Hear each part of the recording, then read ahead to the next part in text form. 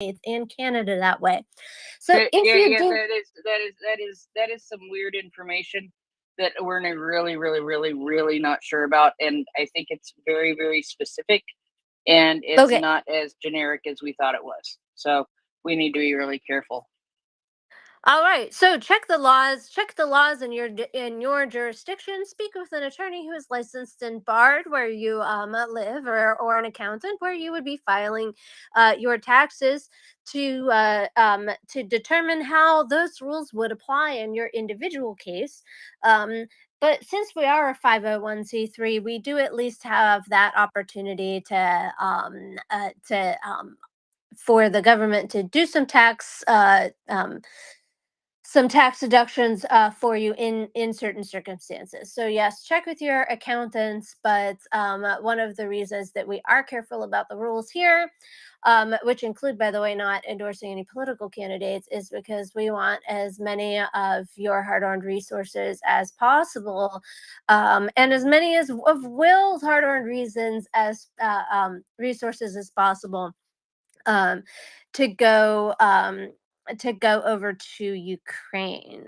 I do also have a question for Will when he's ready. I'm going to try to filibuster here in his honor because I understand how deeply important it is that we give Will every opportunity to stuff the nest full of all sorts of good things for us to consider and for Prince Heather to clean up later. But I would like to point out, Will said that he's kind of lazy in his giving, and I would like to know, in honor of a mentor and a dear friend of mine, is it laziness or is it efficiency?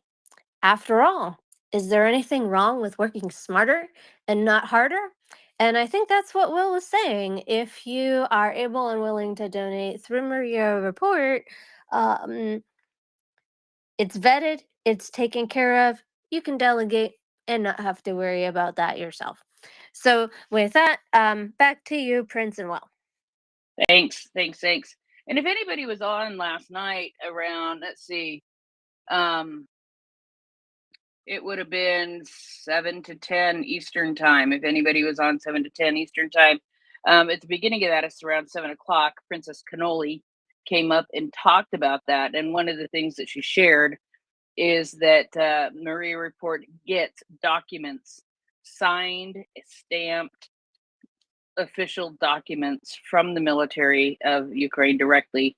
The units request those documents addressed to us, so that we can, so that we have the official request from the military unit, um, so we know that whatever we're getting them is exactly what they need, and that the military, that their commanders and all know exactly what it is. So we get those documents, from the units themselves for exactly what they need. So it's all on the up and up. We've got all those documents. So it's a process. It's a process, and that's why we do things the way we do and work with the people we do, because we are very specific and want to make sure that we have that kind of documentation about the need of the unit and their specific requests. So anyway, I just sort of went off a little bit on that. Will, do you have anything to add before we go to Russian war crime? Or did you change it? Atrocities. Atrocities. Russian Russia is an atrocities. atrocity a day machine. Yeah, Yes, it is. go ahead, Go Russia. ahead. Yeah, I'm Nafo CISO, by the way. This is my second account I made. I know. Oh, okay. Well, I actually wanted to say to Will, do you remember the betting we have? I do, sir, and I will still. I'll say absolutely. I still don't believe. Well, I not don't believe it.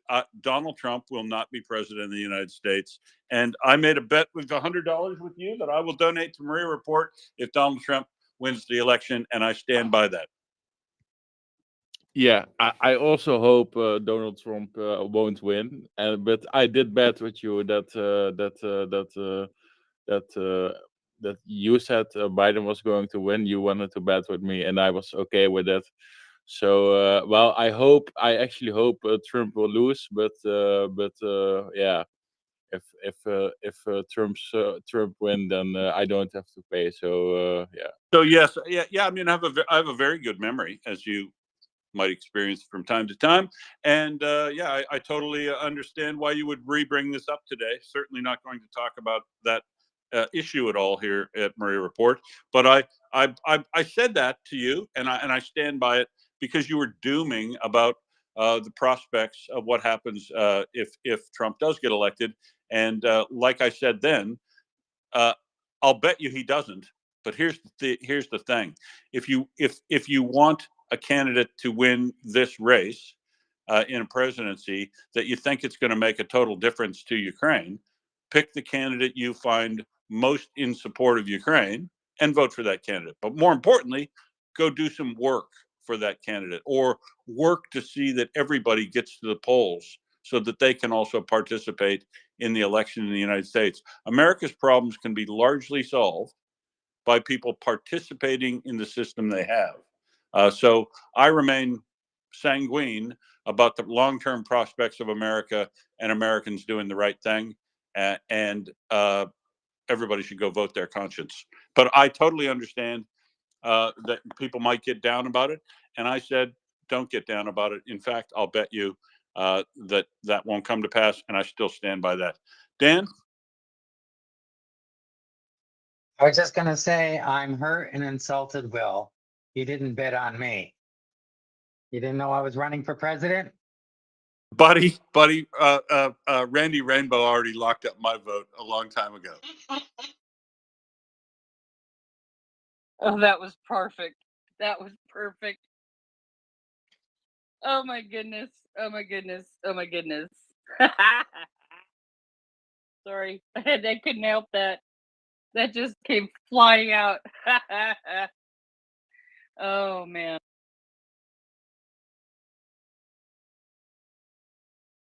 Okay. Right now, I am retweeting the space right now, so you're going to have to say something for a couple of seconds while I finish my snarky tweet that now includes Dan. No, it doesn't. I'm kidding. No, but I'm just going to reiterate that we can use volunteers, because poor Will, poor Will's going to have to do 6 hours today. I will have done 6.5 hours by the end of my day, and then tomorrow. Actually, tomorrow I only have 3 hours, which is amazing. But yeah, then oh, I might have more than that. I might have my typical 5. I just thought of something else. Anyway, the we can always use volunteers. Let's put it that way. And Will, that's 1 hour more than I do every single day, just about every single day. I've been getting a couple of days where I'm only doing 2 hours these days, which has been actually really good for me to be able to focus on some other things that need to be taken care of for MriyaReport.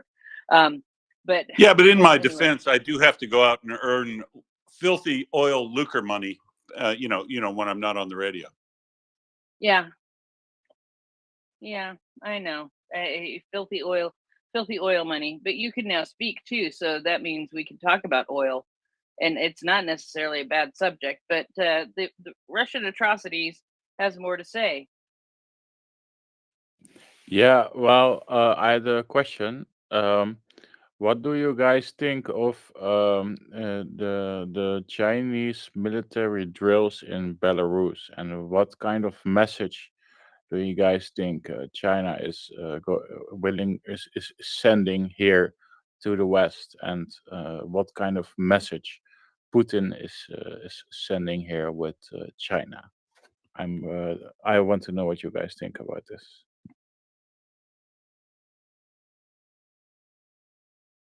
I honestly haven't been following the Chinese and Belarusian military drills personally. I'm sure Will has, but he was in the middle of something, so he will come on and talk.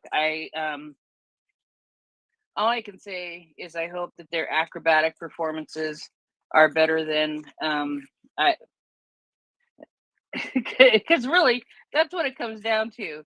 Belarus is doing military exercises, and we immediately start looking for the circus acts, and completely, you find the circus acts.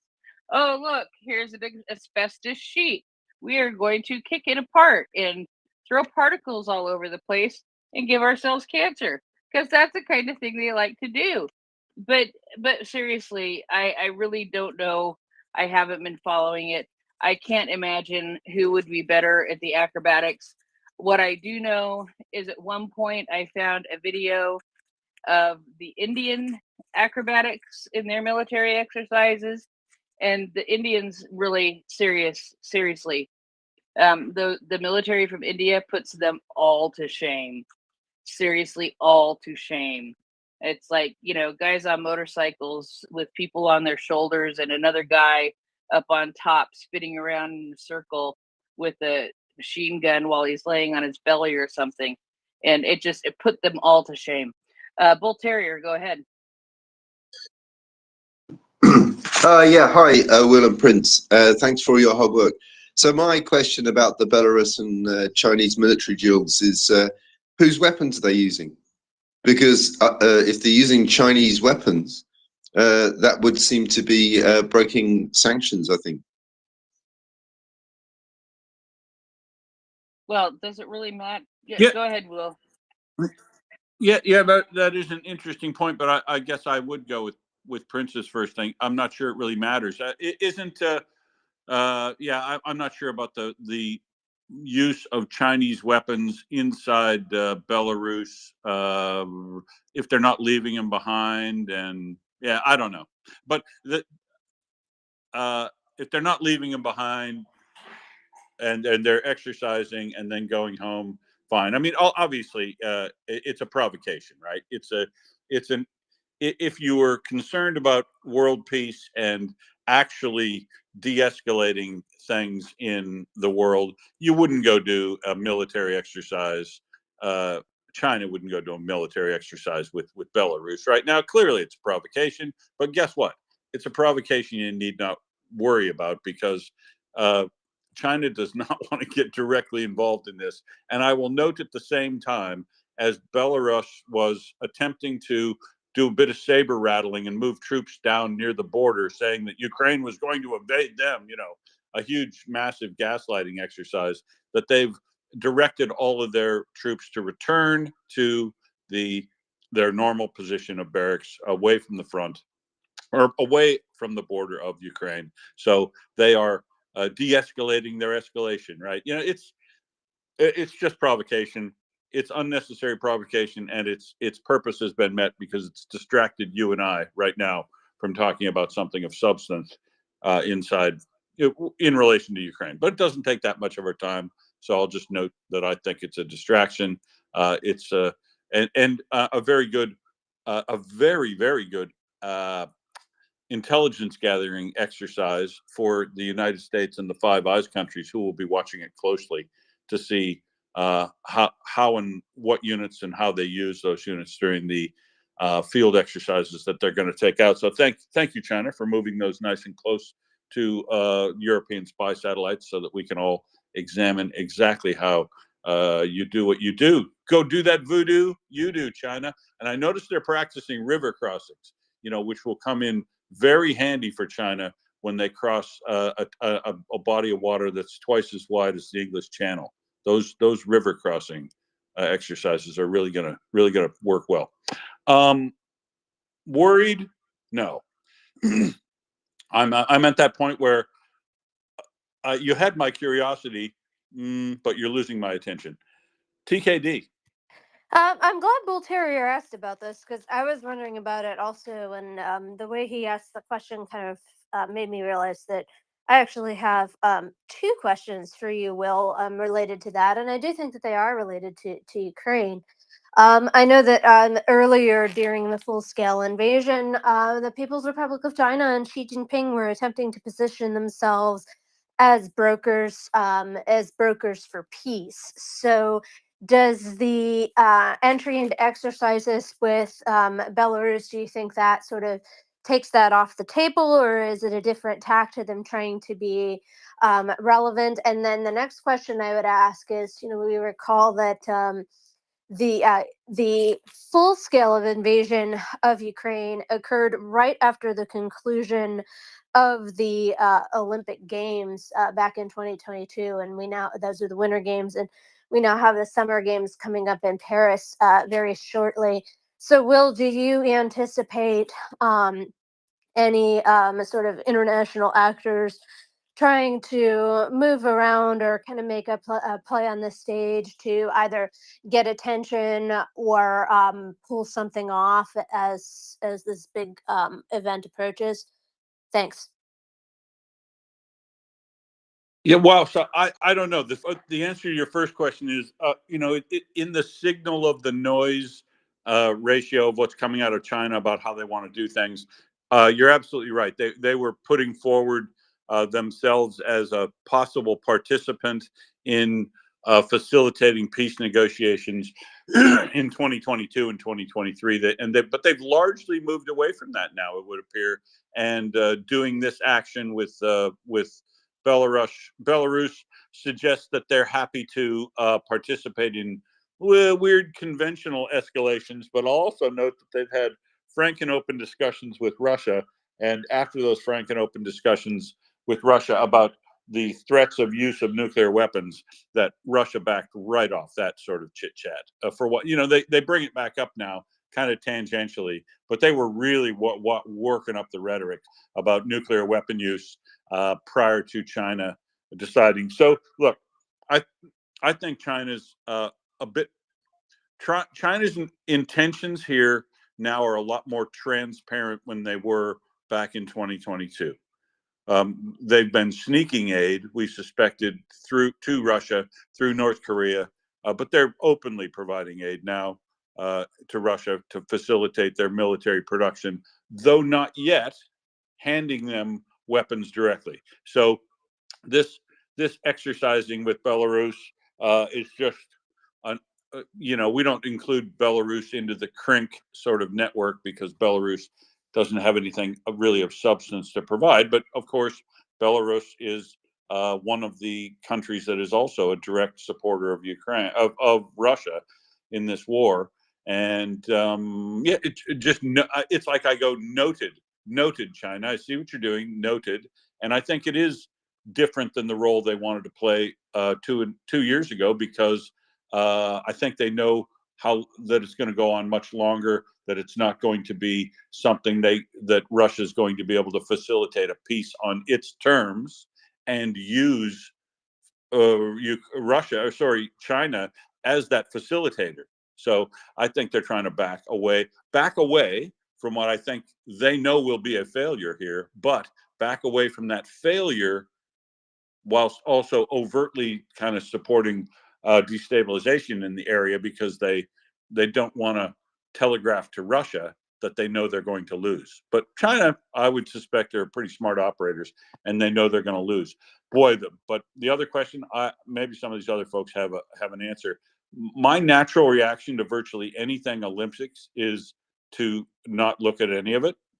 The only time I look at anything related to the Olympics is to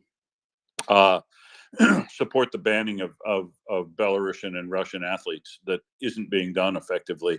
I don't intend to watch the Summer Olympics, which would be no big stretch for me because I don't normally watch the Summer Olympics. I think I did watch part of the last one because I think COVID was, I don't know, something was going on.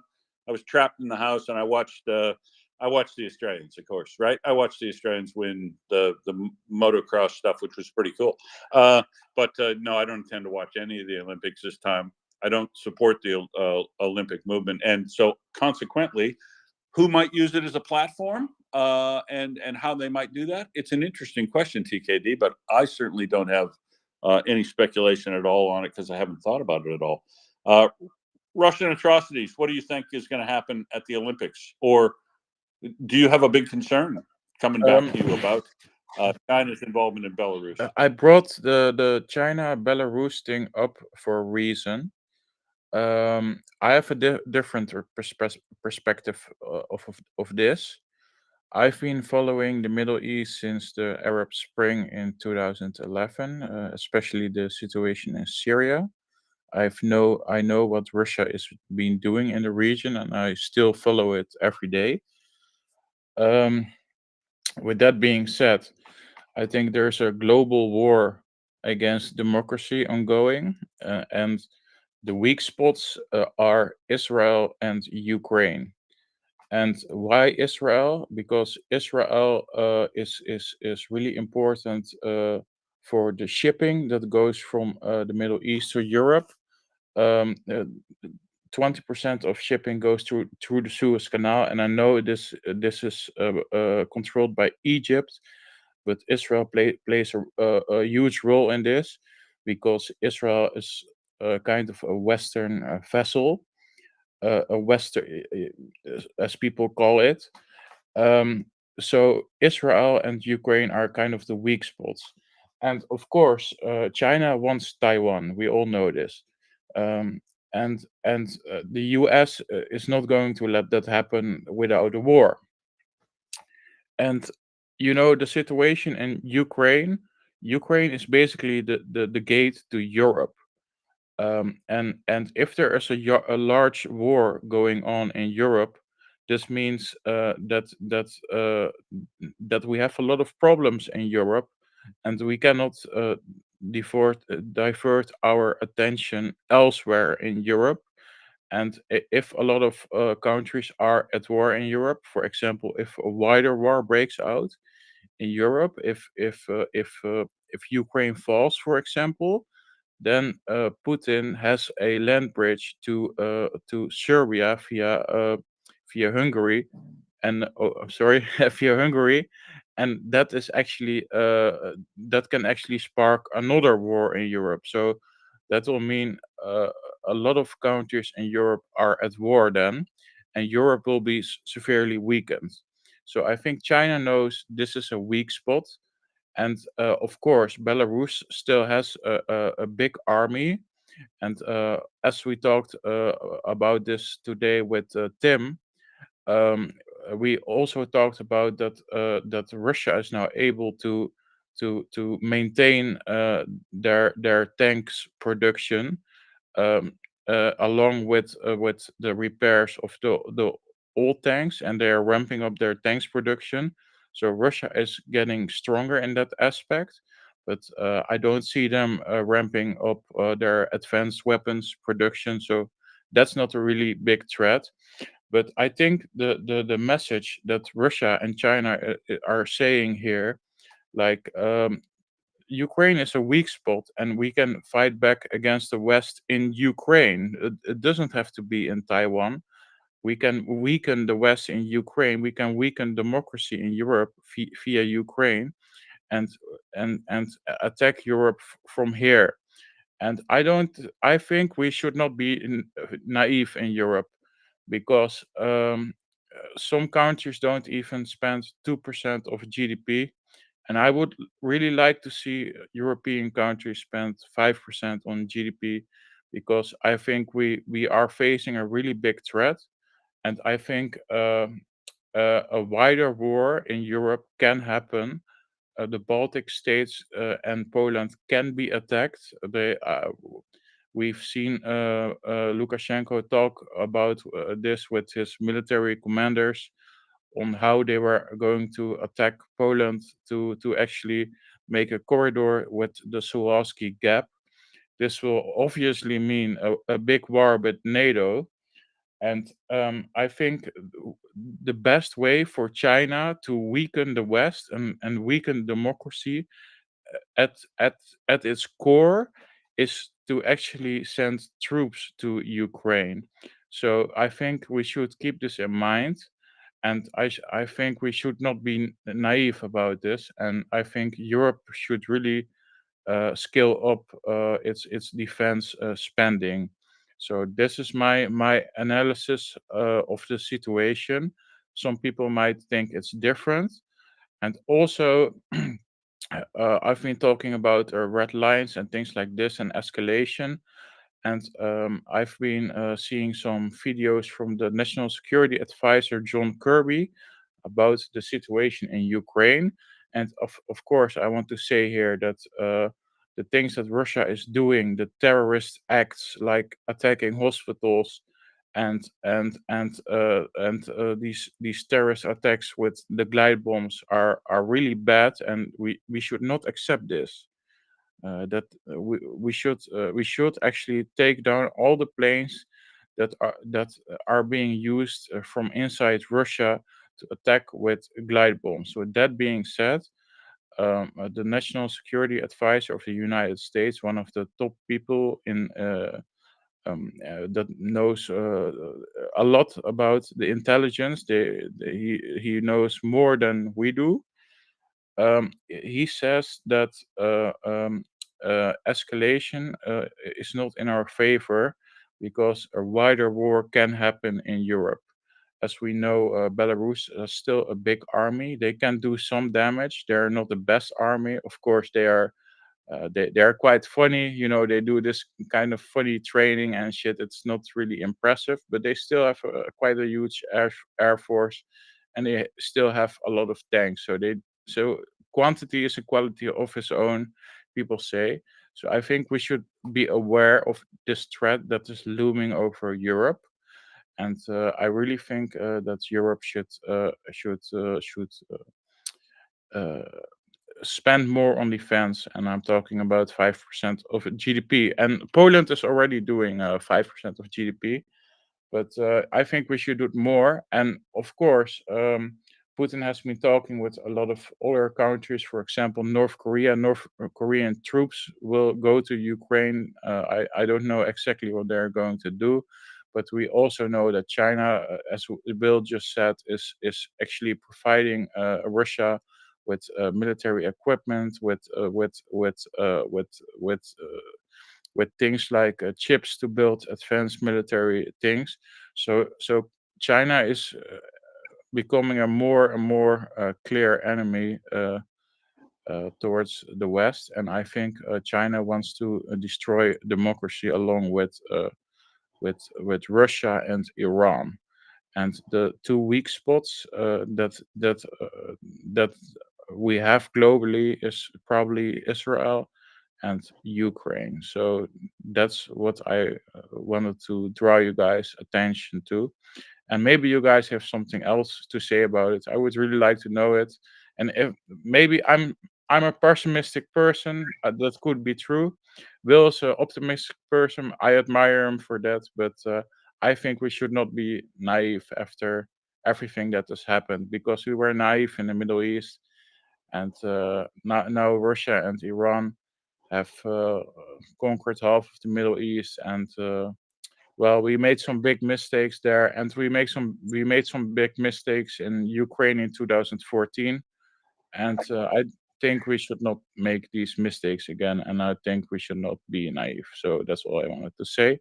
If somebody else has something to say about it, I would love to know it. Sure. Bull Terrier, what do you got to think? Yeah, hi. Thank you for that analysis, Russian atrocities, and I agree with everything you say. But I would suggest that there's one more weak spot, which in the fight against democracy, which is the South Caucasus, Georgia and Armenia. Now, interestingly, we talked about Belarus and the Chinese military doing drills. The US are actually doing military drills in Armenia with the Armenian army right now. And Armenia is, of course, a CSTO member, and the Russians are pretty pissed off about it. And that indicted child snatcher Maria Zakharova had a response, which I'll read out from. Wait a minute. Maria Zakharova is not one of the people who was indicted. Oh, I'm sorry. I thought she was. There were two, right? Putin. Maria Zakharova, yeah, Maria Lvova-Belova is the one has the indictment. I do apologize. I'm getting my Marias mixed up. Anyway, I'll rename her as a Putin trash mouthpiece, Maria Zakharova. With really bad fashion sense. Yeah, with really bad fashion sense. Harsh but fair. In fact, the picture I'm looking at at the moment of her shirt is just terrible. But Is it the blue striped one? yeah, yeah, yeah. What I have said about this shirt bull terrier is this is what happens when you try to make gay people illegal in your country. Well, anyway, I'll just read out the quote from her. These military exercises are Armenian American Eagle partner will be held for the second time and cause nothing but regret, especially against the background of Yerevan's actual freezing of its activities in the CSTO and public attacks on the organization, she said during a briefing. Quote, whatever peaceful peacekeeping goals the Westerners declare, the main objective is obvious: to create a springboard for the realization of their own geopolitical projects. And in reality, we're talking about adventures. The appearance of Americans in the Caucasus will only fuel the conflict potential remaining in the region and create new dividing lines.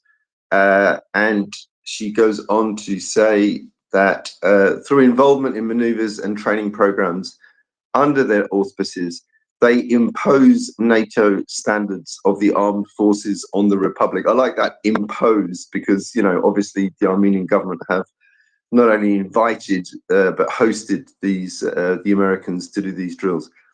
This leads to the reformatting of Armenia's entire security system.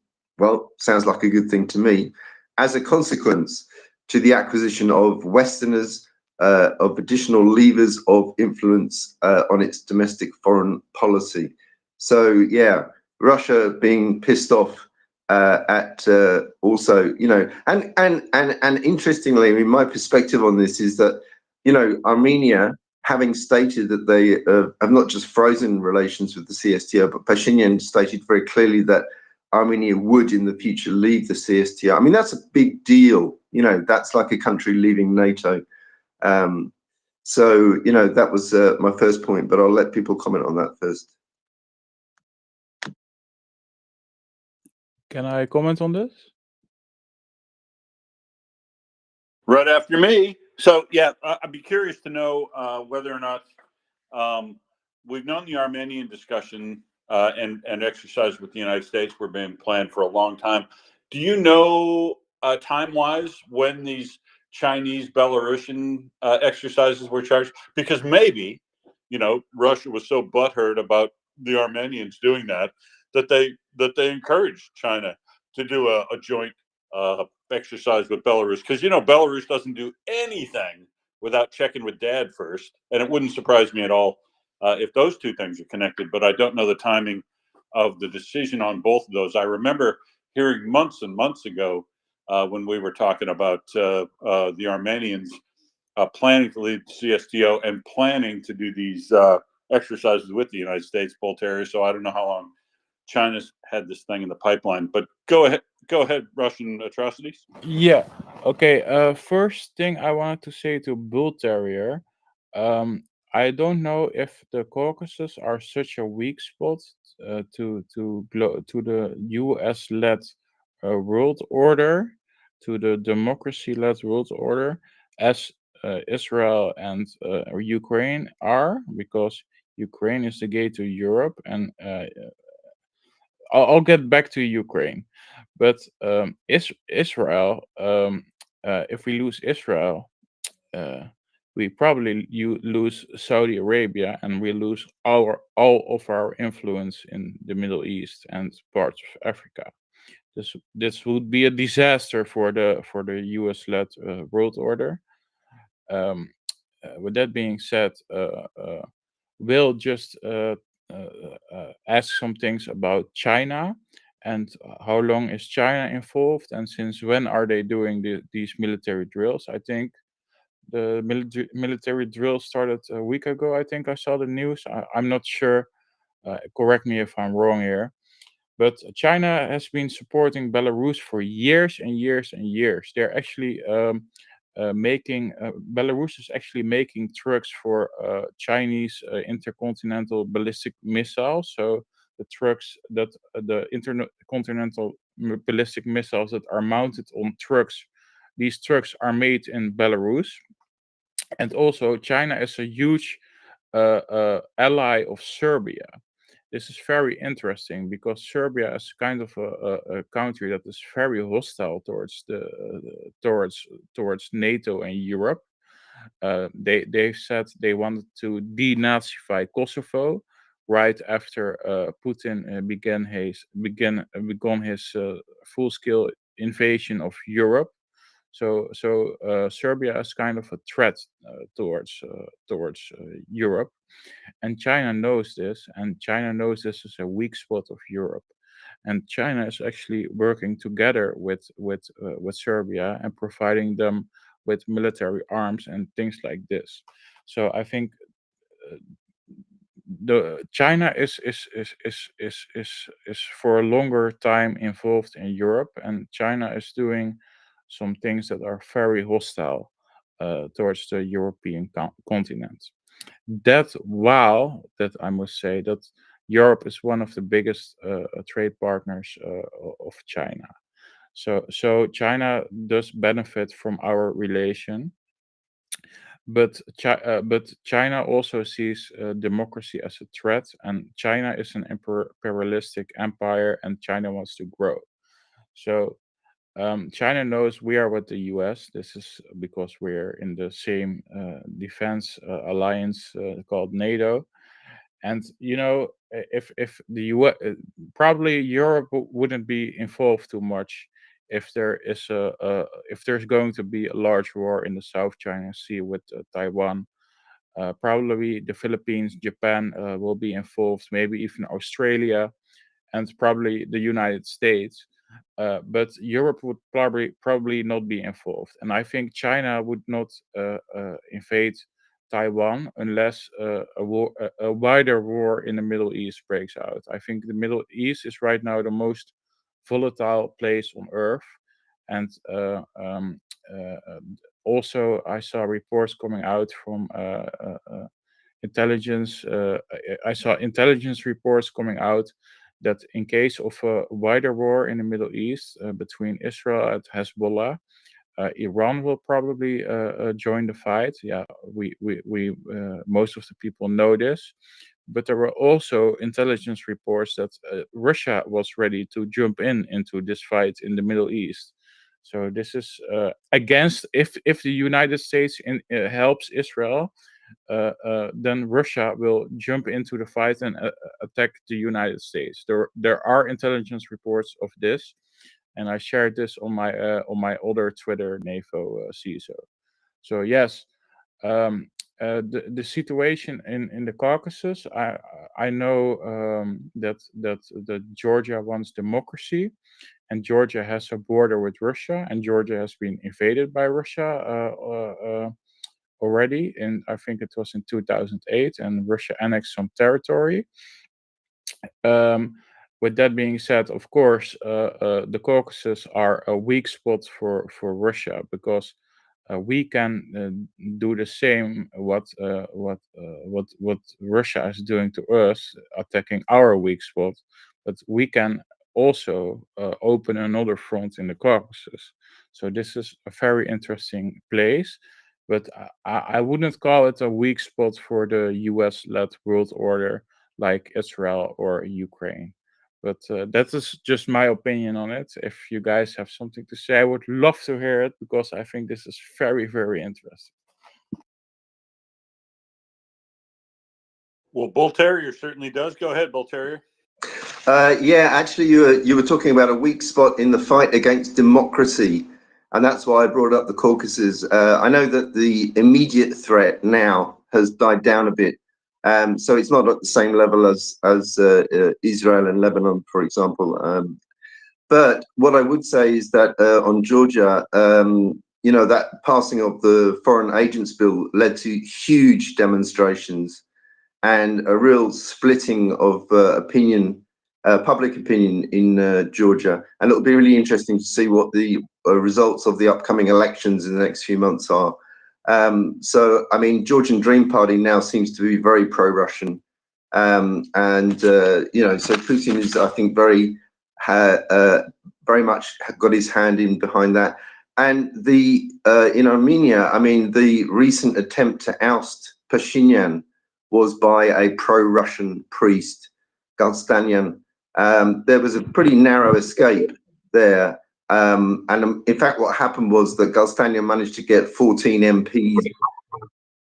Sorry, 14 MPs. I'm sorry, Dave. Sorry, is somebody trying to speak? Yeah, just Kartveli, if you want to speak, can you raise your Yeah. hand? Can you mute your mic and raise your Yeah, hand, yeah. and then we'll come to you next. Okay. All right, thank you. Sorry. Go ahead. Sorry, we'll yeah. share. So yeah, I'll just finish this point. So the pro-Russian opposition a few weeks ago managed to get 14 MPs to vote in order to have a vote to get rid of the current government. So what Pashinyan did very cleverly was that he just said that his party would not attend the second vote. So there was no quorum and the vote couldn't go ahead. So that was a pretty narrow escape, but there was a danger there that, you know, I mean, if the pro-Russian parties had pulled that off, they could well have cancelled the peace negotiations with Azerbaijan. And that would almost certainly have led to an invasion of Armenia by Azerbaijan. So it was pretty tense at the time, and we're still not, you know, we're getting mixed messages out of Azerbaijan at the moment.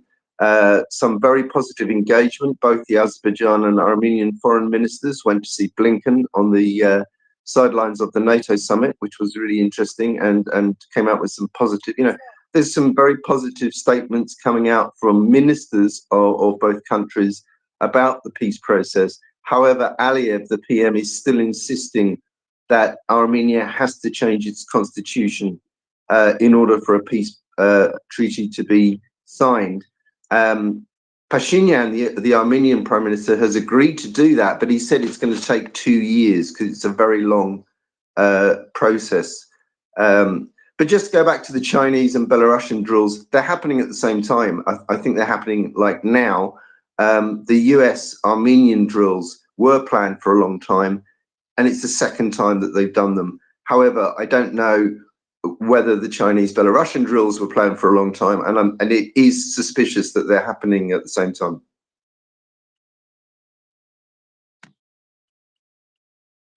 Yeah, indeed. And I agree with the general thesis that you put forward, Russian atrocities. I agree with, and I also agree with the answer that each of the countries in Europe need to start taking its defense more seriously with regard to the proportion of GDP they commit to their national defense in line with the NATO commitments, because because you agreed to it, essentially, and going well beyond that, like Poland has done and intends to do in the next year, is also a good idea. Yeah, so I don't disagree with a lot of the points you make, but I don't necessarily think that my points of view are necessarily naive, even though I probably look at things more optimistically than you do. The answer is the same. Everybody in Europe needs to provide for their own defense in line with their commitments to NATO, so that NATO other partners can expect to have their feet held to the fire when they don't. You got all these voluntary clubs. You got to keep everybody honest and have painfully direct discussions with all members of it to make sure that they understand the threat and they're doing what's necessary, because the threat's definitely there.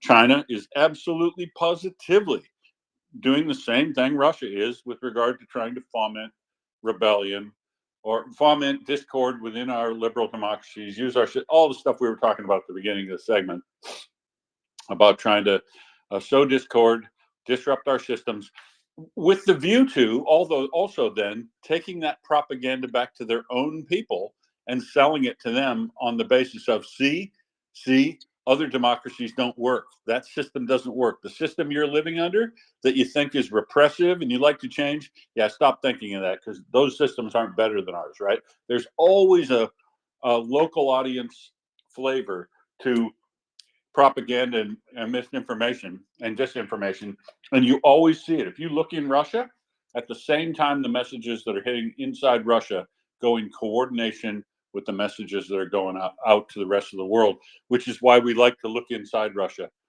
each and every day. And the same thing in China. I agree with you. The overall threat. I'm not sure that I think your perspective on China might be a little too doom and gloom, given that the U.S. capabilities and agreements are in place to counter China.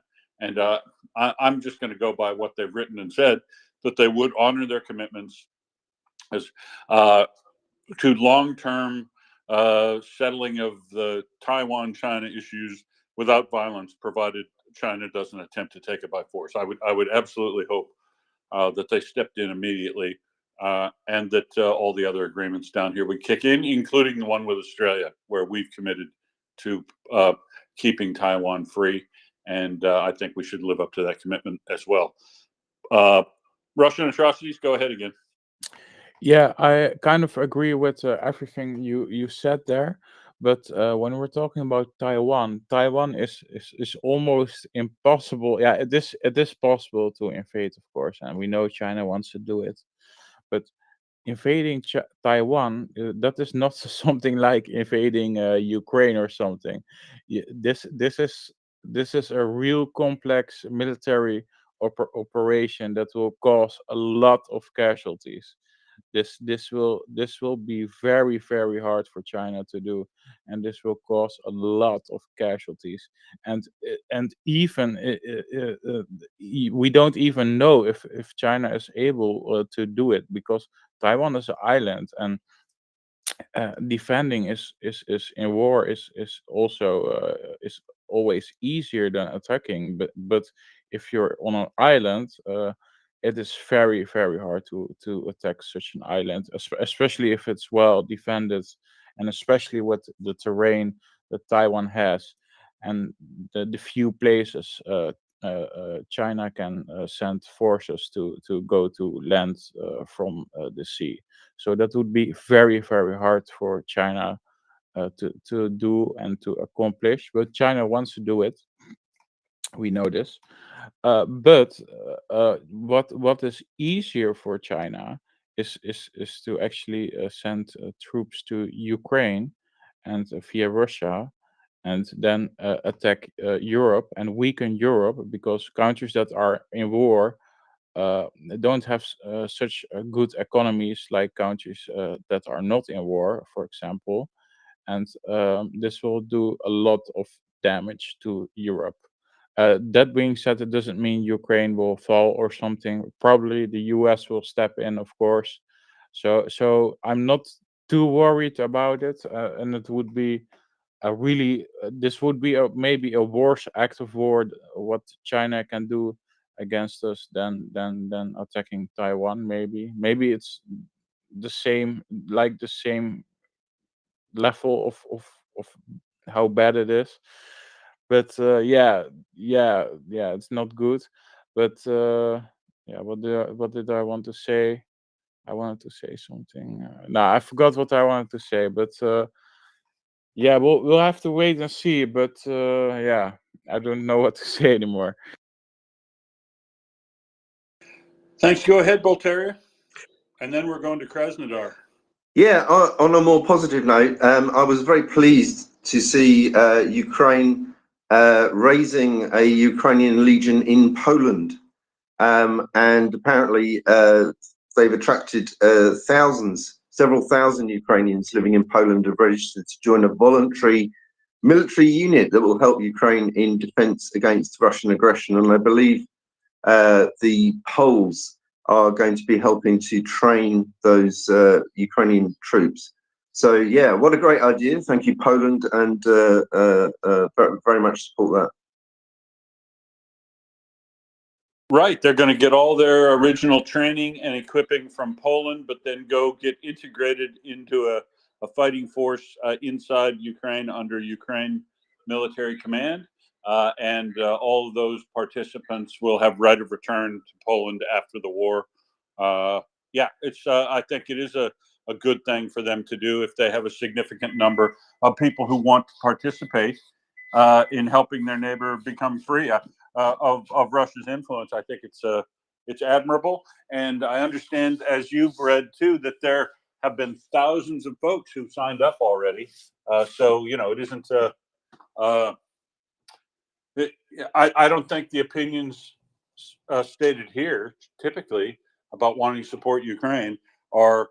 I think they're widespread. I think they're strong in Poland. I think, despite some of the things that we've seen from Polish farmers and whatever, these weird protests that are generated by Russian agents, by the way, I think the Polish population has been one of the biggest supporters of Ukraine, especially in case of refugees that were created.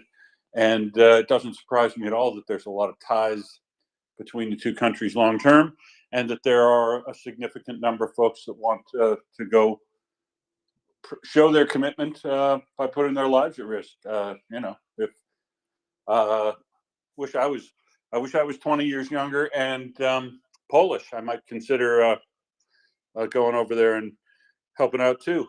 But they wouldn't want to use me now. I'm old, fat, and probably can't even fire a gun. Big, blonde, and beautiful. I just, it was a good song. That was a good song from what, I think Hairspray. Just saying. Yeah, probably. Yeah, I wish I was 20 years younger too, Will, but we do what we can, right? And I'm more big, bald, and beautiful. Yeah. But what I would say is that raising this Russian Legion, I think there has been a lot of Russian disinformation. In fact, I remember a few weeks ago we had somebody come on and try to tell us anecdotally about how pissed off the Poles are about all of these Ukrainians, just young men sitting around, and this has been repeated, So what I do think is that raising this Ukrainian Legion, and they have had, I believe I saw a figure of 25,000 a few days ago, and these are volunteers. So I think that's a great answer to that Russian disinformation, as well as being a great thing in itself. And you know where their disinformation campaign that you stated there is, which they have done, talking about all these parasites in here living in our country. All that stuff, all that disinformation comes from the actual experience and videotaped actual evidence of how the Georgians feel about all the Russian immigrants that have come into that country since the mobilization was first called in 2022. They had hundreds of thousands. And you'll remember the testimonials from the Georgians who had all these Russians show up and take over the cafes and all the public spaces and, basically Russianize everything even further than they're already trying to do. They were very disgruntled. They're picking up on that antipathy against the Russians by the Georgians and transferring that over to their disinformation campaign and saying, see, this is happening in Poland, because that's what Russia always does. They always say bad things related to them are happening in Ukraine, because that's the way they transfer disinformation and bad stories. And I think that's most of that, because I bet you if they had a Russian legion forming in Georgia, there'd be damn fewer than 25,000 in that, I think. Or what they have to do is have a Russian legion and a Ukrainian legion build out of Georgia, and we know there's the Georgian Legion already. There's no Georgian Legion fighting for Russia. So, if people vote with their feet, don't they, Bull Terrier? I see Loves Democracy's joined us, so I'm going to go to her next. Oh, okay. Loves Democracy, I'm giving you. You don't have to wait in line. Front of the queue for you, young lady. What have you got Oh, first? thank you. My app has changed a little bit, so I had to find my buttons. I just popped in maybe a half an hour ago, and I was liking the comments about the NATO members getting their contributions, or well, not contributions, but their defense budgets up, because I'm just like this, but to be a little bit of a wet blanket. um, I'm glad that we were able, the United States, that is, I'm from the U.S., I'm glad that we were able to finally get some funding going um, for Ukraine, and we seem to be back on track. I feel good about the summit from last week, but uh, it might not stay that way. We have no idea what's going to happen at the end of this year, and I I just I hope that there's not too much dependence um, on the U.S. stepping in, because I, I feel like it will be either we're all in or we're not at all in. It's just it doesn't seem like there's going to be middle ground. Um, but it is nice to hear people having good things to say about us again. And obviously, I have not been in this space for quite a while. I'm sure that there's been a lot of good stuff said about the U.S. in the last several months, but I just really haven't been around. So anyway, that's all I was going to say. No, it's a very good point, and the point you're raising has been raised by a former president and a presidential candidate. That the United States does everything. That sort of disinformation gets rooted in America from the tiny little kernel of truth that many NATO nations have not been committing to their defense in the manner that they indicated that they would, and that the United States burden in relation to NATO is more significant than theirs. And that's where all this sort of stuff starts, right? You give your enemy an opportunity to pick your system apart if you don't meet your commitments to it. And that disinformation then gets sold into America my brother, a very intelligent, highly, respected attorney, was of the opinion, until I talked to him about it way back when, that the United States was providing everything. The truth is, before the $61 billion supplemental, the United States had provided 47% of the military aid to Ukraine. And he goes, yeah, but that's half, and we're only one country. Yes, that's true, but your GDP is the same size as all of Europe's, and all of Europe provided a little bit more than you did. So Europe has stepped up to this in relation to the United States aid previously. And I'll note that since the $61 billion supplemental was passed, aid has been rolling in greater numbers from many, many other NATO countries. And you see NATO countries, some of them lifting their defense. Poland in particular has really lifted their game, such that if everybody's aid comes through as planned now, the United States still won't become the major overall donor to driving support for Ukraine. Their support should still stay somewhere near 50% or less, which is right and true in this case, right? If we're talking about contributions based on capacity to provide contributions, the United States contribution should be somewhere around 50% of the overall contribution. And that's something America's happy with, and should be not sold to them as we're carrying the whole thing and we're paying for everything. It should be disputed by direct evidence that the United States has a massive interest in Europe. It has in World War I, it has in World War II, and it has right now. Your major trading partners are in Europe, and making sure that your major trading partners aren't under threat of war is really important to America. People that want America to hide inside itself and withdraw from the world have always ended up endangering America. They have isolationism has always endangered America, and it would do so again. And that's what you have to fight off. But NATO countries give aid and support to their enemy when they don't meet their commitments to put in what they need in relation to defense. And I think that's what you're getting at, Loves Democracy. It is so much easier to sell support for the world inside America if the world's doing what it said it was going to do as well. Back to you, Loves Democracy. I think I might have raised your hackles on something. Oh no, you didn't. Well, no. I thought that I had said something wrong and I needed to clarify. And then there at the end, I realized we were on the same page. But yeah, I mean, I certainly wasn't meaning that as a criticism. It was a caution.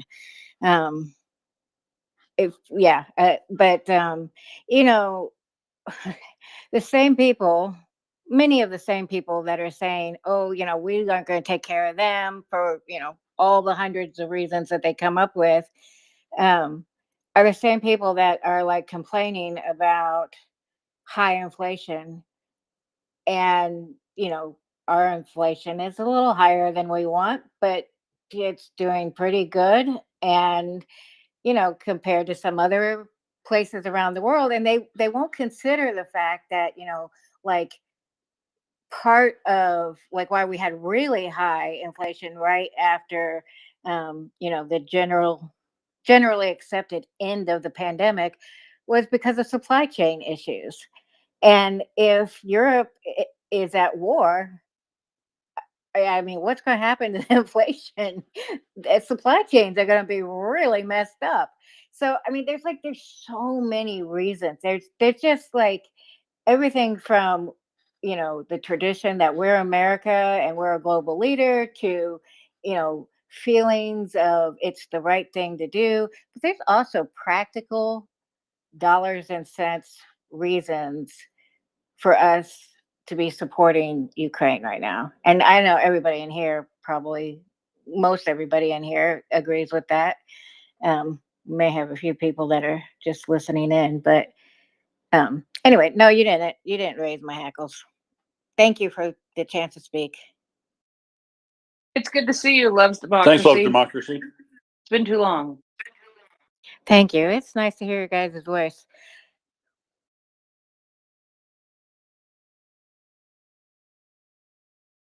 Very welcome. Russian atrocities. Go ahead again. Yeah. You really need to change your name again, because while I love pointing out that Russia is an atrocity a day machine, I don't actually love saying the word Russian atrocities 75 times a day. But I'll take Okay. take the pill. Tomorrow I'll be on another account again. I'm kidding. Don't do it. Don't change because anything I say. Okay, but I totally agree that that we should Europe should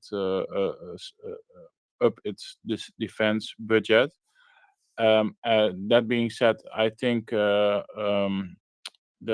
the United States, I think the United States spends between 3.5 to 4% of its GDP on defense.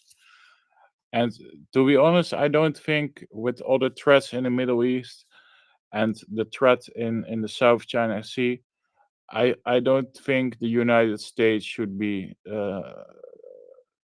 that busy with what's happening in Europe. I think Europe itself should do this, and I think we have the capability to do it. And I think we should all go to 5% of GDP here in Europe. But we still need America for the coming years, because America has really advanced weaponry we cannot make in Europe in a few years uh, um, in that quantity the United States can make it. For example, things like ATACMS, HIMARS.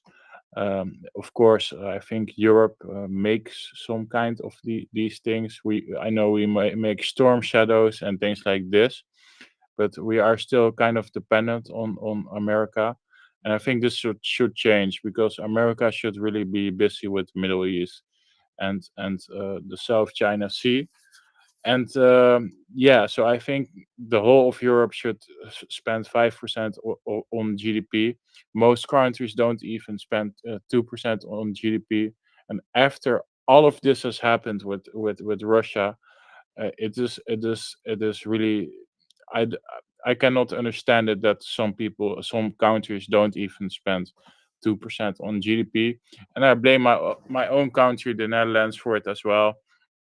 I think we do spend 2% of GDP on defense right now, but I really don't think it's enough. I really think we should go to 5%.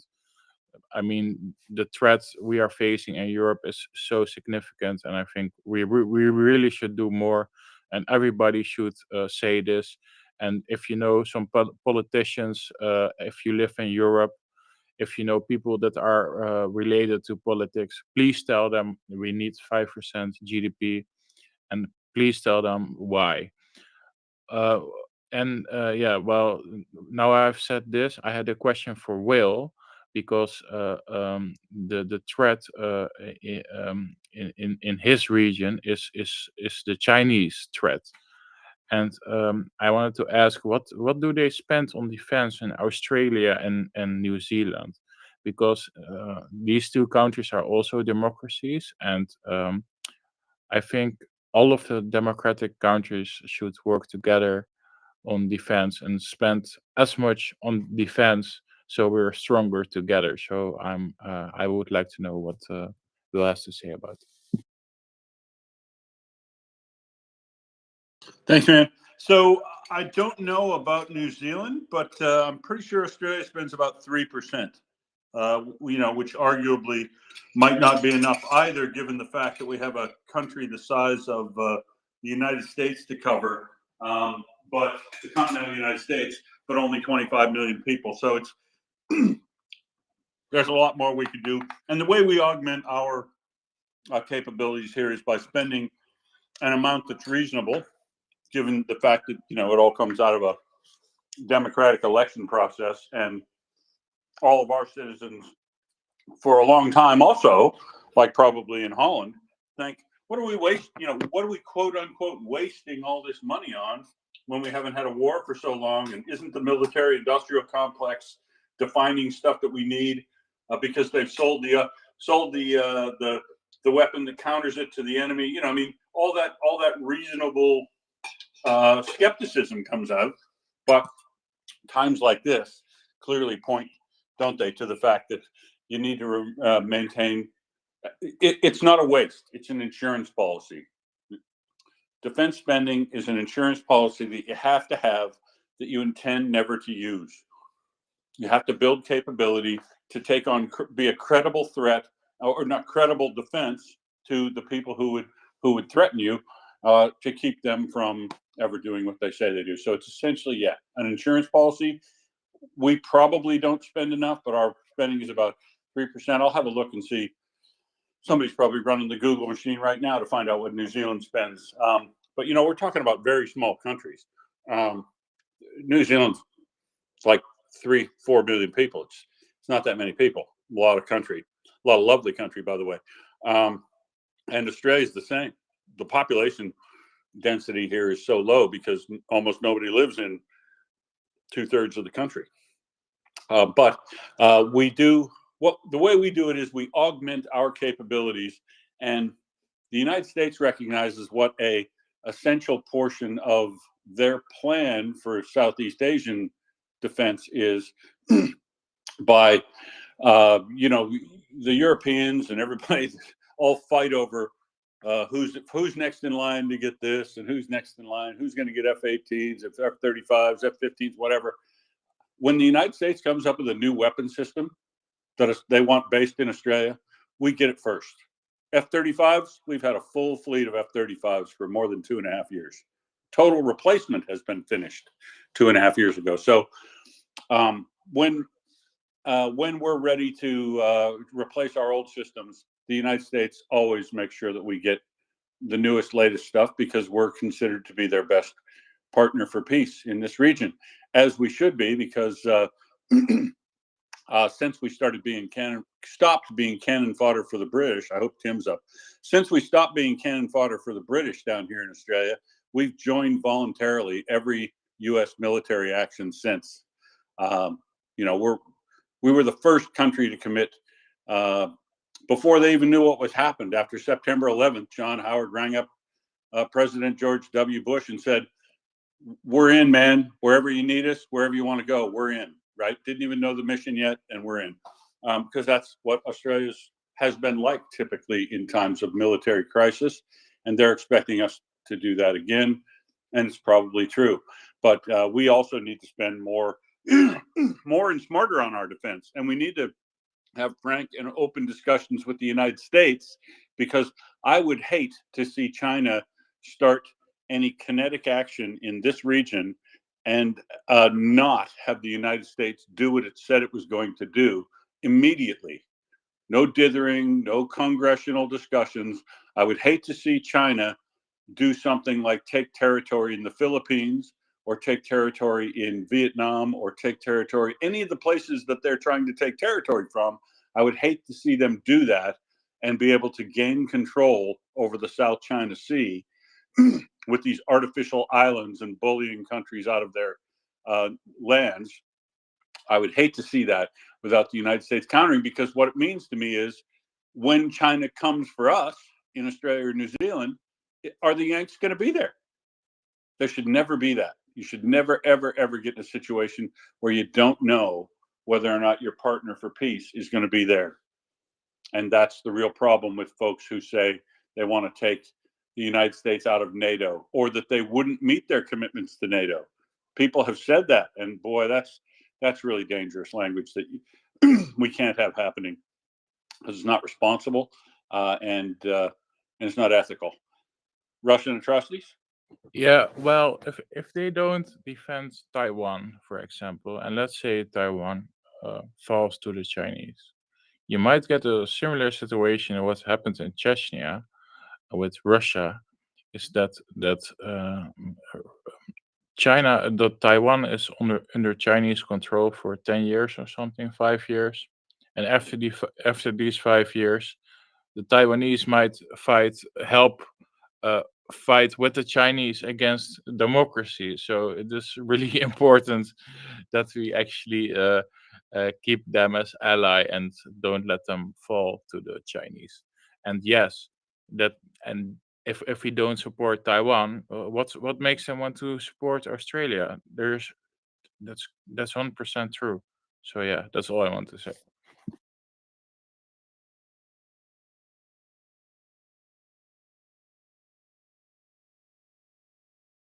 Right, now I promised you we were going to Krasnodar next, and so we are. Krasnodar and Rostov-on-Don, I should say more accurately, because of Hey, Will. both of those oblasts. Hey, what are you doing for the next few hours? Well, I'm here for another hour of 23 minutes, and then I'm supposed to have a 2-hour break before I come back for another 3-hour rant. Yes. But what else are you doing for the next, few hours? Oh yeah, so like between now and 6 p.m. Perth West, what do we call it? Workers' Paradise Standard Time. Between now and 6 p.m., that's another 5 hours and 22 minutes. I am matching donations up to a total of $500, and if I can't raise $500 to match me in 6 hours, I'm going to have a good cry. But you're probably not ever going to see it, right? What's that? But no, well, I'm not. I didn't say I'm going to cry on the radio, but I'm going to have a good cry if I can't raise. If I in 6 hours can't induce people to come meet my match of $500 in donations Well, in total, in right? total, you got ways to go, man. You give 10. I'm sure I have a hell of a long way to go. I am not sanguine about being able to raise $500 in 6 hours. But if I don't, I'll be very upset. Nobody wants to make Will cry, do they? So that's what I'm doing. Yeah. I'm actually going for the sympathy vote. Don't make me cry. God, there's so many people I who know want to that's make me cry. sort of a mixed bag, Will. It's sort of a mixed bag. Too many people want to make you cry. There's part of people who would pay to make you cry. I got best friends for years that want to see that, Prince. They'd actually pay to see that. There are people who would pay to see Will cry.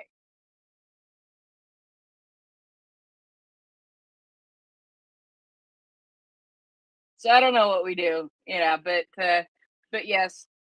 But none of them in this room. None of them in this room. What we have in this room, folks, is a lot of generous listeners that understand the value of what they get out of MriyaReport, and they're willing to chuck in a couple shekels now and then to make sure that our efforts aren't going unrewarded, not for ourselves, but for the worthy causes we find in Ukraine to provide donations to through a 501c3 charity. We're bona fide, we're genuine, we're registered, we're doing all the stuff we want, but what we do need is periodically folks to be willing to crack open their wallets and provide a donation. And I've essentially just trying to lead the way through example and say I'm willing to donate $500 myself if a whole pack of you get together and can get $500 going collectively. That's all I want. That's all I want to see. So that's what I'm asking people to do. Whether or not we're successful, I don't know. Don't know, Prince.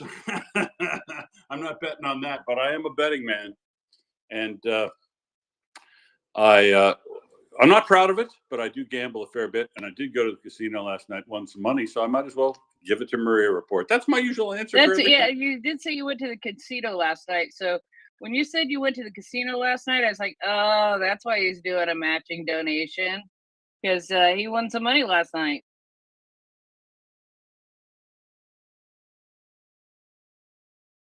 Yes, indeed I did. I am a good guesser, Prince. I'm so glad you're a good guesser. So you guess about things on the battlefield too? I have on occasion come up with a reasonably good guess on the battlefield. I think I actually won Axel over originally because Axel usually thinks me and a long list of other people are full of shit. But but the day I called the first strike with an unmanned surface vessel on the Kerch Bridge, 13 hours before it happened, and from the location in which that strike came from, I think it made him go, that bloke's a good guesser. That guy's a good guesser. Yeah. Right. So now, despite your distractions, I see what you you're have no doing clue there. what I'm doing. You evil temptress. I'm looking. Yeah, I see what you're doing. You're trying to distract me, but I'm going to Krasnodar and Rostov-on-Don, where up in the. I'm doing important things like getting the numbers for mockers. 2, 3, 4, 5, 6.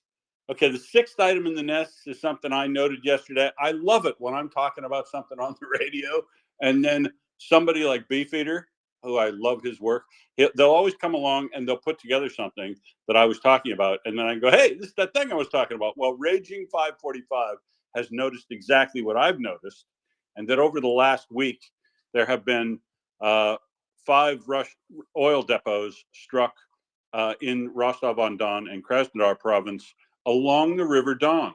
And a lot of the roadways and transportation corridors also follow the river and follow the line up from Krasnodar along the coast.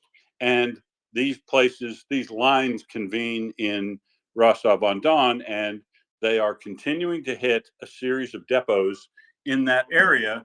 And what I said yesterday was, I do see all this, but I don't see a pattern.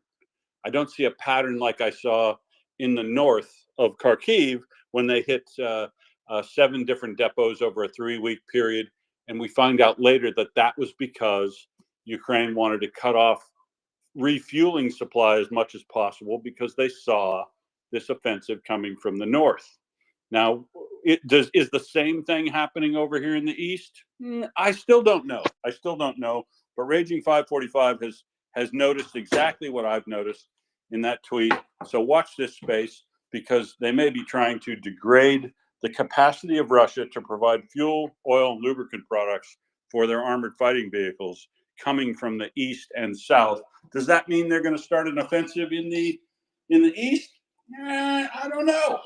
And I don't know because they're already fighting in the east, and they've already tried their offensive there significantly in Avdiivka and now Chasiv Yar. Maybe it's to try to cut off fuel for a push in Chasiv Yar. I don't know, but I just noticed stuff like this, and I had to point it out, as did 545. And we'll see if it's just a regular attempt to degrade fuel, oil, and lubricants, that storage generally in their logistics line, or if it's due to some specific buildup they're worried about. I do know that one of those places struck yesterday, as I noticed also, that the big gasoline fire that we were looking at yesterday in Rostov-on-Don, that was the excitement, but the less exciting fire is over to the left, where a nearly smokeless fire is burning on a tank that stores aviation gas. And aviation fuel burns like kerosene because it basically is kerosene, and it can burn without much smoke at all because it's a much cleaner fuel, which is what gas turbines need to run on. And if they are strategically striking aviation and armored fighting vehicle fuel generally in the East, it's because they know it's working, probably, or it might be for some specific threat that I haven't identified, that maybe Budanov has identified and isn't talking about yet. But what Budanov is talking about is he thinks there's another big push coming from the north soon rather than the east.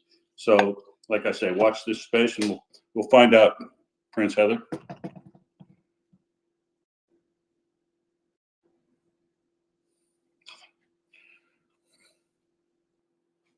Nothing? Nothing? I get nothing there. I give you the best handover in free radio, and My you didn't pick it up microphone and run with wouldn't it? turn What's on. going It's on? Sticky Mike. He's a little bastard. And mine won't turn off. Oh, yay. 2 crashes in like not very many hours and mic problems. What fun. This is a blast. Just another day in Elon world. Hey, but hey, but our favorite mechanic is here to fix it. Hey, St. Clair, can you fix this internet problem we've got? I think maybe the camshaft's worn out and it needs a new one. She knows how to get the extra torque on it when you're not as big as you need to be to loosen a bolt wheel. So she can give you some extra advice. Because we know, I'll tell you what she does. I worked my way through college as an auto mechanic, and I'll tell you what, she cracks open and works on things to fix them that we were just replacing as entire systems, back when people still rode dinosaurs to university. So she's doing great work over in Ukraine, and we have enticed her up to speak because I really like that she's working on practical stuff that maybe she'll tell us. I think, St. Clair, you went and took an aviation mechanics course yourself, and now you're over, after becoming an aviation mechanic yourself, you're over teaching people, and I mean specifically young girls, young ladies, how to repair automotive vehicles and armored fighting vehicles. Is that right? This is correct. But before we get to these smaller things, I want to know, I have to know, what is spec internet torque? Are we talking like Newton meters here? And is it or is it Elon meters? And is it FAFO meters at this point? How many FAFO meters is internet spec torque? That's what I want to know, or torque spec. I have no freaking clue, but Will's a little one. He might need the help to figure it out. Will, what do you say? Well, I don't know, because Elon took over and he took all the torque specs books out and he threw them out and he burned them. So I'm not sure exactly what to torque anything to in these days. I think you torque everything on the internet to at least 5 FAFO meters. 5 FAFO meters, and he twerks it or torques it? Oh, let's just keep going. I think it's now it depends. This imperial. Oh, imperial versus metric. A twerk versus a torque. So I would say, yeah. When we're talking FAFO meters, I think it's torque. And then it's the imperial system. It's the imperial system, I believe. Yeah. But let's go full on metric here and say we have to spec everything on the internet I think the spec torque is 5 FAFO torque. Torque. I lose. I absolutely lose. 5 Newton meters of FAFO torque.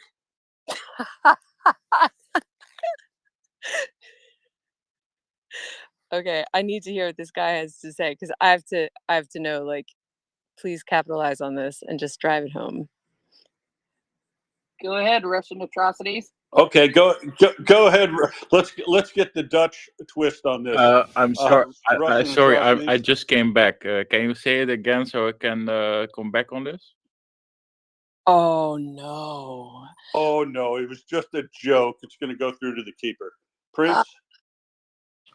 We were talking about spec, like what do you torque if you're twerking the internet, as in not torque, however, that is debatable at this point. But if you're setting the internet to torque, what is the unit of measure? And I said, is it a phafometer? I think it's got to be a bonkometer, doesn't it? Because if you're winding up the internet with torque, you might want to do it in bonks.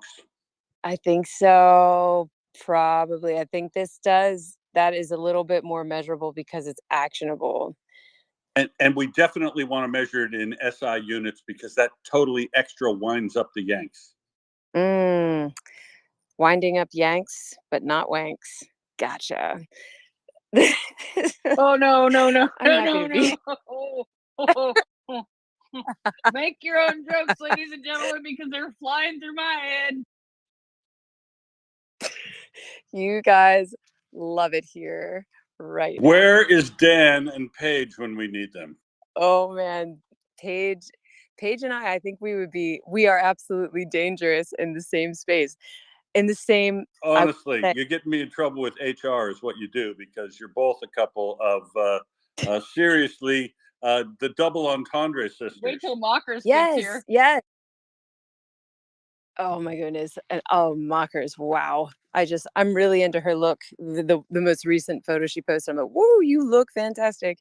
But yeah, Paige and I, when we were together last, we were in this we shared a hotel room, and we laughed so hard that my face hurt for 48 hours consecutive.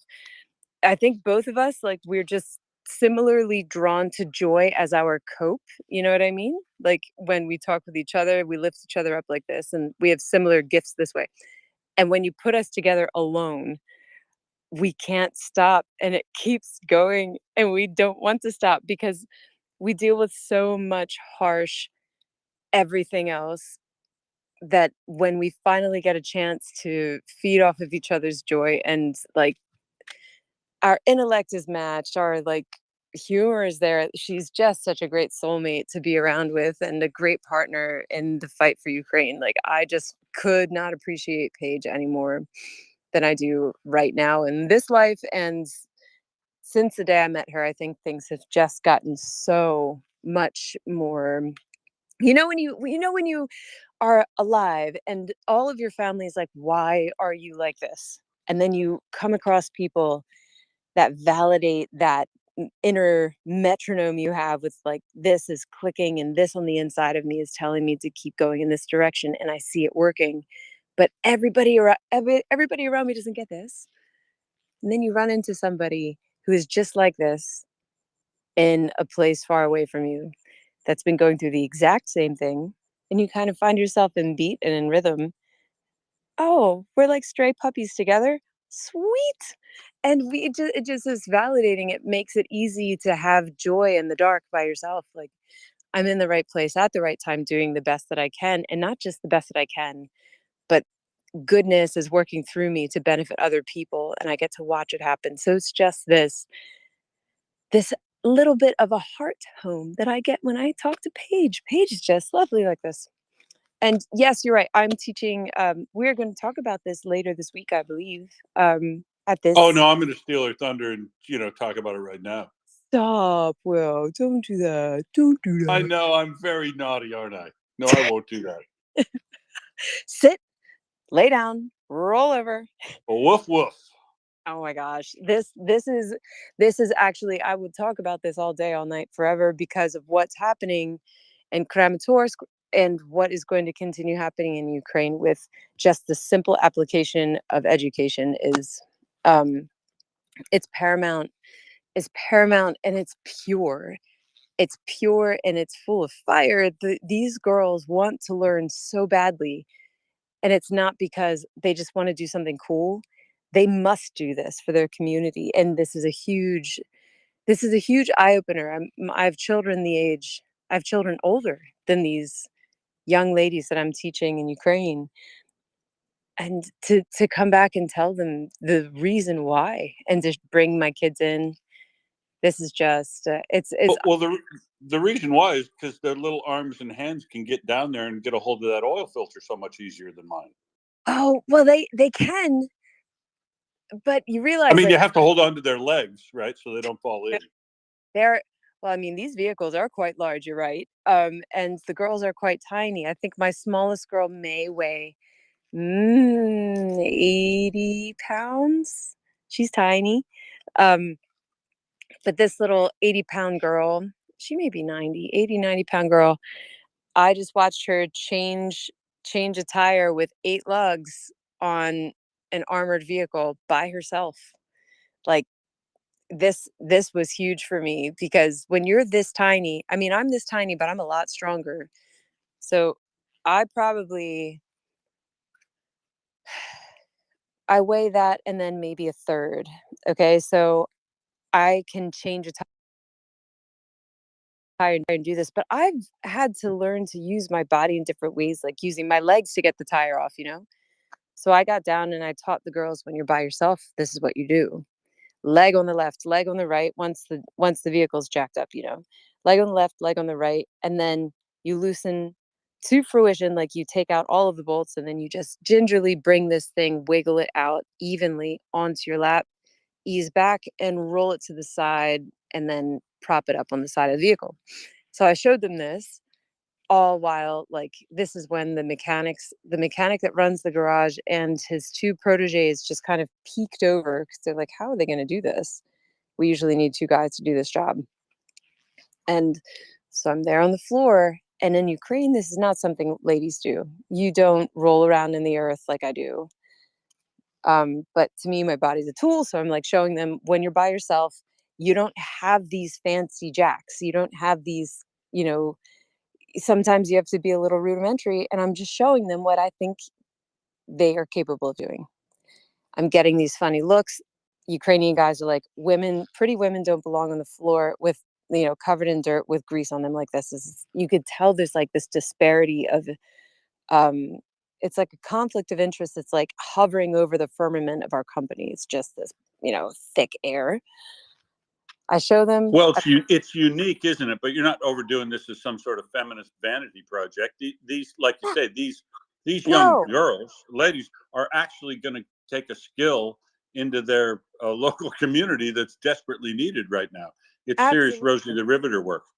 Yeah, and this is not, and you are correct. This is absolutely the antithesis from a vanity project, because this is actually life and death. So let's just get that real and get that right now, because while we're doing this and I'm teaching them, there are audible explosions around us about every 5 minutes.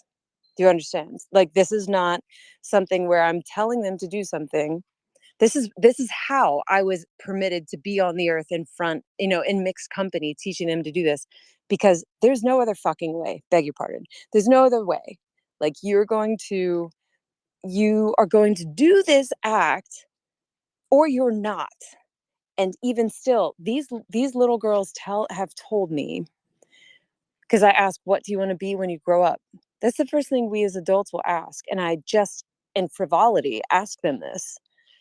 And their response, the darlings, we don't think like this, because if we think like this, we will freeze.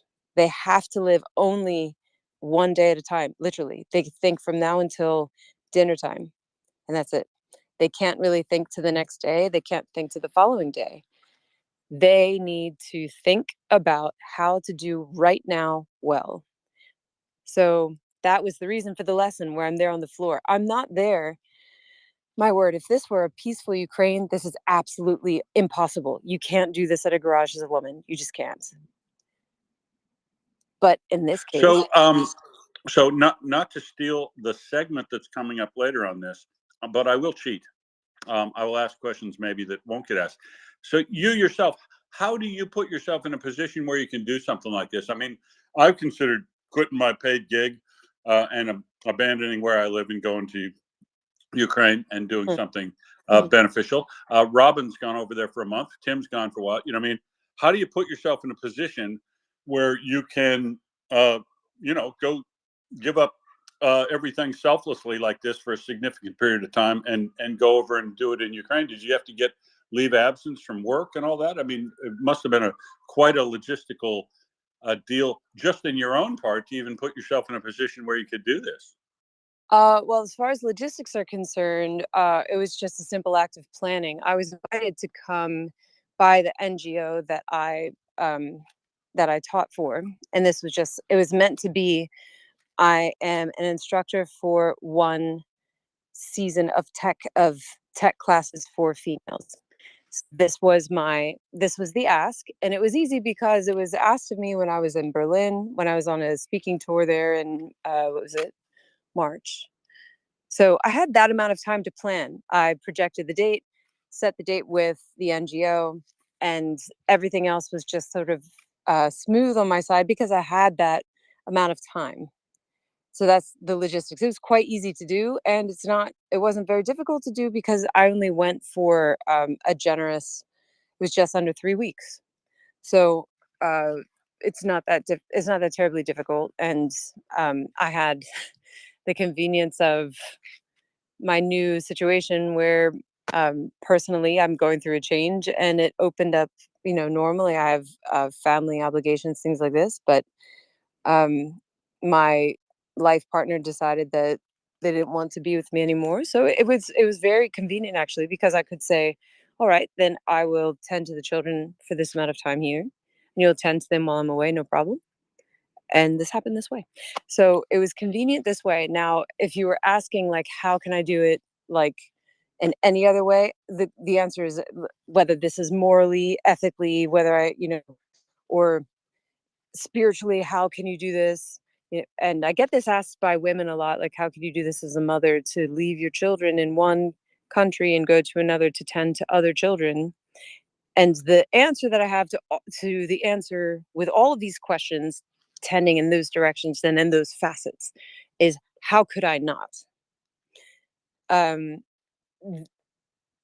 And that's it, isn't it? How could I not? That yes. decision that you just made yourself, that your level of commitment is such that you can't not go do something like this. It's so admirable. It really is. I mean, I appreciate that sentiment and the statement in general. I do. But I need you to understand that this is not, I mean, I'm not deserving of any accolades or being put on a pedestal at all. I think that we all should be doing something like this, whether it is physically going or it is engaging as we do online or engaging as we do in real life. I loved the amount of examples that have been cited recently, and just people being brave, leaving their homes and engaging with their local Ukrainian community or local Ukrainian support community. I've found with talking with these people, whether I'm talking with them in Poland, I'm talking with them in Germany, talking with them in Ukraine, even, that as they get out and they're brave like this, if they have the opportunity and the safety to do this, to meet with neighbors, imagine this statement, but this is true, especially for the Ukrainians. If you have the safety to meet with neighbors, and you can, the networking possibilities. Yeah, and it's amazing. I didn't mean to. Yeah, I didn't mean to put you up on a pedestal or anything. I know. But I do find it very curious, right? That the way just examining your means of delivering your commitment. I think everybody here is probably trying to do what they can, and I'm curious, and I think it's admirable the manner in which you have redefined your life a little bit to provide the commitment that you have. I mean, as I say, I think we're all doing what we can, and if, as I say here in space, if all you can do is listen and use information about what's going on in Ukraine locally with the people you talk to and can influence, or your politicians or whatever, if that's all you can do because you've got so much going on in your life, man, that's great. Just do what you can, and whatever you're doing, do it well. And I just thought that's the part I think that's admirable, that you found this little niche of thing that you could do and pursued it. You know, Will, this is I have to tell you a funny story, and I'll do it quickly. This this is a great statement that you just made, and I appreciate it. When I came to Ukraine last, you know what my takeaway was? I was joking with Julia Pod of 3XR about this. I told her, Ukraine doesn't like me, and my feelings are hurt because I'm a bubbly, lovely, I love connecting with people on the sidewalk and children, and I'm inviting. I'm evocative, like so much eye contact, so much like love just kind of emulating from me to the world. And this is in Eastern Europe, sweetheart. Like this, you need a different approach. But I'm there with my primary color outfit and my joyful face. And my friend, I'm meeting with my contacts, my aviation contacts. They're like, oh, and they say my name and they say, you can't do that here. This, you look like you can't do that here. This is like, you don't want to portray yourself how you're coming across. How am I coming across? This is sort of how prostitutes are. I'm like, oh my God. So I had some adjusting to make because this is not that I mean, this is not shaming any sex work whatsoever. However, the fact that it would be portrayed this way, and I'm like full on like Maria von Trapp in this place, it was so funny to me that I had to adjust. I came back and guess what happened? I think I may have nailed it. I don't know. But maybe it was actually I just had to go to the east because last I was there, it was just in the west. I had So they gave you the, you need to dial it back a little bit, sweetheart talk. But no, the, the book, Will, was about having a resting bitch face, and I didn't have this skill. I when I was younger, I you're had a not very, that person. You'd never have a resting bitch face. no. Well, I do now. I've worked very hard. Worked very hard at it. Now I'm very good at my resting bitch face. And I'm so like hell bent on getting this right. But then, Will, this is what happens.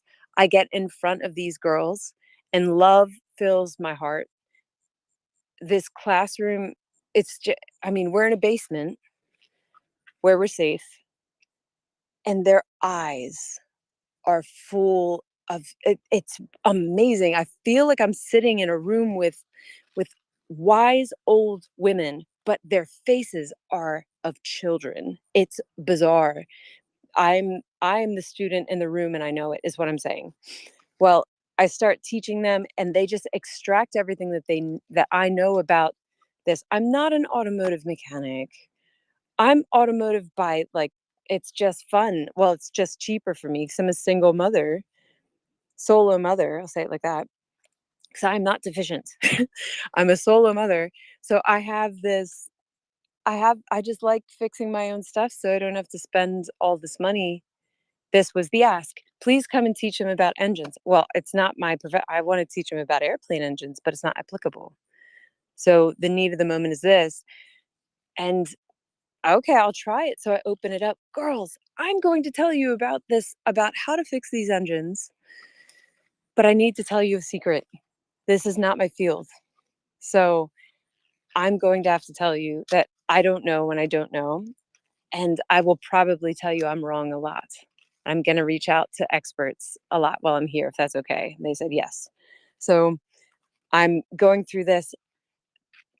This whole room had this vibe. These older women that are really young kids, and then the teammates that I have, they're tired guys, and we're all going back to the same base together. Once we walk in through that door, you know how we get as adults. We isolate. We just want to sit down and breathe. This is, you get home from work, you sit in your car and you scroll on your phone for an hour. Like this is that same thing, but you can't do that in Kramatorsk because it's not safe. Everyone must come in from the vehicle. You must go inside. You must go down. So we go inside, we go down, and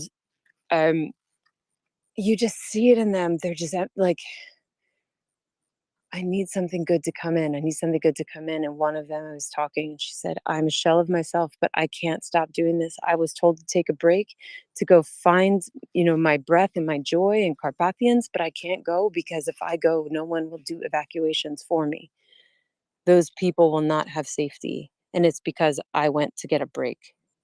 So she's struggling with this guilt, and she's like, I just have no joy. Well, get this. So this is day one. By the final day, or the second to last day, we're driving. I have the girls, and I've had the majority of the girls in the vehicle that I'm driving. And then she is in the other vehicle with the rest of them and the mothers that decided to come, which was amazing. We're at the stoplight, and there are explosions on the right. The light is red.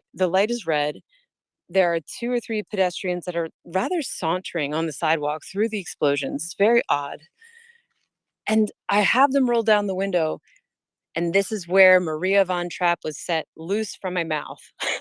Like, I lean out the window as if I'm going to say, like, how you say in Ukrainian?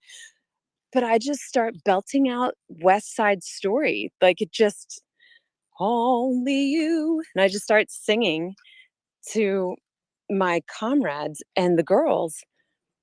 The faces they gave me, it was like they have never heard a sound like this in their life. Of course, they've heard singing in public. And of course, everyone thought it was weird. And of course, there was like an alighting that happened.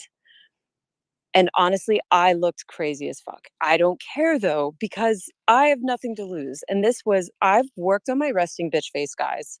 And I've held this back for so long. And here, you're going to get the best of it. Like, the weirdest of me is about to come out. And I can't help myself because I love you. And I want to give this moment to you with joy. Even though the sky has death delivering here to this building and this building, I'm going to sing to you from my heart. Maria von Trapp has arrived. So But it sounds a bit like the Robin Williams in The Fisher King. I've not seen this. I have difficulty with watching movies. I'm sorry, I don't get the reference. But I have to say that this is the end of this. And if I don't say it now, it is going to leave me because ADHD is wild tonight. This is what happens. Do you remember I referenced that worker that said she is a shell of herself? And if she were to go anywhere, she couldn't find joy because guilt would find her for leaving, right? This same worker was the one adjacent to me at the stoplight. When we came home, because I had the majority of the girls, I had to drop them at their doors. So I'm dropping them at their doors. And when I come back, Sasha, my comrade, and I, we come inside, and the house is full of singing. And it's that teammate that was saying that she has nothing inside of her, that she doesn't have her joy. And it just kind of like hit me. Oh my gosh, my weird does belong here. It just didn't belong in Kiev. It belongs here. Like, I can, if I rain it back on the sidewalk, yes, I can't eyes up in any store where there's men because it's misinterpreted. I get it. But I can do this with my friends here. And it fills up their heart with like this, the change.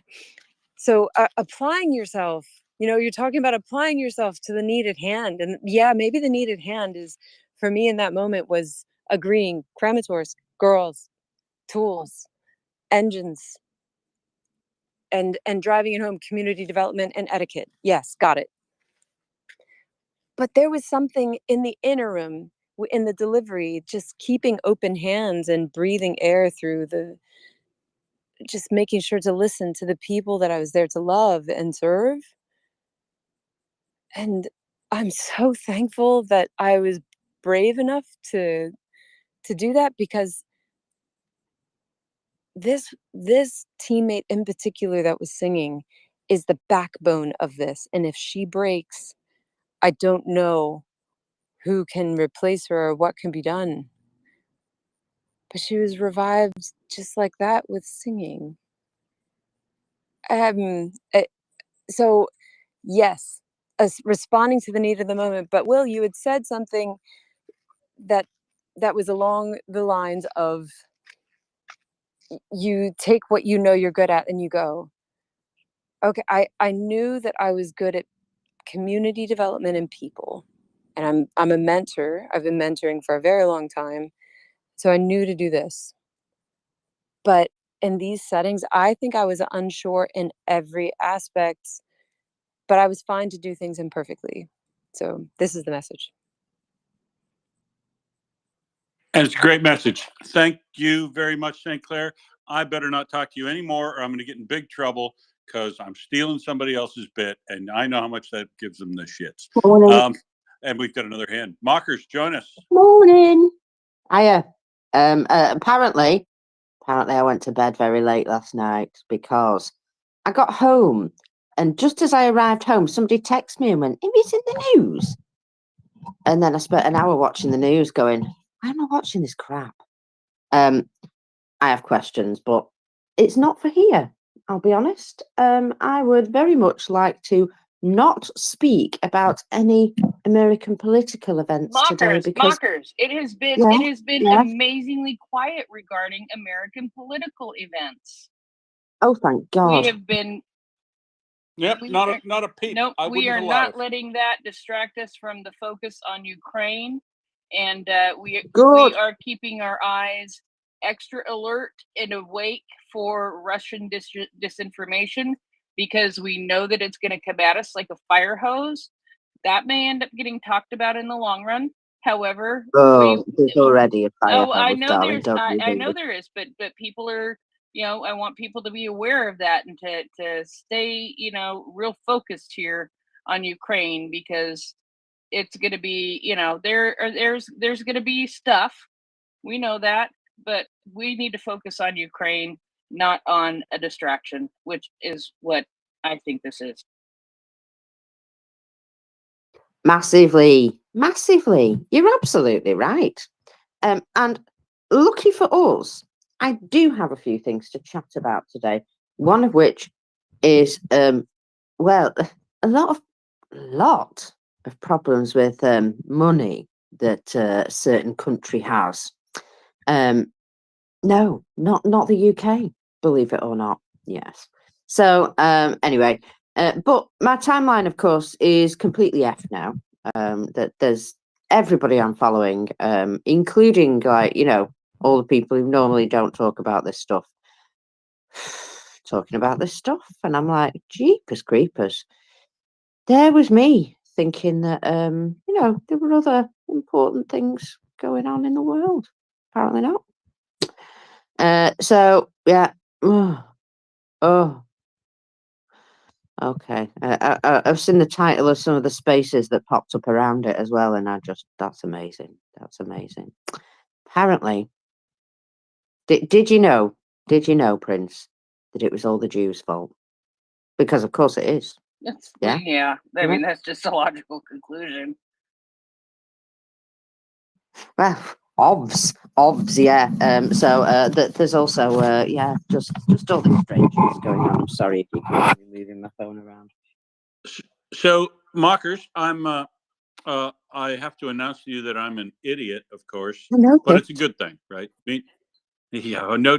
So, but that's the least necessary thing to say, rather than Russian atrocities saying he's Dutch. And so I'm supposed to be off for a couple of hours here, and then I have another shift because I'm a moron and signed up for 2 shifts on the same day.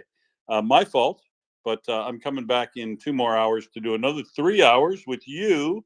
But I assume that you want to have the helm now, because it's about time for Robin to join us. We've got St. Clair here, all the popular people. So the B team should exit stage left and come back in a couple hours, I think. What do you think? For a girl who went to bed at 1:30 in the morning, and it's now just 6:20. Yeah, sure, I can do that. And I sent you a text message and you didn't answer me, and it wasn't that late. Anyway, and I don't know that Robin is. I got that message, and I thought, if I start this conversation, I will be up even longer. And I was literally just getting into bed around that time. Dude, are you awake? And you I thought you were lied to about me. to tell me off. Yes, and I also went out yesterday after spending the evening with you, the afternoon with you. So I'm going to slide out, and then I will swap you in, and I'll hang around. But I'll be, believe it or not, probably quiet for a couple hours while I do some reading. So it might have some preparation for my next section. Wow, we are honoured. We are indeed honoured. Or I'll probably pet a cat. You know. Oh, well, yeah, that is absolutely for certain that you will have to do that because, you know,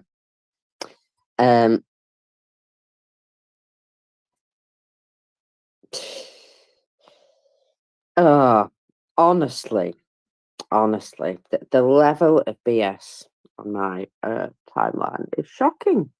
All I will say, folks, is, you know, keeping your head in a crisis is actually a really good idea.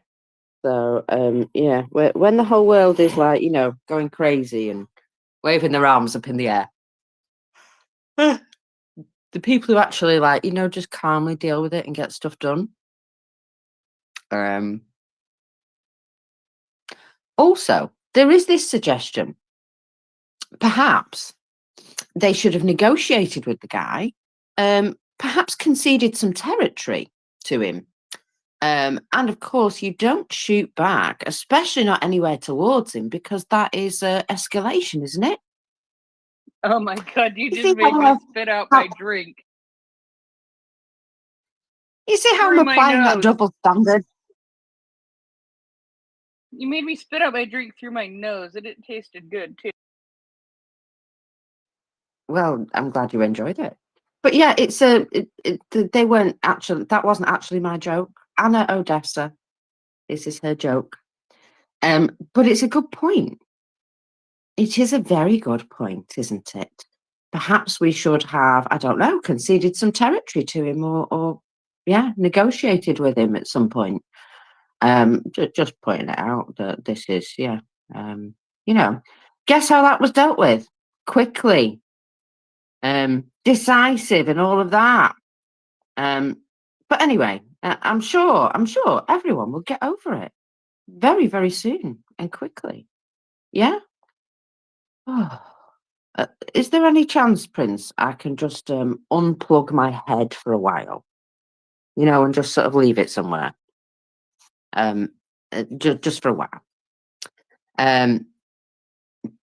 I've got to say, yeah, accurate and also very inaccurate, and that's all I'll say about that. Talking of things being very inaccurate, by the way, my lovelies, I note that I have numbers, and I am not going to be able to give them out at this point. I'm just not. You're going to have to, you know, make the effort to join me, or at least, you know, we have crashed bump us twice. up.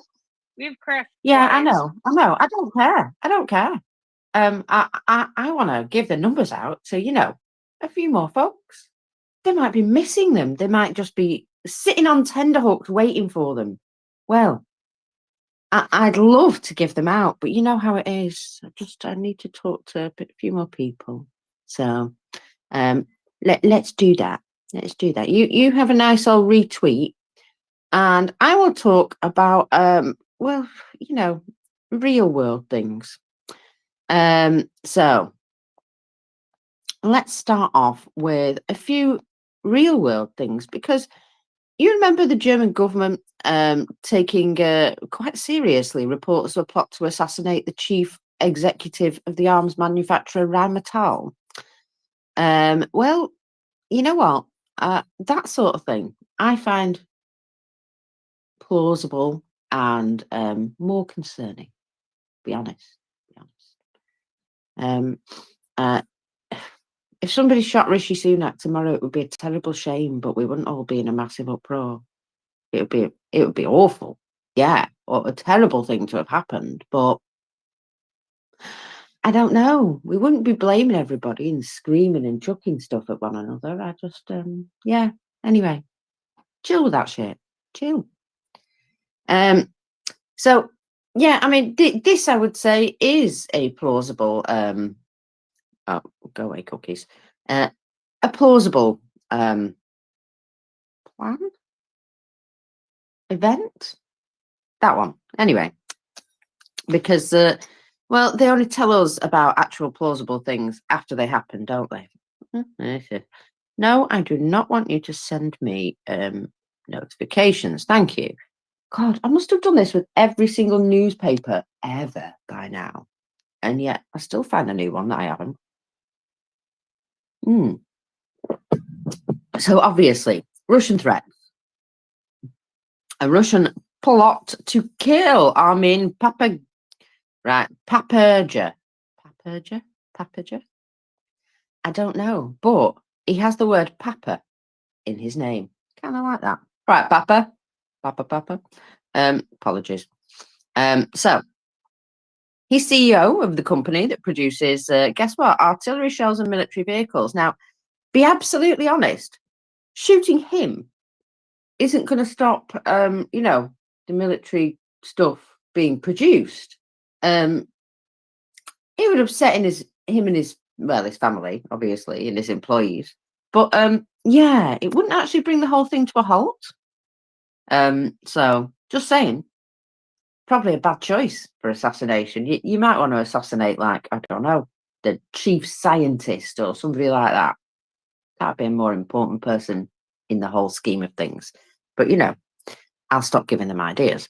Anyway, the assassination plot is part of a larger series of Russian plans to target defense industry executives, especially those supporting Ukraine. Although Rheinmetall themselves did not directly confirm the reports, they said they always take correct and necessary security measures, which suggests that they're well aware. And of course, the Kremlin called it all fake. Yeah, okay. And also, Hensoldt, they produce radar technology. They're a German defense contractor. And they produce radars for the IRIS-T. They are also reviewing their own security measures because guess what? Yeah, you don't want none of that happening. Well, Rheinmetall have announced that they've secured the largest order in their history of artillery shells. So you can imagine that they, yeah, it's important stuff, that. It's designed to build up both Germany's ammunition stockpile and continue to supply Ukraine. So they've got to make them at a rate of knots, I suppose, otherwise they won't have enough to go around. And yeah, I'm not sure that taking out the CEO in particular would stop the flow of shells and stuff. But you see, in what's it called? In Russia land, you know what? It does stop them. And why does it stop them? Well, it stops them because it's all, would you believe, right? I saved loads of bookmarks yesterday and only one of them is saved. Excuse me, might throw my phone at the You wall. broke it. Anyway, I know, I did. I finally broke it. There we go. Although, I don't know. Oh, I've saved the most important one anyway. That was the one that was saved. But there was a bunch of other stuff that I saved, and I'm like, me. Well, anyway, talking of other conflict, by the way, no idea what I was talking about before. Gone. The FSB seem to be having a small internal war with the MOD inside Russia. So this would not happen if things were going well, by the way, for a start. And Putin seems to be trying to stop the mass looting of the country with, you know, heavy hitters, people who would have been in the chain of money collection in the military industrial complex, one of those. People who would have been in charge of that are being purged. And we noticed that 2 of them disappeared yesterday. You know, dispensing with none of that trial nonsense. That that takes time, you know, and we could just beat them to death in their cells, basically, which appears to have been pretty much what happened to one of them. Yeah, apparently had a blood clot. And well, you know how you get those? Yeah, trauma can cause them. That's a definitely a causal trauma. They can occur naturally. Something to do with you know, your genetics and stuff like that. Thank you, Dad. Yes, I have them thanks to my dad. But not everybody has aneurysms. You know, it's not as common as you might think. Common enough that they have plenty of treatments for it as well. So, you know, it's not something that is generally going to kill you unless you don't know anything about it. There you go. But apparently, yeah, blood clot just killed him. Just surprise. I don't know. Maybe their medical facilities are just not quite up to snuff anymore. But you would think somebody, you know, higher up in the armed forces would generally have decent medical care. But, you know, who am I to judge about how they get along with things? Oh, God, I've just nearly knocked something over. Sorry, there was nearly a great smashing sound then, and that would have been smashing for everybody else, and I'd have been picking up glass for the next 3 hours. So glad I didn't knock that over. Can you still hear me okay? Because I just realised while I was doing that, I was crushing my phone on my knee. Yeah, I can hear you. Good, that's fine. In that case, I know now I can just put my elbow on top of my phone and you can still hear me. Brilliant. So anyway, one of the things that has been happening, however, which is probably the real reason why these guys have ended up in, well, I was going to say in hot water, but not really. Cold ground, that one. One of the reasons is because of just a massive amount of looting within the defense industry. I don't know if you've noticed, guys, but apparently a lot of stuff, because you see, one of the things that a lot of the Russian army and its generals thought was, we're never going to war. This is all rhetoric, and you know, it's all bravado, and it keeps us safe because here we are beating our chests, and you know, don't come near us, we'll nuke you, la di da. Don't come near us, we are the world's second best military. They just didn't say which country, did they? And well, and be honest, they're not even the second best military group in Ukraine now, because you know, well, let's just say that there's Free Russia Legion. They're a little bit more organised than the Russian army, I can assure you, because at least they actually plan stuff. And you know what?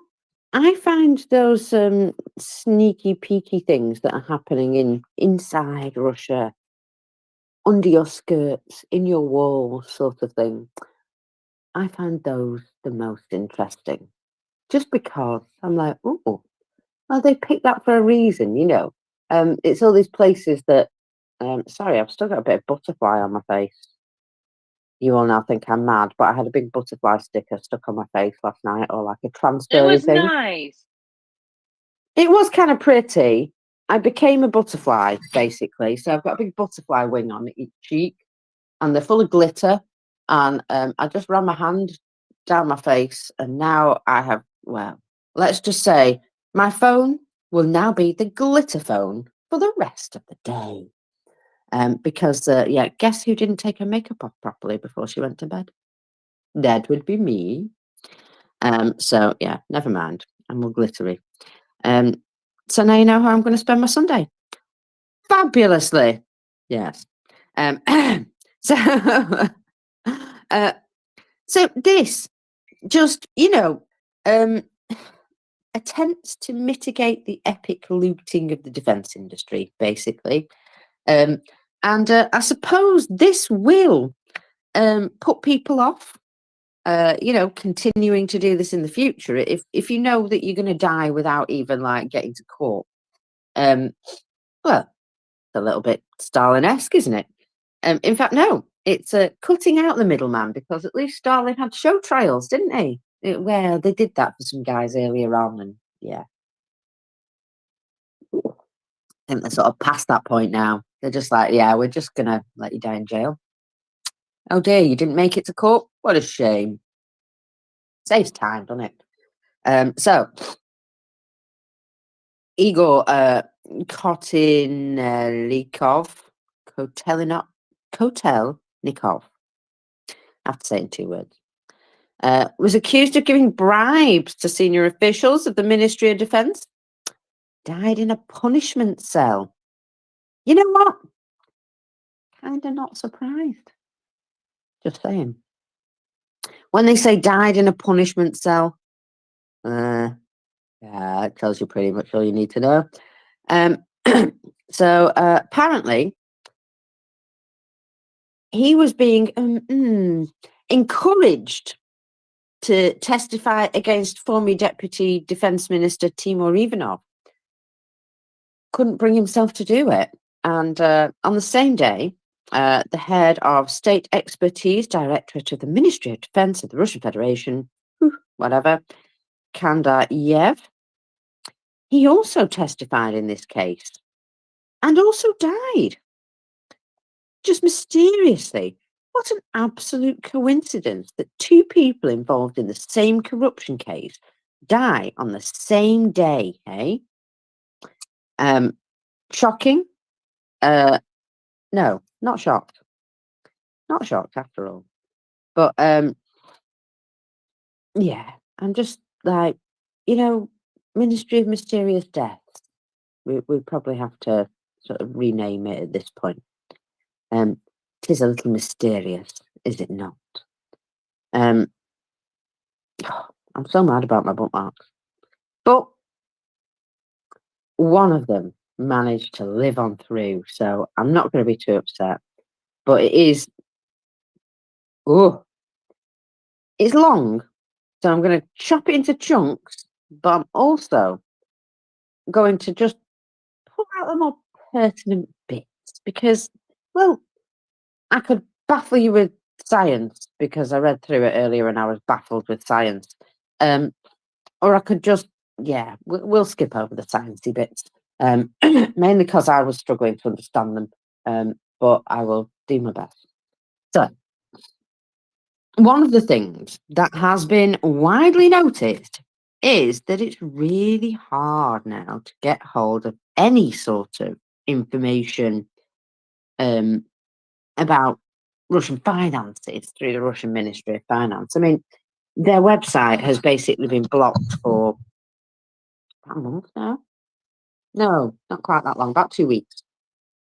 And Pruna said, this is a massive red flag, isn't it? Kind of is, isn't it? But that doesn't mean that you cannot work some things out by other data. And this is where we get, this is where we get a little bit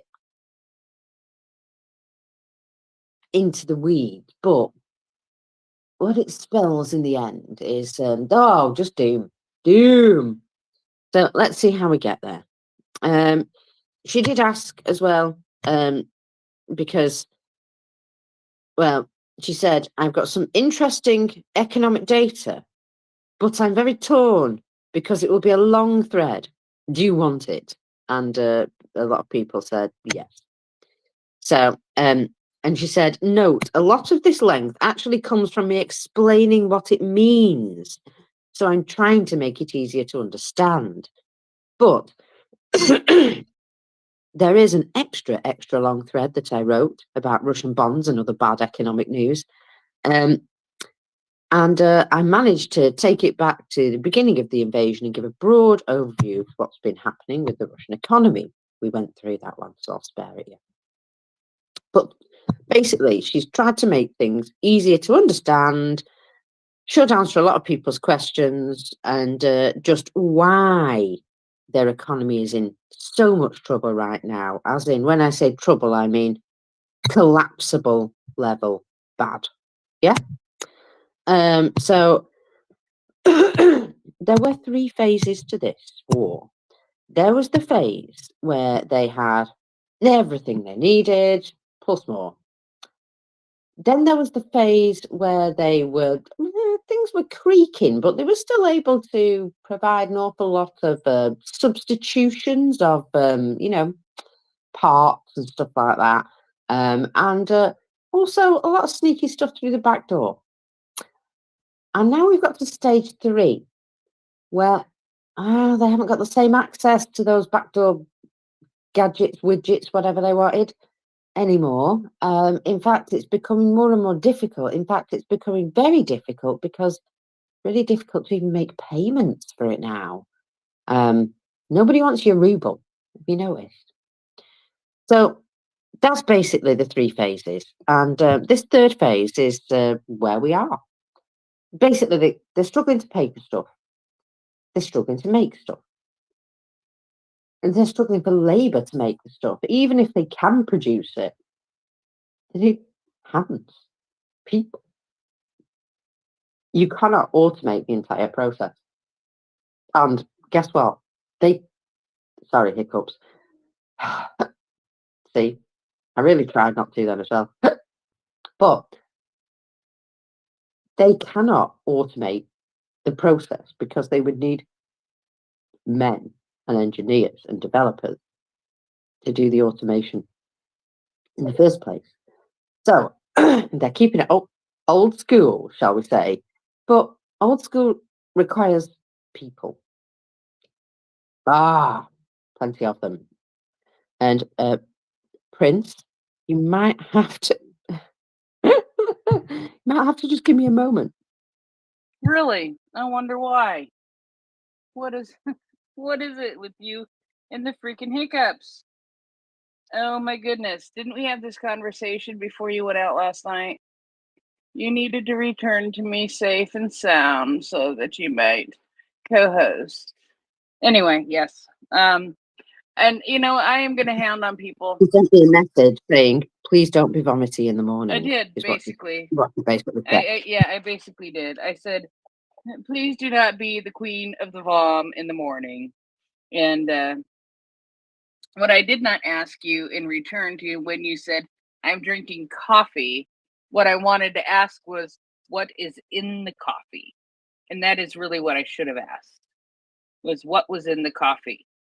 Because if I'm out for the evening and I tell somebody I'm drinking coffee, there will be something in it called Carolyn's and cream. Yeah, it would be a Carolyn's inside my coffee, and it's a Carolyn's Irish. It's like Irish.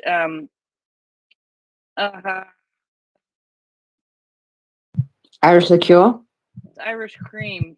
Yeah, why can't like a Bailey's? Like a Bailey's? Like a Bailey's, yes. But yes, a Bailey's Irish cream. That is exactly what it's like. Only this is a different brand. It's called Carolyn's, and it's one that I like actually a little bit better than Bailey's, and it's actually, I believe, a little bit cheaper. So yeah, it is very similar to Bailey's. So yeah, I mean, because I used to go out for dinner every Tuesday night with a group of people, and we watched American Idol, and it was really, really weird. It was in the 2000s.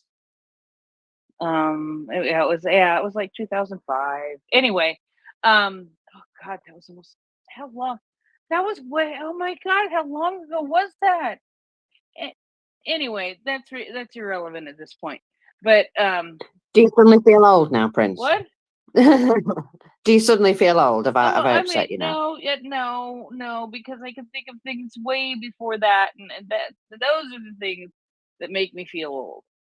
But anyway, we would drink our normal drinks all night long, and then we would all have our nice. It was New Orleans night at this specific restaurant, and we'd have our nice New Orleans style meal, and the chef was fabulous there.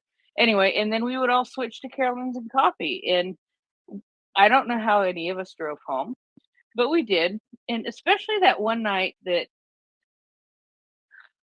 somebody said, somehow it came up that I had never tried Jägermeister. And suddenly there was Jägermeister in front of me. Not just one. Anyway, there was a lot of kissing of somebody involved in that night. I remember that much. It wasn't a bad thing, but it was just a thing. Anyway, let's stop talking about. I have got hiccups now, so you're all right. Oh no, I You're safe. was actually going to use this time for something very productive, and it was just this whole coffee. So what was in your coffee? Just cream or Irish cream or Bailey's? One sugar. Yeah, one sugar, basically. And, I know. I'm a great night out, mate. I did have one drink last night, though. And it was, and you'll like this because it's a little bit like a Bailey's, but nicer. It's Kahlua and milk. Yeah, Kahlua and milk. Yes. Yeah. And it just all depends. We won't talk about what that name of that drink might be, because yeah. Anyway, The Caucasian. It's a Caucasian. Have they renamed it now? Watch The Big Lebowski. It's a Caucasian. Okay. I don't know that I've ever watched The Big Lebowski, which I believe is a sin. Oh my God. I believe that is officially a sin somewhere in the Bible. And it was absolutely. Yeah, I mean, I know there were prophecies throughout the Bible, and one of them might have been about watching The Big Lebowski. Thou must watch The Big Lebowski. Yeah. Yes. Yeah. Yeah. It's right in there. It's packed on the end. Yeah. Yeah. Thou must watch The Big Lebowski. So anyway, but no, you know what Will's doing? Mockers. What? Oh, he's doing is he doing some matching for us? Doing some matching again. Yes. The sneaky little boy. And there's a few $100. I know. God bless the fool. God, I love to make fun of him. Anyway, it makes my life happier. But yes, he is matching up to $500 until he's done co-hosting with you in about 4 hours from now. And so yeah, there's still time to make a donation. And yeah, there is plenty of time to make a donation. And we are not at the goal yet, nor near the goal at this point. So if you would like to, and if you can and are willing to make a donation, it would be much appreciated. So yes, there you go. And please retweet the space. Please quote tweet the space, because Mocker still hasn't read the numbers. Just saying. And I might not just yet. I might not. But they're good numbers. I might hold them closer to my chest. Well, they are good numbers, actually. They're good numbers. Are, yeah. I mean, I did spot a few things there that I was like, ooh. I know. I went, ooh, too. And, you know, it's like one good Russian is a good, one dead Russian is a good Russian, but how many more good Russians were made yesterday? It's a very good question, and I don't know the answer totally. Okay, I do completely know the answer, but people, you need to know the answer. It's not a record. It's not a record. I'll tell you that much. I know it's not a. I know it's not a record, but still, it's still a pretty number. Close, close up there, yeah. So, would you like the numbers? Is that what you're trying to tell me?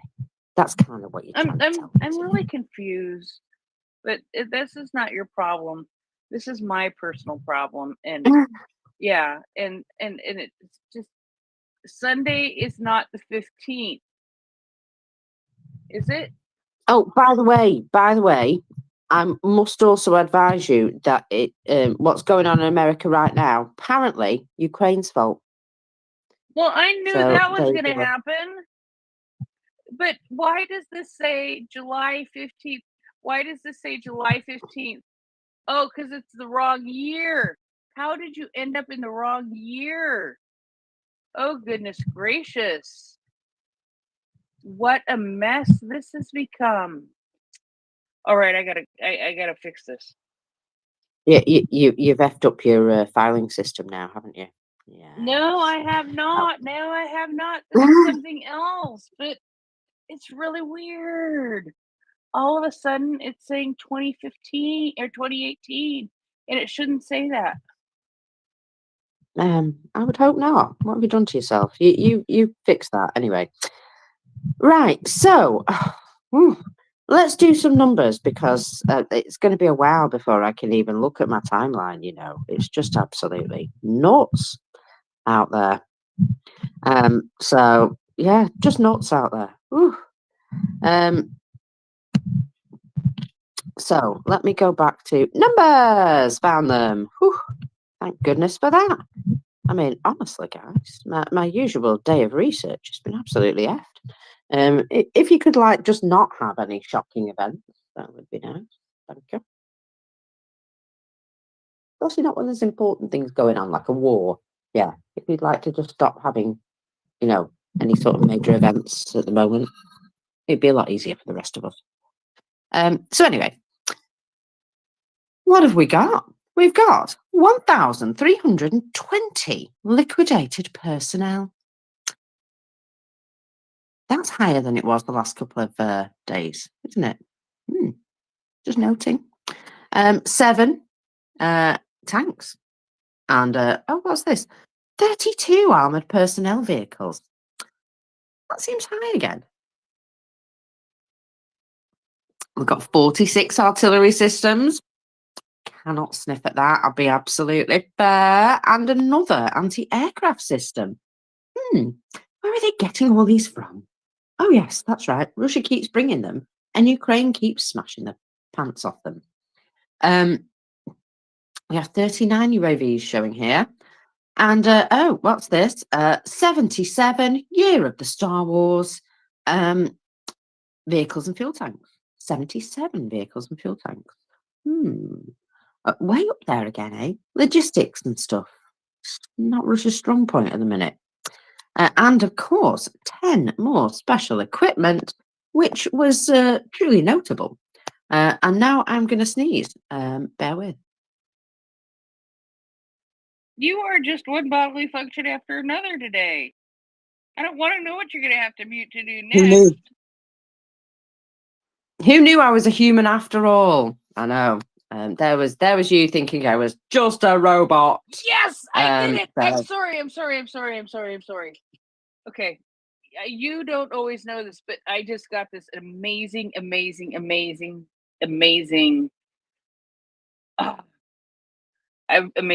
news. I have been giving Robin a hard time that she needs to eat sour cream bread. Okay, I know this is nothing. Robin and Margaret's going, Jesus, Heather, what the hell's wrong with you? And she just sent me a message saying, I had sour cream on bread today. And that just made me so much happy. So very happy.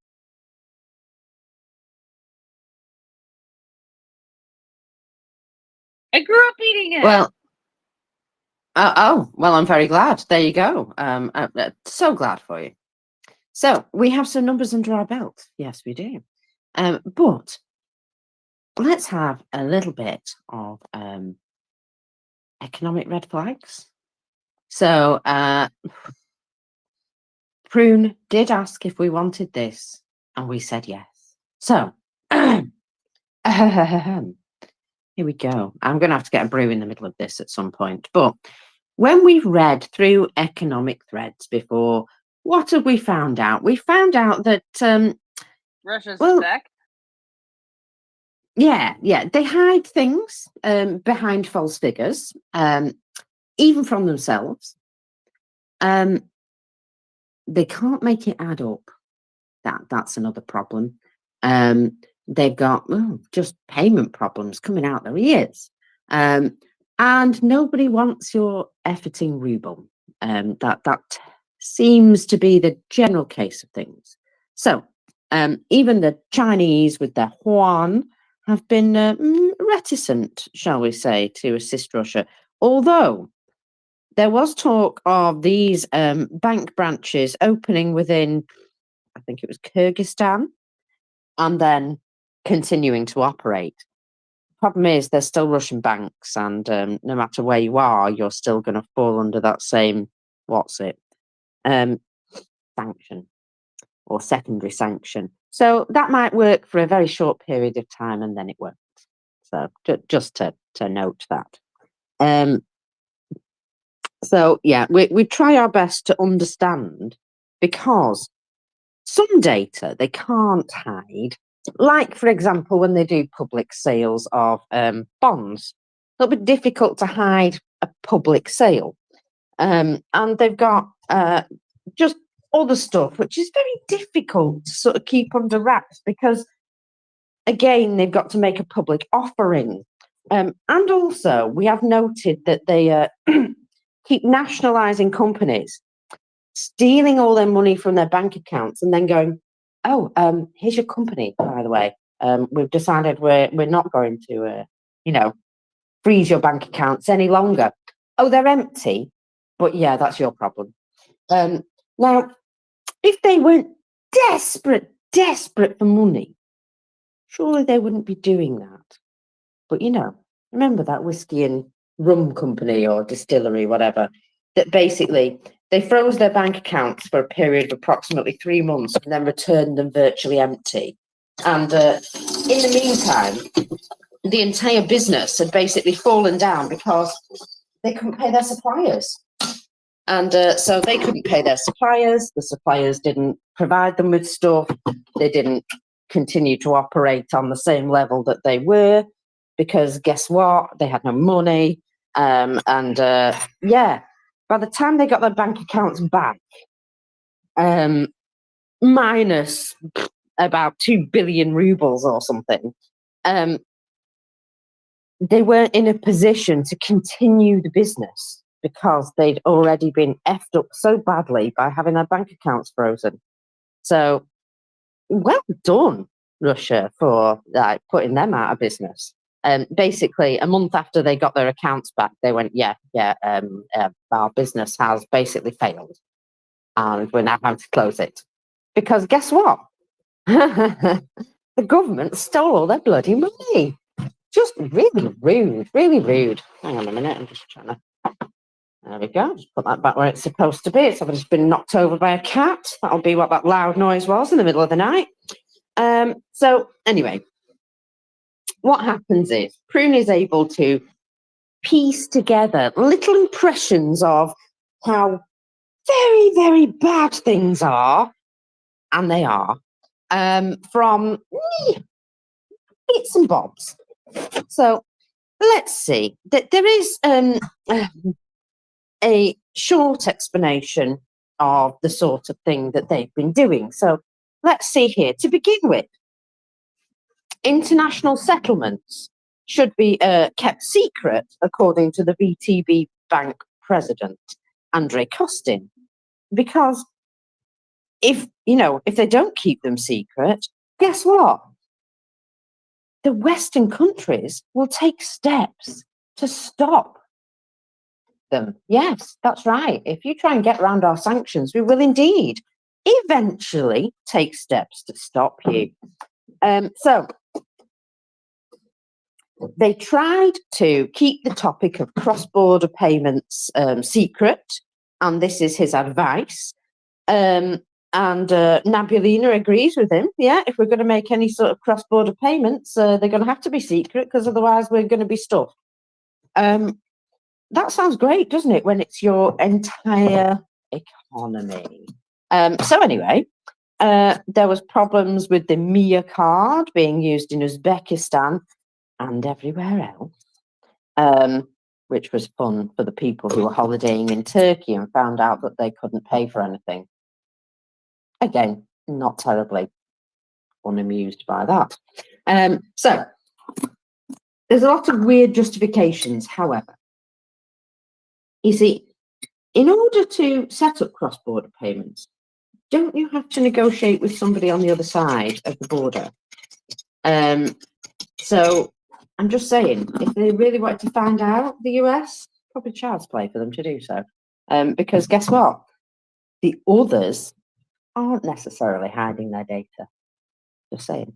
Anyway, it's probably very easy for the US to find out all about it. So yeah, secret. It's not quite the same in the banking sector these days. Very difficult to keep secrets. And let's see. Oh well, maybe you could use crypto. Except you can't really keep secrets in crypto either because blockchain and all of that. So, perhaps we could make a QR code system. Yes, they actually thought about that. A QR code system to enable payments. Guess what? That didn't work. No, that didn't work. So anyway, they've just carried on until they've realised it's making them look bad. And then they've kind of said, well, maybe we just won't talk about it anymore. So basically, when things get really, really bad, if it's something that Putin cares about that's making him look bad, he'll just say, like, shut up, basically. So he does what's called the shut up campaign, and everybody else shuts up, but still doesn't fix the problems. They just focus on not talking about them because, that makes everything better, yeah? So basically, people have to stop talking about things that they wanted to try and solve. So if you've got a problem, you're not allowed to talk about it to try and solve that problem with your, even internally. So that seems a bit awkward again. Well, things do look bad. For example, the Russian central bank announcing the death of the Russian economy due to sanctions. It kind of does look bad, that, doesn't it? So, yeah, there may be a campaign right now for Russia to stop talking about all their financial information because none of it's good. So, we're sort of back to where I should be now. Yeah, right, okay. Whew. These threads, they get a bit convoluted, and obviously they're linked to all other threads, so you've got to sort of keep your head about you when you're navigating a prune thread. Otherwise, you will get lost in the labyrinth. So, we say all this, and she says all this. A number of sources that normally report on the result of bond sales didn't report anything this time. Now, it might be that they've not sold anything, but usually they would report that as well. So funny that they didn't, but it is quite early to say for sure that they're going to just stop reporting that information. For all we know, it's a technical error, but it seems as though it's planned. So maybe an email or a press release from the Minister of Finance may trigger an article. And, well, perhaps a person was on vacation and it didn't happen or something. We'll find out. But either way, it's suspicious. Suspicious. So what Prune did, because she's an engineer and a bit of a logical nutcase, she likes to fall into these rabbit holes and see if she can find out the actual answer as to what's going on. And I quite like that because, we want to see their downfall. I would like it to come sooner rather than later, but we'll get there in the end. And in the meantime, she's just sort of documenting all the things that they're trying to do to, I wouldn't say prevent it, slow it down, hide the worst of it.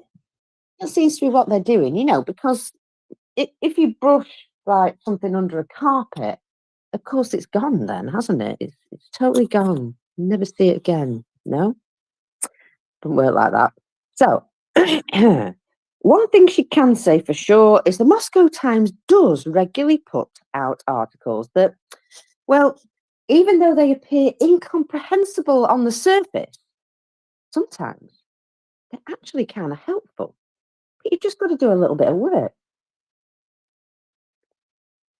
So, yes, the Russian authorities have made the Moscow Times now one of these sort of undesirable entities, because, you know, how dare they print the truth about us? And the Moscow Times kind of reveled in that and went, yes, we're really happy that you hate us, thanks. The sarcastic headlines, I think, finally just broke Russia.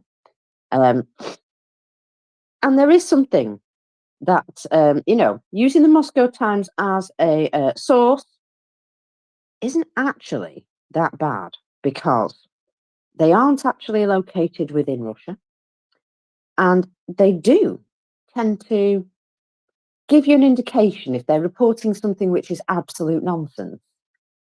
They'll give you an indication of that. There'll be a little sort of, you know, comment either with the headline or somewhere in the article itself, leading you to believe, you know, what the truth actually should say. And I have noticed that, and that is probably likely one of the reasons why they've been kiboshed by the Russian government there, because, well, they're sort of been very irreverent indeed, and well, we can't have that, can we? So, also, it's a question of having sources. The Ministry of Finance won't let anybody see their books or even their website. And Prune always double checks data against other sources to give her an idea of whether or not it's a reliable source in the first place. So she said, I've done that and it's good. So go away and stop moaning about the Moscow Times. So there we go. There's a start. So a bunch of stuff appeared in the Moscow Times in a recent article. And, well, it doesn't look like anything to anybody else, right? In fact, all it is loads of numbers and dates and what have you. And yeah, just at a glance, you're like, what's that? That looks like just some incoherent nonsense. But Prue knows what it is. You see, if you have a spreadsheet, usually you have an option to export it as a CSV file, which basically puts it into text. And that's what they've done. So, what the Moscow Times have done is release this information, just looking like some incoherent mumbo jumbo at the bottom of one of their articles. But if you have a spreadsheet, you have an option to export it as a CSV file. Which puts it into text. So they've put that text in the bottom of their article, and Prune knows exactly what it is, and needs to just take that piece of data and turn it back into its original spreadsheet. So, if the original spreadsheet came directly from the Ministry of Finance, or it's one that somebody has compiled, but I've done so much checking on the data, and I'm happy that for our purposes, it's likely the best information we're going to get. So there you go. So she had to go through a general process to work out whether this data was correct. And this is what she did. She basically checked the Moscow Times article, translated to English, copied and pasted data to a text, opened the text with the spreadsheet software, changed settings to make data legible, edit the text file again to make it legible, find all the data errors, reference all the other articles to ensure interpretation of the data seems correct, fix the spreadsheet and interpret the data. Now, in the midst of that, she had to go backwards and forwards and do some steps over and over again. So she says, pay attention to the times that I have had to point out trouble spots or concerns. Realize these ultimately are problems coming directly from Russia.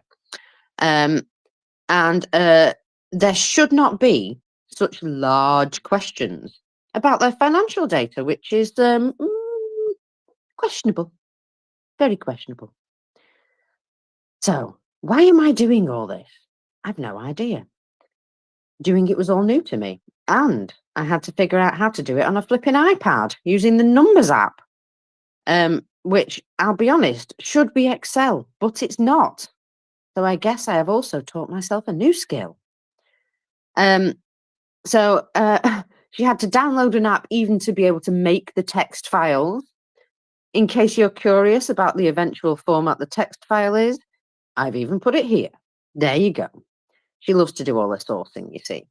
So the data in the file isn't perfect, but through a lot of evaluation and comparison and testing to make sure everything made some sort of sense, there were a couple of massive errors that were spotted.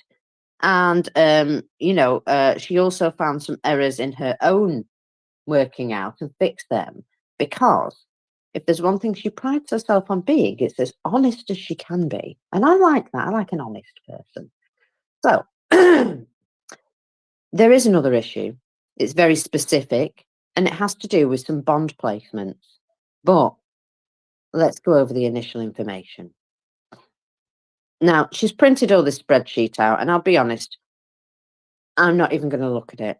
I'm going to say, wow, lots of info in there. Lots of info on the spreadsheet. And she says, I'm going to explain all this, so don't panic. So she's just put them into spreadsheets so it's easy for her to understand and be able to explain it. So she says, there is a manual column on the left, which I've added myself in order to just be able to understand what the heck. So that's the only thing that doesn't come from original data. So at the very top, she added some colours to help her explain what she's looking at. And that's the only reason the colours are there. So if you see a thread with all these colourful charts, she's just trying to denote the lines that she's getting the information from. But like she says, she's going to explain this. So all that really is her sourcing and evidence. And I don't need to explain to you which colour, which column and all that. So let's start with this. I have labelled PD and PC. And PD is a standard constant coupon bond, and a PC is a variable floating rate bond. So PD is like, not moving, it's a standard rate. Say you would get your mortgage at a fixed rate. Yeah, like that. And the variable will float around with the actual rates. And one thing when you buy bonds, if you think that the key rate's going to go up, well, you might hold off buying bonds because it would be much more profitable to buy them afterwards, after that event had taken place. So that has actually stopped them selling an awful lot of bonds because, their rates are going sky high. I'm going to cough one sec. Better. So that's what she's trying to do to simplify things. So let's see what we can find out. There are other different types of bonds, but these are the two that are mainly used. There is also an interest bond, that, just so you know, but that didn't happen much, so we won't be counting that. So PC variable rate bonds sometimes translate to what the header of PK. And people also refer to the bonds as floaters. So let's not get confused when you hear any of those other words. So anyway, at the top, right at the top, she's organised it into auction days in advance. And remember these auctions that they kept having for their bonds, Prince? And how, no one turned up after a while because they weren't very profitable. Well, this is what keeps happening. So they're still doing auctions. They're not necessarily open to everyone. It's kind of like a sale between a manufacturer and a wholesale distributor that, people wouldn't just wander in and also make bids. But the people that participate in these bond sales are generally large organizations like banks. I'll say that. And how they work? Well, they're sort of like a silent auction, I suppose. So this is how they work. Between for the first half hour, you enter applications for the placement of whatever these are. These are PD, so these are standard based on a fixed rate. So you'd enter your cut-off price for the issue some hours later. And then another half hour goes by and it says entering applications of the auction for placements on, that would be the variable ones at this point. And then afterwards, entering the cut-off price for issue of those bonds. That all sounds, like a standard whatever's going on. But of course, you've got to remember in the middle. In the middle, you've got to sell some. Yeah, it's important that. So these large organizations know what bonds are going to be on offer because, they get the serial numbers and what have you prior. And usually there's one or two bonds available on auction day. And they offer out all the serial numbers and whether or not it's the PD, which is the standard fixed rate, or the PC, which is the variable rate. I'm going to have trouble keeping up with this, I can see. Anyway, and there's a redemption date, of course, because basically, if you have a bond, say it's bond number PX, whatever, blah, blah, blah, with some numbers. Well, your redemption date is important because you can have short-term and long-term bonds, yeah? And quite a lot of these bonds are relatively long-term, I would say. It's looking as though they are relatively long-term. Oh, goodness me. Sorry, I'm just looking at the figures of placement of millions of rubles in bonds, and it's just, well, it went up massively. Now it's going down massively. Anyway, so say you bought a bond. It could be for 10 years, it could be for 2 years, So they're only selling long-term ones at the moment. And it's sort of the period of time that you hold the bond over also increases or decreases the amount of return you get on them. Because obviously, if you have it for a longer period of time, you probably generate more return on it, so on. I know, I really understand financials, don't I? I'm dead happy about that. Right, so this is like the layman's version of the whole thing because Prune has dumbed it down for me and then I've dumbed it down for myself. So here we are. So anyway, she's gone through all. Well, exactly, Dumb and Dumber. Oh, I love it.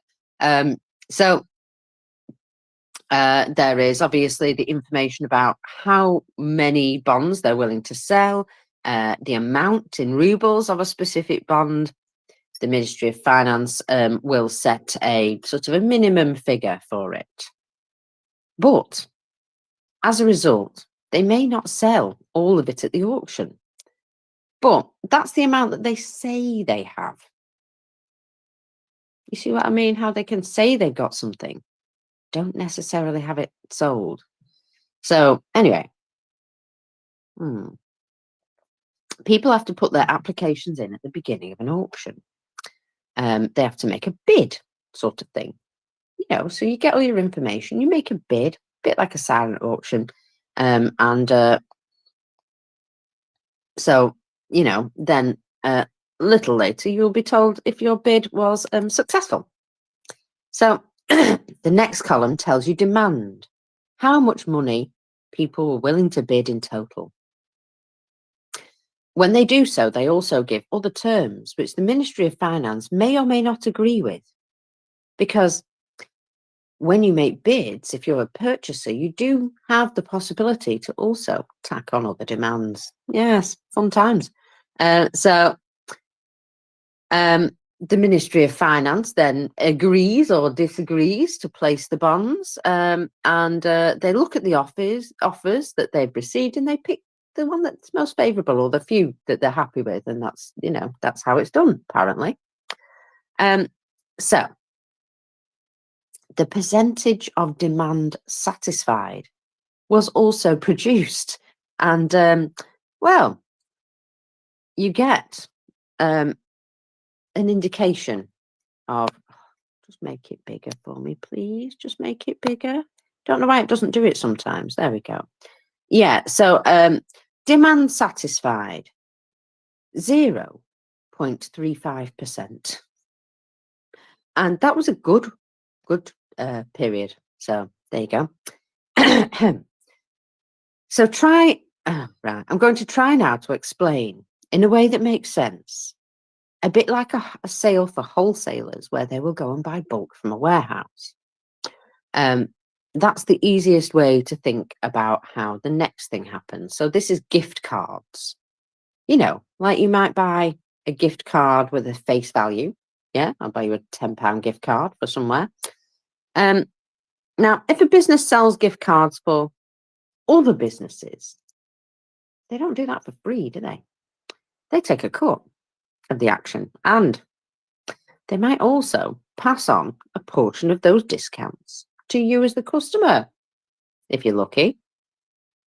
So a £100 gift card in Walmart would still be worth, dollars, would still be worth $100.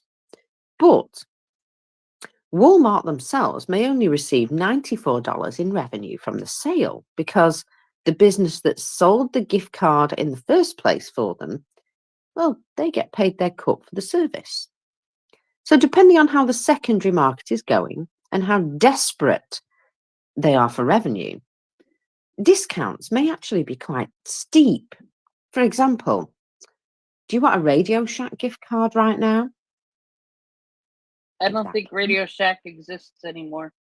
Well, exactly. That's the whole point, isn't it? Supply and demand. You've got to have something worth buying a gift card for. Yeah. I'll take a Taco Bell gift card. Yeah, there you go. See, it's got to be something worth having. So, they start off with the face value of the bonds placed, like, for example, a $100 gift card. Then they show how much they were paid. That's their revenue. And then if you look at the next column, there is a discount on the bonds if they were willing to allow one. So you take column A, multiply it by the discount, and get the result. When people were placing their bids, they would actually include what kind of discount they wanted and, if applicable, the interest rate they wanted to also have it at. If you can fix a rate, they're also specifying what they want their fixed rate to be, I think, by the sounds of things. Anyway, the Ministry of Finance would then look at that and decide if they're willing to take that on. So, there is a column with yield percentage, which is highlighted for me, and the yield is 15-point-something%. Not massive, but could only be applied to the constant coupons, the PD bonds that don't go up and down, because guess what? They're at a fixed rate. So that bit cannot be applied to the bonds that are at a variable rate. Remember that. I know, it all gets very complicated. So then there's information about what people were bidding. And she says, I tell you what, the Moscow Times seem to have released this information maliciously almost, to give people information about the Russian bond market. Almost as though, that they've extracted this from a spreadsheet for others to do exactly what Prune is doing. So there are some glaringly obvious omissions. There are some rows with absolutely no data in them when it comes to the transactional amounts. This is where the Ministry of Finance wasn't happy with any of the bids and declared the auctions invalid and just took their ball and went home. So we've noticed there are a few of these, quite a few. Also, it's worth noting in some months there were additional placements that they fulfilled after the auction. In other words, the auction didn't go very well and they managed to, extend the period to sell some more afterwards. So we suspect that after the auctions occur, the Ministry of Finance then give participants a chance to take the offer they were willing to fulfill in the first place. So basically, they'll sort of and ah over it and maybe not take them up to begin with, but then afterwards go back to them and say, actually, we might be willing to take that offer after all. So again, desperate for money. So in Q1 and Q2, there were additional placements after the event of the auction. And so again, that also causes skewed figures, would you believe? I know. It gets to a good bit though. So Commersant indicated that during Q1, they placed 804.55 billion in bonds. Now, I'm just going to say bonds because there's loads of different types. However, I added this up, and that's not the total I got. I got 827.82 billion rubles, which is like 20 billion rubles more. But you'll see that my sum, without the advanced payment placements, matches almost exactly Commersant's figures, which is in reality 763.76 billion. So it looks as though they're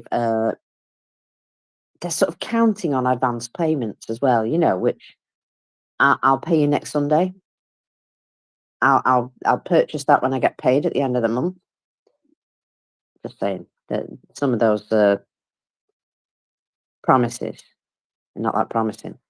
Anyway, there is a particular placement where there's a problem. This one figure on its own skews all other figures out.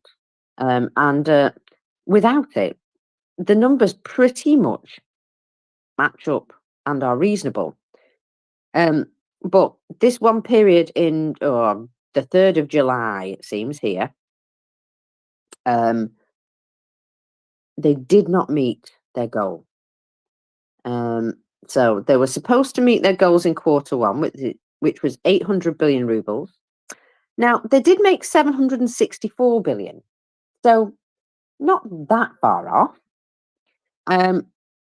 But none of the Q1 additional placements were actually valid. What they did was they took some of their Q2 stuff and stuffed it into Q1 to make it look as though they'd hit their goals. And guess what? Weirdly, the Q2 stuff just stopped working out. They said that 505.5 billion from Q2 did not include additional placements. But then you do a bit of mathematics and check the spreadsheet, and yes, it does. So there's a lie that they are trying to bump up the figures and say, oh, no, it doesn't contain that data when it clearly does. So best guesses. Was the journalist having a bad day? Maybe. And of course, we can't look at the actual data. So the real problem has to be the Ministry of Finance.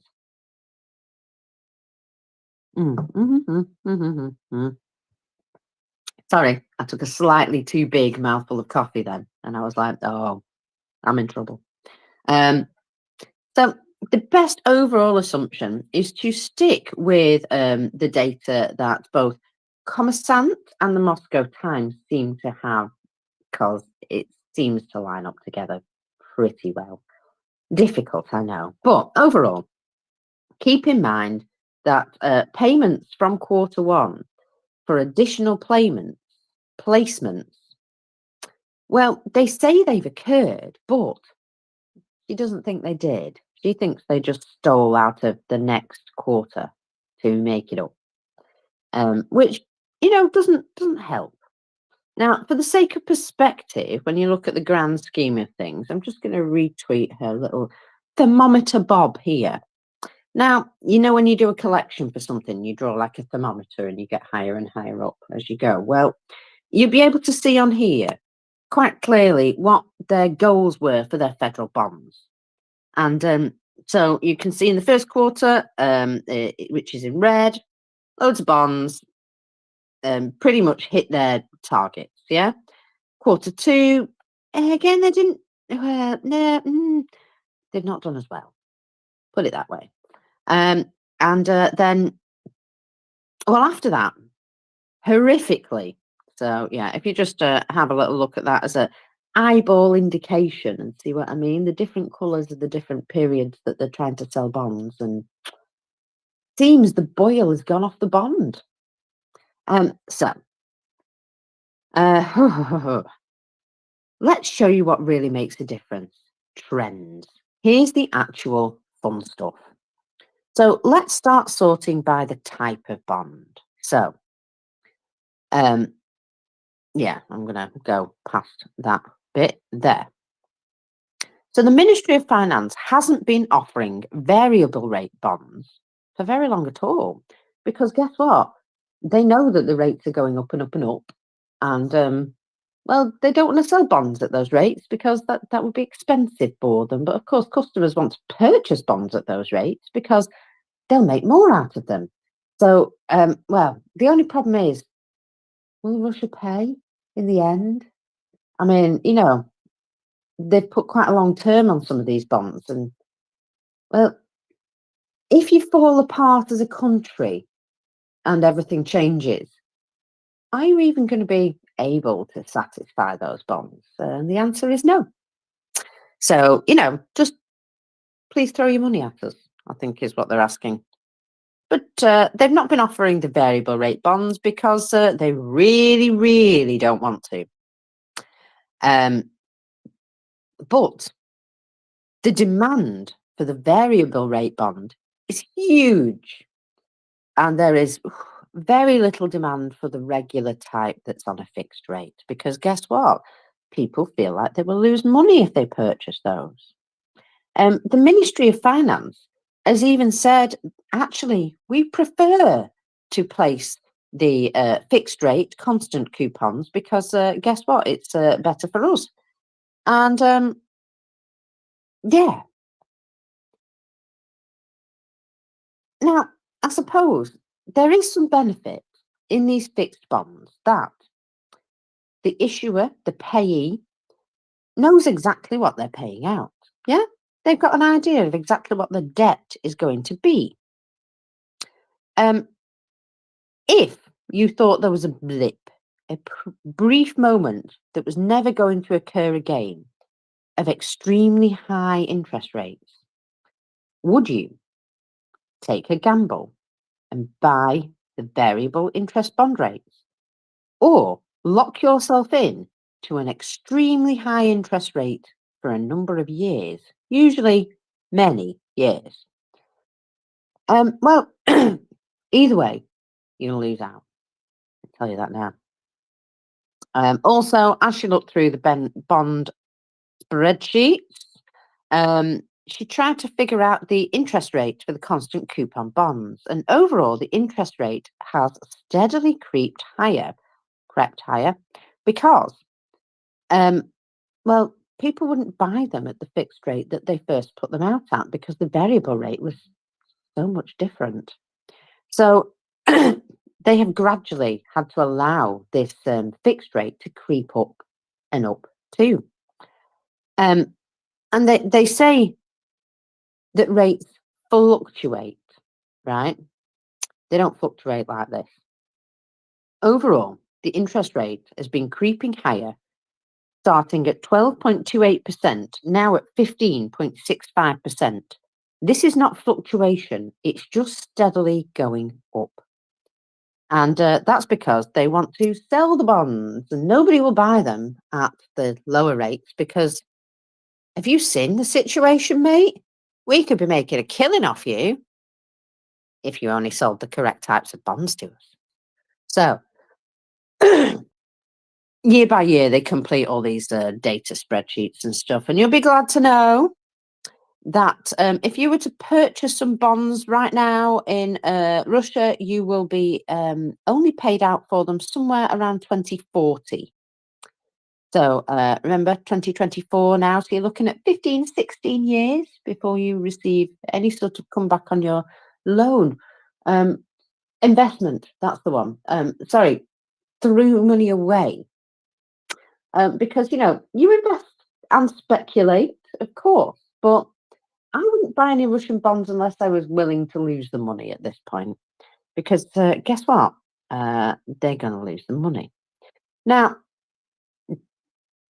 for what period of time do you think the Ministry of Finance will be willing to pay out at these ridiculous interest rates? I know.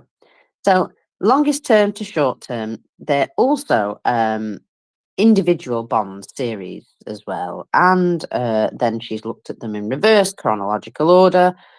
Blah, blah, blah, blah. She's done a lot of research to try and figure out what's going on. So let's look at this trend. So she's picked one in particular as an example, but she said this happens quite a lot. So not only does the interest rate increase over time in the whole series, but also they offer a discount on the bond as well at the same time. So by the beginning and to the end of the spreadsheet, one particular bond that she chose to check had been upped to from 12.28 to 13.75% interest. And it says willing to accept 77.94% of the face value of the bond. So basically, that's saying only pay me for what 3/4 of it, thereabouts, and you'll still get this higher rate of interest back. So to begin with, there was a 15% reduction on anybody who purchased the fixed rate bonds, and that's gone up. For some reason, there was a massive reduction of more than 25% at some point for a short period. Maybe they really needed a boost, but for that period, the interest rate wasn't so high. So you got a big discount, but less interest. You see how these things work out. And then, yeah, then it went back to like 20%. And now it's back to what, 23% or thereabouts, 22 point something of a reduction from 100% of their value that you can purchase them at. So that's nice. You get a discount and a high rate these days.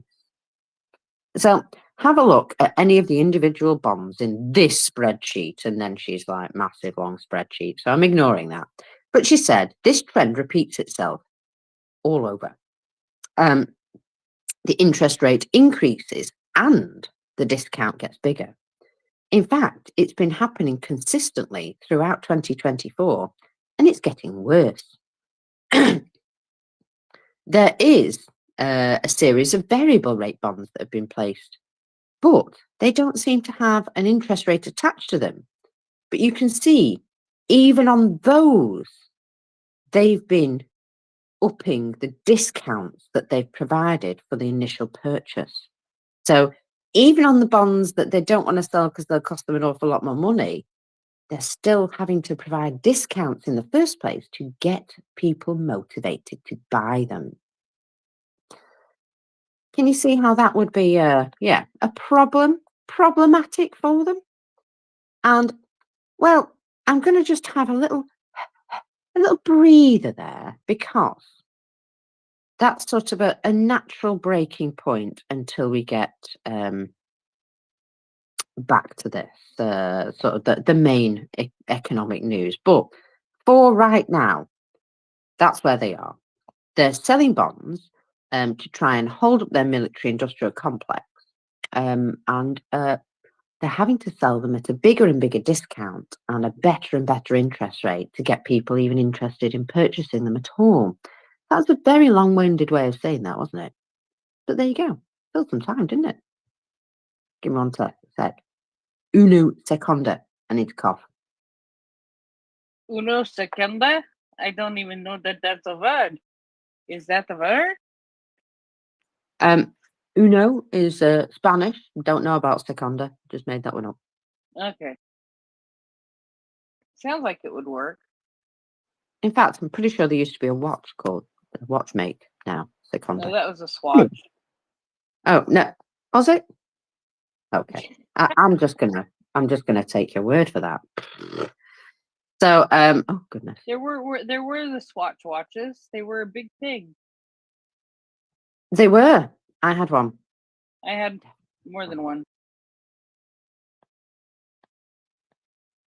Oh, it's greedy. Now then, I have some more from this, but the thread broke, and I have to sort of go back to where it broke. There we go. Yeah. So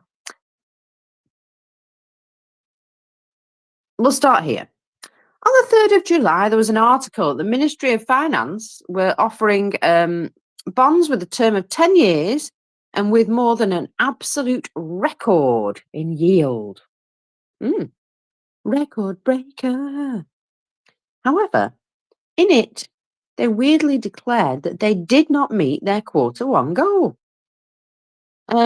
which would mean none of the Q1 additional placements were actually valid. But then, weirdly, their Q2 stuff doesn't match either.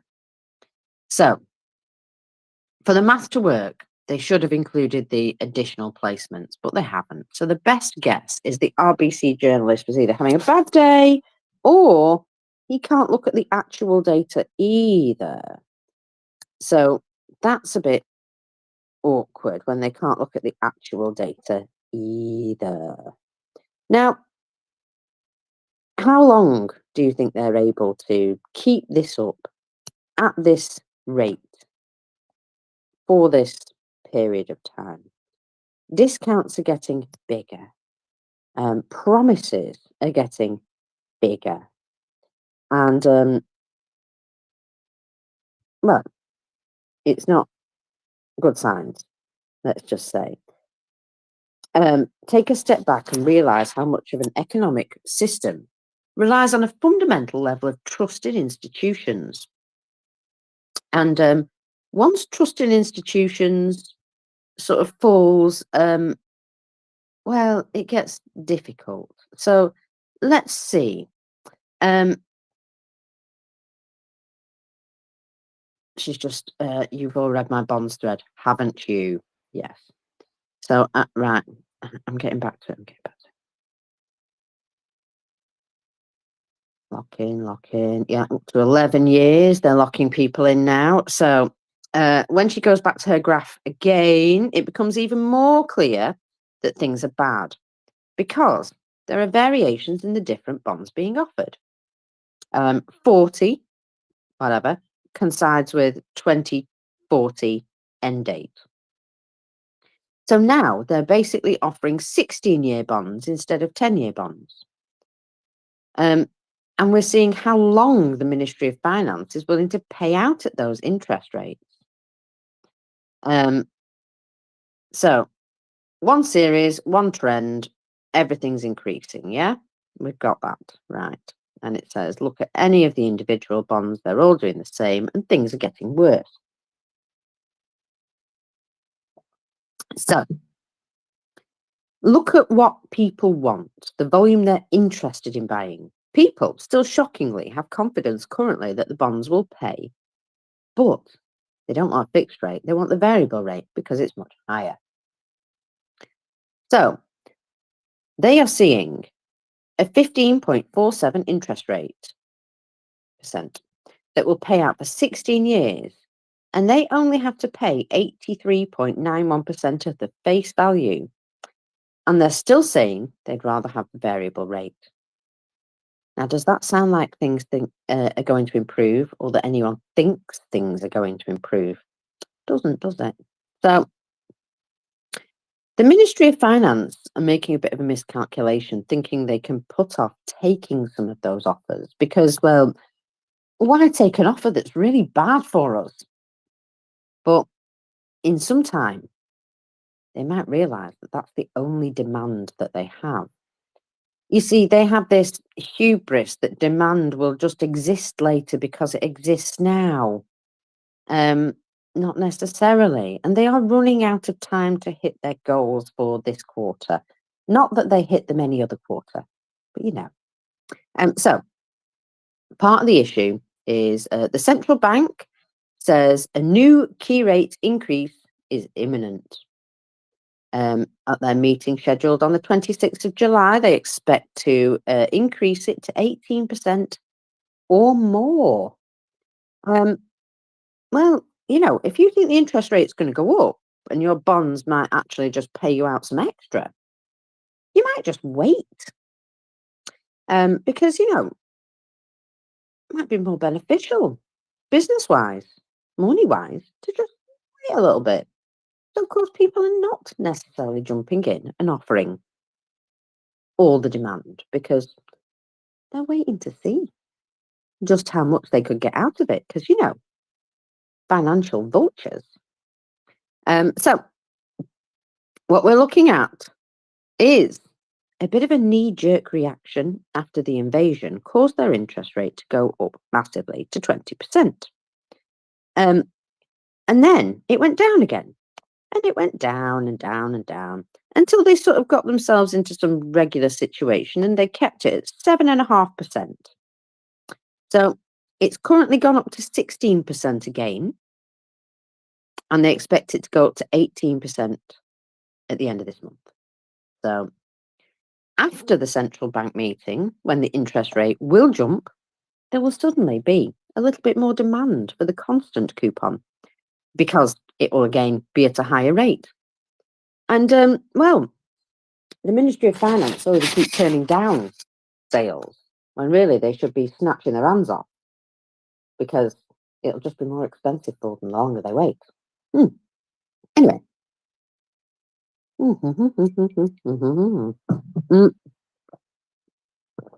Sorry, when the coffee starts getting cold, I have to drink it in massive gulps because, well, it's wrong once it's cold. So that removes some uncertainty, however, because when you have something at a variable rate, it can go down as well as up. So maybe they will still avoid the inevitable higher costs, but there's no real options to avoid them for long. Or maybe something else bad will happen and the people will just stop buying bonds. And then they're in a real pickle. So they have been emptying the liquid assets of their National Welfare Fund. And she did a right good chart of what they had and how long it remained in there. And is it going down? And yes, it's going down ridiculously. In fact, every month there has been big drops. In fact, there was a huge drop at the end of 2023. Now, that was before Russia ran out of stuff, spare parts, options to make payments, sort of stuff. And they were already eating into their sovereign wealth. So, also after the Ministry of Finance went to extraordinary lengths to increase revenue by obviously increasing taxes. So,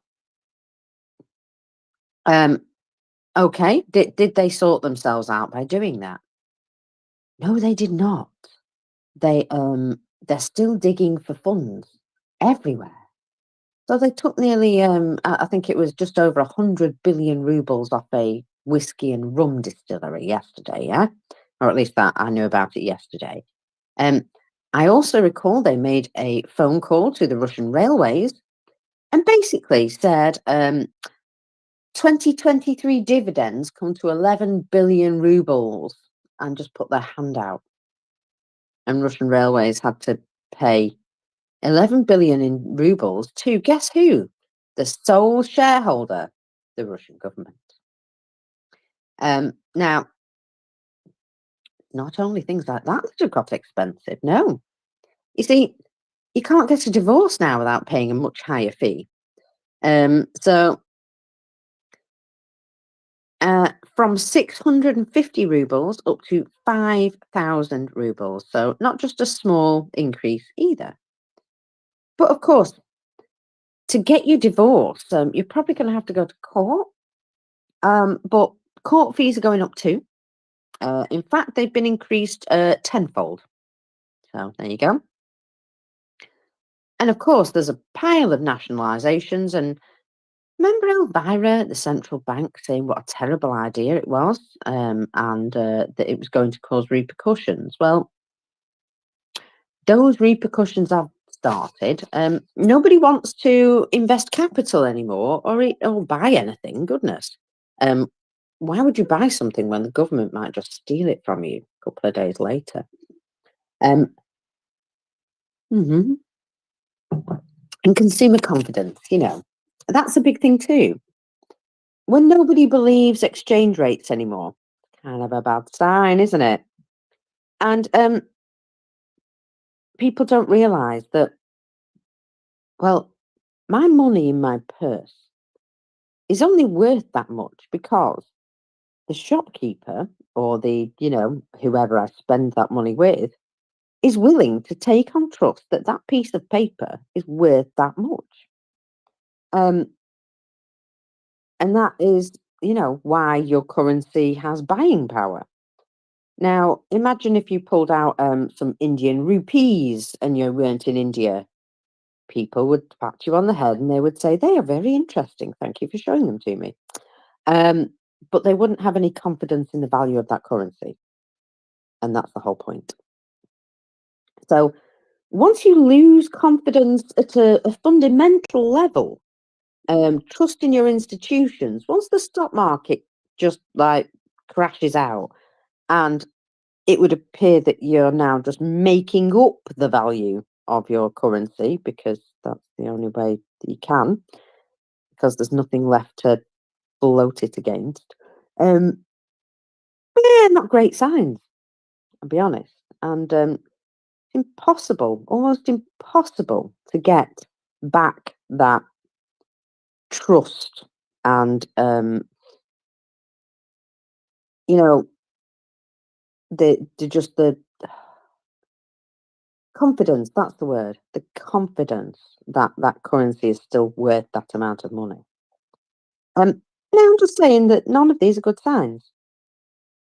And there's still a ton of data that Prune cannot see. So essentially what she is showing is the best possible picture, because she's assuming things are better than they probably are. In reality, it will be worse.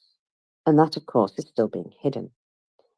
So that was the bulk of it, really. And, well, that's the point. If you constantly had data, and everybody knows you do, and you don't, hang on, you don't have a transparency and honesty, that's the one. Especially with financial things. I would say that at some point you get, a lack of consumer confidence. And well, that stuff has effects on economies. Because let's face it, if people don't want to spend any money because they're not confident in the, current economic situation, that has a massive effect on businesses and all the way up to the taxman. So, if they can't reap your taxes, your government has no money. So, right down to the little man, basically. They suck up all your money for starts.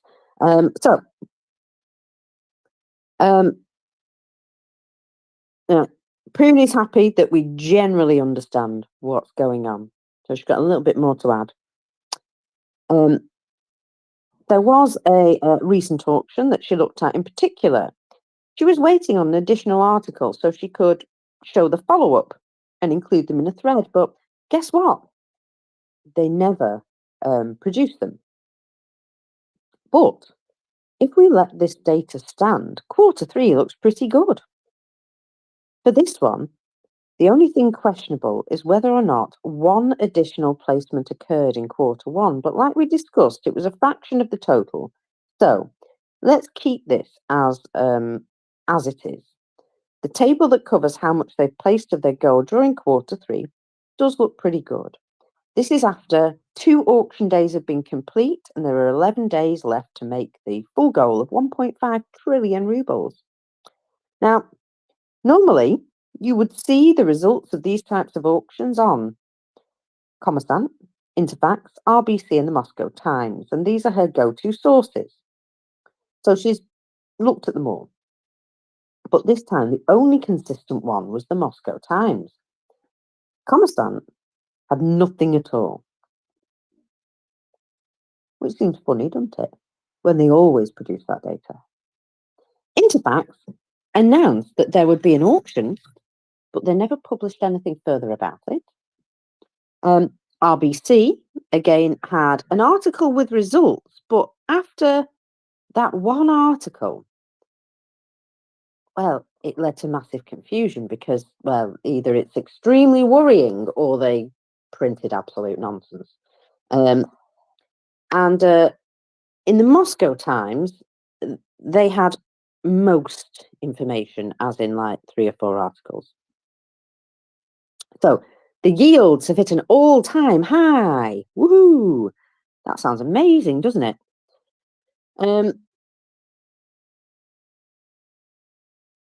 But the agency placed an issue of long-term government bonds with a constant coupon. The yield on debt securities was a record 15.65%. Ministry of Finance has been rewriting the maximums on the debt market for the 3rd week in a row. Now, it could be as simple as a one-time offer, or perhaps, automated emails haven't gone through to the people who were supposed to produce this information. Or maybe the Moscow Exchange took a dive, which it did last week, by the way.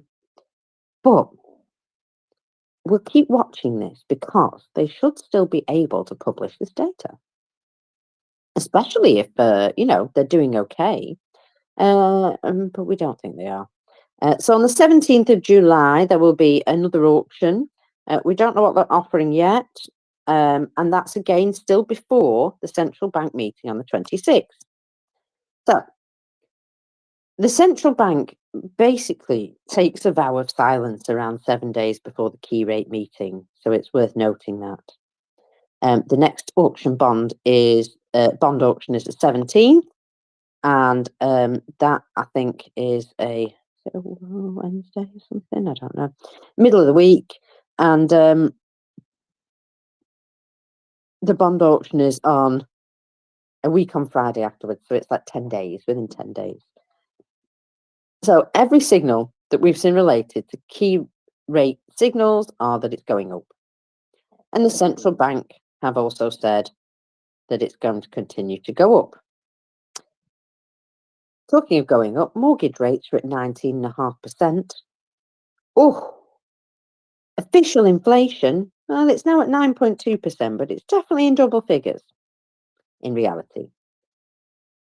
And like no other indicators have improved either. Remember that labour shortage that they've got? Yeah, they've not fixed that. There hasn't been any reduction in lending yet either. So let's be prepared for 2 possible outcomes from the central bank meeting on the 26th of July. The following might happen. So the key rate will jump even higher than expected, leaving everybody shocked. You see, anything higher than 18% will have a massive shock response. But be prepared for the possibility of them even going over 20%, because technically, at this point, they would have to. But they probably won't, just to try and keep things looking, better. But doesn't necessarily mean that's going to work. So there's that, right? That's what option one. It's not a great option, is it? How about the next option?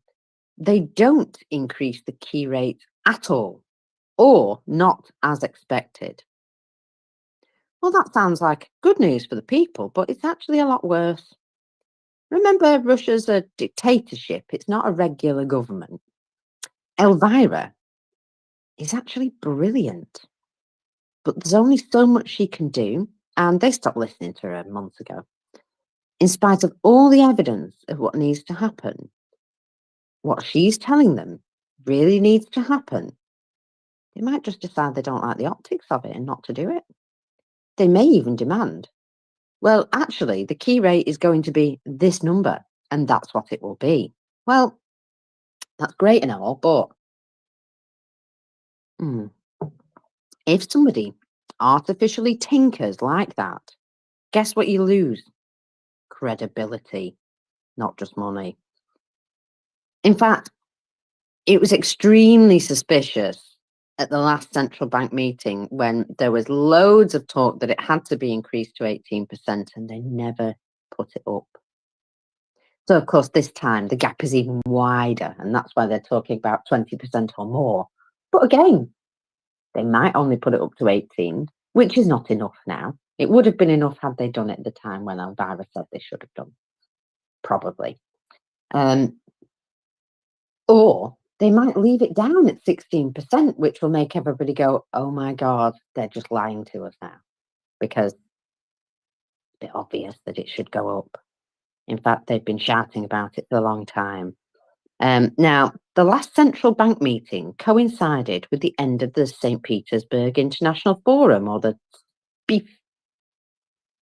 And it's possible that someone declared that the rate couldn't go up then because of the optics, because at that time they were trying to look good or something. Anyway, one of the reasons given for not raising the rate then was because apparently they said they needed more data before making the evaluation, even though Elvira had already given them all the data and her recommendations. Just saying. And the justification for needing extra time was there was a leap day, which is extra time, is it not? So that seems a weird excuse. Anyway, not raising the rate might actually be worse than raising it. Remember that demand problem? Well, if they don't raise the rate and, it doesn't seem plausible, consumer confidence will plummet. And, that demand for bonds, well, it might just dry up entirely. Just saying.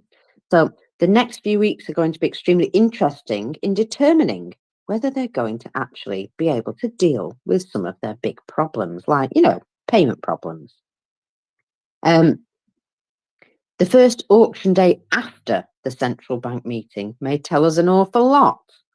Now, overall, there aren't any signs that things are improving, and Prune is actually looking for options for them to see if there is anything they could possibly do to improve their financial situation. And guess what?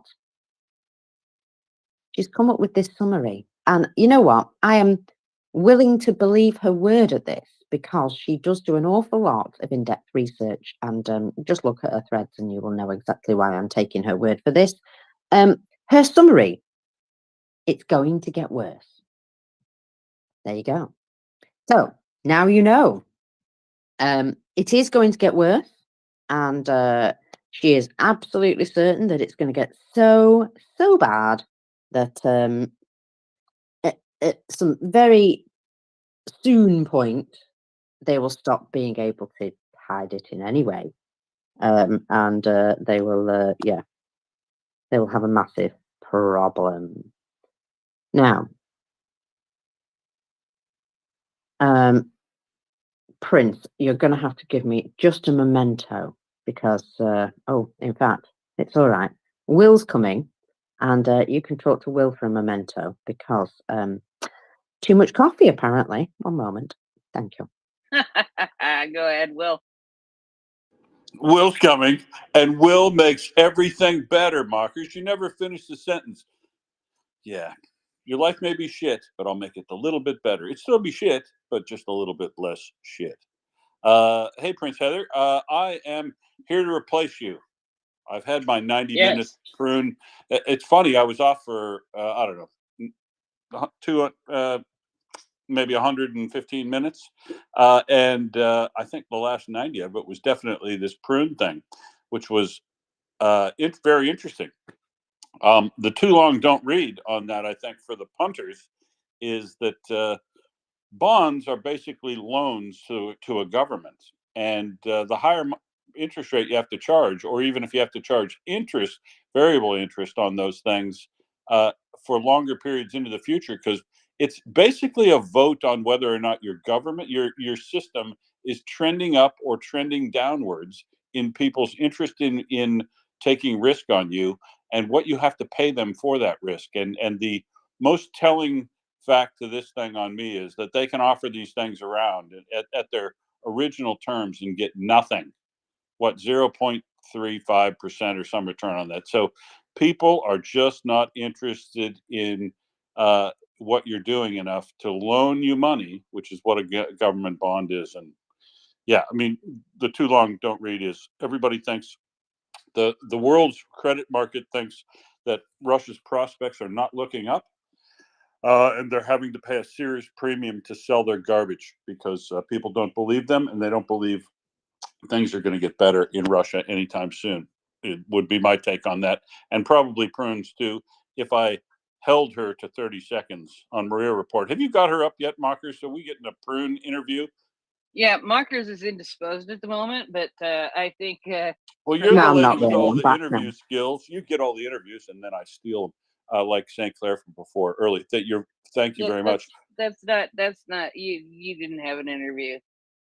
No, but Indeed. I know, but she came on and I started asking her questions about what she needs to be actually interviewed about, and I want to know, Prince Heather, who controls interviews and stuff, uh, when is the Prune interview going to be done by Mockers so that we can hear Hey, do you want to Mockers interview her hero? Yeah, well, we need to get a hold of Prune. Do you want to co-host Thursday night? No. Do you want to do 6 hours in a row, Will? So, I probably would if I didn't have this gig I have to go to regularly that pays me money. And Yeah. it's a very unfortunate arrangement I've gotten myself into, where I have to take a whole bunch of money from people for knowing stuff from for a long period of time, and it's hard. It's difficult to extract yourself from those situations. So I'm currently looking at the calendar right now, and your Thursday night. Pooh, I'm doing Wednesday. I see. I've got nope, can't do it. Got a meeting. Can't do it at Yeah. all. And Yeah. I'm and Friday, I lied to you. I'm not going to be able to do Friday the 19th at all. I've got a meeting. I'm going to have to. I will do Thursday, but I'm going to have to. Somebody else is going to have to do bullet points on Friday. Somebody else is gonna have to do bullet points on Friday. The whole shooting match. I have a meeting that was scheduled with one of my work groups well before I even took the bullet points on. Dude. I know. You gotta let me know these things. No, And I'm going to fix yeah. it. I just recognized it, and I'm going to fix the calendar up myself. Yeah. Anyway, so no, I can't help you out. I possibly can help you out on Thursday night, but I'll have to have a look. But I definitely am going to have to shift my calendar around because I'm just looking at my work schedule in the Good 90 Lord. minutes I head off. And yeah, I've got to make some modifications. So be prepared. Hey, the Daily Fella is here too. I love the Daily Fella. I just want to say I read it. It's great. It's honestly, it's you can read the top headlines every day. The real top headlines you can read You every can. day in the Daily Fella. Um, there is some poetic license with the storytelling, I must say, with the reporting, but all in all, I think it's an accurate and excellent representation of the day for you to share with all your friends. I agree. The Daily Fella has saved me more than once. when I haven't had a whole lot of time to prep to co-host. It's like, what happened in Ukraine today? Let's read the Daily Fella, and it gives us a great launch point for conversation. And Yeah, works. am I going to read this 20-page Tim White daily summary or the Daily Fella? I think I'm going to go to the Daily Fella straight away. Right. No, I love Tim White's work. I do read his stuff every day. He is a champion, and we got to get him on too. But I love your agree. work, Daily Fella. And you know, if the Daily Fella's listening, I do have the most sexy icon in the entire spectra of the fellas, and you know, you might want to consider it for the Daily Fella someday. Oh, good Lord. Okay, I'm gonna get out of here, and I see you all have a hand, and yeah, thanks, Mockers. I'll see you. Yeah, I'll see you tomorrow. Tomorrow's will. Sunday. Yeah, I will see you tomorrow. I have to remember what day of the week it is. I've been really tired all day. Go figure. I will talk to you all later. Slava Ukraini. Param Slava. Daniel, welcome up. Good morning.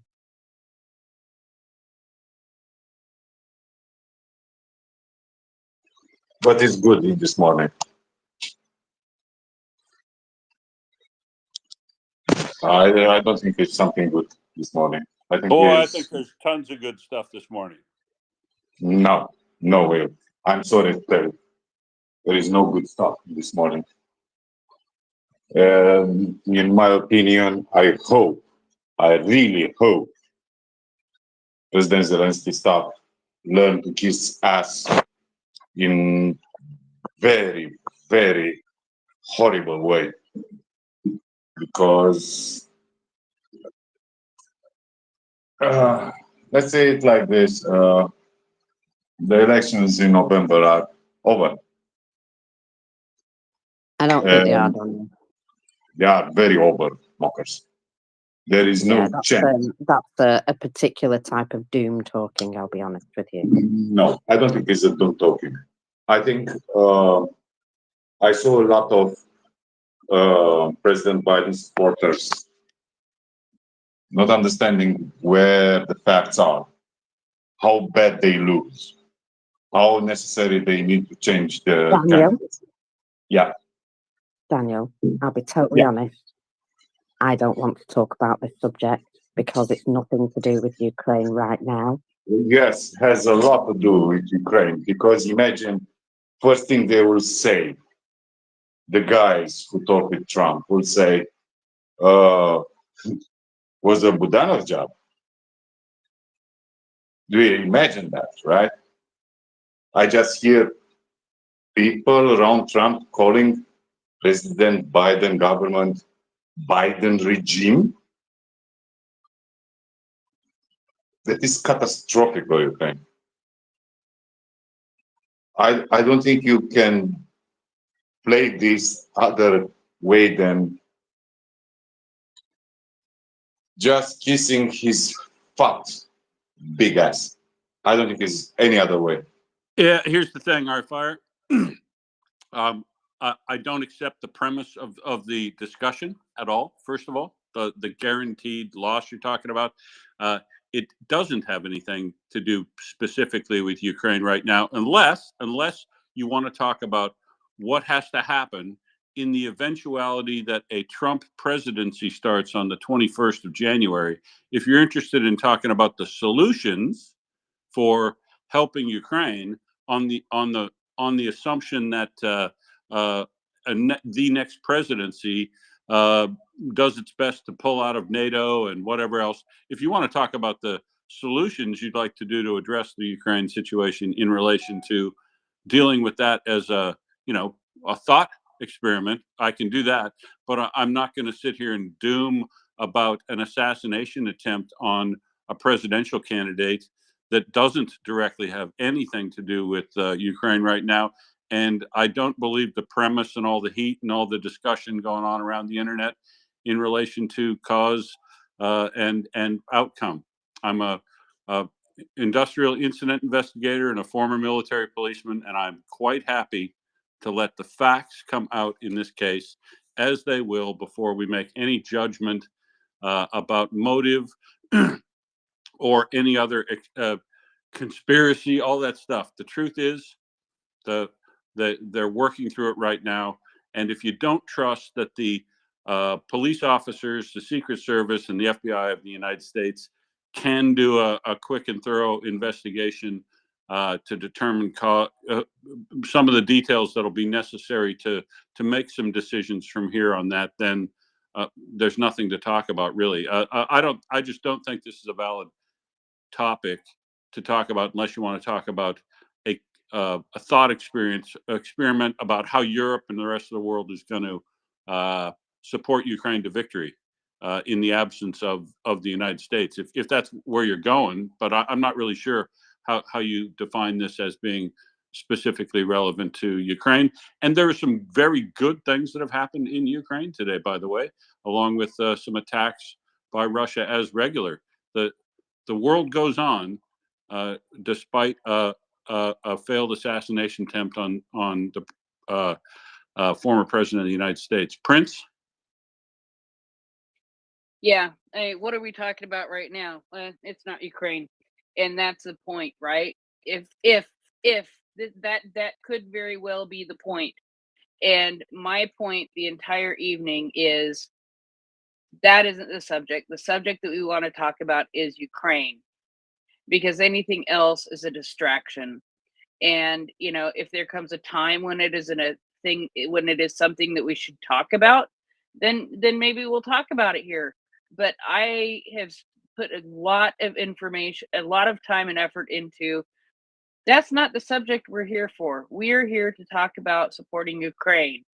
And the other thing I want is I wanted people to keep a very close eye out for Russian disinformation, because it is flying all over the place and it's doing everything it can to distract us from Ukraine. It's trying to move the subject away from Ukraine.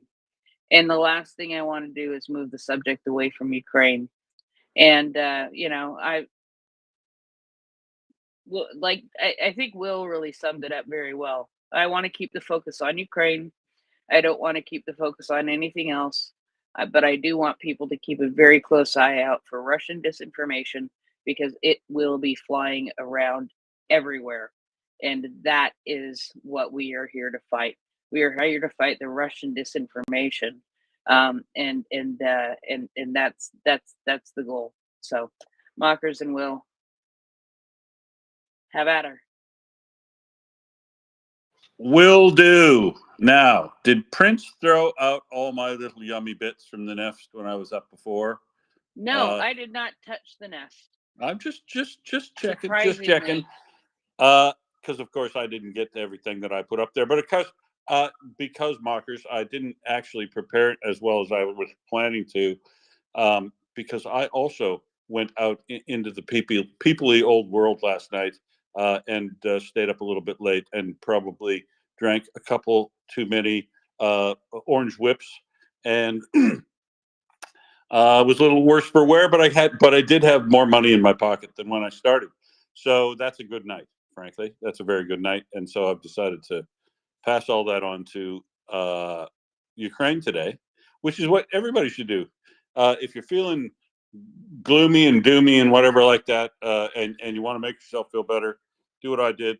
Go to MriyaReport.org, smash that big blue button in the upper right hand corner and make a donation of any size, because what we're trying to do is get $500 out of my pocket into Maria Report's pocket, and we'll only do that if other people match me dollar for dollar. I'll match up to $500 during this double shift that I accidentally pulled.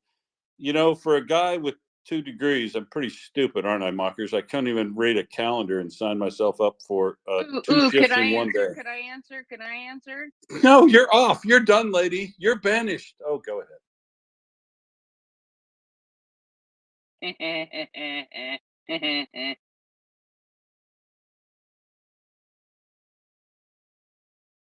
Right. So we were talking earlier Okay. about the depots in that I noticed yesterday, and I commented to you, Mockers, that 5 oil depots in Rostov and Krasnodar oblasts have been struck in the last 3 days, and it kind of matches the pattern of what happened up in the north when before the Kharkiv offensive, Ukraine was knocking off oil depots up there over a 3-week period, and we were curiously wondering why that might have been. And then the Kharkiv offensive started and was very short on armored vehicles. So it would appear that attacking the oil depots, the transport and distribution system, as well as the refineries, is a good idea to slow down and throw a few monkey wrenches into the attacking forces. So I don't know. I was talking earlier. I don't really see a big offensive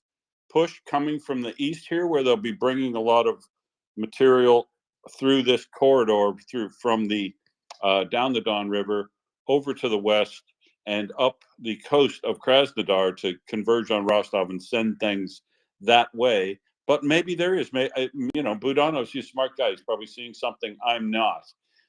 But I saw the pattern here, but I don't know what it means.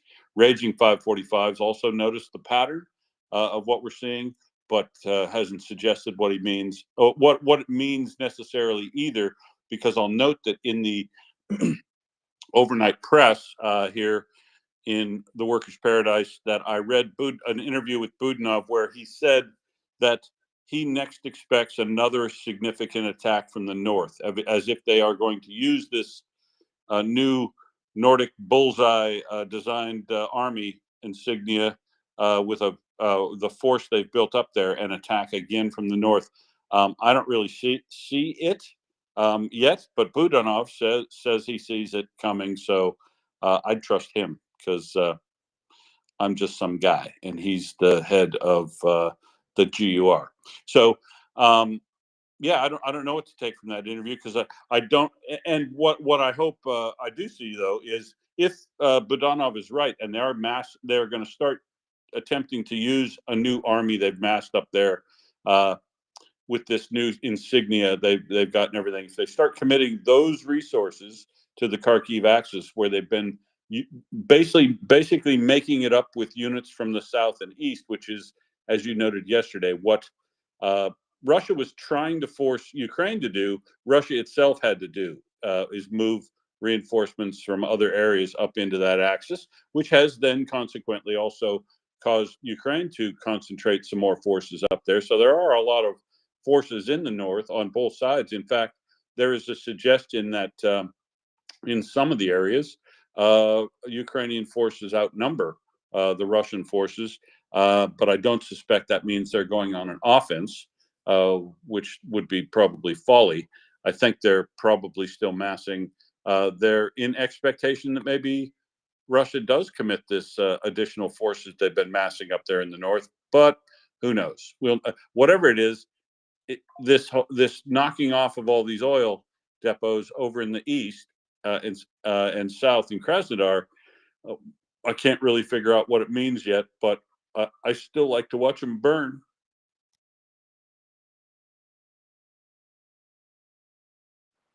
Well, absolutely. I love watching them burn as well. Well, I'm going to assume that this is not the end of it. Oh, you'll be glad to know that Russia have already blamed Ukraine, by the way. Of course they did. Yeah. Good So, news, item number 2, for those who don't think any good news happened today. Arya Ben Yehuda has reached Cambridge in his walk from London to Edinburgh. I believe he's going all the way up there. So it's great. Arya Ben Yehuda is a regular participant here on the Maria Report. I have really enjoyed getting to know him and his experience, and have the back and forth we've had with him here regularly, because he's such a great resource to be able to talk to about what's going on in the front where he's been at. And now he's, when he was here with us last time before he announced this, he said, because I ask him about it all the time, because he's about my age, right? And I'm like, wow, man. And he's a bullet magnet. I mean, he's picked up a lot of injuries, shrapnel, bullets, that sort of stuff. he's not a guy that will gets away clean every time. So he's had a number of injuries, and I'm like, man, I do not know how you could be doing that anymore. And he did say, yeah, you know, I'm going to have to go find another role, do something else to still be supported. But he's done his time, and boy, has he done his time. If you know, I have such great respect for people like him who'll go risk it all like that for Ukraine. He's an incredible individual, and he's walking across London. He's walking across England and Scotland, I guess, from London all the way up to Edinburgh, raising money for the 59th, his unit, the Foreign Legion, and I'm not allowed to ask you to donate any money to that thing because he's not part of our 501c3 things. But he is on a walk that's, I think, is raising a lot of attention in Britain for what's going on in Ukraine. He's a really pleasant guy. If you're on that route, if you are so lucky to live along the route between London and Edinburgh, like tomorrow, he'll be walking from Cambridge, I don't know, someplace 20 miles northwest of there, northwest of there. Stop in and see him. He would love to see people along the way that have heard of him or maybe spoke to him on the space online, and encourage him along in his walk in his full kit.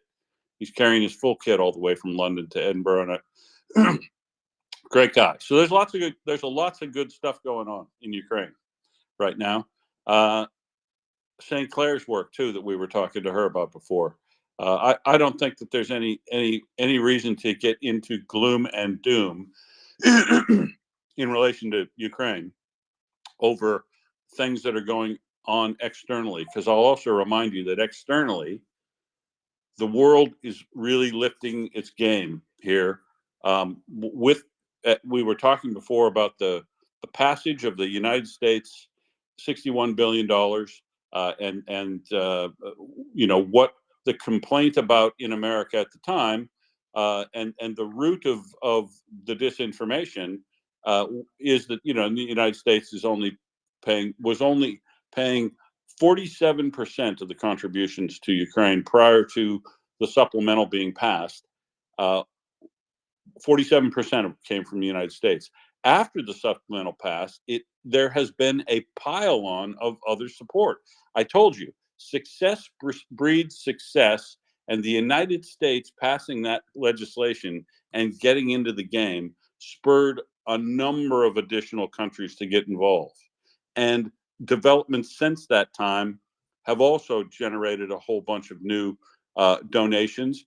I might add, particularly in the last several days, all of the commitments that have been made from the end of the NATO summit till yesterday, when Australia announced 169 million US dollars. That's 250 million Australian, but 169. The defense calculated it all for us, converted it all for us. So, you know, Canada donated 500,000 Canadian, which turns out to be like 350,000 US dollars.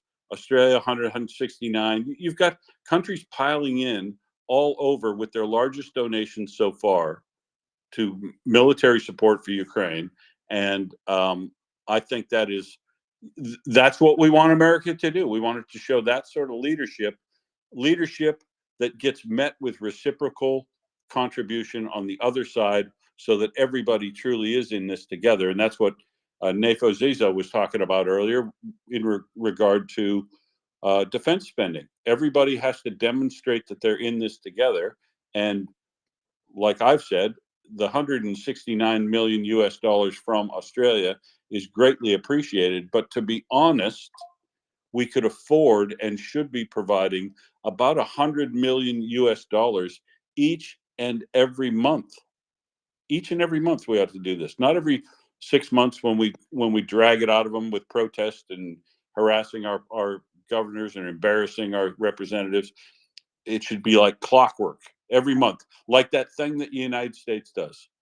You know, the beauty of the United States in the support for Ukraine is that's unwavering. XXX million dollars worth of bullets for everything every month. If that keeps coming, Russia can't win. And that's bottom line. So there's a lot good going on for Ukraine, I think. And there's no sense being down. If you're living in America and you're despondent about current events and what it means, fix the things that you have control of in your life to make that situation and this situation better. Just work on what you can and don't get caught up and distracted with all the things. Because as Prince said, there's a lot of distraction that's attempted to be caused. No matter what the event that happens, Russia is attempting to turn attention away from and support away from Ukraine because there's always something more important. It's not true. Leaning into this thing from all countries, just a little bit, right? Every country leans in a little bit, 0.25% of GDP, and that doubles the amount of military production that Russia can produce in a year. So it's not very difficult to crush Russia. You just have to have the will to do it. Sure, Shaggy, how are you, sir?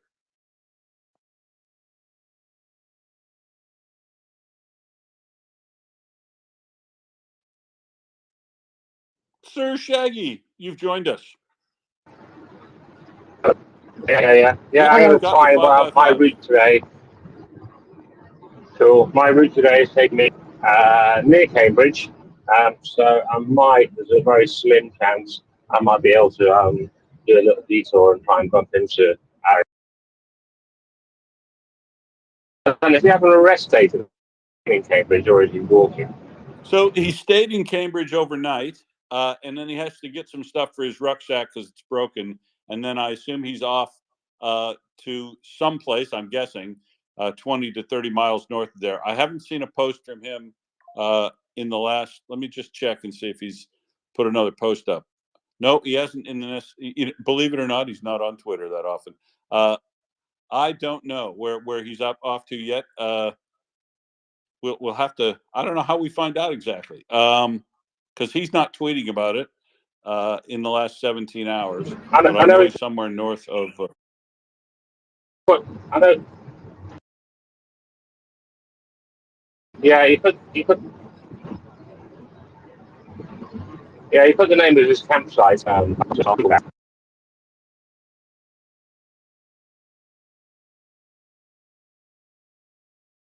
Yeah, and then if you drive for a living, you could probably off the top of your head tell me the best route to walk up, or yeah, maybe not drive, but what's the best route to walk from Cambridge? Keep going on to Edinburgh, and you'll probably see him plonking along through there.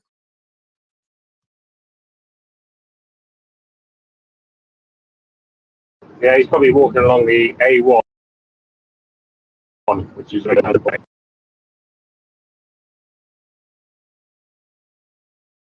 I think I'd pull out the Bill Bryson book and see which way he'd walk up there, because maybe along the motorway isn't the most attractive way to walk. The cars, they tend to drive sort of straight through, and that can be a bit of hard yakka straight up and down over the hills for a walker. Maybe, I don't know. I'm lazy though. Like I say, if I was doing it, I would find the way that had the least net gain in altitude that I had to make for the entire walk, and I'd walk that route.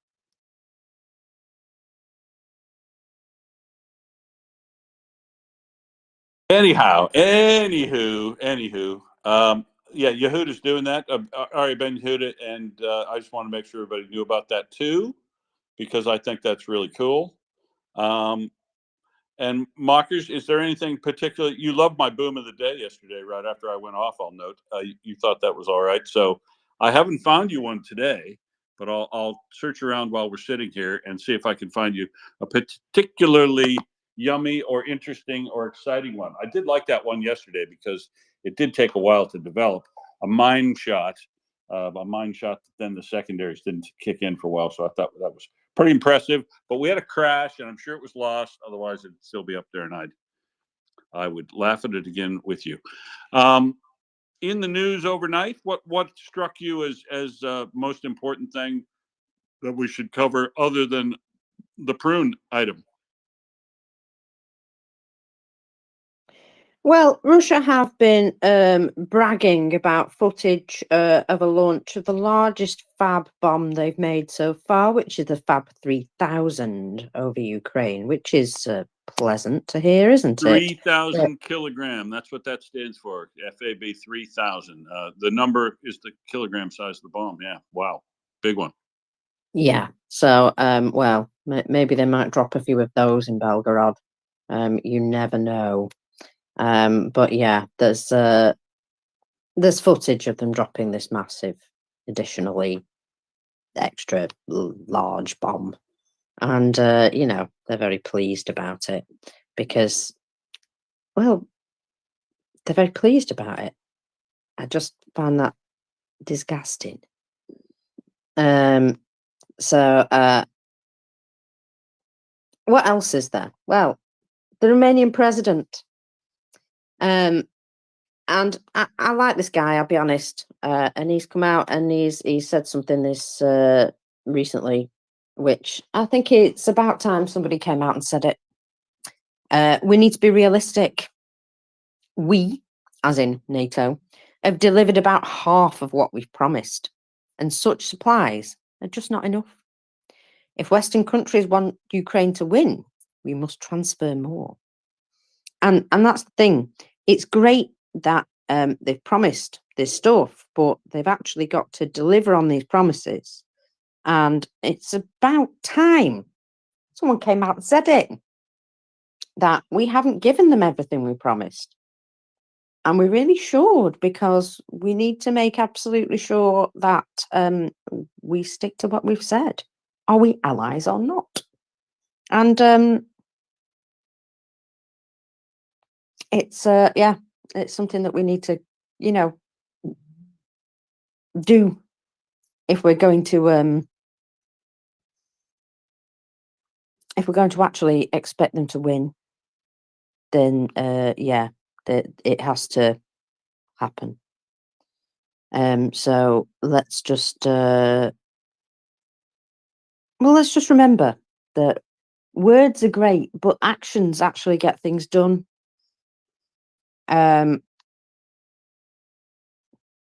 So yeah, actions actually get things done.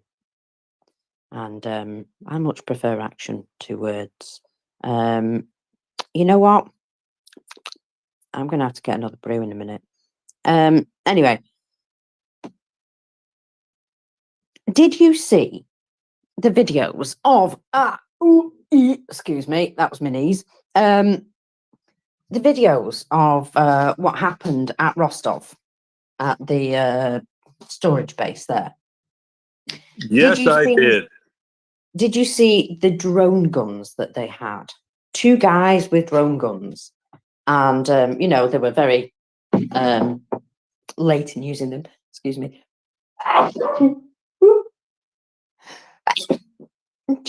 Right, okay. Sorry, were they the most ladylike sneezes you've ever heard? So, yeah, these anti-drone guns that they've got, do you think they're just empty cases? Because, well, they looked like they had no effect whatsoever. However, it was sort of flying in its terminal dive phase. So at that point, I don't think it would have mattered if they'd have scrambled its brains anyway. So they seem to be a bit, A, late on the uptake, and B, absolutely useless. But, you know, it's nice to have a placebo to carry around to make yourself feel better, isn't it? Yeah, unless it doesn't make you feel better after first use, and then you start throwing it at the drone, you know, rather than trying to fire it the way. So a lot of issues that, you know, they could have. They could be on the wrong frequency, right? They jam on certain frequencies. The other point that you made is very important too. I can't guarantee you that the drones that are these long range drones that Ukraine is using, I can't guarantee you that they don't actually have optical terminal guidance in them. They might actually have optical terminal guidance. It sure looks like it to me, from what I commented on yesterday, Mockers, that to pick out the middle tank in a cluster of tanks and to pick out one of the aviation gas tanks away, you know, that's damn good shooting with 2 or 3 drones. So the indication that they're actually picking targets and not just hitting these facilities indiscriminately means they're using very good terminal guidance, and that terminal guidance might be optical based and not subject to jamming, as would be the longer range guidance system they'd use to travel, distances on a map.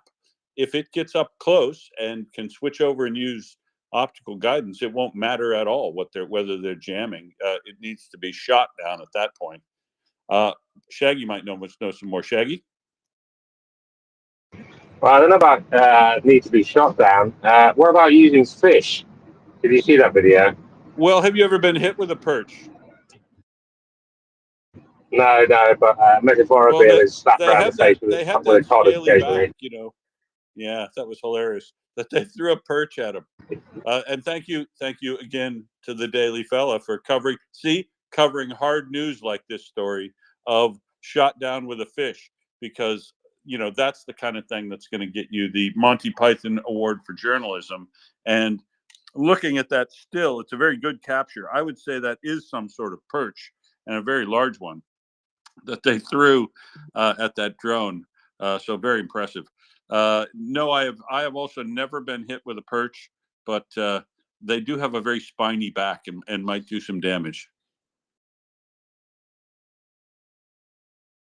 Although now, so I'm going to write to the Daily Fella and make a complaint too, because he's broken one of the cardinal rules of firefighting journalism, and I believe he said that the Rostov-on-Don fire, Ukraine struck another Russian oil refinery.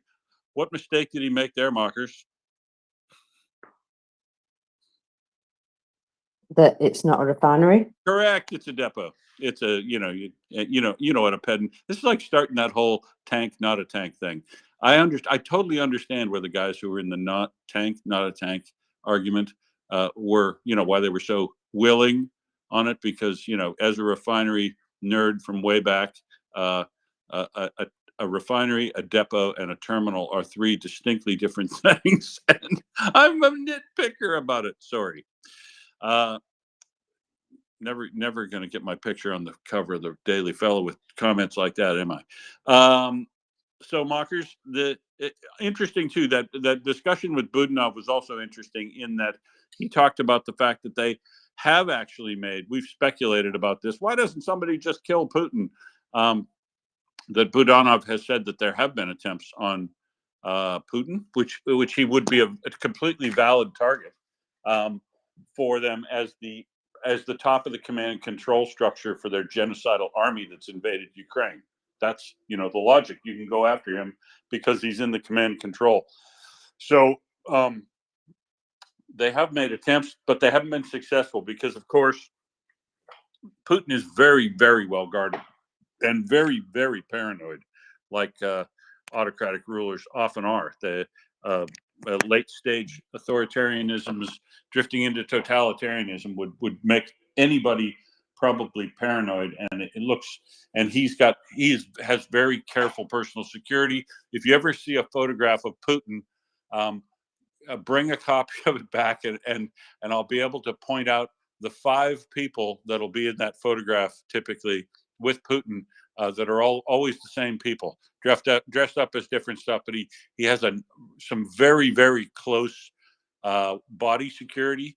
He's got body doubles that they use. They do a lot of deception. He's food testers. He's got he would be very hard to kill. Very, very hard to kill. I think if you could turn one of his gymnastic current lovers would be probably the best way in, because I think there are very few people that actually get close enough to Putin to do him in. But anyway, they've tried and failed, which makes sense. I'm interesting that Budanov would divulge that they've tried to kill Putin and failed. I thought that would be the sort of thing he'd hang on until they actually succeeded. But anyway, nice to know that they're trying the thing that most people have said at least once in their life. Why don't they just knock Putin off? I don't think, well, I mean, seriously, I don't think knocking just Putin off would make all the difference in the world. but it couldn't hurt. Shaggy? Yeah, I mean, I didn't read all the articles about what Putinov said, but I thought he said that there have been attempts rather than they have attempted. So did he actually say that the GUR has attempted, or was it more general? There has been. Oh, you're right. The way he stated it, yeah, the way he stated it was there have been attempts, not that he had made them.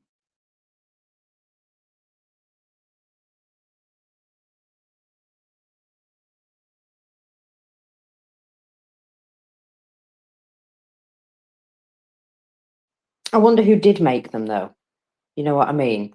Makes you wonder if people within his own circle have attempted, because Budanov would know about those things, wouldn't he? I mean, it's a bit of a powder keg, really, is it not? And yes, there is something that I thought was worth mentioning. That you know, Sean Pinner of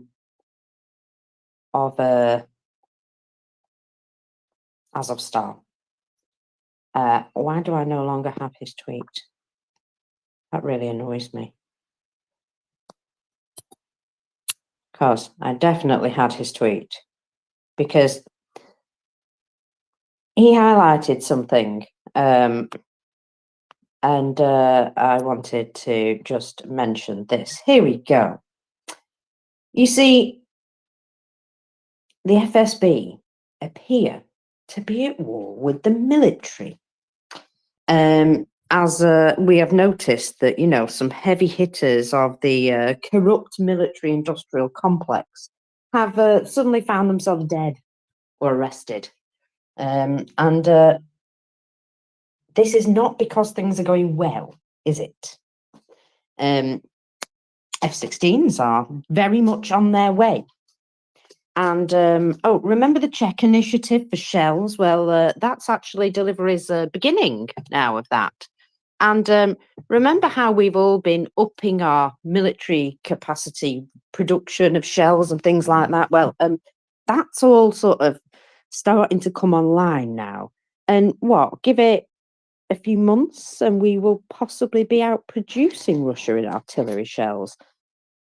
And remember I said that little F-16s, they may also have a slight impact on the Russian offensive.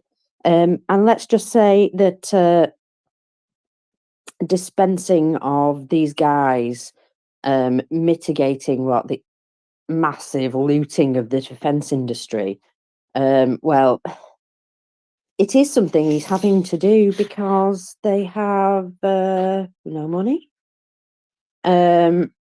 Now, there was apparently a load of drama last summer when it was basically mooted that Putin will start a purge. And people said, no, you don't know what you're talking about.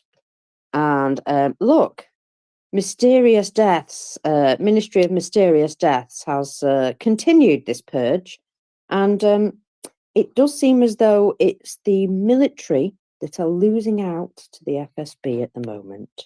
So there you go. That's the current situation, that he believes they're having some internal strife. Well, yeah, I mean, so this all goes hand in hand with the replacement of Shoigu at the top.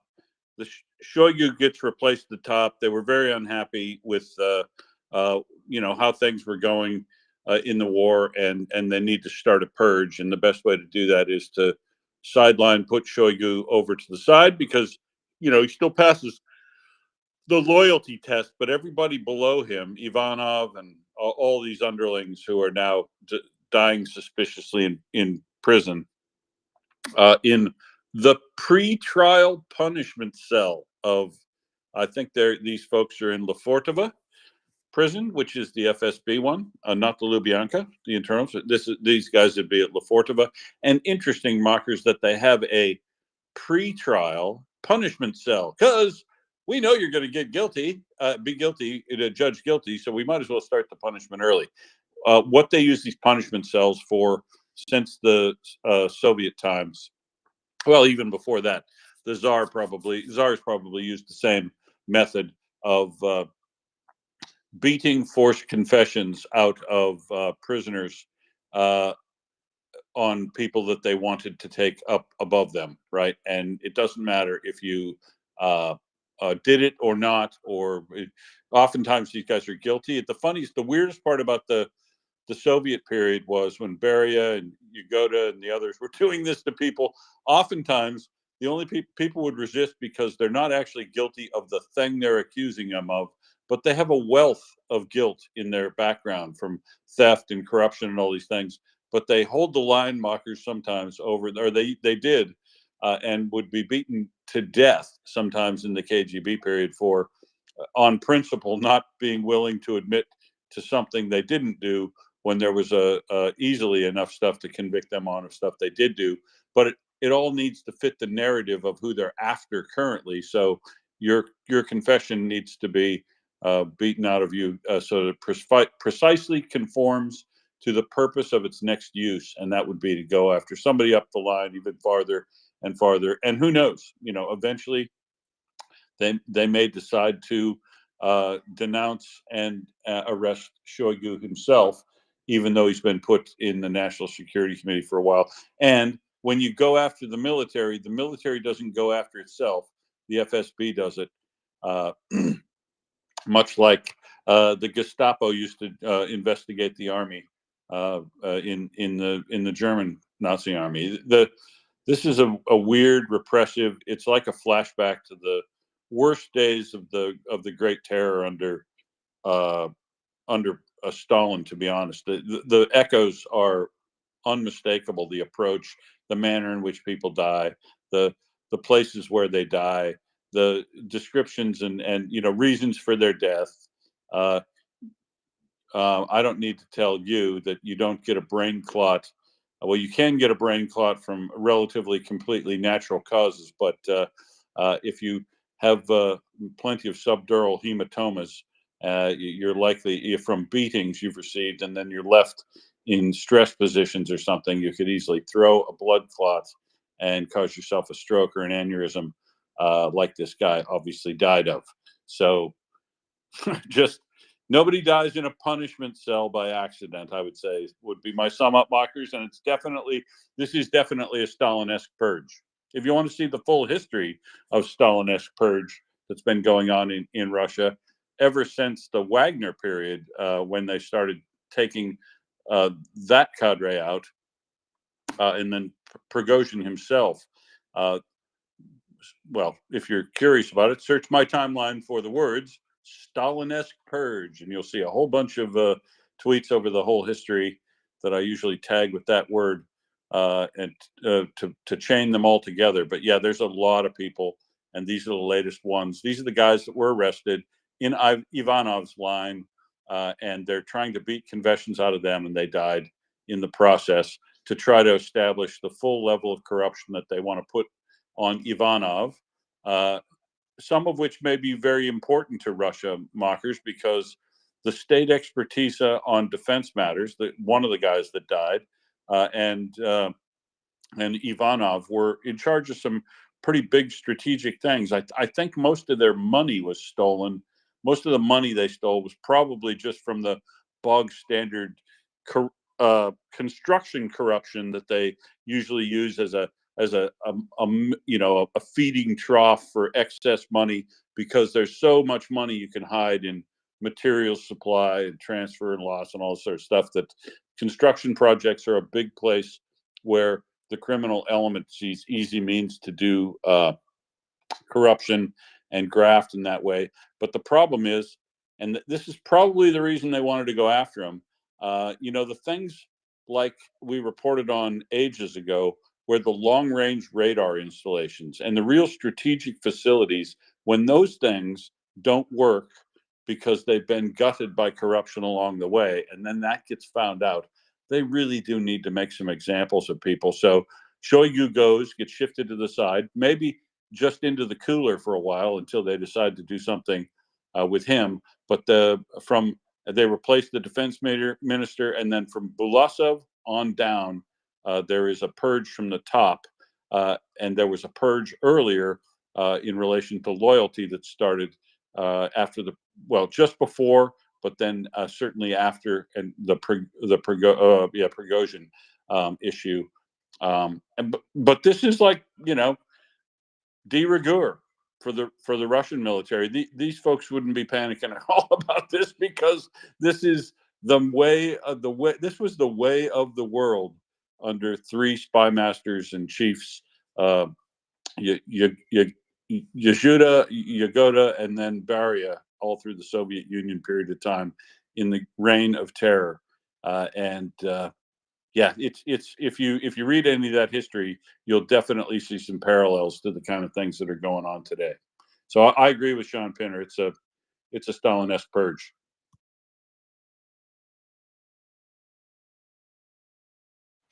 Oh, absolutely. Yeah. There is, shall we say, obvious signs that there are factions vying for power. I wouldn't say necessarily overtly fighting, but certainly maneuvering. And of course, some of that maneuvering takes them into getting people murdered. Hang on a minute. Now I do have something that kind of pissed me off in the last 24 hours. It's too bad he's not here, because it's not all good news. I'm very disappointed, and I wish Nefo Zizo was still here, but I'm very disappointed that the Dutch company that was convicted, Diaseco Group, was convicted of participating in the construction of the Crimean Bridge. And we knew that for a long time, right? There was a case open, and they were being prosecuted for it. But they were fined 1.8 million euros, is all, mockers, for their involvement in building this illegal bridge in violation of sanctions. 1.8. How much do you know? How much they made on that transaction to help build that bridge? I'm sure it was a large multiple of 1.8 million euros, is what I'm saying. And that makes me quite cross that you can get a fine so small in relation to the revenue you would have generated out of participating in a project like that. It doesn't send a very good message.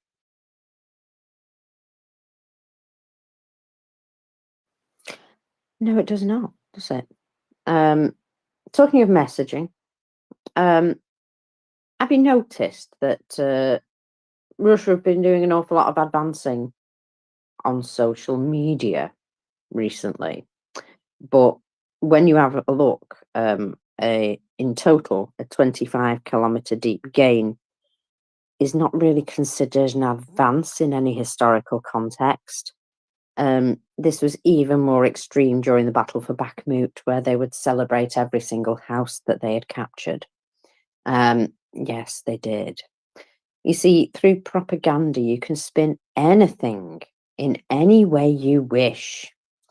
And, some people who, fetishize over, we must have the bitter truth, will accept it as reality. But neither Ukraine or Russia really advanced very much at all for the past 2 years. Strategic and even operational situations remain completely unchanged.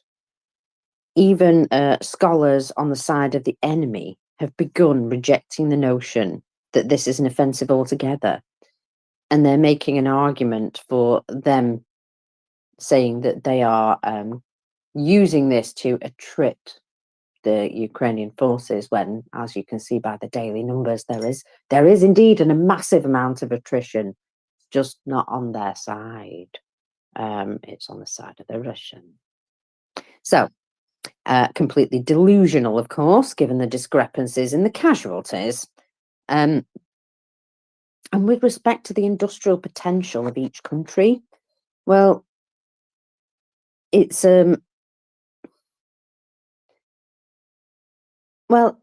it's still not insane to say that the Russians have an advantage, because they do have an advantage of mass. But Ukraine is producing their own stuff and getting better at it, and receiving orders to help them produce more stuff, believe it or not. Lovely. But you know, these things do take a bit of time to make, and expertise and all of that. Well, at least Ukraine has expertise and time to train and stuff like that. They don't seem to have that in Russia. You know, that's the one thing that they're mainly missing is expertise and labor. You know, people just don't want to work for you when they find themselves conscripted into a war. For some reason, filling his job's quite difficult, especially when you're relying on migrated workers to do so. And, well, you've chased most of those away or conscripted them to war. So it's kind of, you've put yourself in this situation.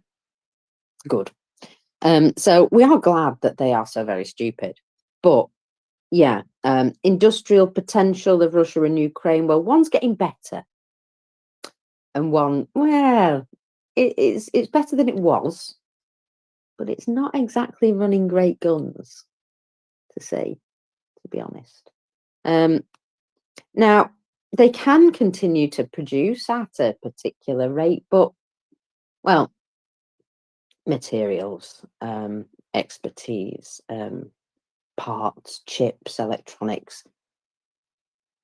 We could shut a few of these avenues down. In fact, we have shut a few of these avenues down. So they might actually find it a little bit more difficult to keep the rate up. But they talk about themselves as the second army of the world, that obviously no longer exists because it was wiped out sometime during this war. Well, it's Mobix pretty much all the way down now. You know, what does it say about them when they are stuck in a war of attrition with the teeny weeny neighbor Ukraine? It says quite a lot, doesn't it? It says that they're a bit rubbish. Just saying, they're a bit rubbish. Now, I don't know if you've noticed, Will, but they've been having some electric problems in various areas. And one of them in particular is a place where they actually do protest. That's right. Dagestan. I know, Dagestan again. Now, people are going out onto the streets at night due to power outages. They protested a few days ago on the night of July the 10th, and they protested again 3 days later on the 13th. Because basically they have no electricity. At the end of June, a spontaneous rally took place to the fact that they had no light for several days at that point. Yeah, they seem to be having a spontaneous protests in Makhachkala, that place in Dagestan. Well, I have noticed that in Dagestan, they don't sort of like just start beating these people and arresting them. They do sort of let them protest. So, you know, just wondering again if Dagestan, obviously an outlier with the way they deal with things, yeah, whether they're going to show them the way, perhaps. But I just think that that's fun that they are actually starting to protest as a result of not having any heat or light. And well, you know, it would make you angry, wouldn't it? It would indeed make you angry. I'm not sure what protesting helps with, though, because you know, if they don't have the people, the expertise, and the parts to fix it, it's not going to help, is it? But you know, feel free to make some noise, people.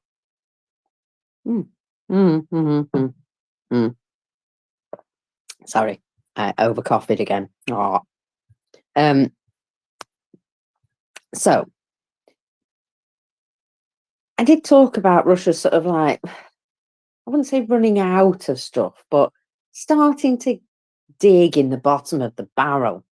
You see, some stuff, even if they don't have like tons of ammo for it, they may get to the point where they decide to use it. For example, M46 130mm field guns were seen recently on a train. The exact location was unknown, but it was noted that these particular guns, around 600 pieces in stock, were left in favour of 122 and 152mm gun stockpiles. However, now they're starting to pull them out of storage for reactivation, even though they left them previously, because, well, 130mm, they probably don't have as much ammunition in 130mm, but we'll figure it out. So yeah, what would be the point of them being demothballed if they couldn't use them for as long because, well, they don't have production set up of 130mm. In fact, I'm not sure many do. So yeah, it's a bit of an outdated ammo size, and yet they are now dragging them out of storage. Now, Ukraine has actually used this gun to defend themselves, but Russia never pulled them out of storage. In fact, in all the storage bases, they took everything around them, but not those guns themselves. So the ones that Ukraine are using are likely ones that they originally owned, or some that have been donated from perhaps old stock somewhere. But there are reasons why Russian forces prefer not to use them, and that is the insufficient supply of ammunition. Now, some of the Russian allies may actually be able to supply that caliber, however, so don't say they're completely out of ammo. It's a very old system. Introducing another different caliber at this time will increase the burden on their logistics. It's also possible that they maybe want to avoid that type in favour of using a more capable 152mm howitzer. But whatever the reason, they only used very few M46s up until now. And it was noted, if Russia eventually does start using them in larger numbers, I will speculate that this is an indication of some problem with their other artillery systems, or they've suddenly found an abundant supply of 130mm shells. So it's just worth keeping in mind that they are now indeed digging them out of storage. So it's just worth noting. Also, there is some evidence that these guns have been used by Russian armed forces in both the DPRK, with both DPRK and Iranian supplied ammunition. So there you go. They found somebody who has stocks of 130 ammo. And of course, now they're rolling these old things out because they have some. That sounds like what's actually happening there. So yeah, it's a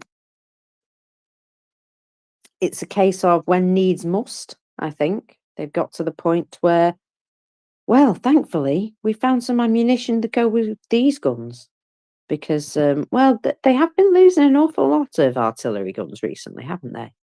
I mean, an awful lot.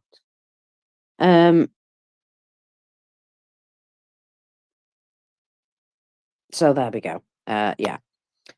Sorry, I'm just Jeepers creepers.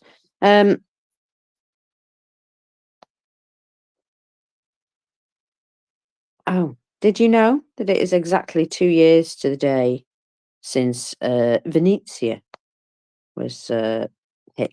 Remember Liza and her mother, the little girl? Well, exactly 2 years today. So it's always a good reason to, donate. But there's another good reason to donate.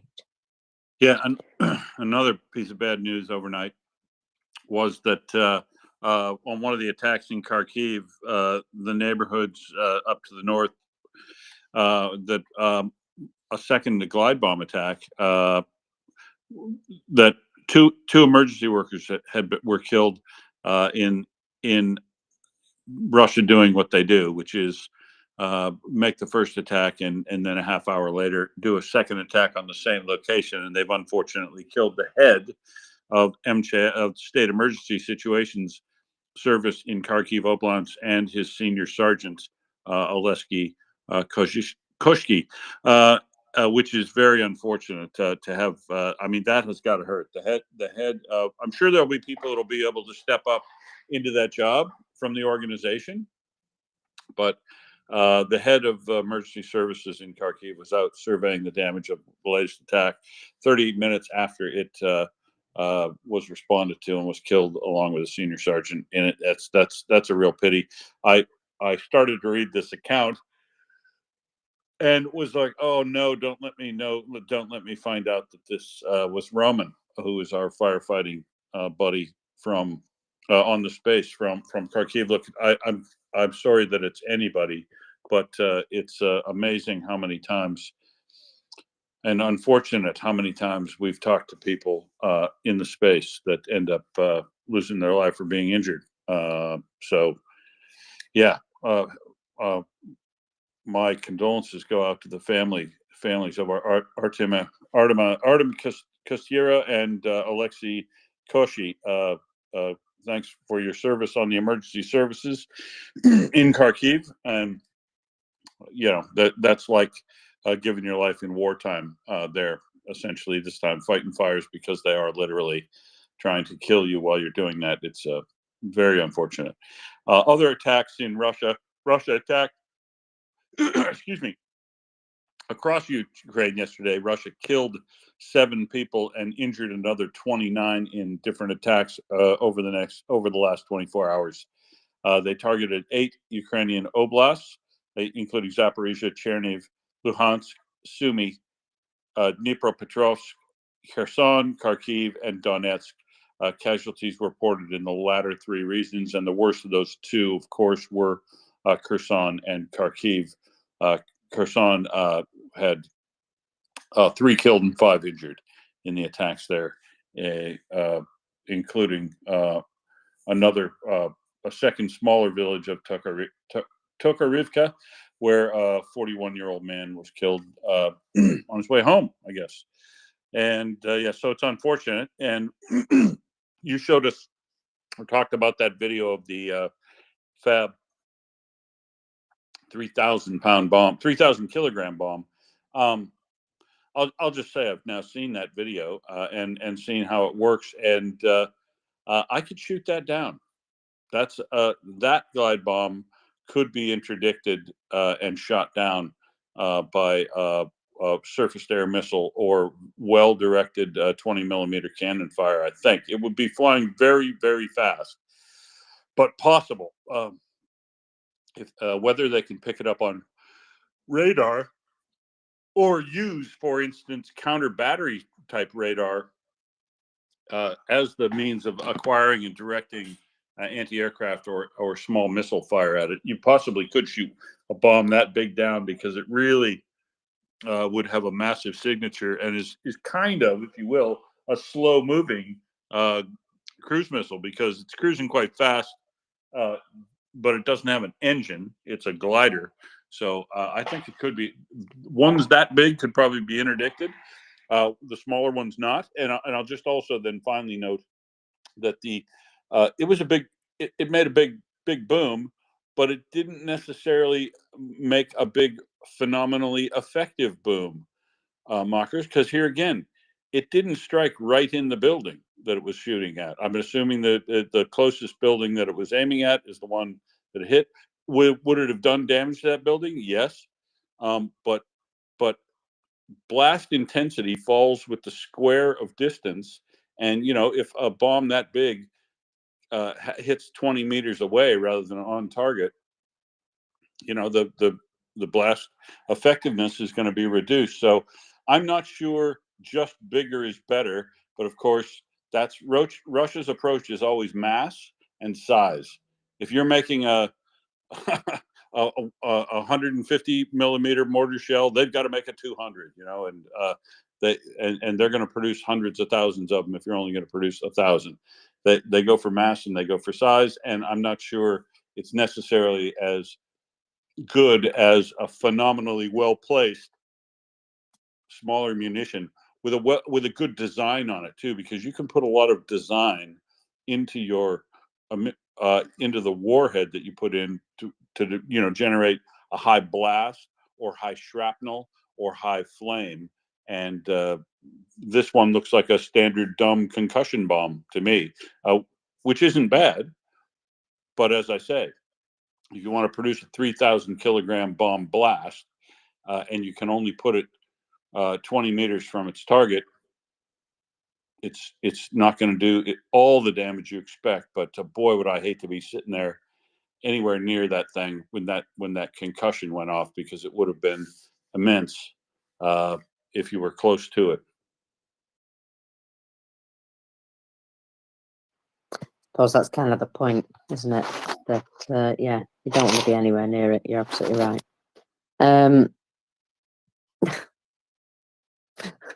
I'm sorry. I'm just hearing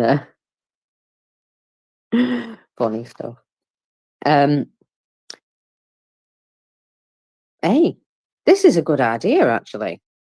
Someone's just suggested this. What if Ukraine invaded Hungary, occupies Budapest, and takes Hungary's NATO membership?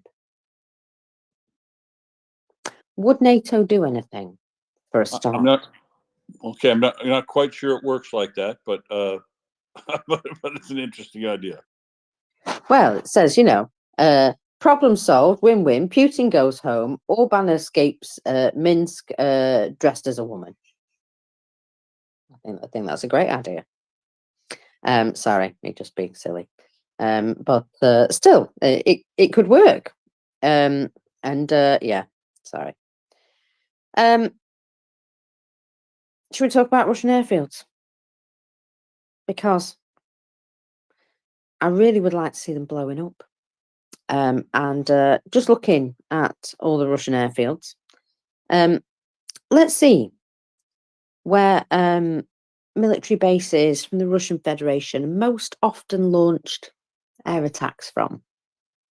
So we have Engels 2, which is actually the closest strategic military air base to Ukraine. It's in the Saratov region. It's the main bomber base and the only place where Tu-160 strategic bombers are stationed, by the way. But the Tu-95M is also stationed there, and they're the ones that bomb the crap out of Ukrainian territory. So, as well as Engels 2, we have Saki. That's in occupied Crimea, of course. Used to be a base of the Ukrainian Navy, but it's now the 43rd Fighter Aviation Regiment of the Russian Aerospace Forces. It sounds exciting, doesn't it? They have Su-30SM, Su-33, and Su-24M bombers. The Russians also station mainly Su-24MR reconnaissance aircraft, Il-76 military transport, Su-24M bombers, Su-30SM, Su-33, and other types of aircraft at this base. I'm not sure why I needed the extra list, but there we go. Belbek Military Air Base. Well, that again, it's in Crimea. Now, before 2014, this was an international airport, Belbek International Airport, which served the city of Sevastopol and other Crimean cities. And after 2014, they made it into a military airbase and closed it to civil aviation.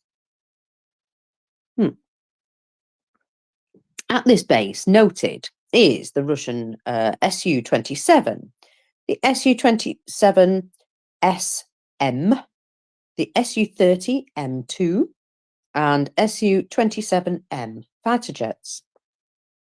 On January the 31st, 2024, the Ukrainian Air Force struck Belbek, hitting at least 3 Russian warplanes and enemy personnel. Next on is Morozhovsk. Now, this one is located in the Rostov region, and it's the station of Russia's strategic unit, the 4th Guards Air and Air Defense Forces Army. Air Defense Forces Army. I thought they'd run out of those. Anyway, they are generally aimed at attacking southeastern Ukraine. Fighter jets, helicopters, air defense forces, and more than 40 bombers are currently stationed in Morozovsk. So then there's Primorsko-Akhtarsk military air base. It's located in Krasnodar Krai. The 960th Air Assault Regiment, part of the 1st Guards Composite Aviation Division of the 4th Guards Air and Air Defense Forces, are based there. Su-25 fighter jets, Su-34 bombers are generally stationed at this airfield. The Russian Federation attacks Ukraine with combat drones from this airbase. Yeysk Military Air Base, the 2nd Russian airfield in Krasnodar Krai, 60 kilometers from Mariupol. More than 20 MiG-29K aircraft are stationed at this location, predominantly Tu-142 anti-submarine aircraft and a few fighter jets, amongst them some Su-33s, based at Yeysk. In February 23, 6 Su-34 fighter bombers disappeared from this military airbase after an explosion occurred there. Worth noting. Now, we cannot discount Belarusian air bases because, guess what? Ukraine is still being attacked from Belarusian air bases.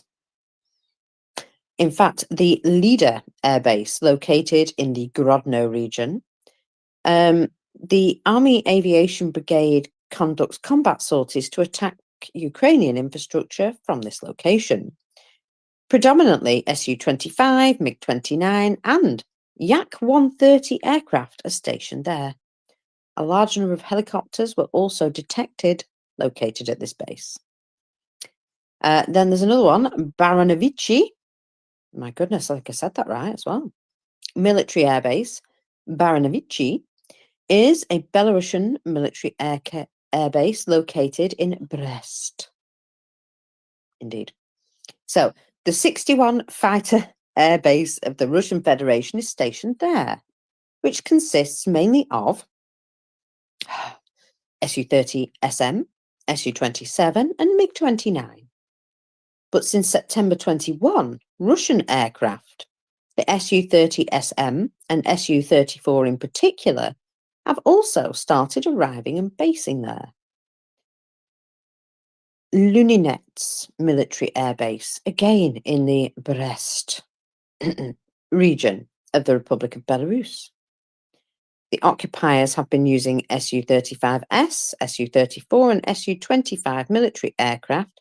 They take off from this location and leader for airstrikes on military and civilian infrastructure, mostly in Kyiv and Zhytomyr regions. Jankoy. It took me a long time to figure out how on earth to pronounce this place. Just pretend it's got a J, basically. Jankoy. Military air base. Before the Russian occupation in the Crimean Peninsula in 2014, Jankoy was already a Ukrainian military air base, but then became a civilian airport. With the outbreak of full-scale war, the airbase near Jankoy became one of the main logistics hubs of the Russian army and a place where Russian attack helicopters are regularly stationed. The airbase also frequently hosts cargo aircraft and Su-25 attack aircraft. Machelishny Air Base, apparently, located in the urban type settlement of the same name in the Minsk region.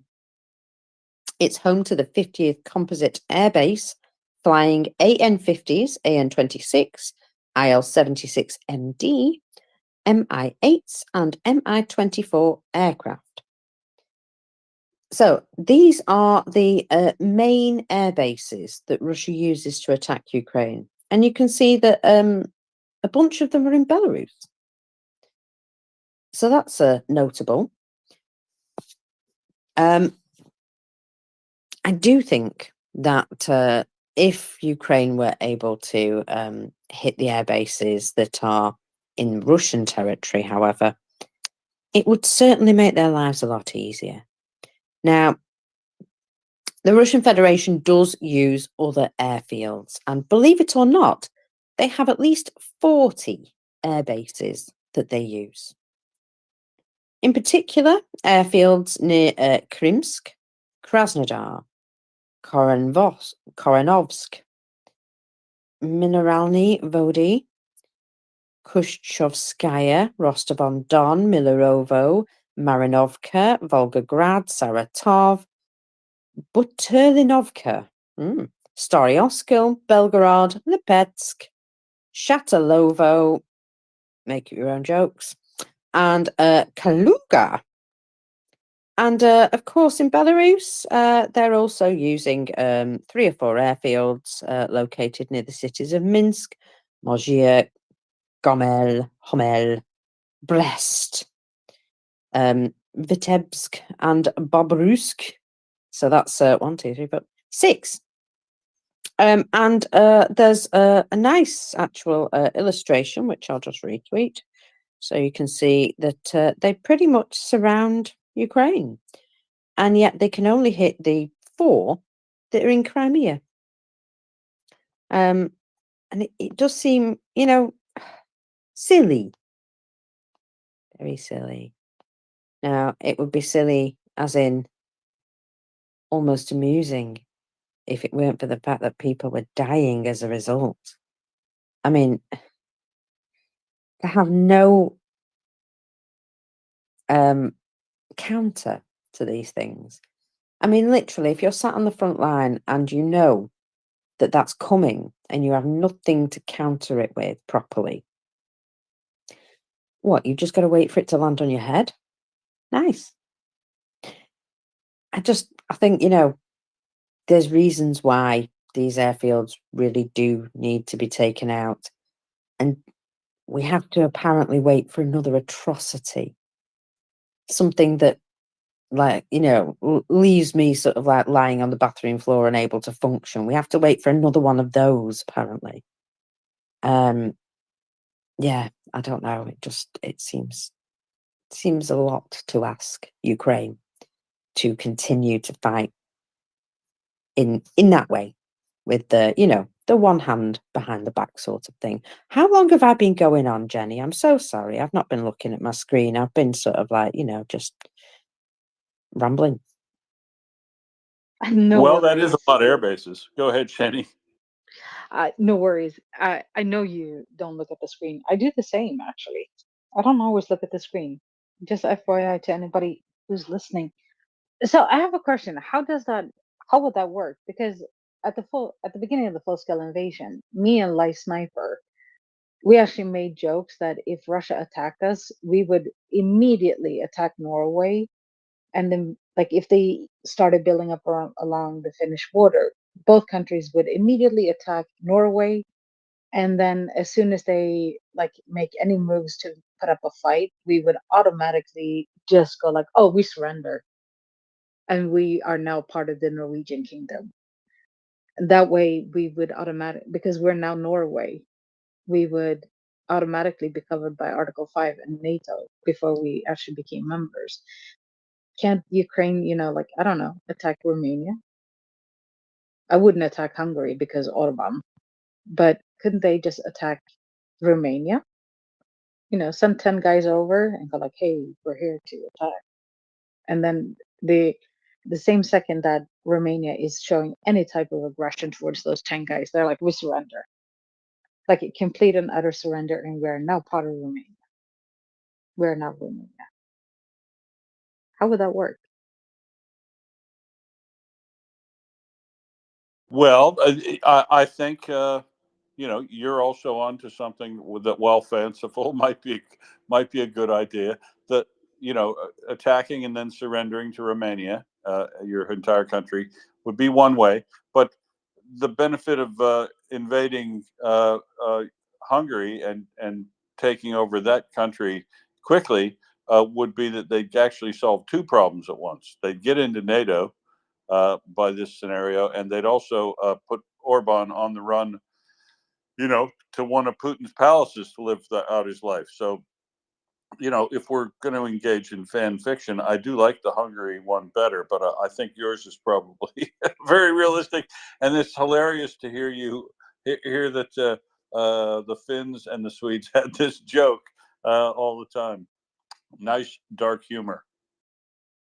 Yeah, and then obviously once Russia backs off and they are kind of eliminated, we would automatically uprise and then we would become Sweden and Finland again. We demand a referendum. Exactly. It was really hilarious though, because we were like, yeah, send just one battalion and go like, oh, Norway, we declare war. And just at the slightest hint of aggression, we're like, no, no, no, no. Oh no, we surrender. And the funny thing is, we both preferred Norway to Denmark. I don't know why. Imagine that. Yeah. So it could have been like big Norway for a while Yeah, there. well, if you surrender to Norway, there's nothing to keep them while they hold you to trading you off to Denmark. You wouldn't like that one little bit. Oh no, but they make fun of Denmark too, though. So I don't think that would be it. Norway left the coalition with Denmark to join to be a part of Sweden instead. So it seems like they prefer Sweden to Denmark, just to stir up a little bit of a shit show. People have asked me, like, why doesn't the Nordics just become one? Like, instead of 5 different countries, why aren't we just one? Because well, Norway is not part of the EU, but the other countries are, and we're all in NATO now. So why not just make that one big ass country? And my only question is, who would rule? That there would be so much infighting that who would be the ruler of this one big country? It wouldn't work. You have 3 now kings, actually, because Sweden and Norway have had kings for a while, and the Queen of Denmark, she abdicated and left the kingdom to her son. And both Norway, And like, and an Australian queen. yeah, I know. I think that's amazing. But so, they and Denmark and Sweden can trace back kings back to like 900 or something. We've had kings rule our countries for a millennia. That's a long time. And so I don't see how Sweden or Denmark would bow down to the other. That would be my problem. We have to investigate what the UK did, because England rules them all. Sorry for everybody else, but nobody goes like, I don't even know what the capital of Wales is. If you didn't have London, what capital would it be? Just saying. So England rules. Thank you. Did I stir up trouble in the UK now? Oh by no! saying that? Oh no! No! all you people and your kings, you people with your silly kings, you make me laugh. Sure, Shaggy. Yeah, regarding what Mockers was talking about, regarding the restrictions and stuff. So we've got this meme about the Russians, basically a guy with the line, "Thank God they're so effing stupid." I'm pretty sure Russian High Command have got the same meme on their wall regarding NATO and Ukraine's allies regarding the restrictions we've put on weapons to for Ukraine, and they're just laughing at us basically because of these restrictions. Just that. Well, yeah. I mean, look, they do. They would be very absurd or seem very strange to the Russians because they have no constraints whatever. And yeah, they definitely would mock Ukraine for the restrictions that are upon it. But the key is, like with these air bases, and I've been noting for quite a while that if you're worried about the FAB 3000 or any of the glide bombs, this long list of 26 air bases that Mockers just read through, I don't think the ones in Belarus would probably be eligible for attack in the first instance, even though I will note that because the initial attacks from Russia did, Belarus was used as a combatant for this war, that there is nothing stopping Ukraine from treating Belarus as a combatant because they participated in allowing Russia to use its territory to attack from as a friendly party. So they're by definition a belligerent. But this is one of the first unwritten rule, the first restraint ever put on Ukraine was put on Ukraine by itself, essentially, right? They haven't ever attacked or wanted to attack anything in Belarus, because the place you'd attack in Belarus would, of course, be the MiG-31 base, which is where they launch planes that have Kinzhal missiles on them that were a worry until such time as we found out how good the Patriot system is at shooting them down, and they're not such a focus anymore. The focus now has got to be these glide bombs, and the key to this is, of these 22, the 20, how many, let's say, probably 20 of those bases that are in Russia proper or Crimea, hitting those, there's a good chunk of them, probably about 12. Or any given night, I could probably pick you 5 out in the north, 5 out in the east, or 5 out in the south that could be hit at the same time. And the issue is, as the defense secretary said the other day from America, the key is being efficient with the weapons. And efficient with the weapons in this case means that Ukraine has 37 HIMARS systems, I believe. It can attach ATACMS cassettes to those.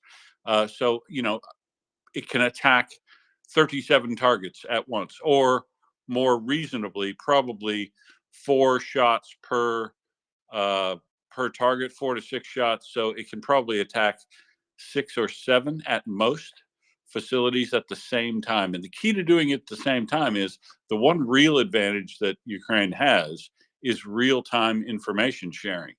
The capabilities that the Five Eyes governments have to identify where those Su-34s, Su-35,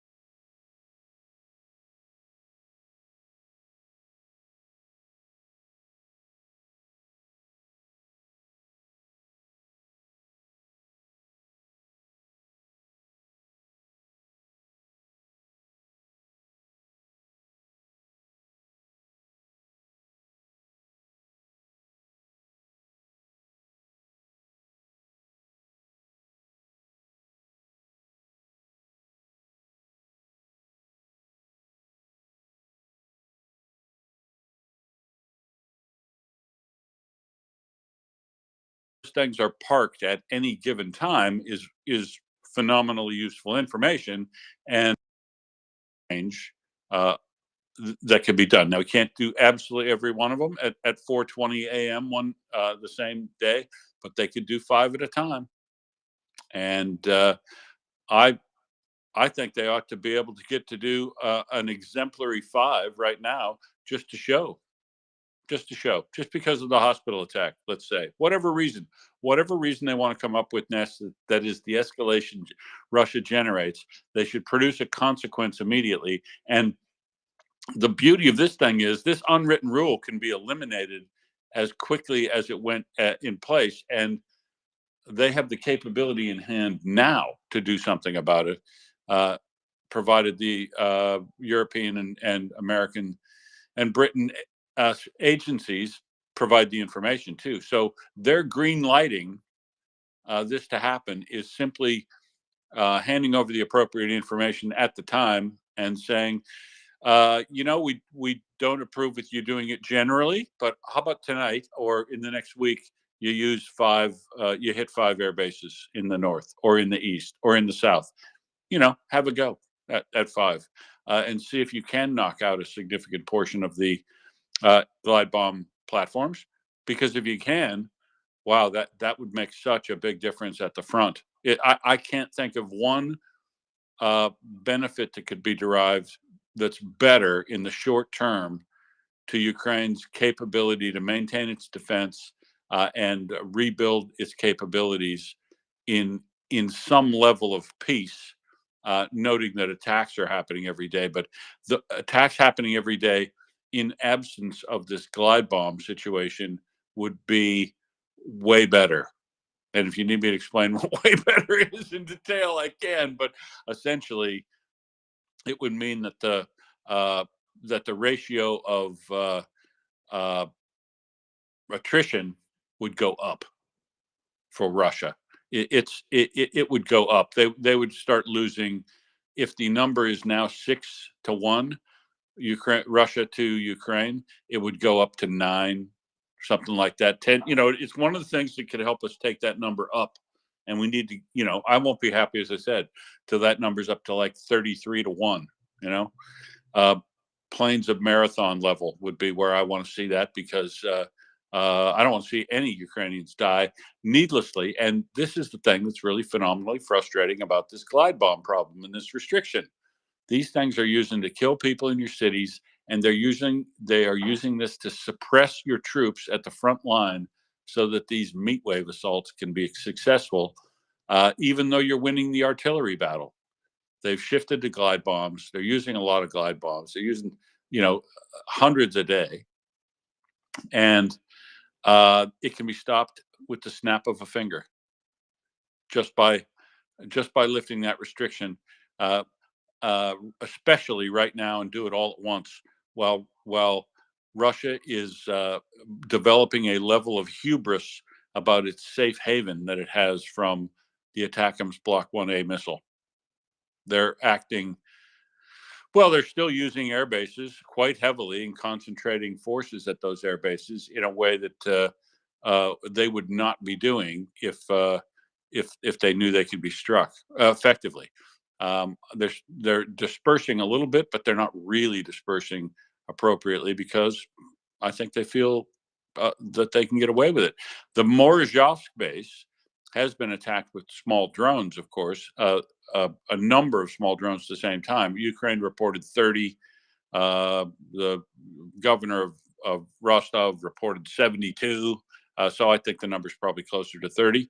But 30 small drones attacking an airbase at the same time can be quite effective if planes are home. If you know the planes are home and you can and you've got some good intelligence about where they're at, which are the refreshments and stuff, that type of attack can be very effective. But we haven't seen any battle damage assessment from that Morozhovsk attack, really, in the way of planes. We knew they hit some planes, but we don't know how bad. We don't know what. So I wouldn't expect that we would get great level of detail. But you can tell, right, when they use the ATACMS missiles on Jankoy in particular, right, you could count the things that were burned down because of that. Now, they've use those to take out the radars and the air defense systems at those air bases, which are always co-located, and then to get as many of the planes as possible at the same time. There's just really no better tool for that job than an ATACMS missile with a cluster munition warhead. There just isn't.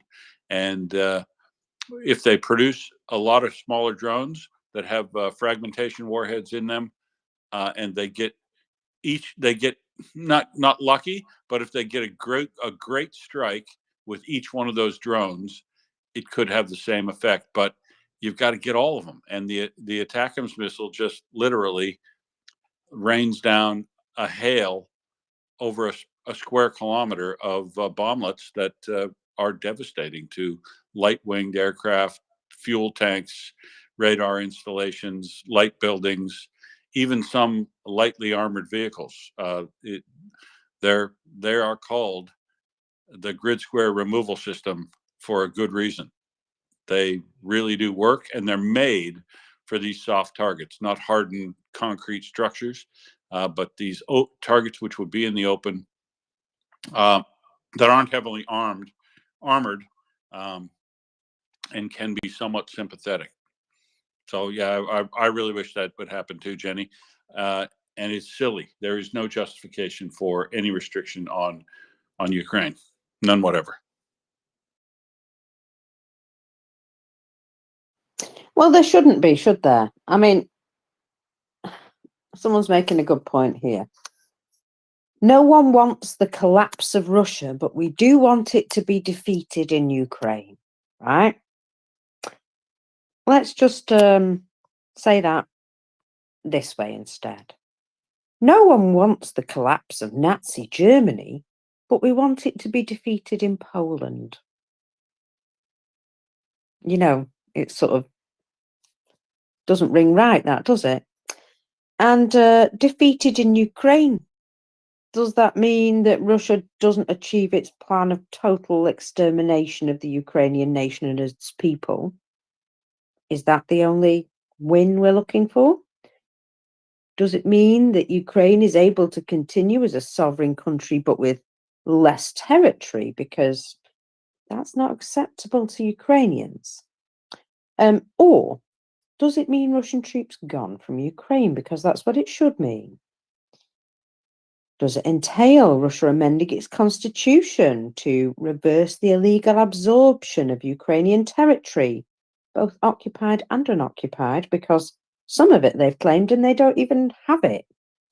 What about Crimea? Defeating Russia can be achieved within the border of Ukraine alone? Really? You see, it's massive, made up balls. You see, people can cheerlead and look back and say we were supporting international law, human rights, freedom, peace, and justice for Ukraine, while actually doing F all required to achieve those goals. And the president of Czechia said out loud, today, I think, the West is afraid of Russia's collapse and ensuing chaos. It's a colossus standing on feet of clay, however. And when it does collapse again, which it will, there will be quite a lot of toxicity that comes out of it, as it did happen the last time. And, well, the best thing to do is to gird your loins and prepare for it, because it'll be coming. I mean, the fear of Russian collapse is like the fear of the collapse of the USSR. Controlled collapse is possible, and a whole, completely undefeated Russia would be much more difficult to deal with than a fragmented and much weakened Russia, wouldn't it? So let's all just have a think about the outcomes that we really want. And when people say, oh, we're concerned about the collapse of Russia, why? Why? Is it nukes? Because, you know, they're still going to be there no matter what Russia does or doesn't do. So, you know, what are we concerned that They're going to sell them. Do they even have anything worth selling at this point? You know what? They're that desperate for money. For all we know, they could already be doing so. So give me a break on that one, because yeah, they could already be doing that, and they don't have to wait until they've completely collapsed to even think about it. So just saying so. Just saying so. It is a bit of a, it's a bit of a misnomer, this, that, you know, Russia cannot collapse. Why the hell can they not collapse? They're already collapsing. Have you seen their stock market recently, Will? Yeah, they're collapsing slowly but surely. And, well, a bit like the USSR, they're going to have a period of, you know, where inflation just goes mad out of control, and then everything just falls down. And the barter system becomes a much more reliable form of trade. And, you know, they'll figure it out. They figured it out before, didn't they? And come back to be a massive nuisance. So, you know, they'll figure it out again. We don't need to treat them like children. What are they? Some baby country that we need to look after? I feel as though they're not. I feel as though they're an unruly teenager that needs a smack round the ear, to be absolutely honest. And you know, it's just, oh, I tell you what. So some of these opinions online are really peeing me off today. Jesus wept, folks. You know what? I'm glad that I live in this country over here. You know what one of my politicians said today? I'm going to tell you about English politics for a bloody change. In fact, why have you all spoken? There we go. I found it again. So, Martin Harries, this guy, British ambassador to Ukraine. He wanted to ensure that people knew that, well, when the Novikhovka Dam was destroyed, there wasn't a massive international outcry, and there really should have been, but there was at least movement to assist. And the UK government apparently spent £1 million through, what are they called? IOM Ukraine, the official account of the UN in Ukraine. Now, these are, it says UN migration in Ukraine. I don't know. The Anyway. International Organization for Migration, IOM. There you go. Right. So they work with the UN, but they're not actually a UN entity. Gotcha. I was wondering. Anyway, what they managed to do was install in Kryvyi Vodo Canal could still provide water to all the city's residents due to a heroic amount of engineering work that was done as a result of the money released to facilitate it. You know, that's great. That's awesome. Kind of wish we could have prevented it happening, but at least, you know, positive news from government. I like that Yay, sort of engineers stuff. saved the day again. Yay, water Yeah, supply engineers. exactly. But And I'll they have done an incredible amount of engineering work to fit all the pipe work to manage that, you know. they have done, and I'll note that when that Novikhovka dam was blown and we were doing damage assessment, we were talking about how long it would take to get the permanent water supply on, and where they were going to do for the short term. And I'll note that Ireland stepped up really big to supply packaged water supply or water treatment sets in the interim, and then the UK engineers followed right along and set them up a more permanent solution that takes a bit of time. It's basically a year later. That's what these major engineering projects take to fix up things, even when they're trying to hurry, as they were in this case. But yeah, yay engineers, love your work, champs. Well, not me.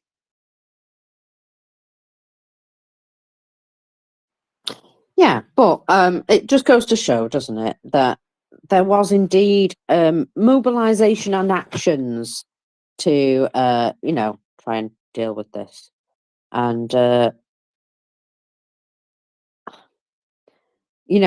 most people at all don't really understand what it's like to live with rationing of electricity and water.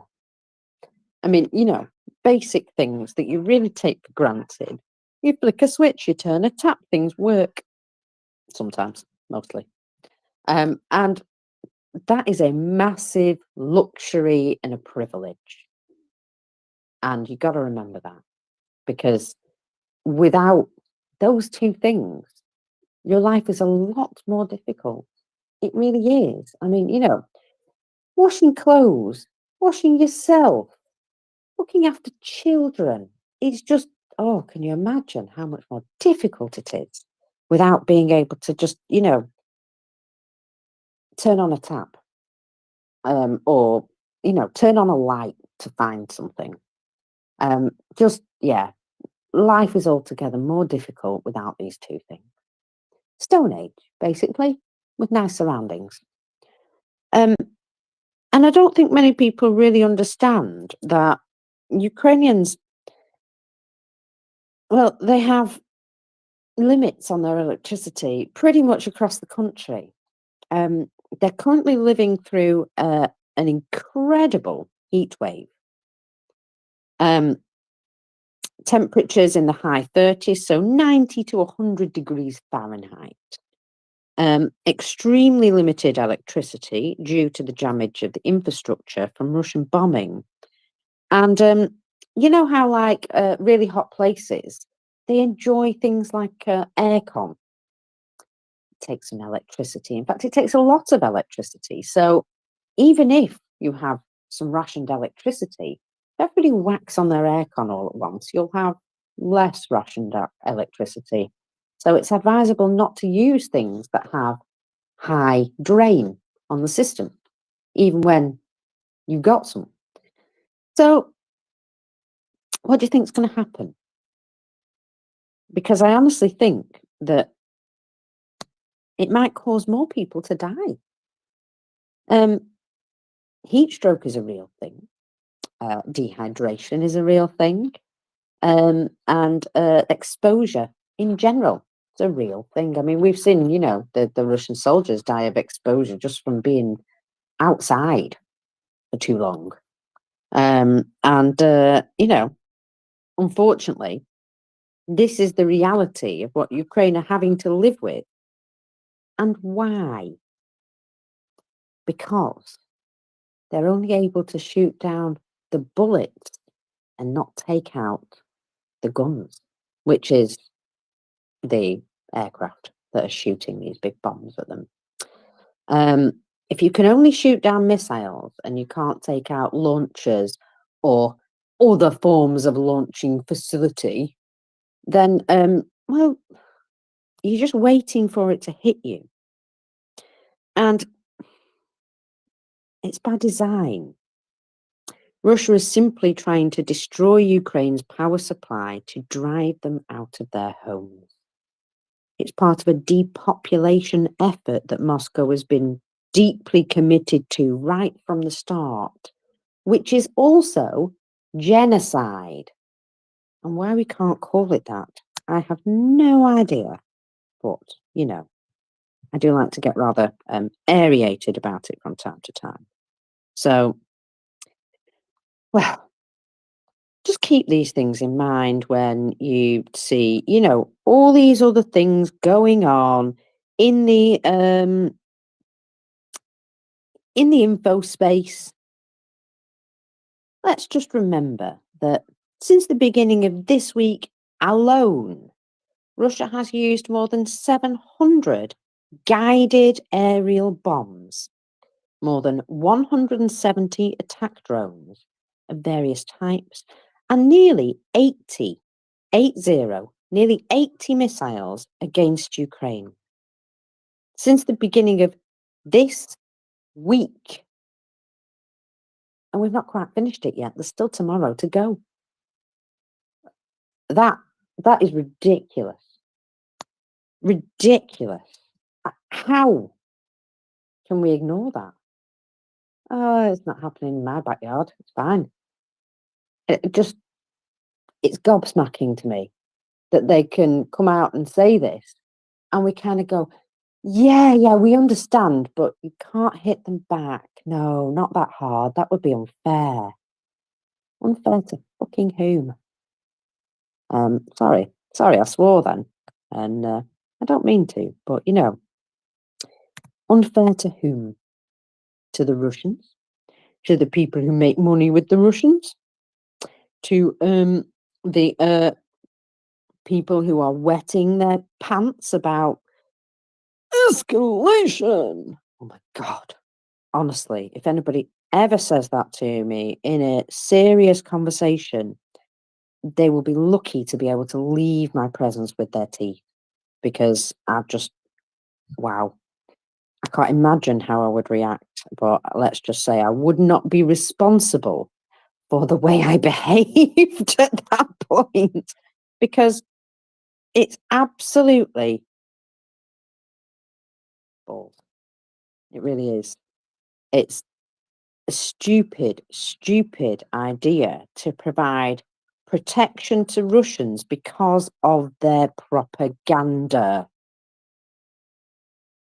Their propaganda. I mean, their propaganda right now says that the shooter in America was Ukrainian.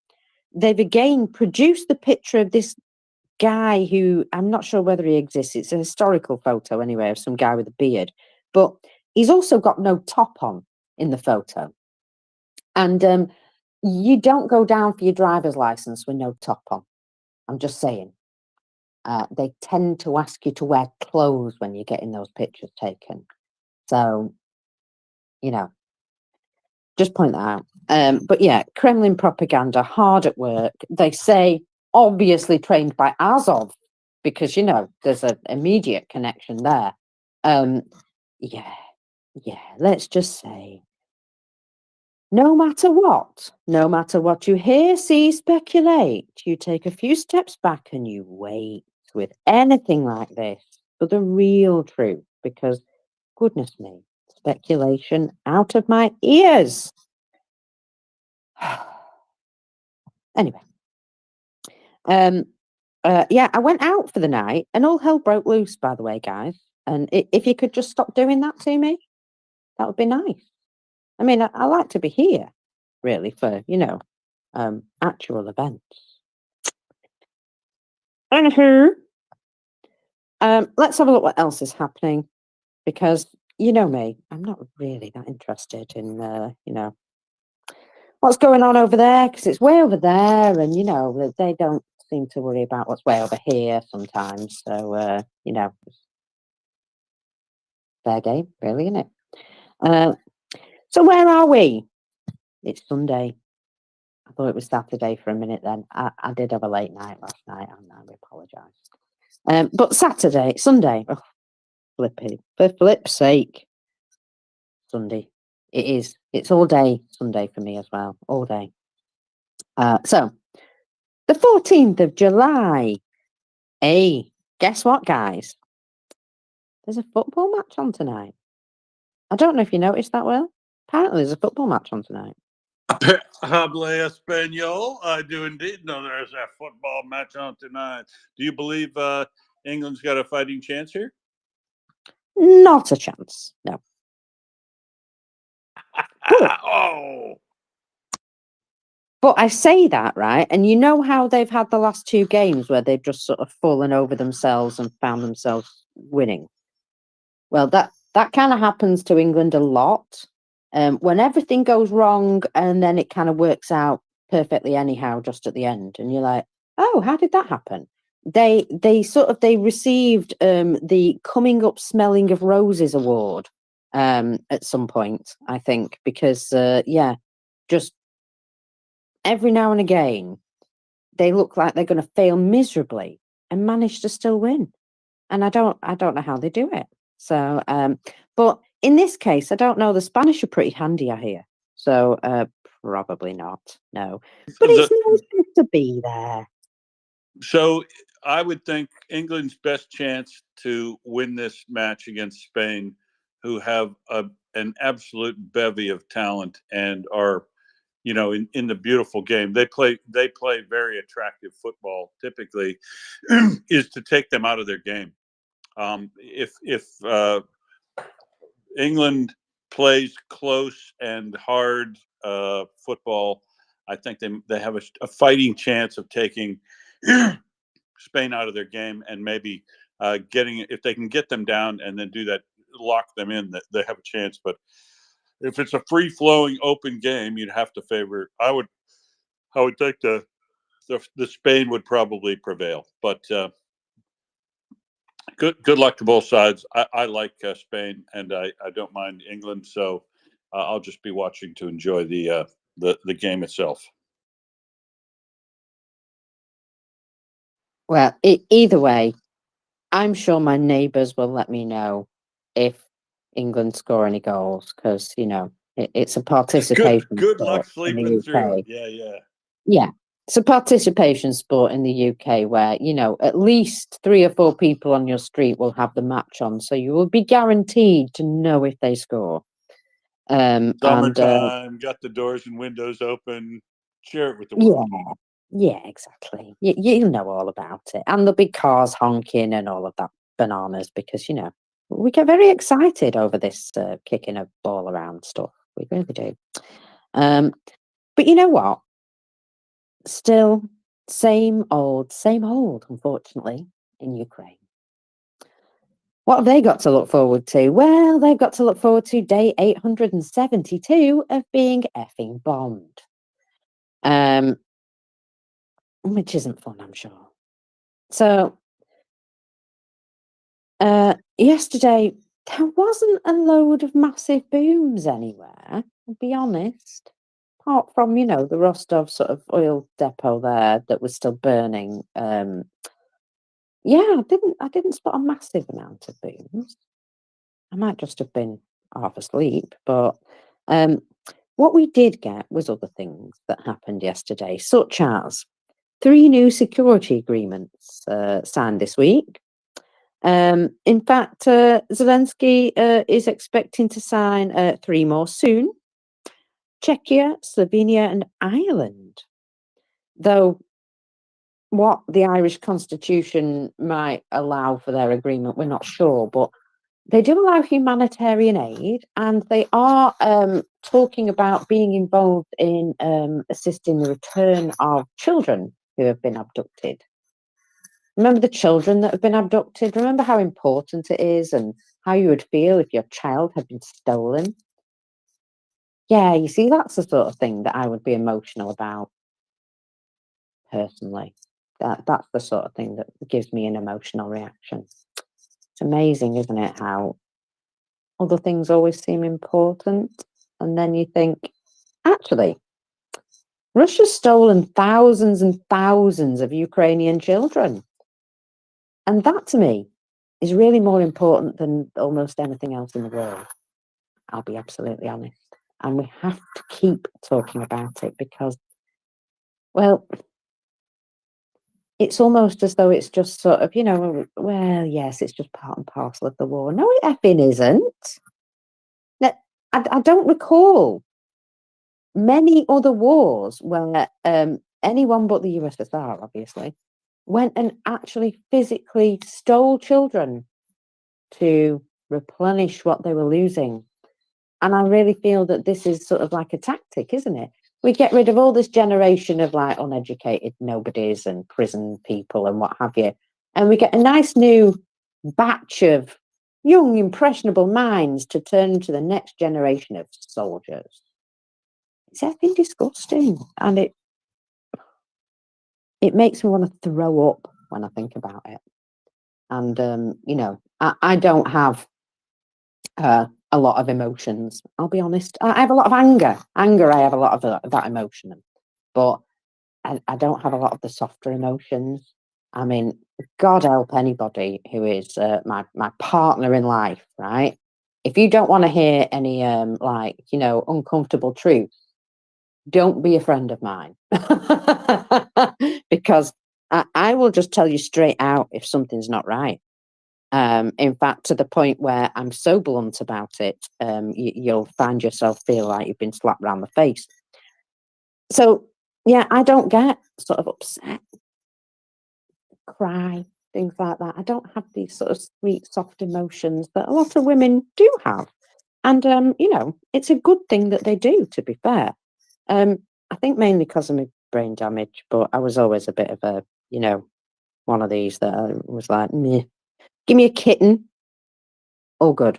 Anything else, not interested. So the whole point is, it knocks me sick, and I don't react like that. No. And so if something like that makes me feel that ill, I know that I should be having a massive emotional reaction to it. And there's not a lot of other things in this world that matter to me right now. And I can't believe it's not front page news at least once a week. And it bloody should be. Anywho, that's what the Irish, I think, are going to be doing most of, is trying to involve themselves in helping return children. I mean, the more the merrier at this point, getting involved with that, because if they can provide pressure, well, let's face it, there's every possibility that people in Ireland might have some Russian contacts.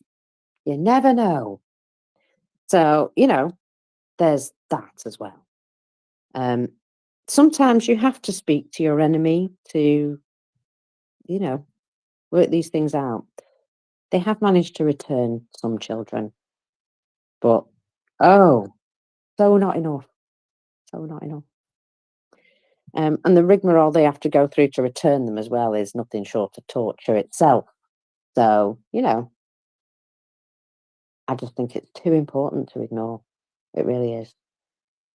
Kids, for first sake. Kids. And I don't even like children, so I don't know where that comes from. Anyway, let me go on to something a little less deep, because otherwise I'll depress us all. So, for a change, Ukraine's air defenders virtually had a night off last night. Maybe Russia's sort of like, they've been making these massive attacks just recently. I'm wondering if they might just have to have a little rest and replenish at this point, because that seems to be what they do mostly, is they'll have a big old attack and they'll try and do as much damage as possible. And then they have to have a couple of weeks off doing the worst of it, because, they might actually have to build some of these supplies. We have seen missiles from, that's right, 2024 appearing. So, still with Western parts inside as well. That's really rather embarrassing and shameful. But yeah, maybe at this point they're still building some more to throw at Ukraine to murder more children. Because, we can just wait, let them get on with it. It's not like Ukraine can hit any of their airfields, so they've got quite a bit of time to replenish and do their maintenance if they ever do it and stuff like that. I just, at some point my sarcasm is going to get too bad and I'm just going to start effing and jeffing. But anyway, there were 2 Kh-59 missiles fired and brought down, presumably in the area of Dnipro. A number of observation drones were also brought down, 3 of the Orlans and 1 of the Zala. And that was it. That was it for the Air Force report. No Shahed drones. Do you notice that? None. I did.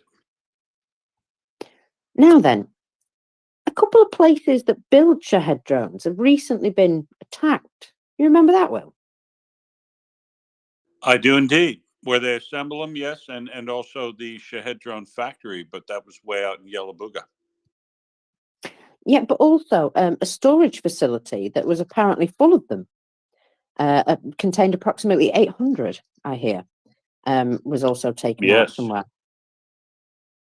And the Shahed, there was storage at the Shahed school in Crimea where they made an attack as well. So they got drones in that storage and an assembly area. Plus, they suspect some of the trainer and student accommodation. But you're right. There was a big warehouse and assembly plant taken out too. Yeah, so I'm just wondering if Ukraine have been making a bit of a point of hitting, drone facilities in particular, to try and slow down the drones coming. And well, it seems that last night, indeed, Russia did have a night off sending Shahed drones. Don't know whether it was just a Saturday night and they all fancied going out on the booze or what, but yeah, none last night. And it's notable. So there was an attempted drone attack during the day, however, in Dnipropetrovsk region, and a grass fire started there. Various houses and a gas station were damaged around Nikopol, because, Nikopol just is a place of daily destruction and shelling. And although there are no injuries there because most of the people have now left, it still every day gets bombed. Now, Russia have made a couple of small gains over the last few days. Apparently, they've reached the area of Toretsk in Donetsk, but to reach the sort of the gateway of Toretsk, they have they've racked up some massive losses. So uptick in occupiers' deaths to 1,320 in the last 24 hours, which is not quite a record, but it's up there. And we've got 32 armored personnel vehicles, 46 artillery systems, and oh my goodness gracious me, 77 vehicles and fuel tanks. Oh, and 10 more special equipment just for good measure. Now, again, they're really, really hammering those vehicles and the artillery pieces. I just feel as though they're taking them out at a rate which they shouldn't be able to replace at that same rate. And it's a shame that they had so much to start with, but I think we are actually seeing them making a net loss at this point. And it's about bloody time. Now, unfortunately, oh crikey, rockets were fired at Vasilivsky this morning, and there have been, my God, in just 11 settlements of the region of Zaporizhia, Governor Ivan Fedorov says 373 strikes were made on just 11 settlements in the region. It's a lot. That's a lot. However, it's not just parts of Ukraine that are being destroyed now. Belgorod has entered the chat, or entered the war these days, and apparently a high-rise building has been damaged in Russia's border town of Shebekino.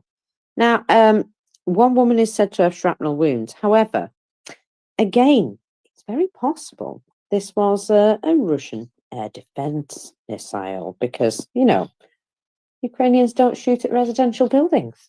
It's quite simple. Now, 40 kilometers west of Shebekino, more problems in the Belgorod region.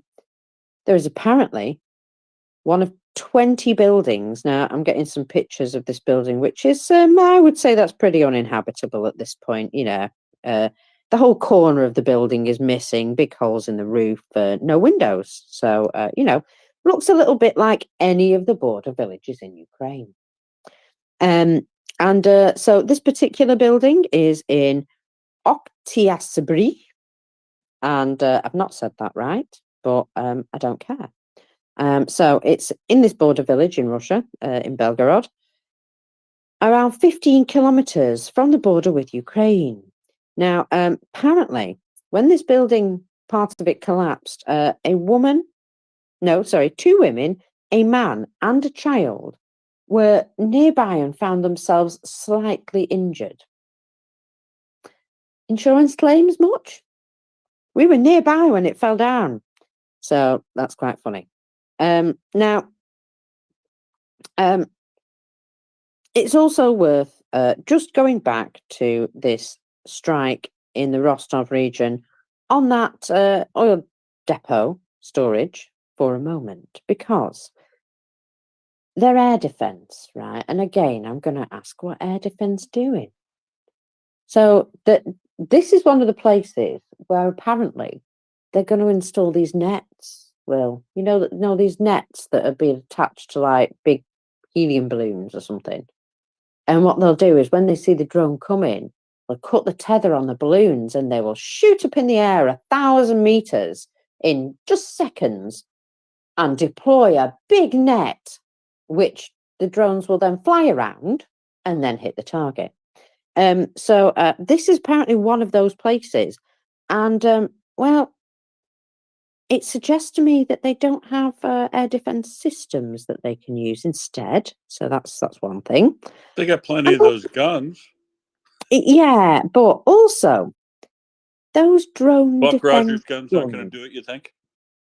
No. So a No. little drone drift netting. I thought they outlawed drift netting. Well, apparently not. No. But what I did note was the Russians themselves were particularly unhappy with the response at the oil depot. Russian commentators have complained about the lack of any protection at this place. So in particular, they mock the two guards shown in the video. One of them is on the phone and then makes an attempt to shoot down the drone using his anti-drone EW gun, apparently. Well, here's the comment. Absolute shame. These guns at the oil depots, oil refineries, and generally in the rear are completely useless against Ukrainian birds. They should be shoved up the security's censored to make it more convenient for them to sit on their smoke breaks and those who bought them. Well, they do look pretty comfortable. You know, in their defense, they don't actually have They a are barrel. smooth. Yeah, they are kind of smooth looking. Yeah, Yeah, I you know, get you it. could put the butt of them up and use it as a prop. You know, I was picturing it when he was saying that, writing that, reading that, and I thought, well, yeah. Although I probably wouldn't insert it that way. I'd probably use the butt as a seat and the quote unquote barrel as the point that touched the ground. But I get his point. Let's say he's not happy with the quality of build and serviceability of those particular guns.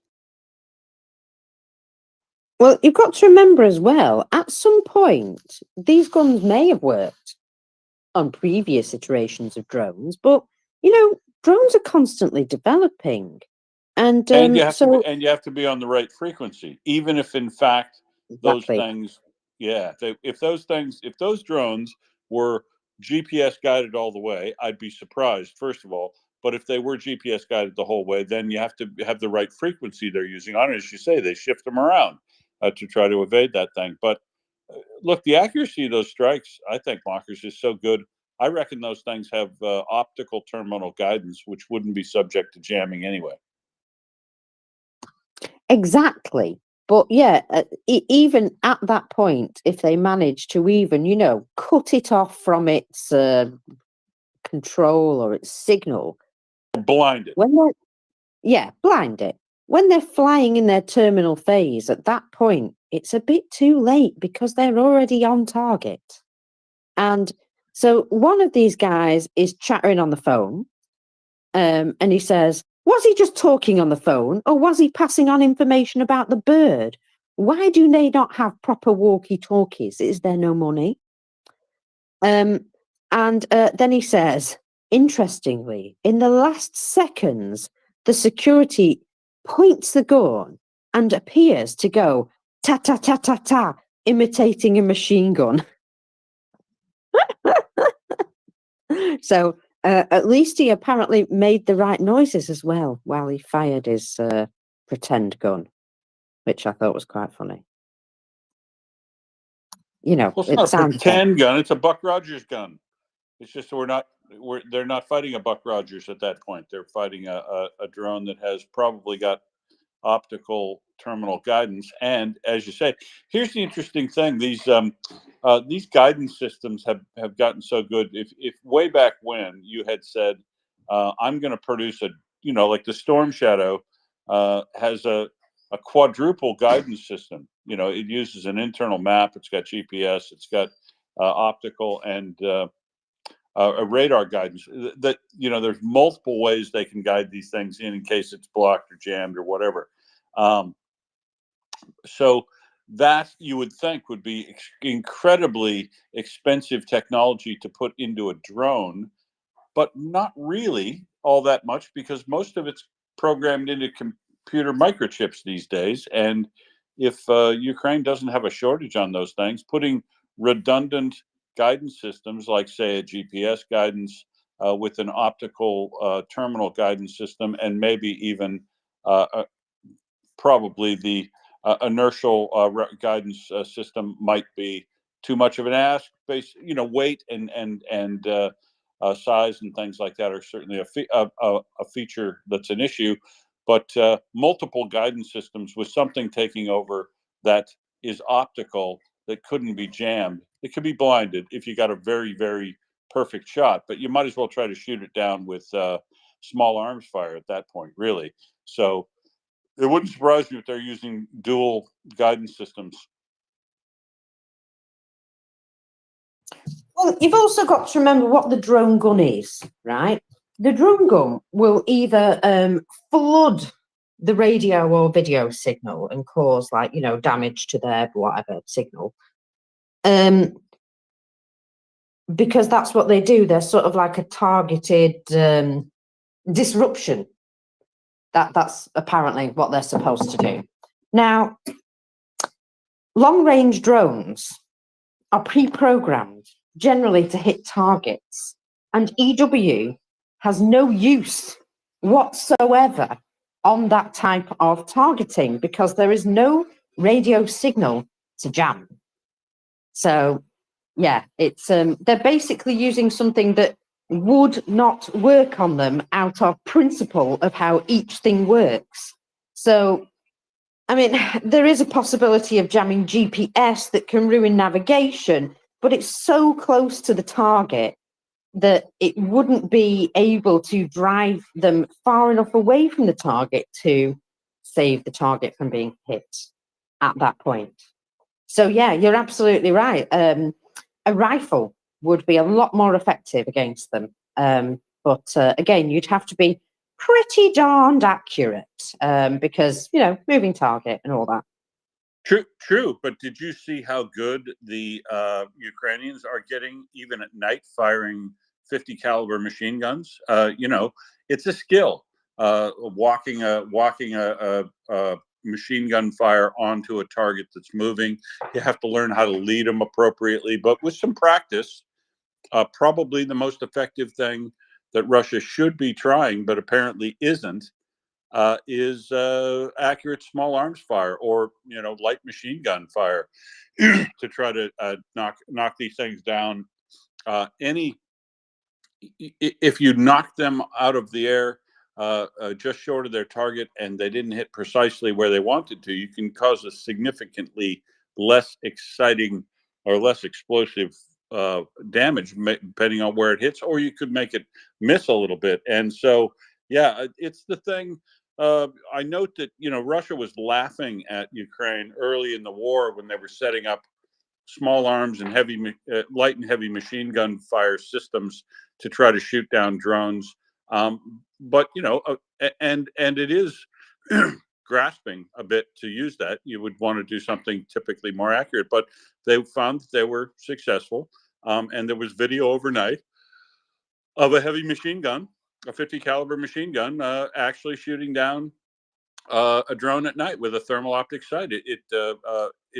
I find it to be very interesting that they're able to do this in Ukraine. And I note that the Russian military about a month ago said that they were going, after laughing at Ukraine themselves, they were going to set up battalions of their own that had ZSU-23 and other small arms and light machine gun systems to try to, which are point defenses, to try to build their own capability, mobile point defenses that they could move around. So apparently, it's not the joke they were making it out to be. Early in the war, Ukraine continues to get success with it, and Russia had said they're going to develop the same capability, but we haven't seen it. We certainly haven't seen it in the case of these the refineries and depots. And if they thought these Buck Rogers guns were going to save them, they were sadly mistaken. They do. Well, I don't want Russia to learn and do anything smart, but they would probably do better teaching people with Kalashnikovs how to lead a moving target. Well, another thing that the Russians laughed about a lot was the Yak aircraft that's been flying over Odessa, taking out drones, recon drones, and apparently it's very successful. This is it a Yak 52 or something like that? Showed a friend of mine last night a video. What's that? Yeah, that's exactly what it is. The Yak 52, a 1970s plane that looks like it's from World War II. Yeah, little wee aircraft. And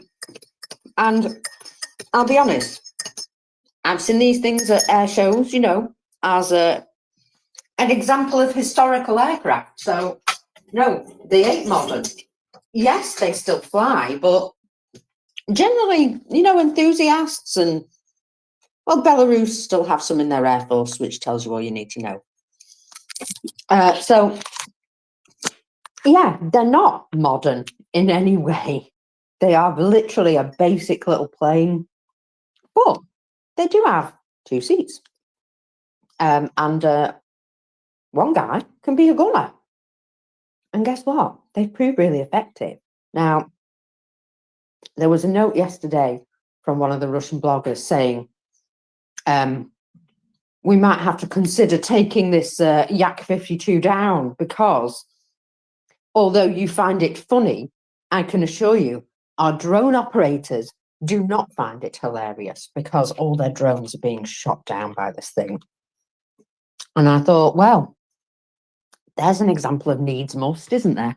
And finding an effective use of something that an awful lot of people have probably written off as not being useful anymore.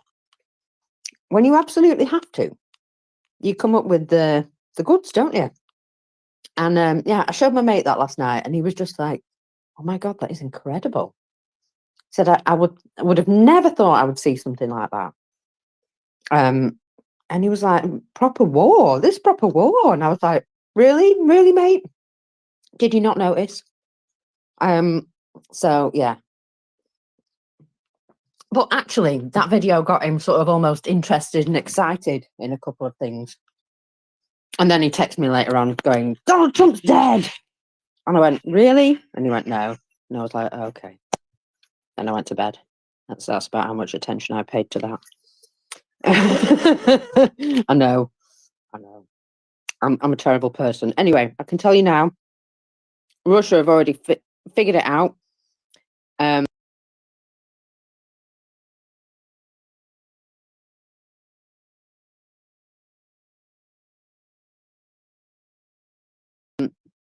They attend Telegram account page with 3 photographs attached, one of which is a photograph of Russia for some reason, one of which is a poster that says, "We stand with Ukraine," and the other one appears to be a random vehicle. But yeah, that's been released by Russia saying, "Here's the guy, here's his Telegram page." Apparently, yeah, it was Budanov's man, must have been. So yeah, what a load of rubbish.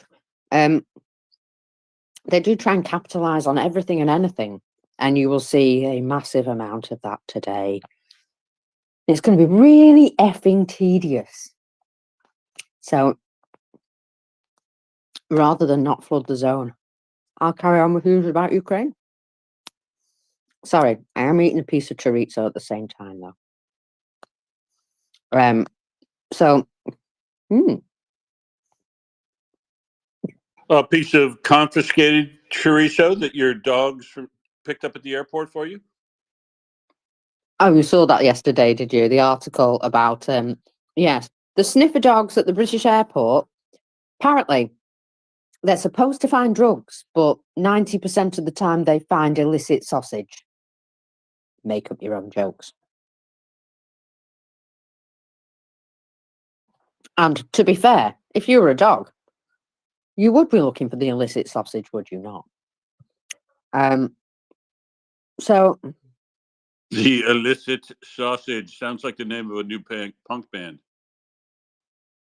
kind of does, doesn't it? Now, this is amazing. Photos are now appearing online of Russia apparently vowing revenge on Ukraine for an assassination attempt in America. Okay. So, whatever pretzel twisted logic, it's all Ukraine's fault. Obvs. And yeah, WTF, because they're writing on shells for Trump. And today, Sergei Seskov, a traitor from Crimea, called on the US to investigate Ukraine's special services immediately. Like I say, all a little bit tedious. Could they not be, like, just slightly less ridiculous? But no, apparently, very ridiculous. The answer is no. No, they can't. How could they possibly miss it? This act thing in the United States is going to be the biggest opportunity for disinformation in the entire year, Mockers. There will not be anything more useful to meet several of disinformation goals than that. So, yeah, if I just, if you don't want to be rolling your eyes an incredible lot, you might want to stick to just your follows only if you're on your Twitter timeline, or take a holiday for about a week and get off the internet. Yeah. No, don't do somebody that. I You've got to know work. has just said, right, that's it. I'm taking today off, switching off all social media and going outside. And I thought that's a really good idea. That. Yeah, it's a great idea, and the other thing is, look, recognize that there is absolutely zero you can do about a situation. So the best thing to do is not try to obsess about the situation that you can't do anything about, but rather wait for more and better information to come in and do a more thoughtful assessment of what it means and what to do about it later on. That's my advice. I mean, I can't tell you how many times I've been working on industrial incident investigations that everybody's got to know. They got to know right now, and the higher they are in senior management, the more shouty they are about needing to know information before everyone else. And I'm like, why? What are you going to do with it? Nothing. Best to let the professionals do a very good, thorough job of the investigation, but they'll work quickly, trust me, and take the information they develop and try to develop motive, and work through how the means happen so you can prevent any such occurrence from happening again, and point out the weaknesses in the system that allowed it to happen now. And then, because this is a willful act rather than an incident, you worry about motive and prosecution, not in this case because the guy's dead, but investigation and prosecuting of anybody else who acted criminally to bring the situation to a head. But none of that's going to get done in the first 24 hours, or you're not going to find out anything about that. So, boy, I just can't.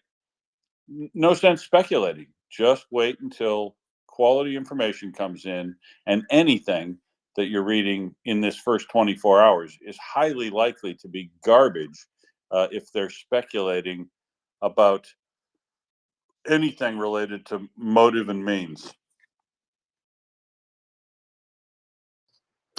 Alex. That is why for the entire day up until you woke up and said, you've been flooded with it.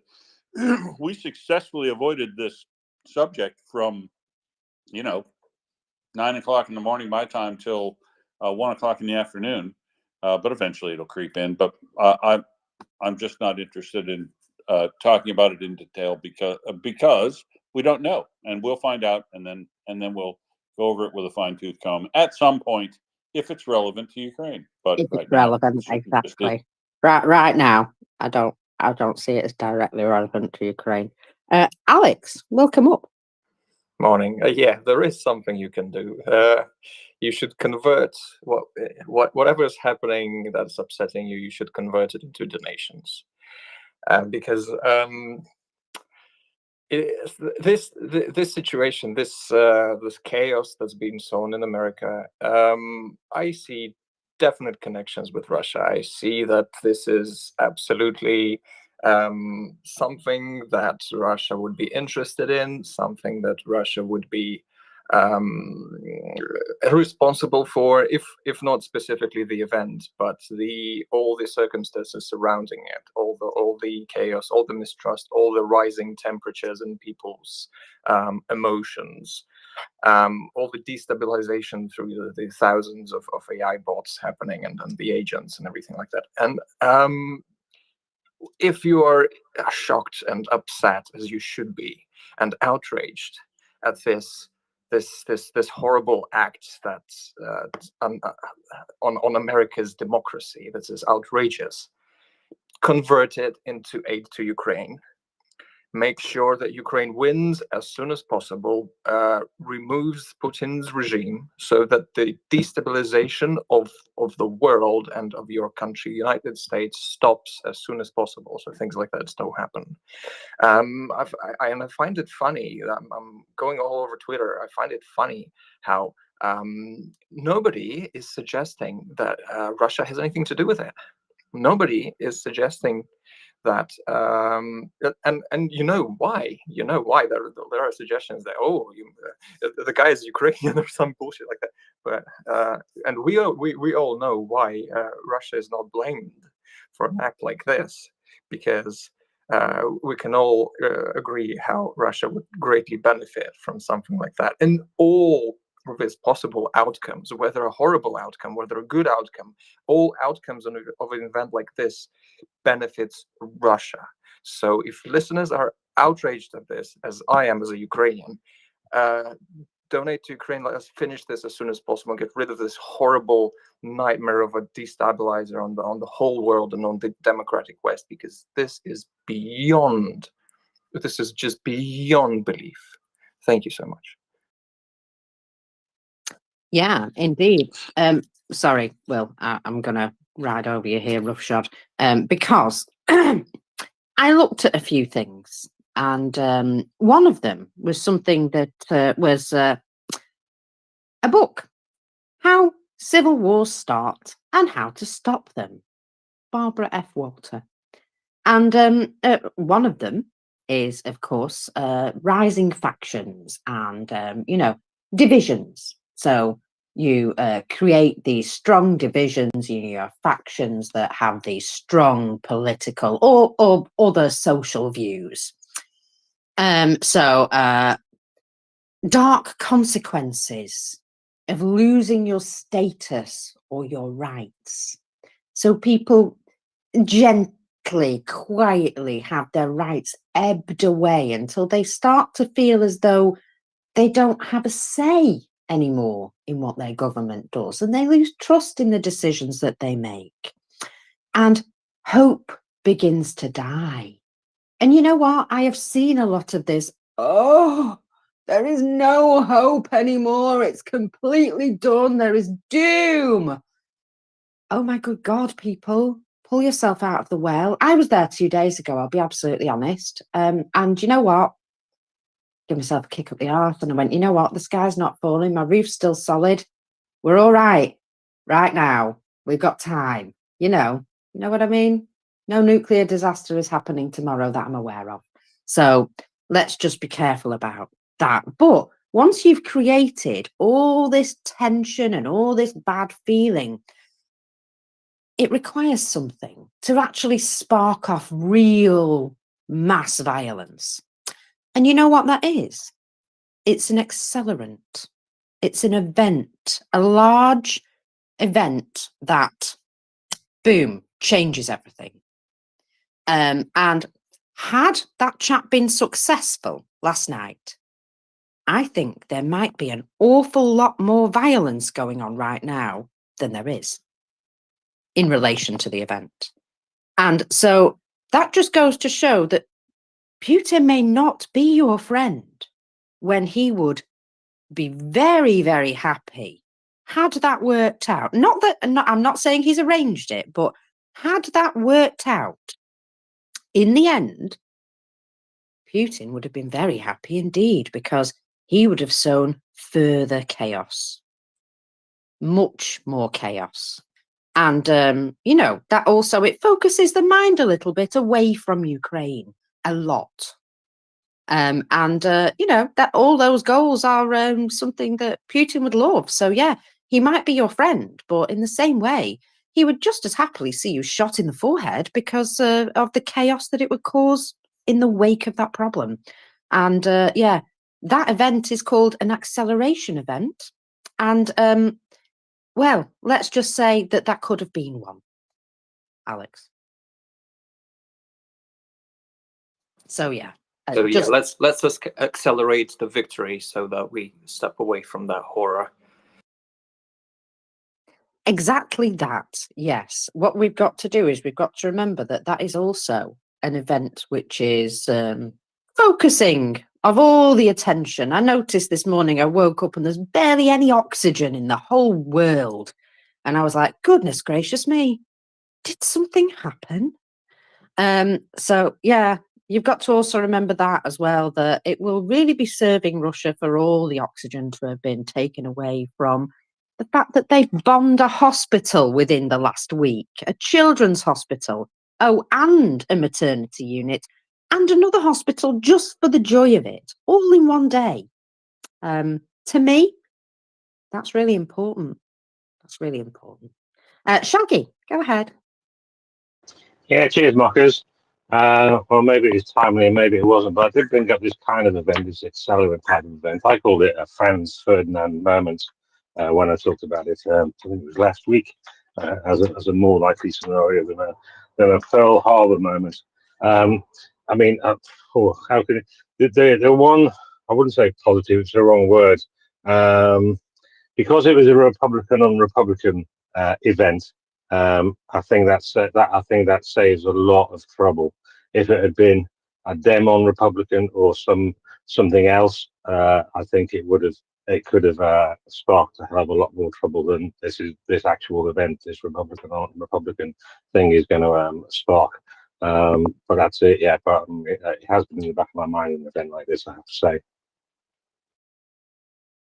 Well, making a martyr is sometimes a good thing and sometimes a terrible thing. And I think in this case, it would have been a terrible thing. So let's just be glad of that, eh? Because I wouldn't wish any real violence on any political people just for their political views.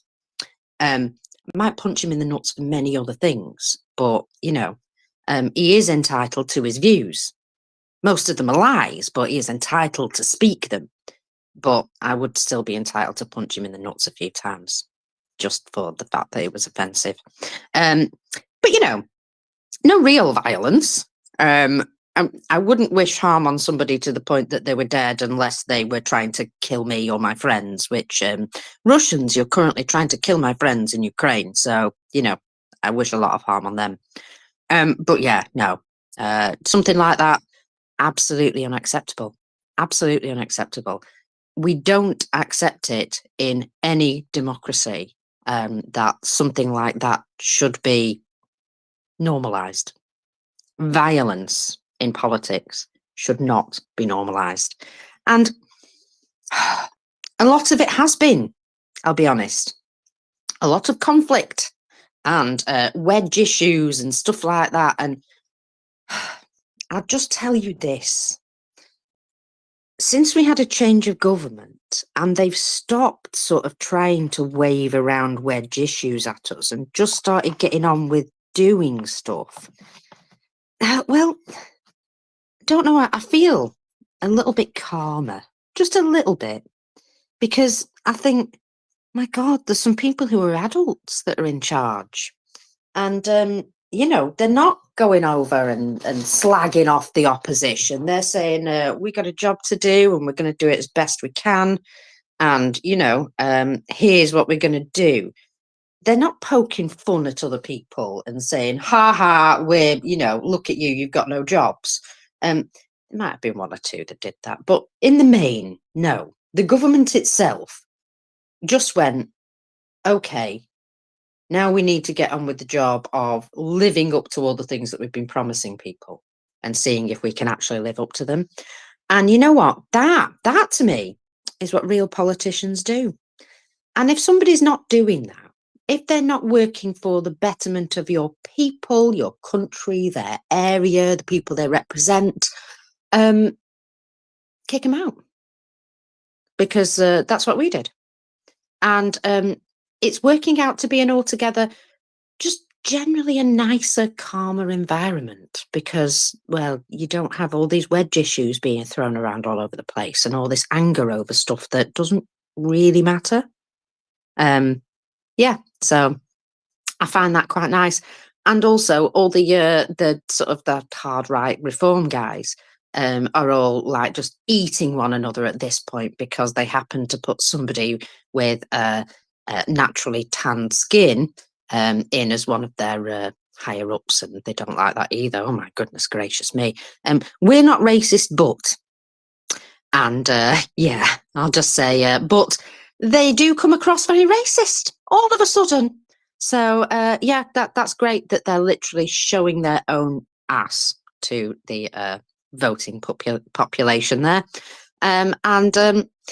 Yeah, so all those guys have sort of pretty much discredited themselves at this point already. So I do kind of feel a bit like, oh my God, we don't have to worry about all these strange and crazy things so much anymore.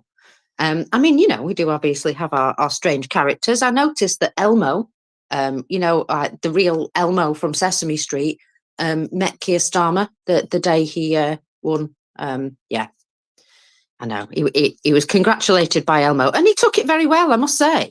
You know, so we do have our own strange and wonderful characters, but you know what?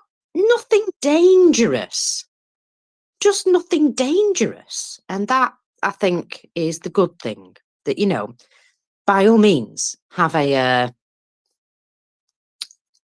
you know, have your opinions. By all means, have your crazy and silly opinions. And enjoy them.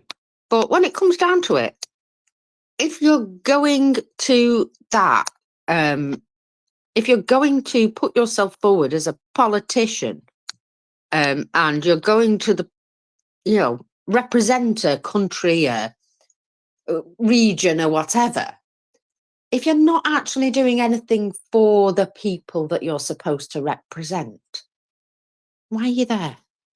That's not your job. It's not your job to be a selfish git. It's not your job to point at everybody else and lay blame over there. It's your job to do something for the people. And so, yeah, I'm gonna judge them. I haven't judged them entirely yet. I'll just say it does feel a little bit calmer. But one of the things that I would judge them on is what they do, not what they say. They've talked a good game so far, so let's see what they actually do. And let's see if it makes a difference. And I am hoping, you know, I've crossed my fingers. I've got a lot of hope that we'll do a little bit better now because there isn't the same greedy people thinking of themselves. There we go, and lining their own pockets. And I think that's the big difference. When you notice people are just literally doing stuff to grift and line their own pockets, at that point, why are they in politics? Because they ain't in it for the right reasons. And we've had plenty of those kind of folks in the UK. And guess what? 90% of them just got lobbed out. So just remember that. Also, opinion polls and, you know, small like targeted groups that are asked for these things and what have you. And even pieces of land. None of these things vote. People vote. And I tell you what, the silent majority stepped up in the UK. I tell you what, it wasn't even, it was just over half the population, which disgusts me as well, because we really should be more interested. But overwhelmingly, the quiet majority came out and just voted and just made their voice heard in a way that didn't require a megaphone. And I kind of, you know, you've got to remember that there is an awful lot of people who just live their normal lives, get on with their jobs, go about their day, and that's all they want to do is just live with a little bit of normalcy in their lives. And they see a massive circus and they go, yeah, I don't want that. Because they don't want a circus. They want nice, normal, predictable, stable.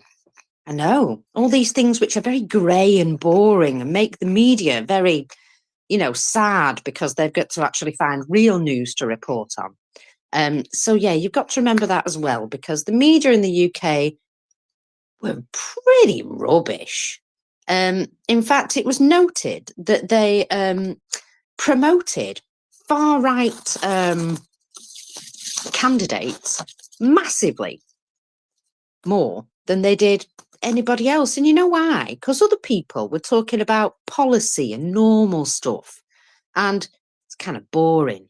Whereas if you've got some wedge issues to shout about, and you know, some rhetoric and a group of grumpy people to sort of like raw at the same time that you do, and you know, you make a bit of a show of it. Oh, that's dead exciting. That gets you on the news.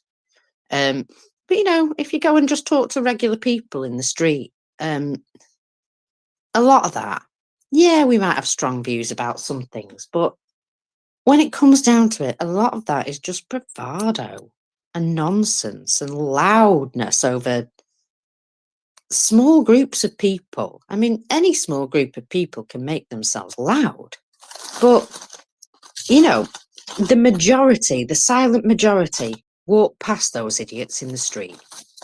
They don't, they turn over the telly when those idiots start to talk. You know, they don't pay them any attention because, oh God, it's just too loud and annoying. And you know what? I've no interest in being at odds with everybody over everything.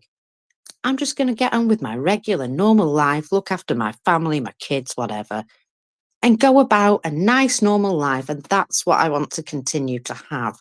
And when it comes down to it, they do vote for the boring candidate because that's exactly what we need in our lives these days. A bit more boredom, because bloody hell, things have been exciting recently, haven't they? I'm not sure how much more adrenaline we can take, she says with terrible sarcasm, because don't get excited about much, I'll be honest. Well, like I said, Yeah. embrace the boring. Totally embrace the boring. I really like it. I really like it. Now, I knew it'd come around eventually. well, that's it. Now, you know, after years, 14 years of, well, they started off okay. I can't say they started off terribly, but it kind of went a bit downhill, and they ended up just like, well, having a great old time, being basically in a position where they had so much majority, they got a little bit complacent. And they thought that, oh, well, we guaranteed these people will vote for us. Apparently not. Apparently not. So there you go. If you piss people off enough, they won't just shout about it. They don't have to tell you in the street what they're doing. They don't even have to put it on social media, you know. But it might just motivate them to go out and vote against you, because bloody hell, I've had enough of you. Shut up. And that kind of was what happened, I think, with the overwhelming landslide in the UK, that maybe people weren't necessarily voting for Labour, but against the Tories. And well, we found that quite a bit. There was, I would say, tactical voting to make sure that the Tories were out, rather than some people actually voting for specifically the policies they were after, if you know what I mean. They were like, let's vote for this candidate. We can harangue them about policy later. So, you know, people, the majority of people, don't shout loudly about what they're going to do. They just quietly organise and then go and do what they think is the right thing. And I'll be totally honest, boring is awesome. I've personally found it to be quite awesome. I'm really enjoying saying nice things about my country for once. And yeah, it's nice to be able to highlight successes. Now, you'll be glad to know that Maria Zakharova, she's been drinking this morning. And, well, remember Budanov saying yesterday that there had been a number of attempts on Putin's life? And unfortunately, you know, as you can see, they're not currently successful. And cheeky little man he is. I love his little sense of humour. But Zakharova felt the need to respond to him. And she went and said, oh, it's nothing to do with Budanov as far as she's concerned. No, it's America. America are paying for assassination attempts on Putin. So there you go. So it's got to be about them. It's always about them. Have you noticed? Bit of me going on here. We see that in other places, don't we? Anyway, so yes, she's basically said, forget about everything else. America has been trying to murder Putin, and they've made assassination attempts, and the Ukrainians have admitted it. So yeah, that's what she's been up to this morning. It's nice to know that they have compassion for others, though, isn't it? Oh, no, they don't. No. So yeah, she goes on to shout about Bobby Kennedy and giving weapons to Zelensky. Dear Bobby and all who vote for the USA for the supply of weapons to Zelensky, it would be better to use this money to finance your own American police so that you can look after yourselves properly. Ooh. Yesterday, one of the leaders of the Kiev regime, Budanov, openly admitted Ukrainian intelligence prepares assassination attempts on the president of Russia. He didn't know, did he? He just said, I know there have been a number of assassination attempts. He didn't say they were ours. In fact, for all we know, they could have come from inside the house. Probably did. But anyway, yeah. So apparently that was a confirmation that Budanov had personally tried to assassinate, him. But of course, Budanov is not his own man, because, you know, Ukraine, they don't do things for themselves because they're children and they have to, you know, do things at the behest of others because of proxy something. I'm sorry, there's too much nonsense in that to even twist it. But yeah, she basically goes on to say the USA are funding not only the supply of weapons, but a terrorism campaign of murder, explosions, destructions, and terrorist attacks within Russia. She also says it's against the civilian population, which is, of course, an absolute pile of balls. She says the United States of America must take inventory of its policies against inciting hatred towards Russia. You are causing hatred towards our political agendas, countries, and other people, and you sponsor terrorism that is currently happening within Russia. Stuff off, Zakharova. Go and have another drink. So yeah, she's basically said that you're trying to kill Putin, and that's what matters most of all. So there you go. How does Russia twist any situation to their liking? They wheel out Zakharova to bring out her mental pretzel. Alex, go ahead. Yeah, well, this is completely according to the Goebbels rulebook. If you look carefully at what messages Russia is translating to the world, you should sort of direct them 180 degrees around, mirror image them, and basically this is Russia talking about themselves. This is totally in the rule book of propaganda. Everything that you do, you should blame the other party for doing that first, and that sort of wins you the debate. Sort of, if you're a Nazi country, you blame the country that you're occupying that they're Nazis. If you're bombing civilians, you should blame the other country for having been bombing civilians in Donbass for hundreds of years or whatever. If you're trying to assassinate the president of another country, you blame that country for trying to assassinate your president, and so on. This is destabilization and propaganda 101. And it's almost as if we should just read Russian news and propagandists and just sort of turn it diametrically around, and we know what the truth is. So, thanks. So, well, yeah, if you turn it completely around 180, then Russia is trying to fund the assassination of people in other countries. Oh, well, yeah, that does seem to be the case, doesn't it? Yeah, carry on. It seems to work out that. Shaggy, go ahead. Yeah, cheers, Marcus. Yeah, that's why I jumped up earlier before to say that Greg Will saying it wasn't the GUI were trying to attempt Putin in general. There have been attempts on Putin. The list of people who would want to into Putin is probably longer than my arms and your arms and everyone's arms here put together. A lot of them within Russia. There's certain members of the Sloviki, loads of members within Russian society, never mind in the outside world. So that list is huge. Which is good. But your point on politics a little bit earlier, yeah, a lot of people, politicians from different parties, have their own policies and stuff like that. But one of the tricks when you get into power is not forgetting all those people who didn't vote for you and still doing good by them as well. Obviously, you're not going to please them all. And that's one thing that Stone said. He said we're governing everybody rather than just the people who voted for them. A lot of people on the extremes of politics, once they get into power, they do literally just think about the people who voted for them.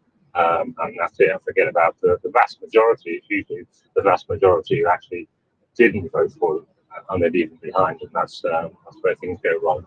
Just that point on the politics things.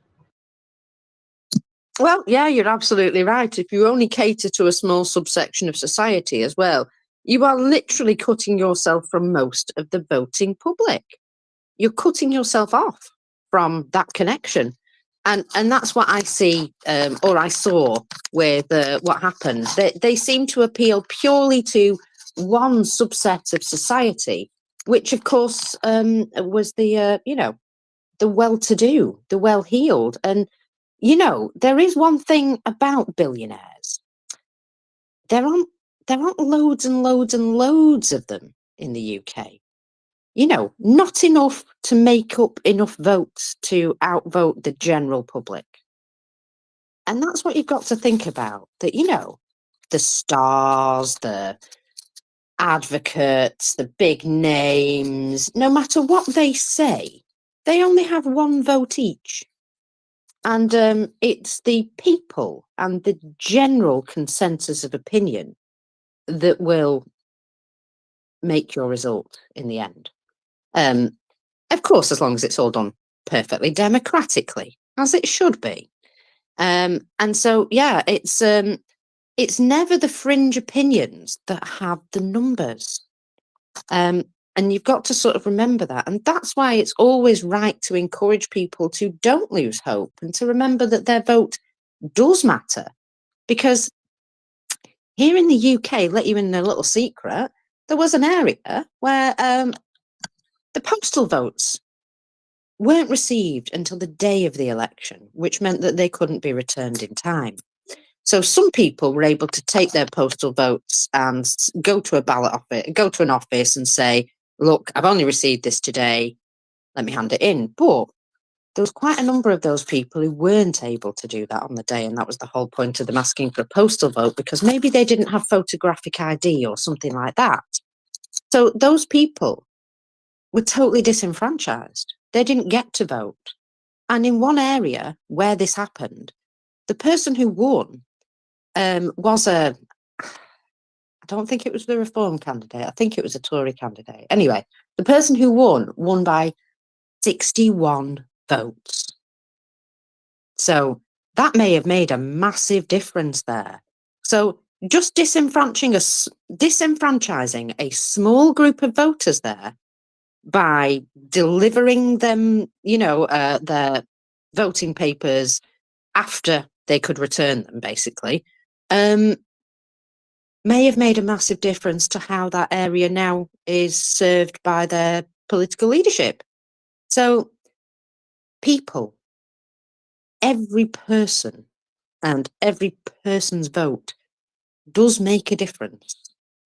Because if she only won by 61 votes, and there were many more than 61 postal votes that were not returned, that tells you something, doesn't it? That there is a possibility that there may have been an incorrect decision there. And you only need to disenfranchise a small group of people to get a different result. And that's why you really need to protect and cherish the possibility of being able to vote. Because if you weren't able to, you would have no voice at all. Alex? Yeah, and we vote every day with our decisions as well. We vote with what we decide to buy, who we decide to listen to, whether we decide to support a charity or MriyaReport or not. What messages do we decide to transmit, and what messages we decide are not worthy of retransmitting. There are so many little votes that we are doing every day that end up having this cumulative effect on how this world is run, what it looks like, whether it's a good place or a bad place. And it's good to remind ourselves again that we vote much more often than every 4 or 5 years. And the decisions that we make every day really matter. Thanks. Well, you're absolutely right. Like, I've decided to come here and talk about Ukraine today. And, that matters to me. May not matter to you guys, but apparently it does, because you all seem to like my voice and my constant rambling. So thank God for that, eh? But yes, I have come to pester you all on a daily basis about Ukraine, because it's really bloody important. So that's me, pressing my finger on this scale, trying my best to help a little. And we can all do that, can't we? Just place your weight on the scale as well in Ukraine's favour. So Shaggy. Yeah, I fully agree with Alex. People vote with their feet, with their ears, with lots of things. They make I call it making They make judgments. Some people say bad to judge. You shouldn't judge things. But we make little judgments nearly every second of every day. And the one thing about our judgments is if we make a judgment, then there's always the appeal when the facts change. Then we can change our mind a little bit later. But yeah, you got to judge the situation and vote with. And do what feels right for you. Yeah, I agree with that. That's right. We have to make choices and decisions every day, don't we? And yeah, I suppose, in the words of our lovely Chris, what have you done for Ukraine today? And if you just ask yourself that a little bit every so often, you realise that, oh, actually, I have done something today for Ukraine. Or, actually, I haven't. Maybe I could. It doesn't hurt to just do small things to always keep pushing in the right direction, I feel. So, yeah, it's just, oh, Okay, that's weird. Apparently, Ian Miles Chong and Syrian Girl are arguing. I'll just retweet that for people. Sorry. I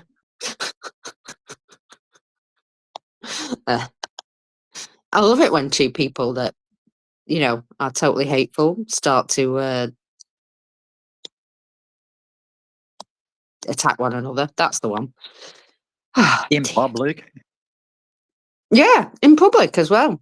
Feel free to argue some more, guys. Carry on. I find it beautiful. It really, actually, it makes me smile. Really does. Wow.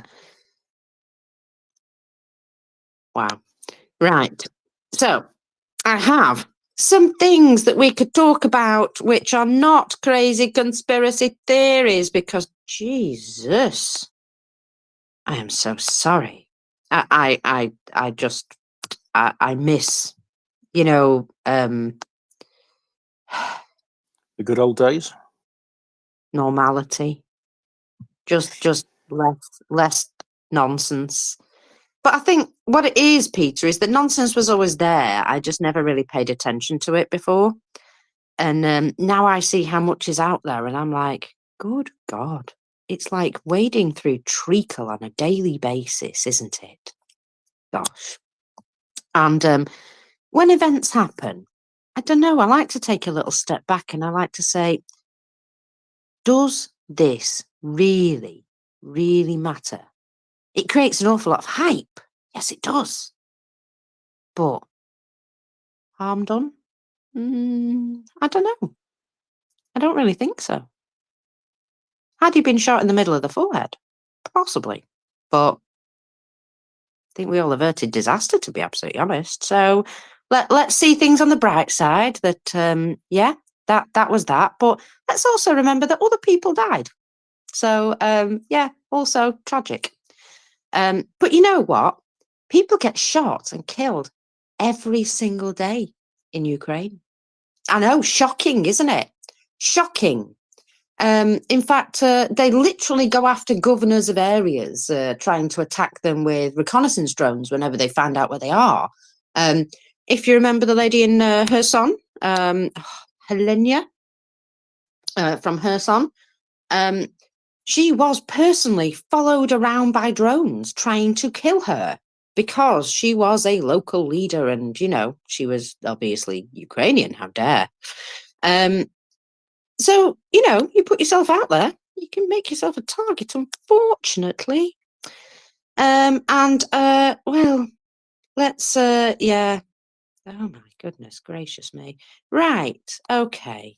Well, cheers.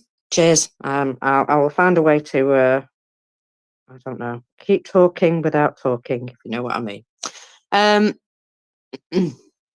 You should see the messages I get in the background, folks. I'm like, you know what, right? I got to bed at 1 a.m. I've had like 4 hours sleep. Be fine. Full 8-hour day. Don't mind me.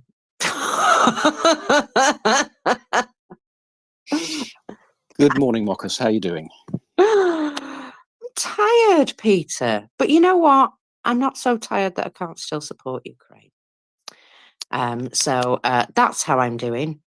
I'm tired, but I'm going to go for a nap later, so that'll be all right. I'll feel a lot better after that. That's what I get for going. Okay, good.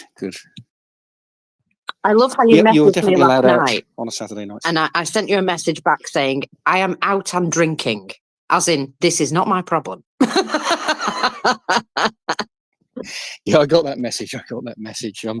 Anyway, it was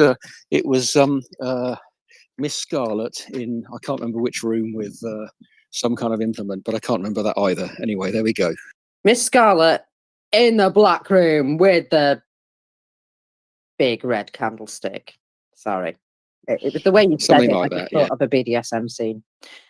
So anyway. Oh dear, no, it wasn't that. That was something else entirely.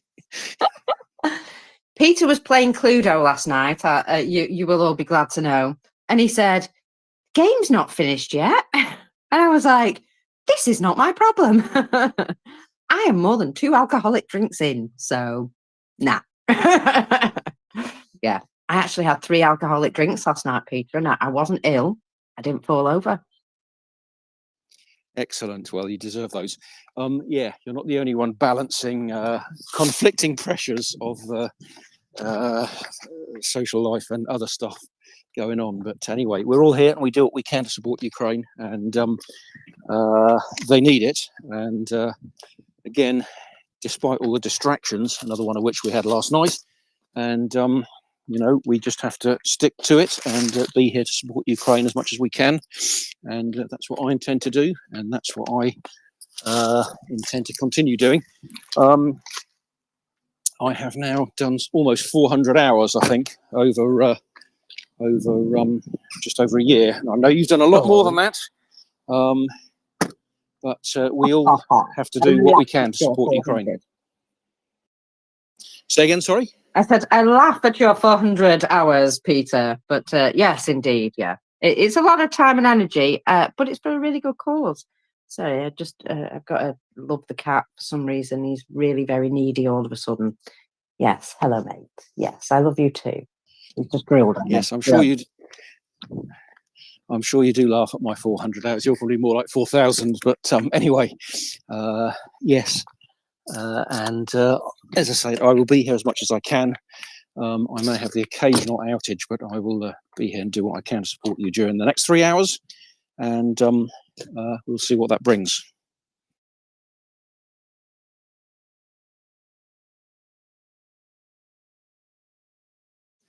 Oh dear, it looks like we've just lost Mockers. Her app may be causing problems, or she may have just disappeared. So temporarily it will be me holding the fort.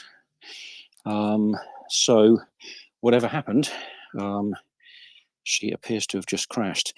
Anyway, we have Sir Shaggy here. So good morning, Shaggy. How are you doing? Morning, Peter. I haven't heard you for ages. You're normally on in the evening when I'm in bed. So it's great to hear your voice again. I was wondering if you could, because you're, as far as I'm concerned anyway, you're the train guy. So I was wondering if you've heard of the news about trainee type stuff in Russia, as you're my go-to train person.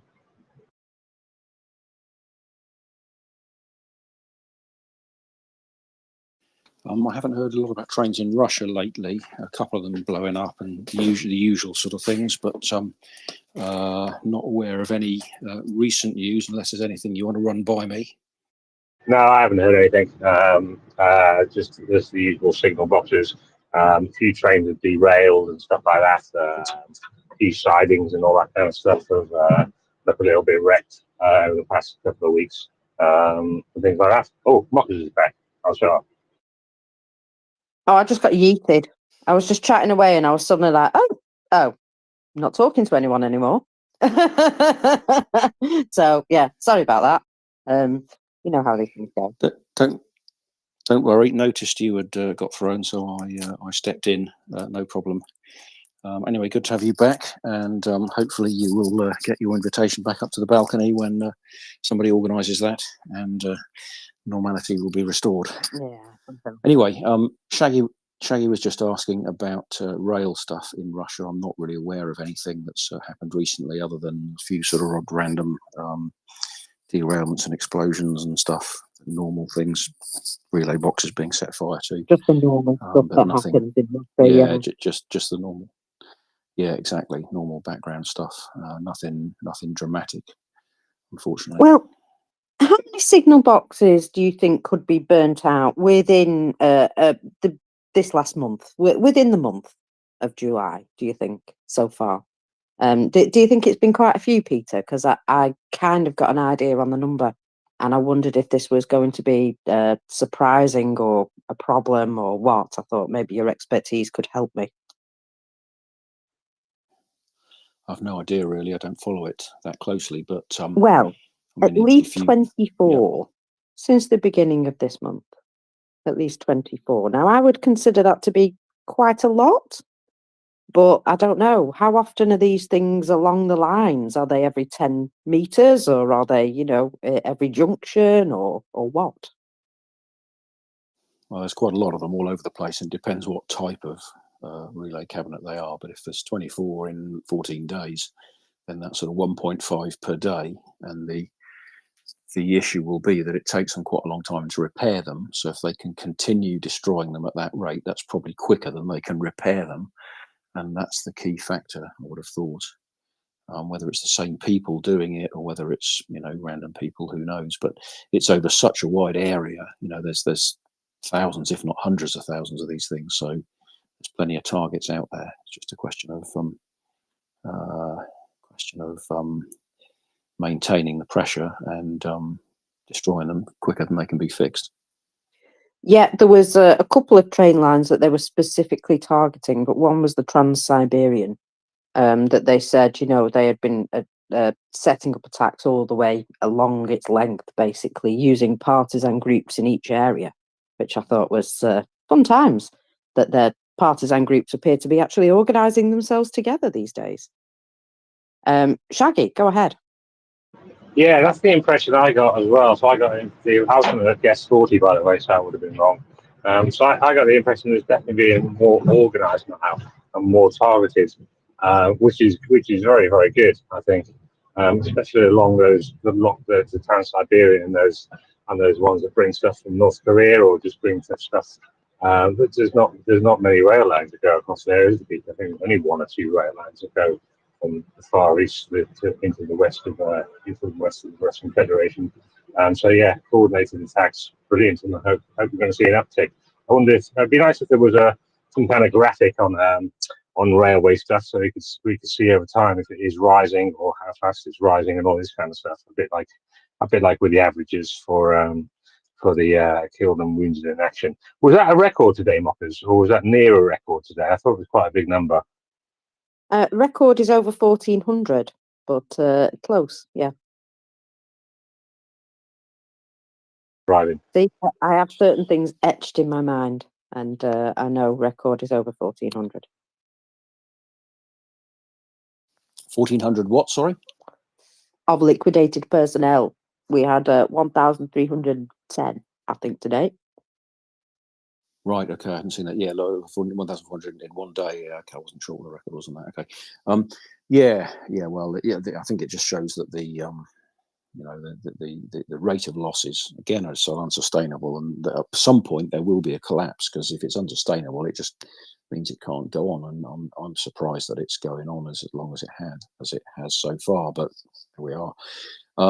In terms of Trans-Siberian, yeah, that's definitely one railway line they need to attack, because certainly east of the Urals, i.e. into sort of Asia, there's not many alternative diversionary routes, and if you knock out the Trans-Siberian there, you basically knock out the supply line, and a lot of the stuff is going to be coming from China and or North Korea, both, and also sort of the just routine internal Russian traffic that will have a massive amount of chaos on sort of normal logistics supplies of even non-military stuff within Russia. So that was definitely one to go for. The other obvious lines are the ones from Moscow area and across south of Moscow towards the front lines, Kharkiv area and Donetsk and that, so which will all be sort of military supply lines. So the more that can be done with those lines, the better. And if they've got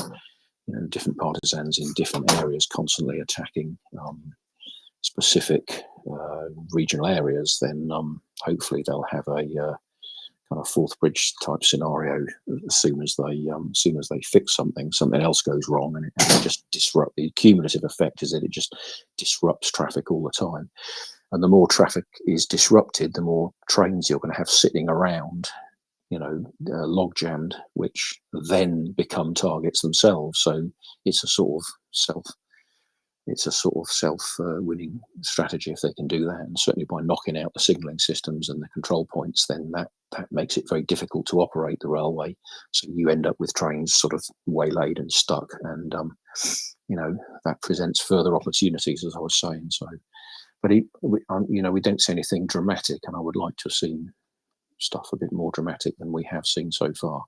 There's a couple of tunnels in the Trans-Siberian in the Irkutsk area that are obvious targets, and nothing appears to have happened with those, which is a little bit disappointing.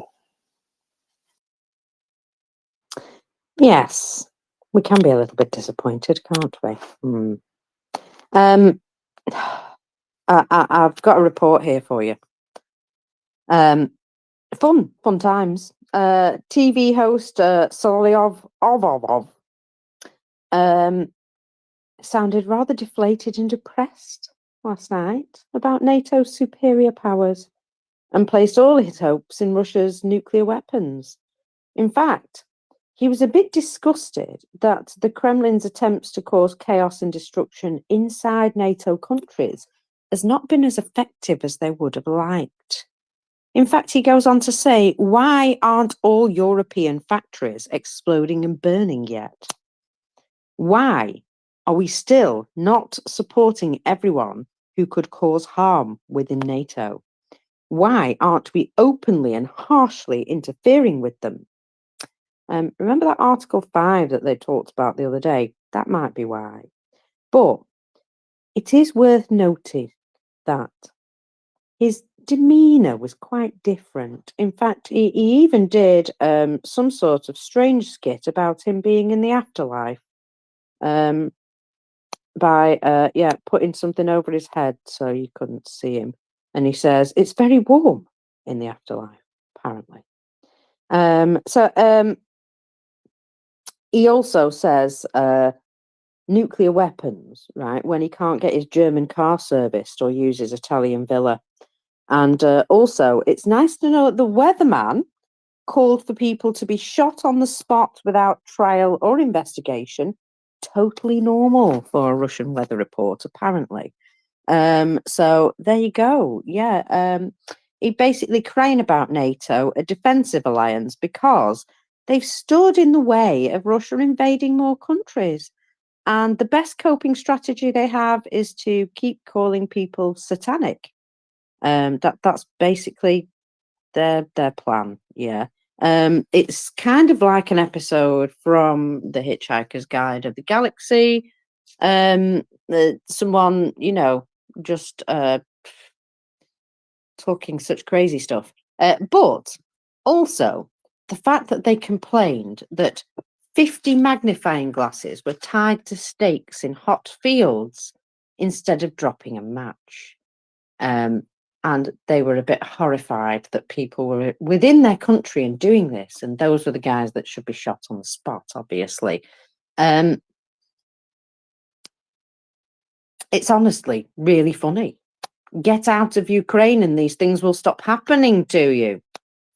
Now, Russian nuclear threat timeline just in June alone. Oh, no, sorry, May to June. So in May, Belarusian dictator Lukashenko admits that he's personally bonkers and has no red lines and threatens the West with nukes and warns we are closer than ever to a nuclear catastrophe. And everyone went, okay, Luca, go back to bed, get some more sleep. So then, Putin ally threatens NATO countries with special ammunition on the 12th of May. So that was 2 days later. The 6th of June, Putin warned he could provide weapons to attack the West and again issued a new nuclear threat. The 20th of June, Russia considers changing their nuclear doctrine, they claim. On the 21st of June, again, Putin threatens a nuclear response if the West dares to support Ukraine. Bit late, that, mate. Bit late. And I would also like to say, just ask them, do they understand what nuclear fallout is? Because that's not, that's not going to work out for them in a way that they like. So it's unfortunate for them, but that is it's not going to work out for them. Yeah, they keep on bringing up the nuclear card, despite being told by Xi not to mention it. But I think it's a sign of desperation because they've got nothing else. It's their only way they can escalate now, and I think those of us who are familiar with it understand clearly that the nukes are not going to be used. But what is effective, unfortunately, is some people's reaction, some people's in the West, politicians' reaction to these nuclear threats. and unfortunately, they seem to be very effective just as threats, and that's all they are, threats, because that's all they can do. Now, it won't serve their cause to actually use them, and I don't think there's any chance they're actually going to be used. What we really should be turning towards is answering the question whether it is acceptable to live in a world where nuclear threats and nuclear terrorism is okay. And to my mind, it is not, and it needs to be dealt with. And our politicians need to address that point more constructively and more decisively, rather than just giving into it. And basically, by acquiescing to demands from the Kremlin, what we are effectively doing is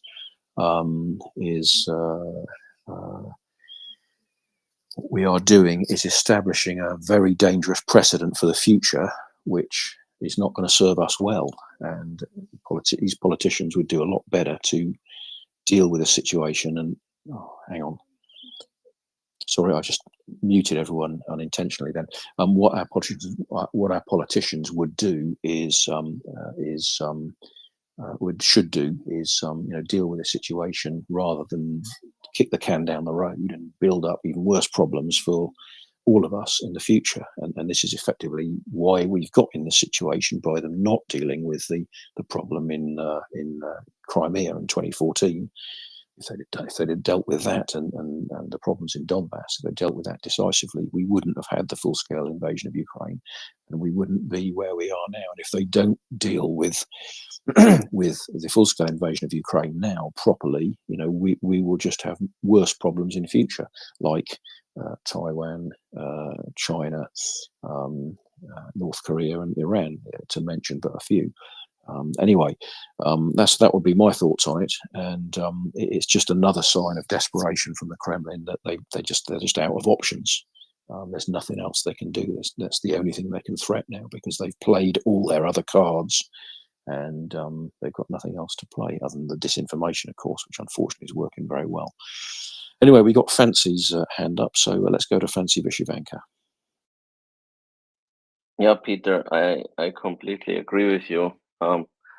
That these nuclear threats are nothing but let's say a tool to use against the West to discourage it from supporting Ukraine. And I also agree with the statement that actually it's working very well at the moment. And as we saw at the NATO summit and the recent statements behind the Biden administration, where they basically said that no, the bombing of a children's hospital is not going to change anything about Biden administration protecting Russian airfields in Russia. So I'm rephrasing a bit, because actually the statement was, we're not gonna permit or like shift the lines for Ukraine on striking inside Russia, but basically you can just paraphrase it into, we are protecting Russian airfields in Russia. And that's happening because I think Jake Sullivan and friends, they are scared from some sort of escalation that happens if they help too much, while I agree that the opposite is the case. Actually, all the evidence so far since 2014 points to lack of response to Russian escalation has until now resulted in more escalation. If we put it on a timeline, actually, we have seen minor kind of like incursions going to become annexations of territory like Crimea. We have seen bombing of weapons depots in European Union. We have seen Russia escalating to a full land war inside Europe just over the last 10 years.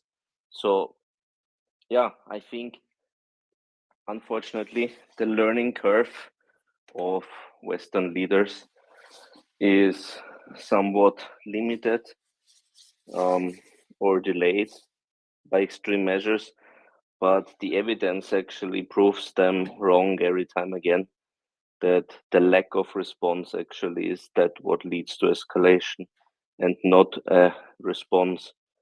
Because the only way to prevent further escalation, I believe, is by showing Russia the boundaries, which has not happened so far. And I think the big problem there is really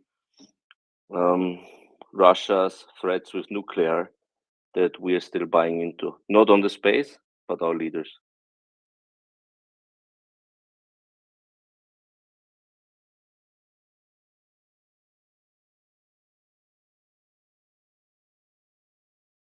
Sorry, I was typing a tweet and I can't do both, obviously. I have to save it and write my answer later if I can remember what the chuff I was going to say. Never mind. So, where was that? I've been collecting some stuff while you've been chatting. Now, let me find something that is easier to segue into. You mentioned North Korea earlier, didn't you?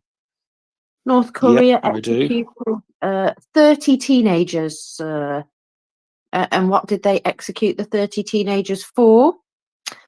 Well, they apparently were middle schoolers publicly shot last week for daring to watch South Korean TV shows. There you go. So, North Korean authorities strictly control and harshly punish anyone based on their so-called evils, including reactionary ideology and culture rejection. So, this act, enacted in December 2020, mandates the death penalty for anybody distributing or apparently enjoying a South Korean media.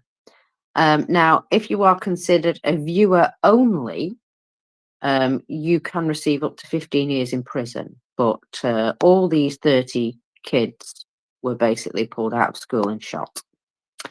The law also targets books, songs, and photographs with a clause that imposes 2 years of forced labor for using any type of South Korean speech or singing, even in a South Korean style.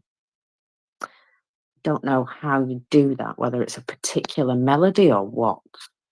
Earlier this year, a public trial video showing 2 16-year-old boys being sentenced to 12 years of forced labor for watching a South Korean drama also was, publicly televised. So there you go. You know, if you like your rights and stuff, and you don't want to be like North Korea, remember that when they start banning books and certain songs, music, artworks, things like that, when they start banning things that are just free speech, basically, you know, banning a book is banning the free speech of that author, is it not? You know, that sort of stuff is a slippery slope. Now, North Korea have taken it to the nth degree, but look at that. You do something they don't like, they don't F around. They've got enough people that they don't care. They'll just have you shot.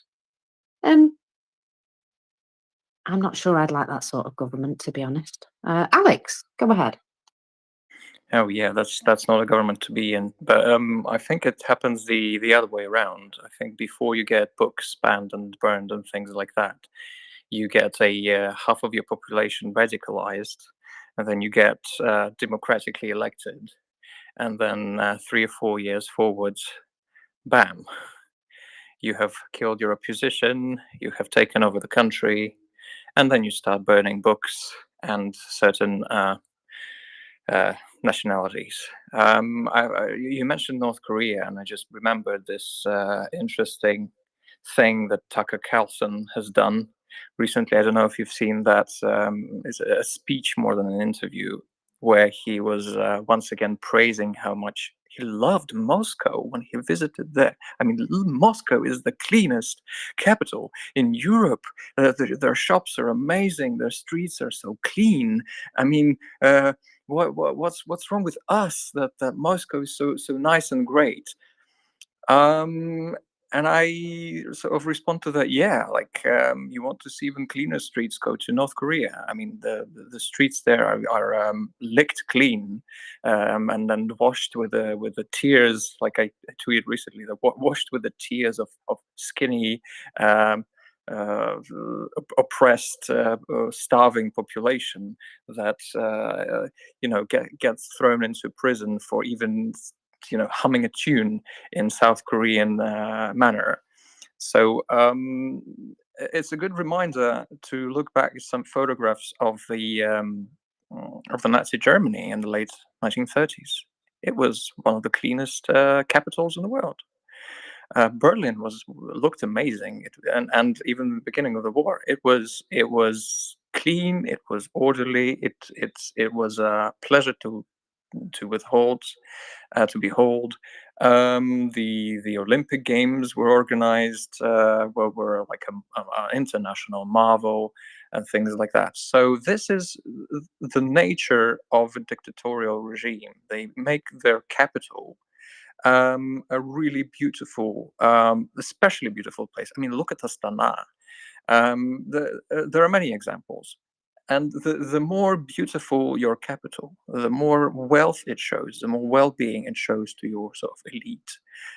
The greater, if you look around, the greater the suffering of everyone around you.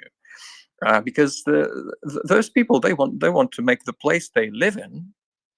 I mean, they live in Moscow. They want to make the place they live in as good and nice as possible, because they can't go and live in Lake Como in Italy anymore. They can't go live in the streets of London anymore for some reason. I mean, so they might as well make the place where they're living in as nice and pleasant as possible. How is that not obvious to anybody who visits that place? Obviously, that's history shows us. Knowledge of the human psychology of culture shows us that this is how it's going to be. We don't want a perfectly clean, a perfectly sparkling New York or Washington D.C. or anything if the rest of the country is suffering of inequality and poverty and things like that. We want, as a Western countries, we want those monies spread evenly. We want to promote equity as much as possible. We don't want to show off our palaces, our main squares, our main towns, and things like that. So this should have been obvious, but I'm just so frustrated when those people don't get it. It's such a dangerous path to take. Thanks. Thanks, Alex. Yeah, and we we see it dead obviously in front of our eyes. I mean, just look at some history, guys. Read a few history books and see what we lead ourselves down the path to when we don't react in the proper ways, and when we ignore massive inequalities and still think that everything will be fine. Be fine. We don't have to worry about their people. But you know what? They're not worrying about their people either. And well, let's hope they've set themselves up for a fall in some way or another. They are falling down in many ways, but I wonder what comes first. Anyway, you'll be glad to know that crime doesn't pay. You're right. The house of a Serbian sniper from Putin's own team has apparently been burned down. And now he has nowhere to go, and he's begging on the internet for new housing or money for new housing. He is known as Deki. He has been fighting in the so-called DPR since 2014. And at the beginning of this year, he recorded a video message about the 119th Regiment, in which he and other mercenaries from Serbia fought. In particular, he called the regiment's command an organised criminal group, which is probably very true. and stated the commanders do not allow wounded Serbian men to be treated. He said they treat us like cattle and call foreigners gypsies. Oh, well, indeed. What do you expect? Russia. After the publication of an appeal about the 119th Regiment, his house in Moscow suddenly burned down. Oh no! Set fire by unknown persons. Now, apparently this was 6 months ago. It's only coming to light now because he's complaining that he's still got nowhere to live. And the TV presenter spoke about the mercenaries' situation just a couple of days ago in her Telegram channel. According to the propagandist, he was able to provide a temporary summer structure for himself, but winter is coming and it is impossible to live in these conditions. He has nowhere else to go. He cannot return to Serbia because he faces a prison sentence for participating in hostilities as a mercenary. Yes. Funny that. And he himself doesn't want to go back to Serbia anyway. He considers himself Russian and from Donetsk. Those two things don't actually go together, but there we go. The TV presenter announced a collection for building materials for him and added his card number. Kind of, isn't it? In December 23, he became a member of what's called Team Putin, a group specifically supporting Vladimir Putin's candidacy for the presidential election. And he went around doing quite a lot of, what's it called, a promotion of Putin as the new leader. He was one of these people who was like picked as a spokesperson for the campaign. Good for him, but obviously he's made some enemies. And you know, you always get rewarded for telling the truth, don't you?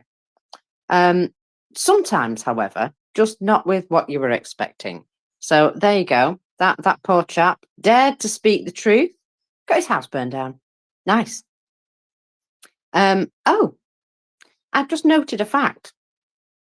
Did you know that President Zelensky has now survived 40 assassination attempts? Bloody hell. Just saying.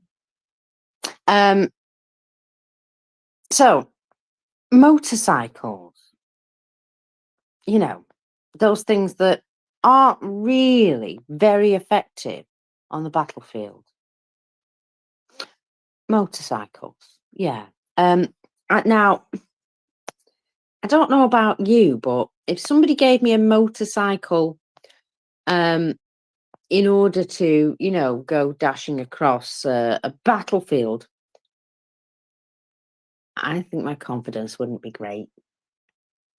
But there we go. Anyway, so they are now trying to promote motorcycle assaults, and they're taking it quite seriously. Now, I'm not saying they're entirely unsuccessful, but when they get to the other side, they've got no support. So they die anyway. So yeah, not terribly successful. Does every now and again gain them some inches, but really, they always say their inches are much bigger than they think they are as well. So here we go. Moto assault. The men, of course, are virtuosos. They are the Easterners. The motorcycle is increasingly becoming part of the list of essential frontline vehicles. Is that because there's nothing else available? And for the assault and the rapid transfer of food and ammunition and for the evacuation of the wounded. Have you seen how they evacuate the wounded on the back of these motorcycles, Peter? They basically put them on a pallet and drag them behind the motorcycle down dirt roads, which is, you know, pleasant for anyone who's suffering from a major injury, I might imagine, especially when they probably don't have any painkillers to begin with. But, you know, I'm sure it's all fine. Ghost? Yeah, well, it isn't uncommon that motors are used in the military on the battlefield, but not for assaults and not for getting wounded from the, and not for supplies, but mainly for bringing messages from one to another that couldn't be done by radio. So there is a motorcycle regiment. Every army had, at least in the Cold War. So that isn't uncommon, but attacking with a motorcycle seems to me more something like from the Mad Max films, or some other dodgy terrorist attack group, but not in a normal normal working army. Yeah, I mean, quick courier of information. Fine, no problem. That use a motorcycle by all means. That's a really good idea. Somewhere behind the lines where you whizzing round, checking on things, or checking on particular units that they've got everything they need and stuff. Great idea. Making a frontline assault. Not the best idea. So yeah, by all means, use your motorcycles, enjoy them. But wow, actually assaulting on the front with them—that's something that I'd never expected to see. I'll be fair. Oh, this guy goes on to talk about the electric bikes, and he says there is a debate about whether electric bikes are better. However, electric bikes will never achieve the same power and range as a gasoline one. And by the way, a new military speciality is appearing: motorized riflemen, or whatever that may be. From October the 1st, training will begin at a military facility on this speciality. Stormtroopers, our Easterners, you are great guys. So there you go. Pat on the back for assaulting on motorbikes like an absolute lunatic. So that's what you get for risking your life on a motorcycle. You get told, "Well done, guys, well done." So yeah, that I'm sure that's enough. I'm sure that's all they need. Yeah. No, maybe not. So Peter, are you aware there's a football match on today? You might or might not be. But anyway, apparently there is. So just draw your attention to that. Yes, England against Spain. Yeah, we're going to lose. I can probably assure you of that. So never mind. Now then, deep you're state. not very confident in your football team. We fall uphill an awful lot. We're very lucky, but Spain's very good. You know what I mean? So unless we're exceptionally lucky, Spain's very good. And that's all I can really say about football. So both Deep State and the Russia's MOD confirm that Ukraine has lost control of the village of Yurocheny in the Donetsk region. Now, 2 days before, it was entirely in Ukrainian hands, 24 hours in the grey zone, and the next day gone. Now, I don't know what's happened there, but it does sound as though Russia have had some success in this particular direction. So it's something that, well, we need to keep an eye on. It's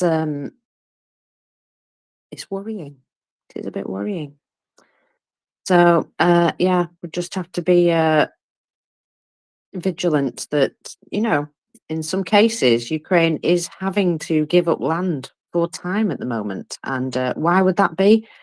Because their frontline positions are getting smashed with cab bombs and they can't do F all about it. And so, as they lose the protection of their frontline positions because they're literally standing around waiting for a cab bomb to destroy them, or a fab bomb, or whatever F you want to call them these days, Yeah, that ain't working out, is it? They need to take out those aircraft. However they do it. Alex. Yeah, you mentioned something made me think about how much eco flows are needed in the front lines with all the electricity problems. I'm guessing the reports from my relatives who are still in Ukraine that they're really having a tough time with just a few hours of electricity available. I mean, we forget about how much damage Russia has done to the LNG infrastructure already, and how much people are struggling, especially with this heat wave. I mean, people can't even go and walk their dogs outside because their paws are being melted off. I mean, it's really bad, and there's no air conditioning available because of all the power cuts. So yeah, just made me think that what a nice thing is that you have eco flows in those sets, that these people on the front lines will be able to keep running their operations. Oh, I did lose Peter. I thought I'd lost him earlier. Yeah, exactly. The I'm just going to say yes. Right. Sorry, I've been distracted by far too many things happening all at once. I'm so sorry, folks. I am not at my best today. 4 hours sleep. That Doesn't isn't do any good. very much, Mockers. That isn't very much sleep. So don't worry. You're doing good. So don't worry. I think. You just have to keep up with my pace today because my brain is in on-off mode. Now then, I do see that there has been recently residents of a village in the Volgograd region. It was called Saltovo. Well, I suppose it still is. A report on a fire that raged in the area for several days. Now,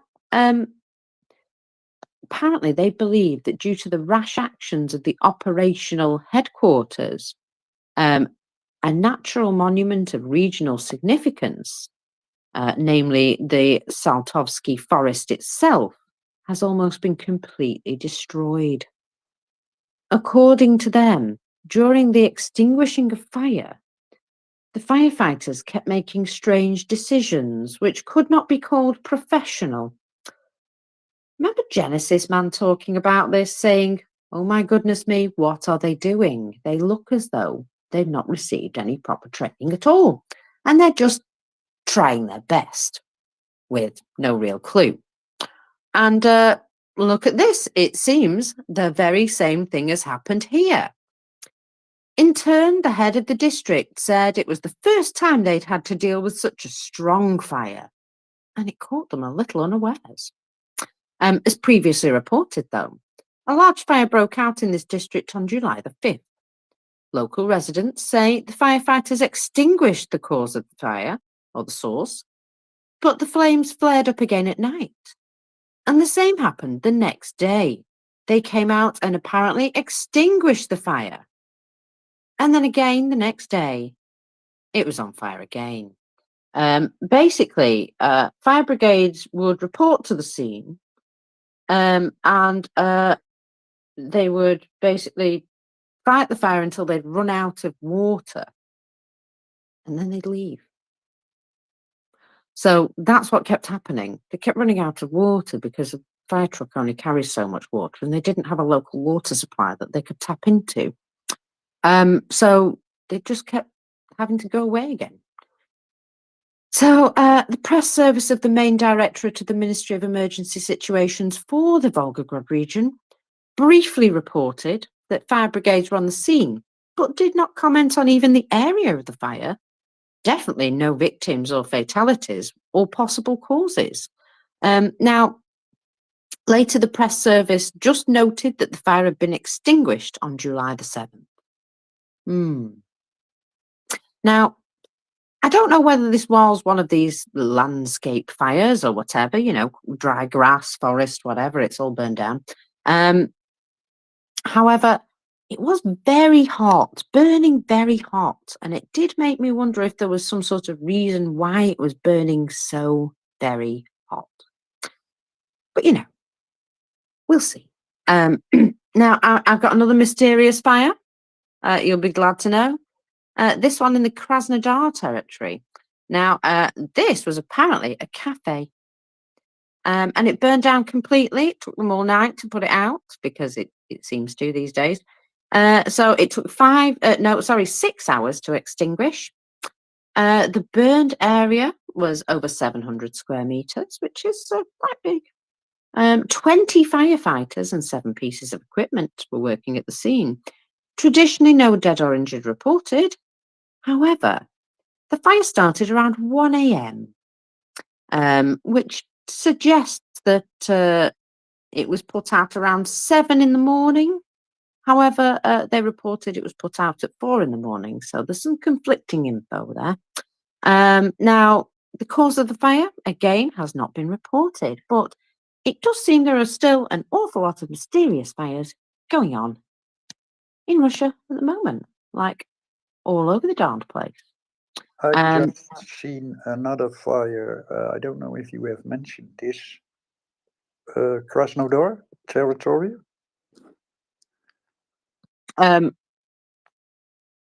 Yes, actually, I'm just looking at it as it happens. So this was a fire again. It's a landfill, and one of the reasons for a lot of these landfill fires is A, it's very dry. B, nobody's picking up the rubbish anymore, so these places are getting really full, and new ones are popping up all over the place, just randomly. And so, in order to clear them away, in a way, sometimes people set fire to them. Yes, I know it's not a great way to get rid of it. But there we go. This is what happens. If you were maybe incinerating them in a controlled facility, perhaps, you wouldn't need to worry about all the nasty fumes and grossness that might also be released at the same time. You'd probably have something in place to deal with that. But instead, you're just releasing all that delight into the local atmosphere, which I'm sure people breathing in won't mind. No, it's not like you need to breathe or anything. No. So anyway, this particular landfill, they say caught fire due to methane emissions, which kind of makes me think about lighting your trumps. When I say trumps, I don't mean the man, I mean the farts.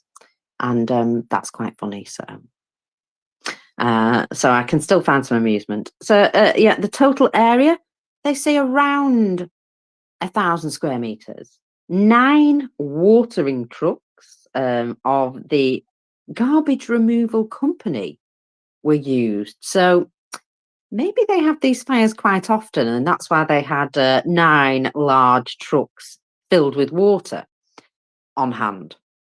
Also, 4 fire trucks of the Ministry of Emergency Situations, 6 bulldozers had to be called in, 12 dump trucks were also used, 2 excavators, and 30 personnel had to be involved in localizing the fire. And I can only hope they all wore some sort of gas mask, because I can imagine that would have been mightily stinky. Not only that, it could be mighty hazardous for their lungs also, because the fumes coming from that isn't particularly healthy. No, absolutely. And they've had a pile of these large garbage fires recently as well. Certainly in a number of areas, there's been actual complaints because it's been that bad. You see, it's got to be so bad it's almost killing you before they complain. I know, amazing, isn't it? So one thing they do complain an awful lot about, especially within the front line, is drones. Seems Ukraine have got very good at producing and using drones, and one of the things they've done is they've set up an incredible training academy for drone pilots. So it's a secret training center. Secret. It teaches volunteers how to build, fix, arm, and fly FPV drones into buildings, through the hatches of vehicles, and to carry out kamikaze attacks. Now, it shows a picture of one of the training obstacles, and it's just like the front of a building. Basically, it's just a brick structure that you've got like 5 windows and a door. And so that's for you to be able to practice getting them accurately into windows and doors, I suppose. So yeah, perfectly good plans there. So FPV and the Baba Yaga or vampire heavy bomber drones have had a major impact in the way the war in Ukraine is fought, and has fast become a weapon of choice on the front line. From the earliest appearance of drones on the battlefield following February 22, the demand for pilots has grown, and that need is about to become more. 5 countries have now signed up to a drone coalition on the sidelines of the NATO Heads of State Summit on Wednesday, July the 10th. Latvia, the Netherlands, New Zealand, Sweden, and the UK have pledged more than 45 million euros, $49 million for you Freedom Pound lovers, into a common fund to provide 1 million UAVs for Ukraine, and have committed to seeking additional contributions for the fund. In addition, Latvia also provides drone testing and training ranges. The UK has issued a call to industry to develop and procure FPV drones, which to date has now received 265 expressions of interest, with contractors expected to be issued in August with contracts. The coalition members are also investigating the provision of reconnaissance, strike, and AI-equipped drones, along with counter drone equipment and capabilities. The more drones Ukraine's armed forces get, the more pilots they need, however, with necessary skills to fly them successfully against the Russian forces on a very busy battlefield. And that's where the Drone Academy comes in. Some videos posted on social media make attacks on tanks, armoured vehicles, troops and trenches and dugouts look very easy, but they aren't. Practice is the only thing that makes you almost perfect. The military issues website Warzone reported on a visit to this training establishment and was able to witness new volunteer pilots being put through their paces. The site included an obstacle course made of tunnels, hoops, barriers, and moving vehicles that taught them how to fly over, around, and through objects, overcoming jamming, electronic warfare attacks, and how to track, chase, and hit a moving target. The training combines some technical theories, but primarily focuses on the practical training, not just flying drones, but also how to prepare them, to fit ammunition, repair and maintain the UAVs, and even how to use 3D printers to fabricate any spare parts they might require. Volunteers come from all walks of life.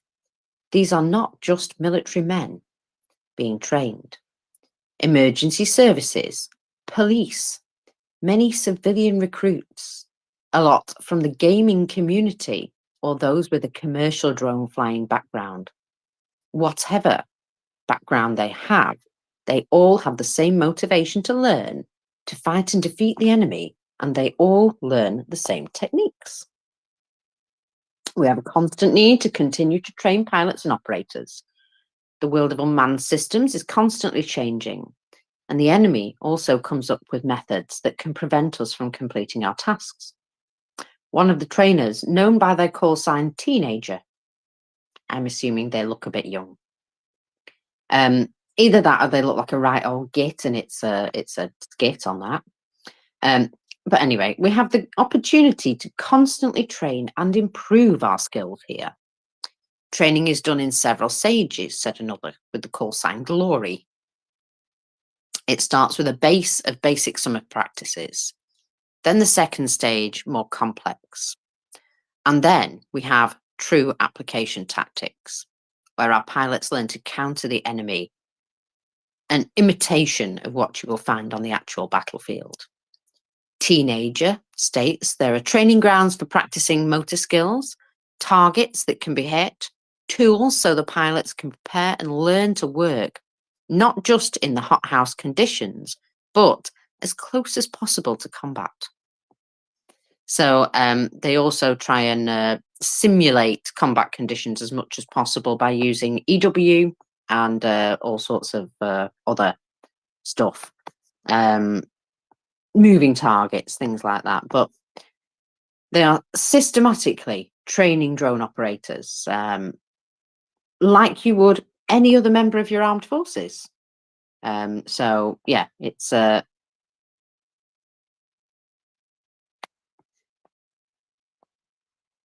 well, they're really making a thing of it, aren't they? They're really trying very hard. Oh my God. Sorry, I've just been distracted because, wow, the fire in Krasnodar, well, it appears to still be going. Either that or it's a new one. Remember how they said they put the fire out? Well, there's a massive fire now on a nature reserve in the Krasnodar territory. The fire has spread to a tourist centre. 220 people have had to be evacuated.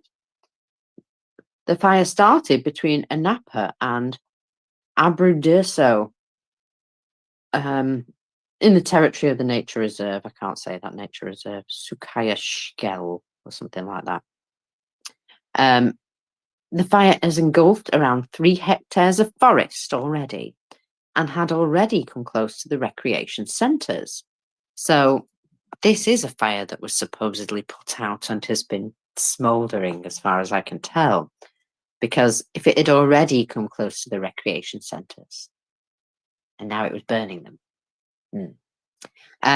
Anyway, the flames have now spread to the territory of what's called the Blue Wave and are approaching another area called the Frigate.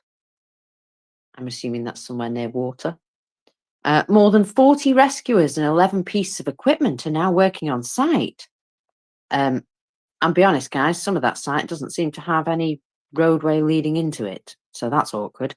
And of course, traditionally there are no casualties, and the cause of the fire is entirely unknown. But this honestly doesn't look like something that's going to be easy to deal with at all. So I'll just say good luck to them. Good luck to them. They're going to need it. Wowzers. What a mess. Ooh. I'm just saying that there has been another case of unknown Ukrainian drone debris discovered somewhere in Russia. Don't know exactly where, but it looks like this one might have been shot down because it seems to be in several pieces. And there is no burnt stuff nearby, so I'm going to say that one was possibly shot down. Ooh. Sorry, I'll just keep hold of that as well for later. So, where was I? Oh, yes, yeah. They keep finding these things, and we don't necessarily hear sometimes about, how many drones actually make it through to Russia, how many are shot down, because they tell us all of them are shot down. But it's just funny that after shooting them down, the public are finding bits of them because, it's not important to go and deal with that. Doesn't really matter where it fell, does it? No, they don't have enough people to worry about that sort of nonsense. So, yeah, there we are. Now, I have a slight issue. Apparently, I'm now on my own.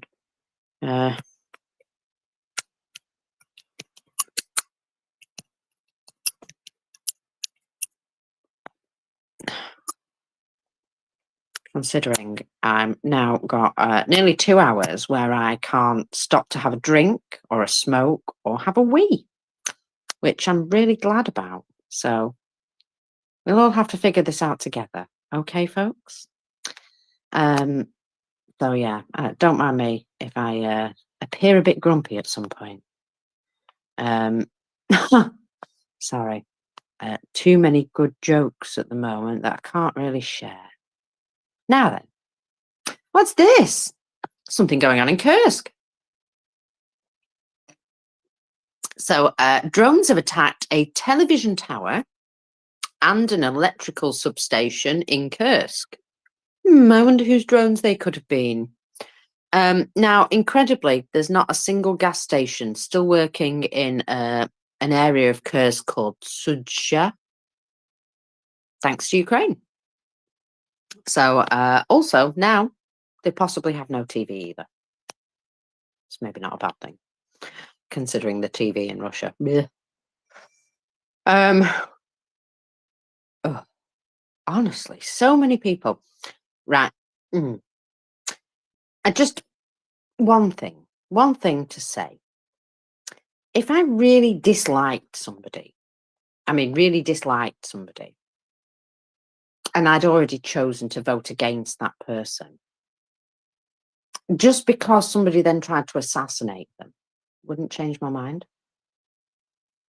This seems to be the new narrative, that everyone's now going to suddenly change their mind about who they're going to vote for because of an event. I don't know how effing dumb people are, but really? No, doesn't happen. I'm sorry, guys. Stop with the doom and effing despair, because I've seen enough of it. Jesus Weezus. I tell you what, we can all agree on. What a terrible security failure. And that's all I'm going to say about that, because the rest of the nonsense is, give me 48 hours and then we can talk about it. But Jesus, there's like just a massive meltdown here. And I'm like, I don't know how much oxygen one person needs to take up. I really don't. So, it might be that I might have some friends coming back to speak to me. You never know. Would always be useful. Don't worry, no, I'll just, I'm sorry, I'm driving now at this moment, Walker, so sorry for not interconnecting with you.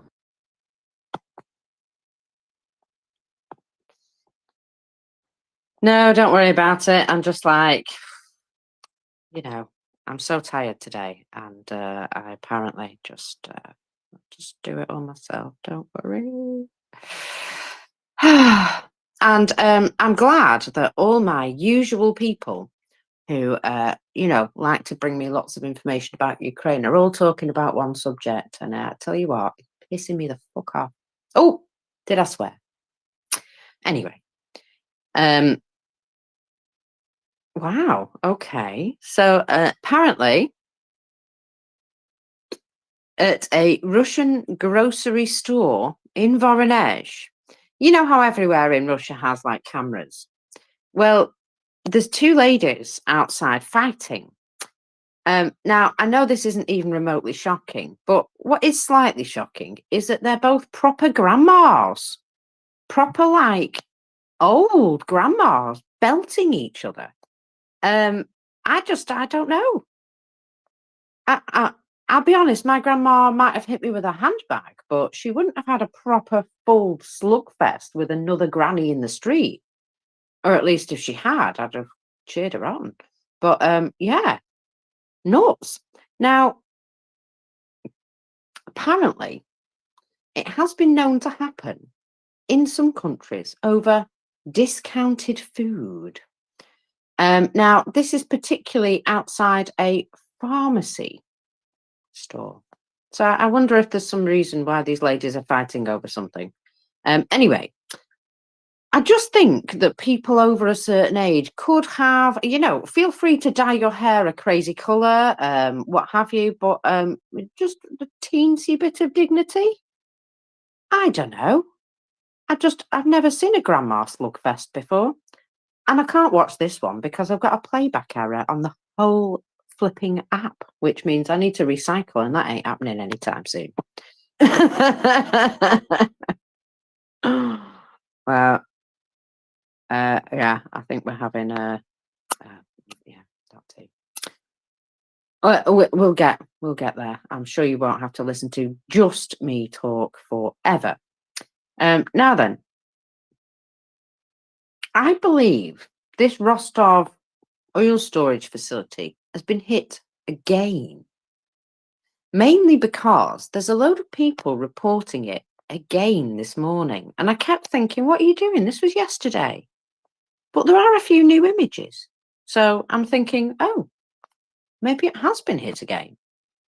And yeah, I'm just getting you know, my head around it as to whether or not it is a second strike, or whether it's just generally people were very excited because some new videos have come out. I'm not sure, but I will tell you that I am seeing a whole new batch of Starlinks being delivered to Russian soldiers. So I wonder if there's some problem with the blocking of Starlinks for Russians, because jeepers. That's a good point. Jesus. All I'm seeing right now is Ukraine are going to lose because, and I honestly, take your flipping selves outside and go and touch some grass. Mockers. Yeah. Well, one, you're never alone. We're always here for you. And two, No. I've seen Russian grandmas bashing each other, usually in shops actually, over some eggs or some bread or something like that. I've definitely seen quite a few videos of that going on. Sugar. They fought over sugar just when they were in the first months of the war, because they had a little panic. So I do remember some babushkas fighting over sugar. Yes. So actually around. Sorry, I've also got to send that. Yeah, there we go. Right, I'm happy now. So yeah, the amount of theatrics is really cheesing me off, by the way, guys. I'm so sorry. And everybody who says violence doesn't belong in politics, please go and look at Georgia, where all their opposition politicians are getting the crap beaten out of them. Yeah, exactly. Please apply the same rules across your opinions for everyone. So yeah, let's just say there's a lot of other places in the world who also have events, and they are also important. And well, what can I say other than I actually think that was a massive crisis averted, because they're going to make a big dealio out of it now. But can you imagine? Yeah, can you imagine if it had been the other way? So I'll just say there's a certain amount of luck in the world, perhaps. But you know, you incite violence for years and years and years, and well, eventually you find out that places can be a bit more violent. Just saying. And also that Zelensky has, like I said, survived around 40 attempts on his life now.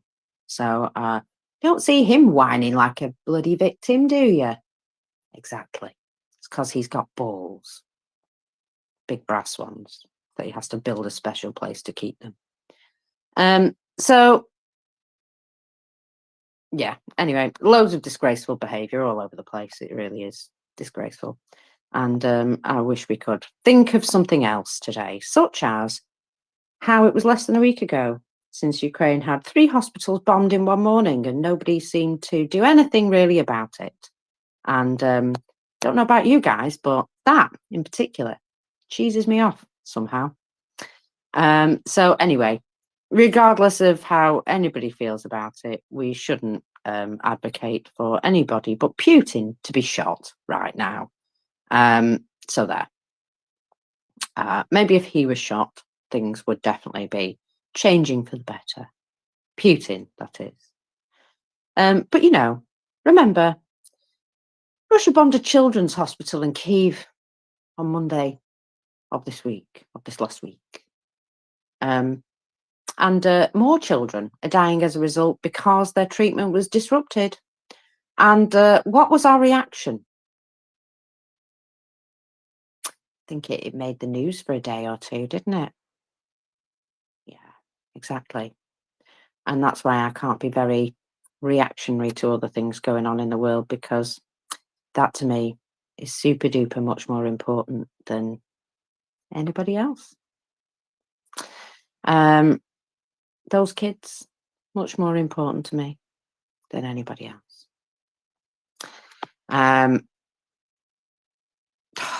Jesus. Right.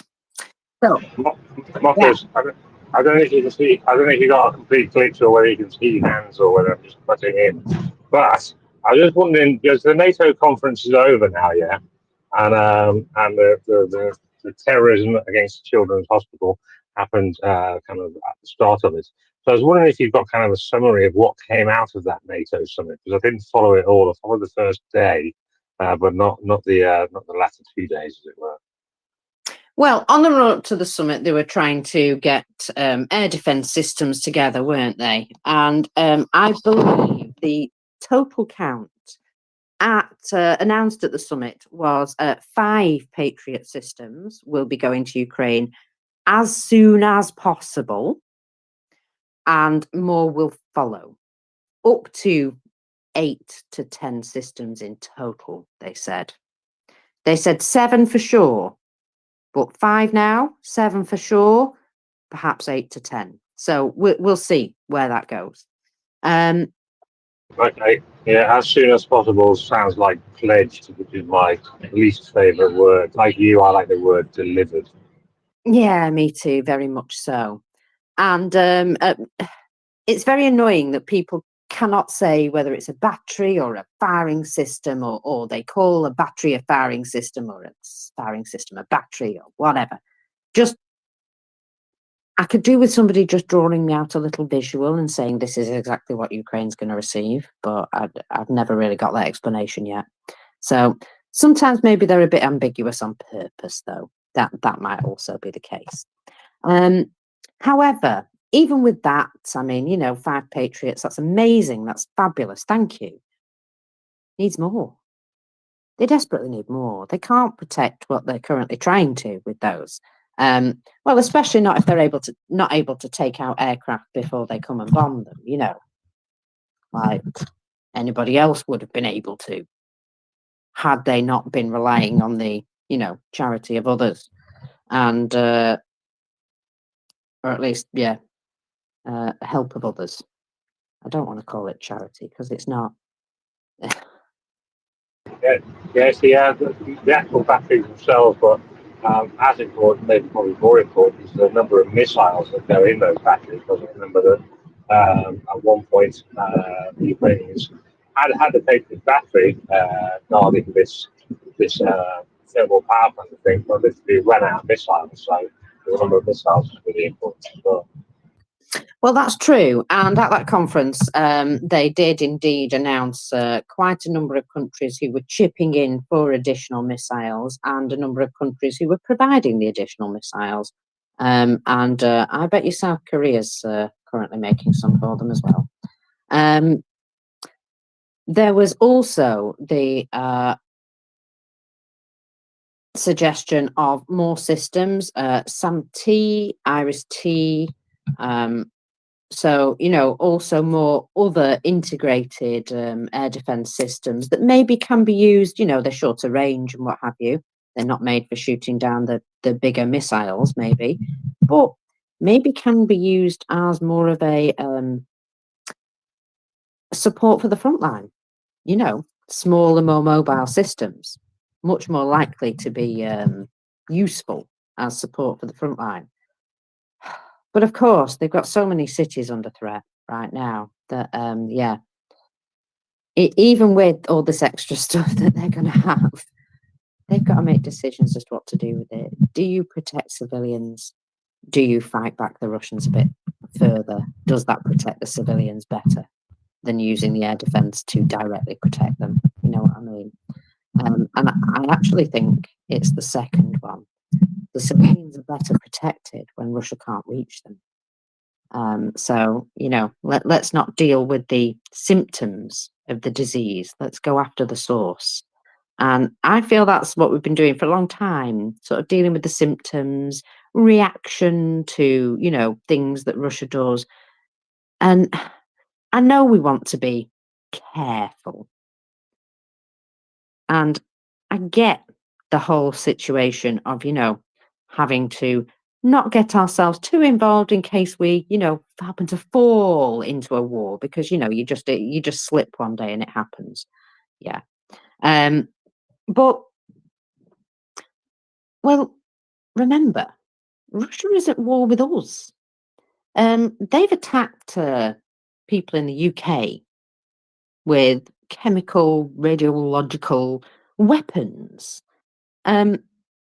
We've found spy rings within the UK. They've burned down a Ukrainian business that was specifically assisting, you know, with packages for the war effort, like, you know, humanitarian packages. They attacked that particular business in the UK. You know, they are here attacking us. Sololyov said on his show last night, why, when they've obviously arranged it, are all the capitals of Europe and the UK not currently burning down? You see, they did kind of arrange for this to happen. And this is what he's annoyed about, because they expected this to have happened by now, for there to have been some major terrorist activities within Europe. Now, there have been some. There have been people who've been caught wandering around places they definitely shouldn't be. And there have been a bunch of spies arrested here, there, and everywhere. But I have a funny feeling that Russia paid a load of people to do stuff. And then they kind of just went with their money. Because, you know, sometimes you just can't trust these people, can you? And when the only people that you hang around with are untrustworthy sorts, every now and again things like that happen. Apparently that's happened quite a lot to Russia recently. Something to do with their loss of status and respect. Oh dear. So they've arranged for people to do, you know, terrorist actions for them. And the guys have said, oh, okay, but you must give us, like, you know, 50% of the money up front. So they demand an astronomical figure, get 50% of it up front, and then just don't bother doing it. They don't need the other 50%. Fine. So things like that have been happening to the Russians, and they are very frustrated that an awful lot of their plans haven't worked out. And I can only say that there's probably an awful lot that the security services of a number of our countries are not telling us, for the fact that we would be pitchforking it down to the airport, probably, to go and flip and fight them ourselves at this point. And I kind of feel as though, you know, I could probably do that. Someone might have to give me a lift. The airport's a bit far. But other than that, yeah, I'll take a pitchfork. Now, wow. Sorry, I'm going to have to save that because that gets a little bit out of my depth. I might have to talk to someone about that before we talk about it.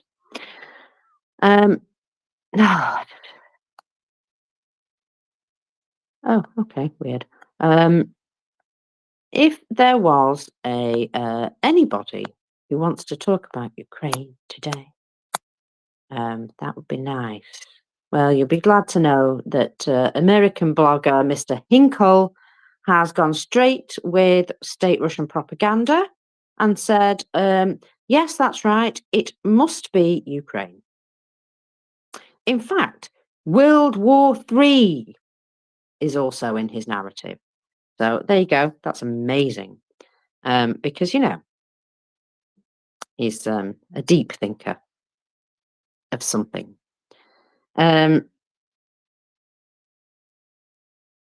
Now, side note, Russian mainstream media did report upon it within absolute seconds as well. I mean, literally as it happened. So they had a man on the ground who was, watching that. They were probably watching CNN like nobody's business. Anyway, let's have a look at what's happening in the region of Crimea. So, senator from the Crimean region, a member of the International Committee of the Federation Council, he's called Sekov. He called on the United States to consider the version of the involvement of the Ukrainian Special Services. Yes, that's right. Considering the Kyiv regime has repeatedly made unflattering statements towards the US, and Mr. Trump, I can't call him the other thing, suggested that he would put an end to help to Ukraine, then, of course, this has caused the Kyiv regime to decide to assassinate him. Okay, if you say so. Peter.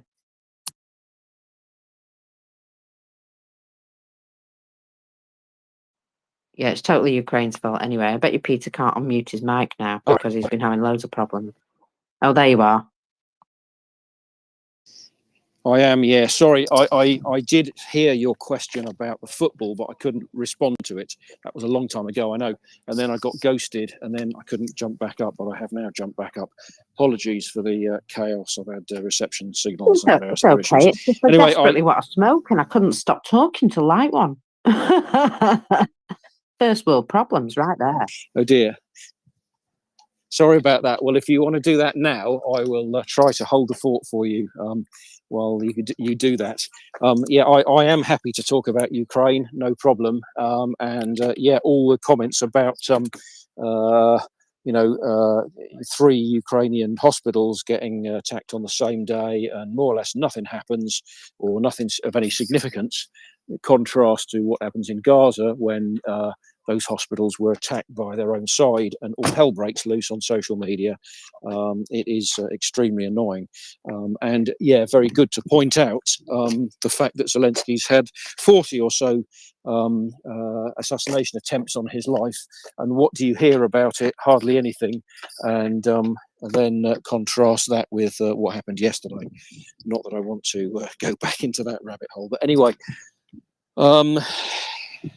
Yeah, apologies to all our listeners for the technical issues I've had. I've been trying to co-host while doing other stuff.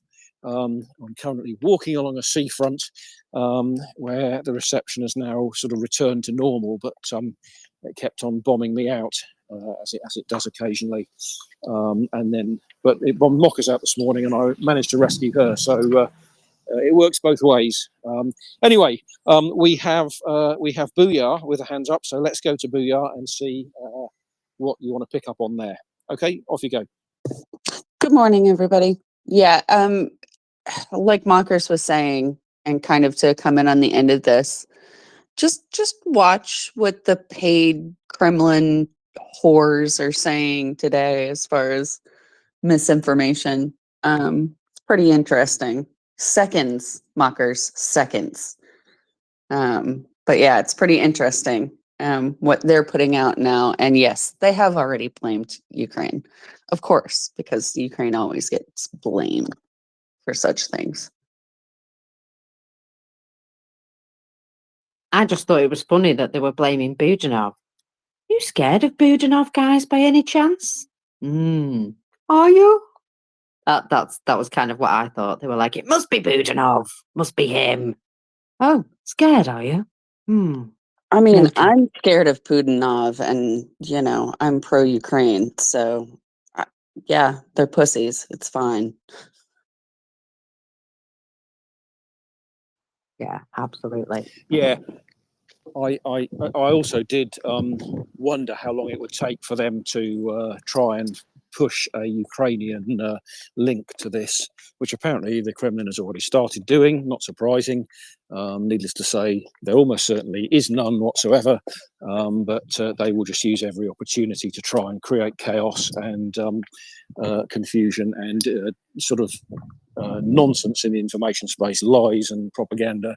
And many of us here know what to expect because we can see it coming. But as we keep on saying, unfortunately, it's very effective, and they have honed this skill to a very fine degree over some decades, and they know exactly what they're doing. And you know, a large proportion of the population are not up with it and don't realise what is actually going on here, and just lap it up, and that's all part of the problem. So that's partly why we're here, to disinfect the information space and do what we can to put people straight and tell the real side of the story, what is actually going on. But there we are. Anyway, we've got Frey's hand up, so let's go to Frey. I 100% absolutely agree. And I just came out of a Republican server after this most recent assassination attempt, and they're quite emboldened. And so I 100% agree. We just have to continue to reinforce the principles that we already believe in, because it really is hard at this particular juncture to rally the wagons, right? To circle the wagons, because we're not necessarily at the at an advantage, because now Trump looks invincible, and it's the worst thing in the world. Well, they say when you take a shot at the king, you don't miss, and so they missed, and they made us. They put us at a point where we have to all regroup, and I yield here. Well, I hear what you're saying, but I also have to say, if I'd sort of already made my decision by this point, the opposition leader getting attacked, well, I would have sympathy for them, you know, for the life of a human being, but I still wouldn't change my mind. It wouldn't make me suddenly go, oh, I must vote for that person. It just wouldn't change my mind. Booyah? Yeah, and I don't know that there is any real way that this is gonna, you know, I don't know, put him any closer to the finish line, so to speak. I think it's going to embolden his supporters. That's what I'm concerned about. I'm concerned about, you know, the violence that happens around this event, and there will be. That's what concerns me the most, because yeah, I'm a pro-Ukraine supporter, so I worry about the optics of it, and what that does to Ukraine support going forward. That's my concern at this point. It's also my concern that there's a lot of misinformation and disinformation going around at this point.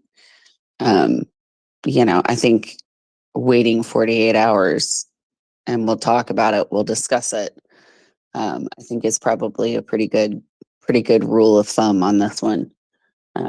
I do think it will embolden his base, but his base is not everyone here. Make no mistake, to all my European friends.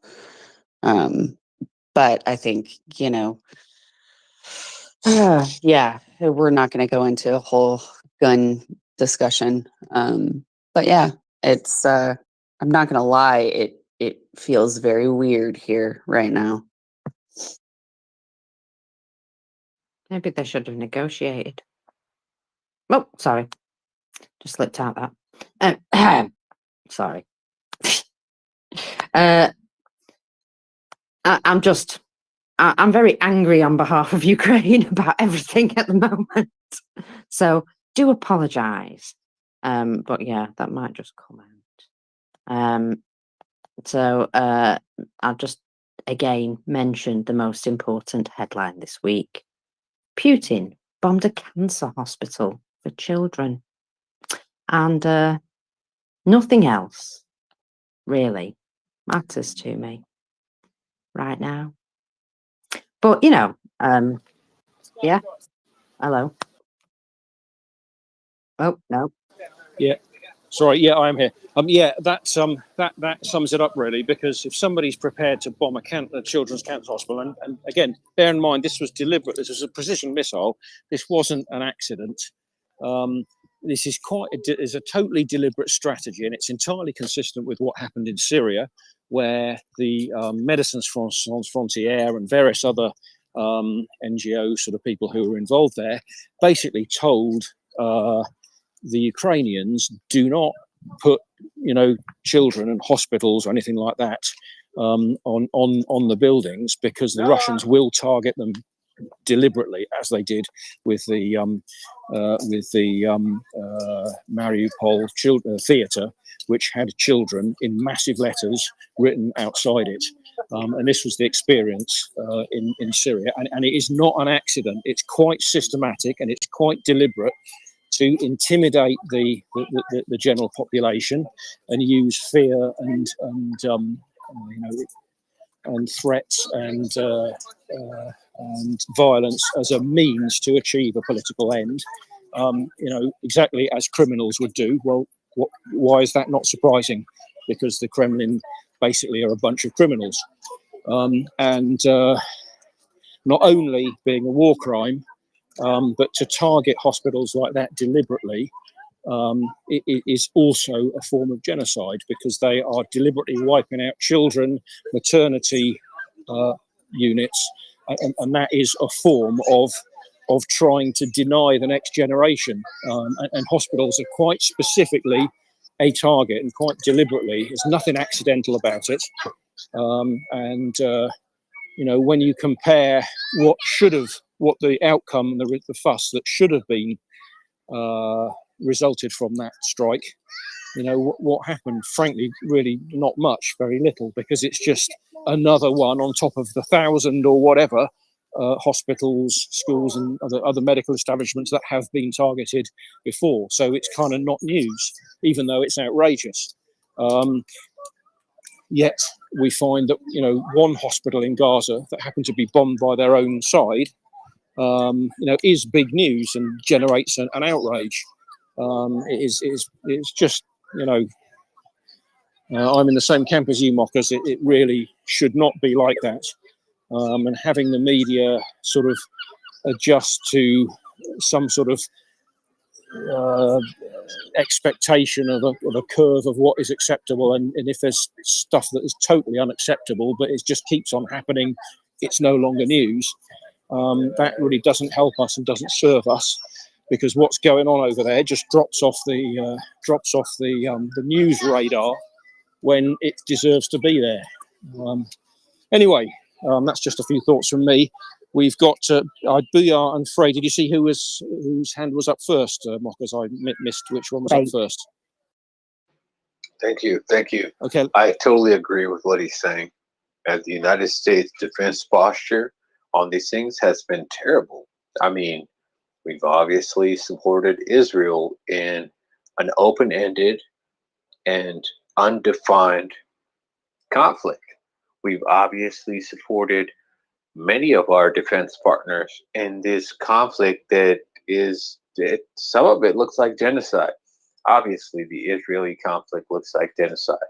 And this is what we've done as the United States, because we're like, hey, we sell weapons. I'm a citizen of the United States, and we are the biggest weapon contractor in the world. And unfortunately, we don't have a very good human rights minded bent when we sell these weapons. And I really do think that needs to change. That needs to change. I really do think that we're doing so much damage. Obviously, we're just letting Israel do whatever they want. We're letting and Saudi Arabia do whatever they want. It just gets to a point where it's like, where's the end? Do we have a limit to the nations that we'll sell armaments to? Because if we just seem to arm people that have no armed nations that have no decency, I yield.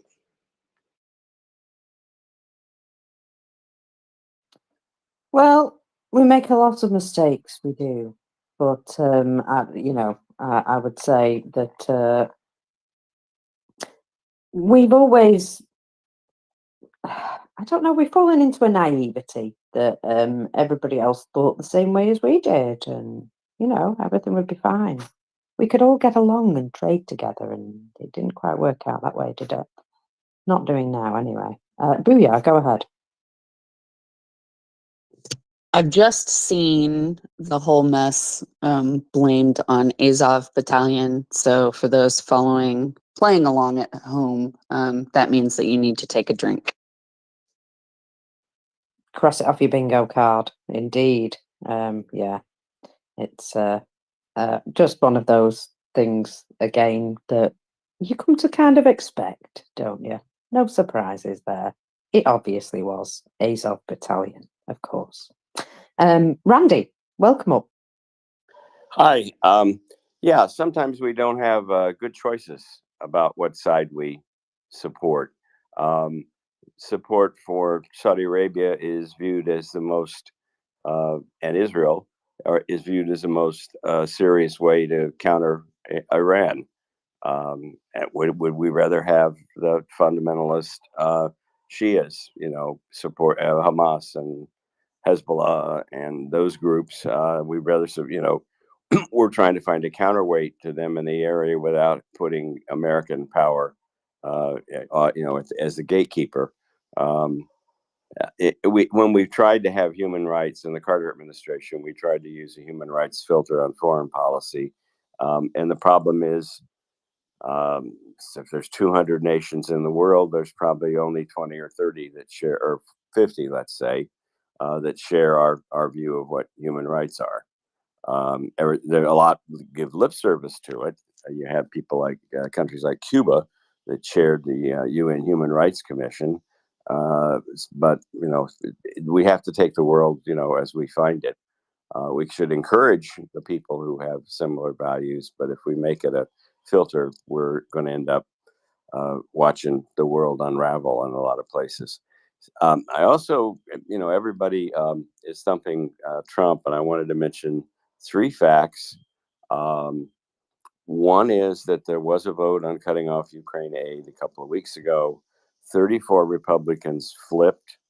A majority of Republicans, almost 2 to 1, voted against cutting off aid. So the isolationist yahoos in our party are starting to get isolated themselves. Second, the Project 2025 that's got a lot of bad press and media. Trump disavowed that last week, still putting some distance between him and them, and they've been echoing a bit of an isolationist tone. Third, there are several people being considered for vice president. J.D. Vance is an isolationist moron. In his picking, it would probably mean I would not vote for the Republican ticket if he's the VP.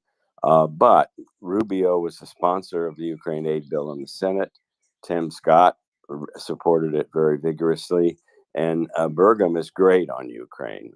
If you just Google any of those people's names in Ukraine, you can get their views. So you've got, and the dark horse is Governor Youngkin from Virginia, who is a traditional Reagan Republican.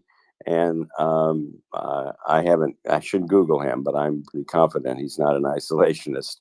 So it looks like, there are all of our work, and I mean this sincerely, all of the work on people on this space and people on social media and people at their Thanksgiving dinners, pushing the notion that that we have a stake in Ukraine and we can't afford to ignore Russian aggression. It has implications globally for the U.S. on the value of our deterrence, and Ukraine can win with the right weapons, and we need to. And it's a small cost for us to pay. That argument is winning, I believe, in my party. And so I just encourage everybody to make your Republican bashing selective.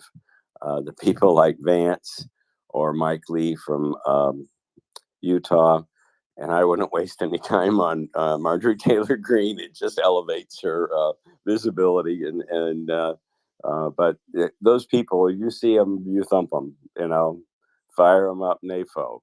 There's no. I'm as aggressive as anybody in that. And that has an effect. It has already had an effect. We picked up 34 votes in the House for Ukraine, and 3 out of 4 of the vice president candidates are pro-Ukraine support. So some people look at the glass as half empty or half full. I'd say it's we've got a shot at having the glass be full, as long as everybody keeps up the heat and the activism. Thanks. Exactly. We've got to remember what's important. And right now, well, Ukrainian lives are really important. Guess what? They're getting killed every day, actually killed. And that is, something that I find hard to just ignore. Funny that, isn't it? So I've got a bit of information. Sorry, this is funny. So in the Kursk region of the Russian Federation, in the city of Sujda, I don't know how it's really said. Anyway, there, in that place, drones attacked the TV tower and the substation. Now, it turns out that this is the same area where they have no gas stations left working in the city because of drone attacks. And the nearest one is about 20 kilometers away. Now, I'm just looking at this communications tower, and I would say the building at the bottom of the communications tower is definitely on fire. Well, there's another video showing quite a lot of fire, which appears to come from maybe the substation because it's very black. And I would say oil-filled substation equipment probably give out a nice black fire. So there you go. This place is rapidly becoming uninhabitable. They've got no telly now.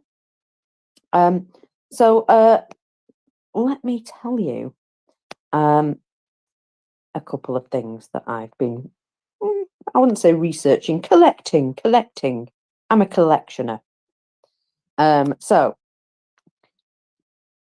the initial one-time payment for new contract soldiers has now reached an implausible 1.7 million rubles, or 17,800 euros, just for signing up. Now, this huge amount is advertised in many regions, but has only actually been paid to contract soldiers from the Moscow region. Yes, indeed. More than 1 million rubles are already being paid, however, in 13 other regions. Now, this suggests a teensy bit of difficulty recruiting new soldiers, if you ask me. And no surprise, African mercenaries are signing up for this without a problem because they see that money and they're like, oh my God, I could live like a king. But, you've got to be alive, probably plus legs to live fully like a king. So, yeah, the comparison to a more Western salary, As a nurse in Canada, you would earn that much after just 3 months of work. As a humanitarian aid worker, after about 6 months of work. So, as a Russian soldier, that's your sign-up pay. But you don't always receive it. You've got to basically be from Moscow and be very lucky.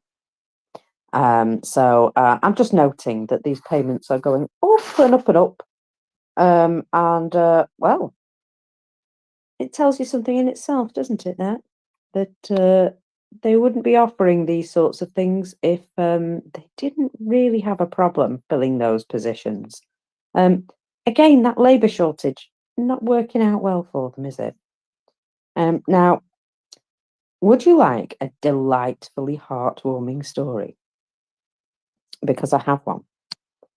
And sometimes you just need to inject one, don't you? Nice, heartwarming story, right in your veins. So, in Odessa,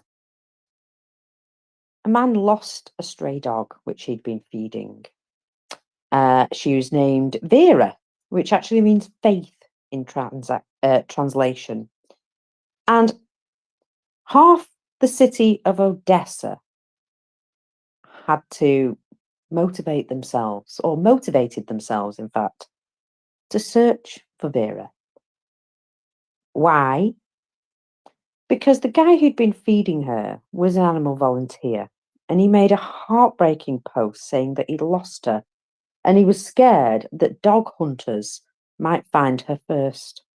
You see, stray dogs have become a bit of a problem somewhere, and there are people rounding them up sometimes. So he was concerned that she might, have been grabbed by somebody. And the entire community came out to search for her. After 3 long, agonizing days, she was found. And all the people who'd been searching for her were rejoicing. And I just wanted to point this out. It's only a small thing, but it highlights a certain value, doesn't it? That flipping half of Odessa decided to look for a stray dog because one man was missing her. He didn't want anything to happen to her.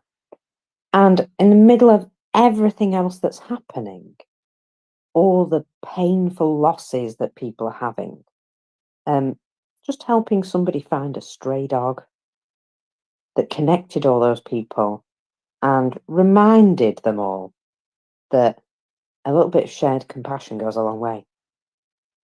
So anyway, I just thought it's bloody lovely and it's bloody typical of Ukrainians, isn't it? That, no matter what they're going through, they'll all go out and search for a stray dog because that's just who they are. So, hugs all round. I kind of like that story. Now, here's a crap story, which you won't like at all. This one is, just nice. Typical Ruski Mir. Guess what? Russia's occupiers don't just steal children. No, they seize homes. They force residents to carry Russian papers and work intensively to reprogram children's minds and people's minds in general. But the kids especially. Since the annexation of Crimea and the start of so-called hybrid war in the Donbass, human rights activists have repeatedly warned that occupying authorities chase out or find some way to get rid of disloyal populations and then replace them with people directly from Russia. This deporting of the original population and then deportation, that was the word I was looking for, of the original population and then the moving in of general Russians, whatever you want to call them. It's part of their hybrid situation that the longer they get to occupy an area, the less people who were originally there are left there. Of course, Another part of large-scale population replacement involves direct repression of those with any possible Ukrainian sympathies or views, alongside more indirect methods of pressure.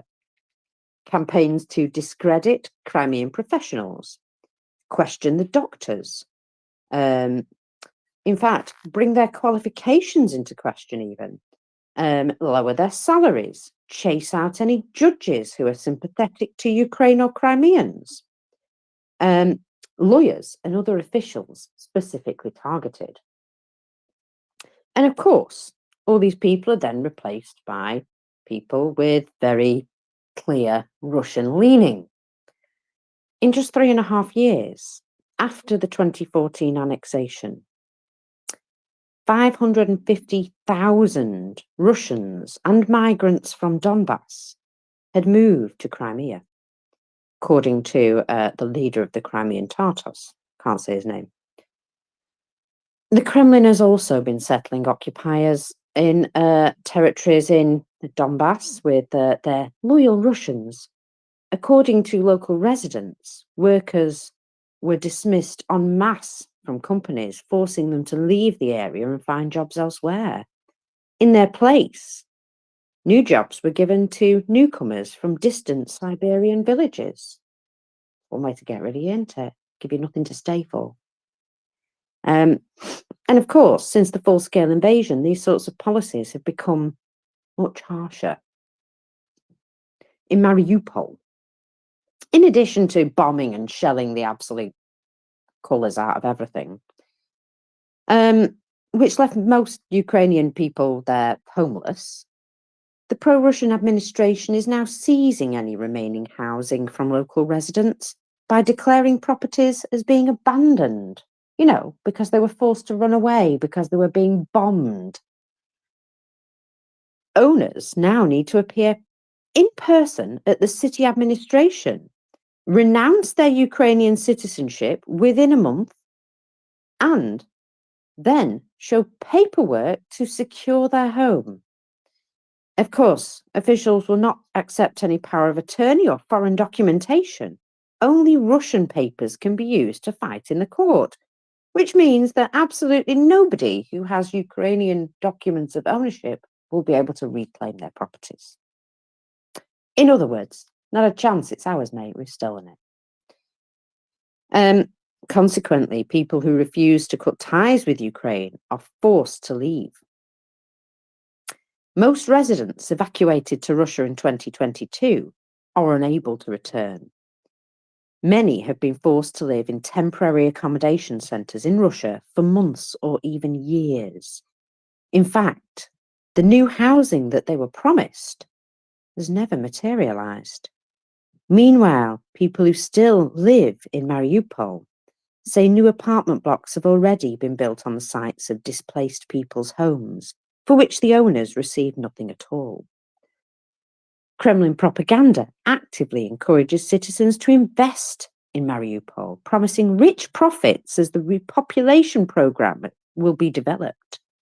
Instructions from the Kremlin to the media last year included a manual entirely dedicated to the material benefits of annexing and repopulating these new territories. The exact number of Russians who've moved to Mariupol since the start of the war is unknown, but Ukrainian officials have estimated around 8,000 and continuing to grow. Russian authorities also work to reprogram Ukrainian people, especially the young people in occupied territories, after Putin personally identified ideological education or brainwashing as a key link in the so-called new regions of Russia. Eagerly adopted by officials, the Ombudsman for Children's Rights in occupied Sevastopol complained, for example, that children from Zaporizhia and Kherson had been brought up with hatred for Russia, and it was very necessary to work with them to completely reformat their thinking. Sounds violent, doesn't it? Alongside ideological indoctrination programs for children across Russia, A special project called Childhood Navigators has been created for the occupied regions. Schools in Donetsk, Luhansk, Zaporizhia, and Kherson regions now have advisors on their ideological education embedded within the principal offices. A director of the Russian Youth Center, Alexander Kudryashov, described their work as raising the bar of patriotism, forming school communities, volunteer squads, military patriotic clubs, excuse me while I vomit, and opening branches of the children's and youth movements. Nazi groups, then. Branches of Unamia, something like that, a Moscow-funded paramilitary youth movement focused on training further future servicemen and women, has been operating in occupied Ukraine since 2014, and their activities expanded since 2022. Around 40,000 children and adolescents in occupied territories have already joined the Youth Military Organization. And according to open data, human rights activists say that more than 27,000 of these children are currently in Crimea. So UNAMIA members engage in drills, combats, sports trainings, study weapons and prepare for service in the Russian army.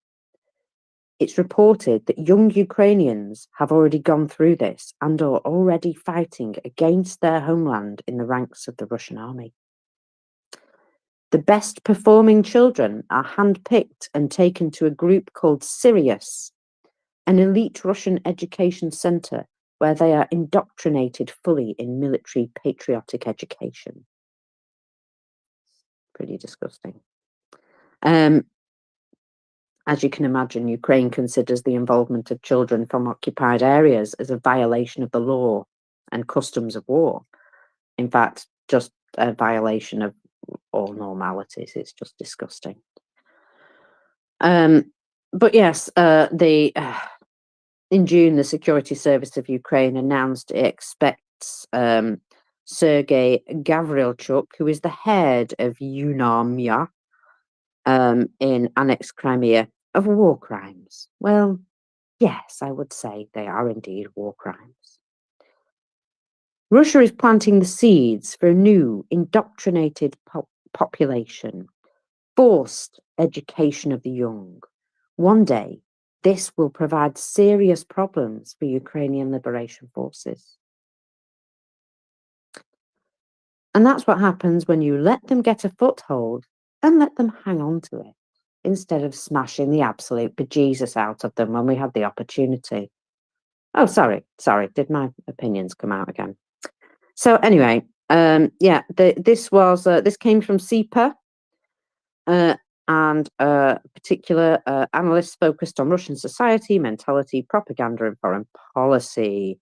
There is a number of authors, and one of them is Ksenia Kirillova. There you go. So she contributed mostly to that. Sorry, got to give credit where it's due. Well,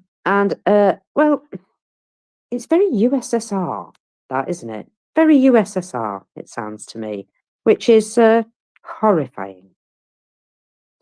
Free, go ahead.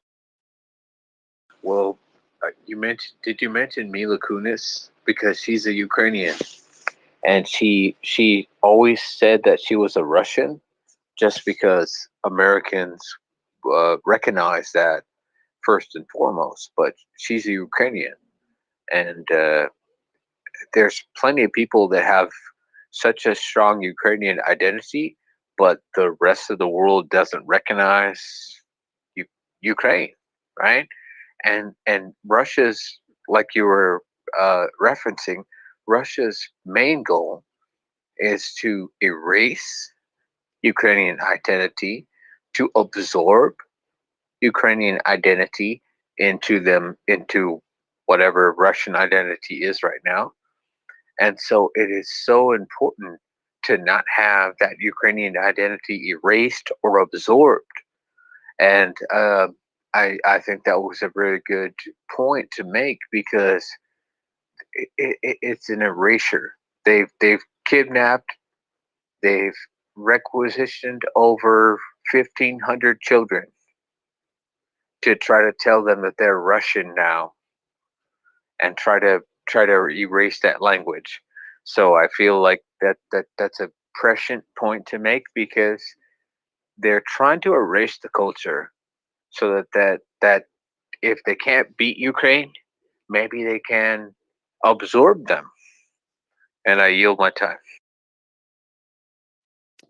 Yeah, and the most awful thing is, this thing was prescribed and planned. They've, plotted this all out, how they're going to take the children and indoctrinate them and make them, better people, because they'll be good Russians.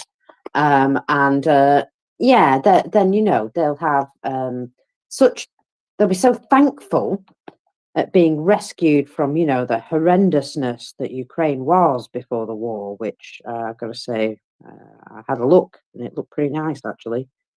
But apparently that, proper lawless and corrupt and everything wrong with it, except for the fact that it looked as though they were doing okay. But apparently not, according to Russia. So, all of this has been planned, systematic. They were doing it from 2014. It is indeed a genocide, because that is part and parcel of it. Removing the children and erasing their culture in such a way that they're actually able to turn those children, those brainwashed kids, around, give them a gun and get them to fight against possibly even their own families. And that is just the most horrific thing ever. I can't imagine just a group of people organizing to do that. It's just absolutely mindlessly gross, as far as I'm concerned. And yet they planned it. They wrote it down as a plan. And this didn't seem like something that was morally wrong. And that's the, where I have the difficulty understanding them. That surely somebody should have gone, just stealing people's children? We're just going to do that? Apparently, no, it was absolutely fine with them. John? Hi, Marcus. Just started listening in as you were relaying that whole article there, and you kind of raised my blood pressure. So thanks for that. It's really frighteningly and it's kind of extraordinarily annoying, and it just makes you so angry, doesn't it, just to hear it? And it's displacing people, bringing people in, re-educating children so that they're going to toe the party line. And it is absolutely appalling, absolutely awful thing to be doing, but at the same time not entirely surprising. You talk about them writing a manual for this stuff. I think they've had a manual that they've just dusted down from sort of Soviet times, exactly what they've done in Ukraine before, exactly what they did in Lithuania, Estonia, and all those other places in their orbit, and which were absorbed into the Soviet Union. So, I mean, it's nothing new. They know exactly what they're doing. They know that it's kind of an effective way to go about doing this. But at the same time, look at where we are today. Look at what Estonia is. Look at what Lithuania is. Look at what Ukraine has become. So, I mean, they can try. They will lose, and there will be problems, and it will take possibly time, especially in those occupied areas and in Crimea. But I think Ukraine will find its way back. I think we've got to believe that, because eventually the scales will fall from their eyes, however much they're brainwashed. But thanks for raising my blood pressure, and it at the same time as it makes me extremely angry, it also increases our resolve. And yeah, that's my first contribution today. Hi, Mockers, how you doing? Yeah, I'm all right. I'm just, when I'm a bit tired, I'm a bit grouchy. And I woke up this morning and there was absolutely no oxygen for Ukraine. And it really made me really grouchy, be honest. Same here, Mockers. I've been up kind of, well, obviously I'm in a different time zone, so I kind of, every time I look at Twitter, it's like every bloody 9th tweet is about Ukraine, and then 8 tweets are about something else. And I'm completely with you. The oxygen's just been sucked out of the whole media space, and I'm not particularly happy about it because everyone's talking about things that we know nothing about yet. There's no information, so yeah, I'm a bit miffed as well, Mockers. So we're going to have a great time together here, aren't we? It's a good job. We've only got an hour, eh? Well, in fact, not even that now. So, yeah, it's also unbelievable how Russia uses anything in the world to put, an appalling, wild conspiracy theory spin on it. Because, of course, as we said earlier, it was definitely Azov, organized by Zelensky himself, paid for by the American government or something. I don't know. It all got very convoluted and confusing. Yeah, I heard a mosquito pulled the trigger. So, Yeah, so like, what are we speaking about? Yeah. Shaggy, go ahead. Yeah, just a tip that I use sometimes. There's another news item that's suddenly filling my feed up, and I don't really want to know about. I take the keyword. So in this case, Trump is added to my word excluded from my timeline. So for the next 48 hours, that word will be excluded from my timeline. So see an awful lot, and then we'll take it off. So you'll have just tweets about cats for the next 2 days, will you, basically? Yes, my timeline is around about, I'd say 15-20% cats anyway. I get like Britain Goog, and there's about four cat accounts with cats doing stupid things. So 80% of it's Ukraine, and 20% of it is actually cats. Yeah. It's what the internet was originally created for. Isn't that true, John? it absolutely is. But can I also suggest that you add capybaras? Because I mean, if there's an animal that's going to calm you down and make you feel serene, then a capybara is the one to go for. So add that. That's how we know he's an Australian. The giant rats. So they look like rats to me, just like giant rats. They're so cute. I don't know what you're on about, Sachagi. They are super chill, though. They are indeed super chill. Do you want to know who's not super chill right now? Which is quite funny. I could give you probably several possible answers there, but tell me what the correct Oh, one is. that is true, but this is not topical. This is this is topical actually. You know how there's been anti-drone cages installed on like every Russian vehicle going, including a motorcycle. Well, now they've started installing drone cages over their security checkpoints, even though their security checkpoint was kind of camouflaged.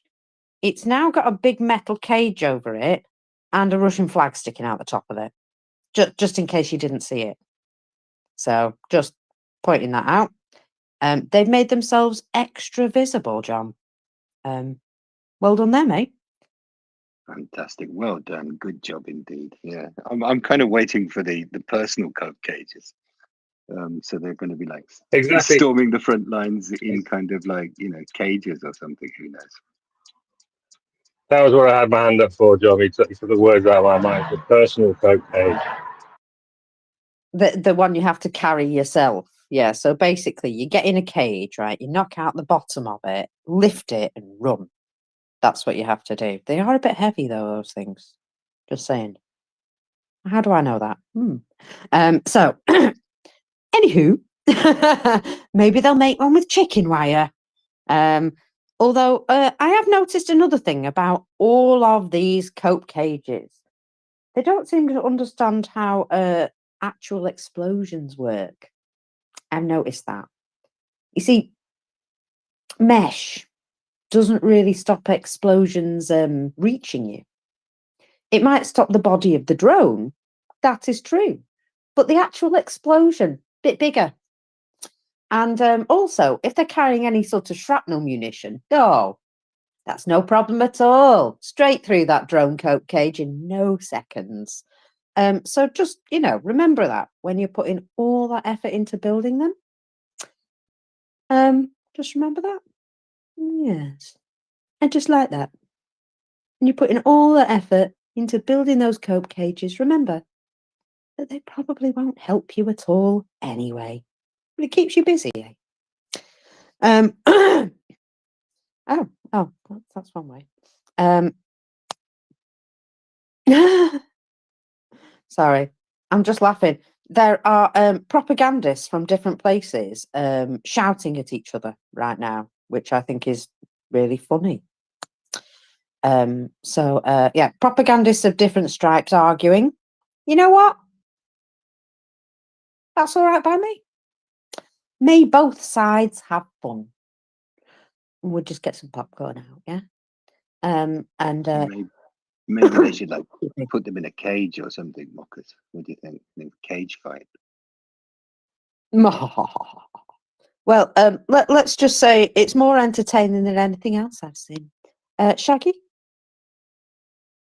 Yeah, I fully agree. Get a popcorn out to watch the wrestlers argue with each other, and then get the beer out for later for the footy, and maybe mix them up a bit.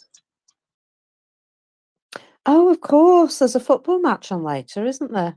Yeah, forgot about that. Yeah, so anyway, just in case you wonder, Ian Miles Chong, famous idiot, it was going on about World War III and we're at war and all of this. And Syrian Girl replied to him with, "You're Malaysian." And I was like, ooh, bit of shade. So I'm hoping they have a really good scrap. So if you're not blocked, go enjoy. See if they have a really good scrap, because that should be fun. Now, here again is another very important thing, John, that will probably increase your blood pressure. So I apologise in advance. But I'm telling you anyway. Because it has been obviously a thing that's been happening right since the beginning. So I can only say that this was planned, prepared, and ordered. Occupiers disguising bombs with children's toys. Basically, stuffing bombs inside teddy bears, attaching them to cats. Yes, living cats. Yeah. And just, generally being horrific, but especially targeting children by using children's toys. Now, the SBU has been putting together evidence for The Hague, in particular on the use of anti-personnel mines, specifically targeting children. Since the beginning of the full-scale invasion, more than 1,000 civilians have been injured by explosive devices left behind by Russians. 297 of those people have died, but the most unfortunate thing about these figures is most of them are children. And it's because of anti-personnel mines being hidden in children's stuff, basically. Well, again, just the most disgusting, vile stuff that I can think of without shouting and swearing, obviously. Yeah, just the most disgusting, vile stuff. And, it's really important that we remember that this is the important stuff. Just think about how important it is that they are recognised for who they really are. The fact that this evidence is being given to The Hague, well, apparently there's heck of a lot of this evidence, and some of it truly just vile, that they made a point of going round somebody's home and attaching anti-personnel mines to all their children's toys or all their children's items.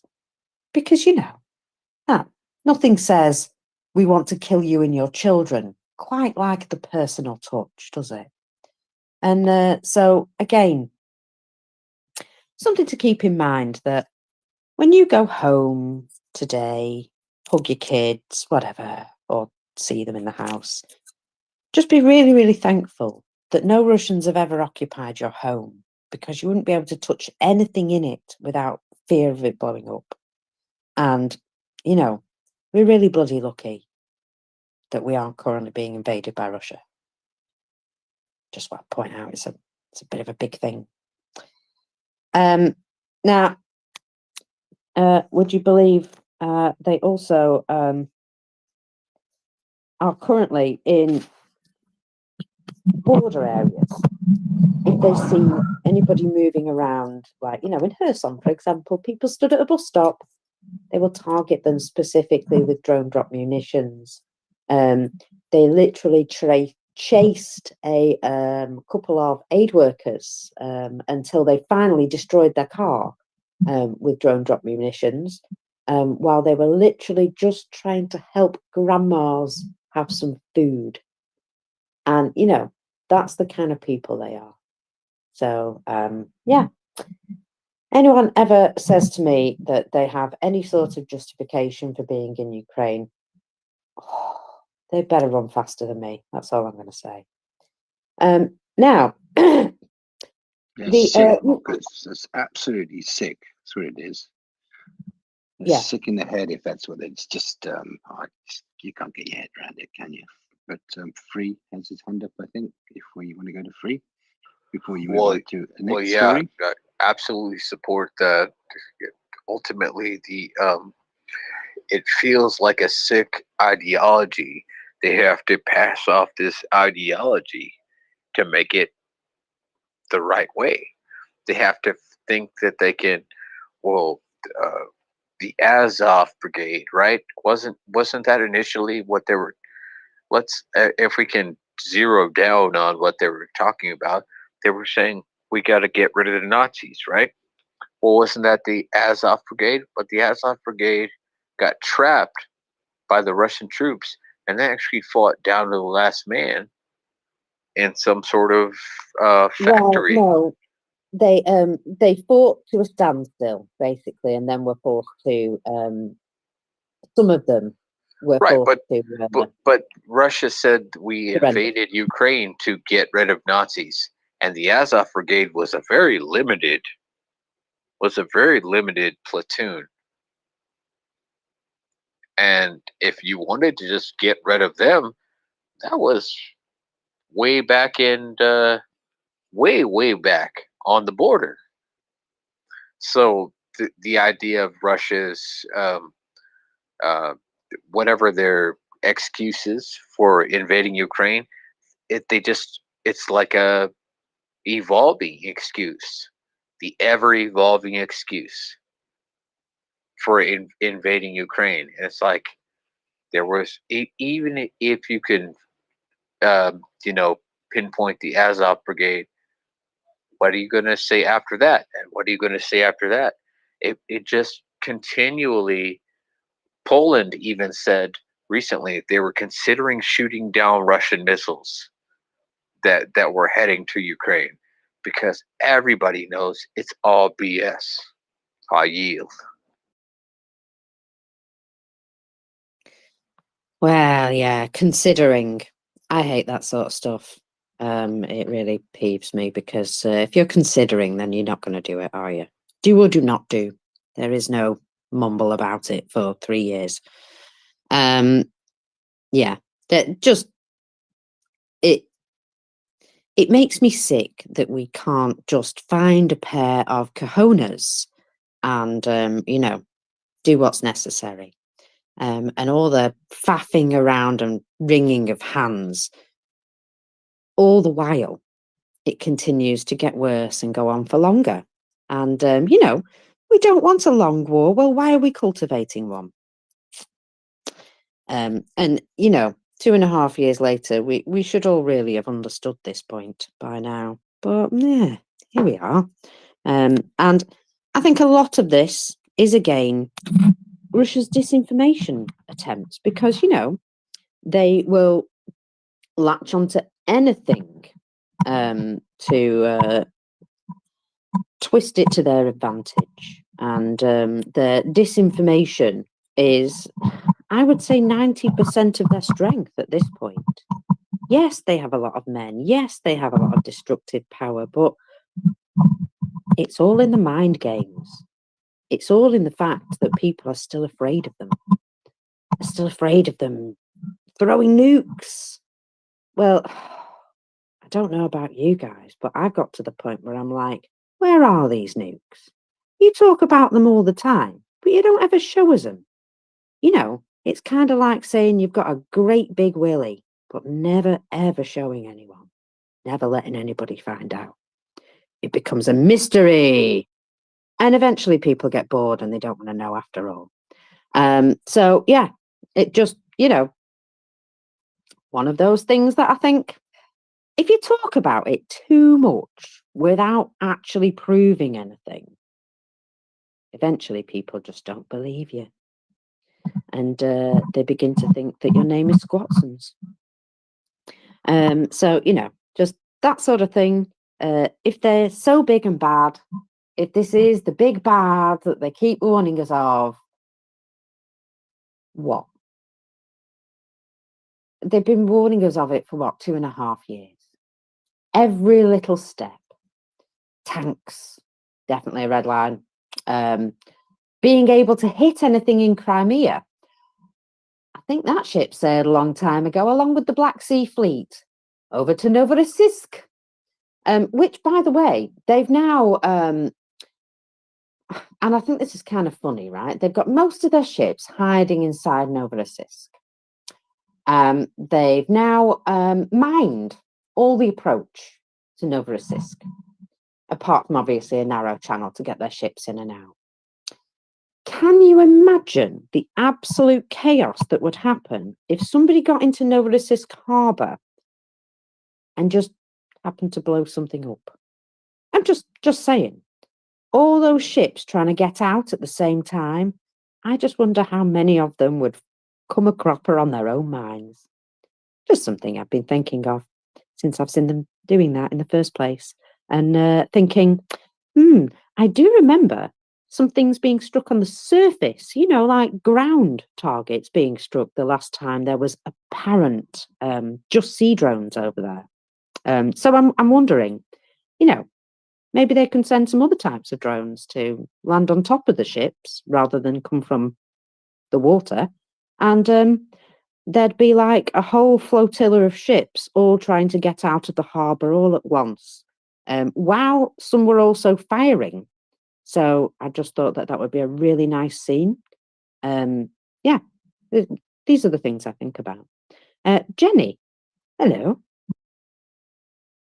Hello. Just a point of clarification. Poland was going to start, they already had the patrols up, but they were told by somebody not to shoot down the drone or shoot down the missiles and drones or whatever was heading in the direction of Ukraine or Western Ukraine or Poland. Wonder what that could be. It was a fear of escalation. So it wasn't Poland that chose not to. They were encouraged not to by somebody else. That's one. The other one is the Azov battalion probably had less neo-Nazis than Sweden. Just know that they're like shopfuls, all of Sweden, in fact. If you listen to Russian propaganda, we're all Nazis because we have read Pippi Longstocking, who was written by a Nazi. We shop at IKEA, which was founded by a Nazi. So if you are shopping at IKEA, you are part of the Nazi propaganda thing. Just saying, you might be a Nazi too. Then you have one of the kings, and if you like Ingemar Bergman, you know, the Seventh Seal and Fanny and Alexander, the great director, Swedish director, also Nazi. So, oh, and if you like the Moomins, Nazi, because Finland's also Nazi. And so is probably the Baltics and Poland, and, you know, pick a country that doesn't like Russia and we're all Nazis. So, you know, we're just over here Naziing. I'm not sure what that means, but for the most part, it just means that you don't like Russia. And so raise your hand if you're also a proud Nazi. I know I am at this point. I just want them gone. So the fact that the Azovstal, I'm really tired of hearing that they're Nazis, because they're about as much Nazis as I am. Well, actually, there might be, because you also have to understand what Russia means when they say Nazi. That means you don't like Russia. So there are a lot of not Russian-defined Nazis out there. Just saying. Thank you.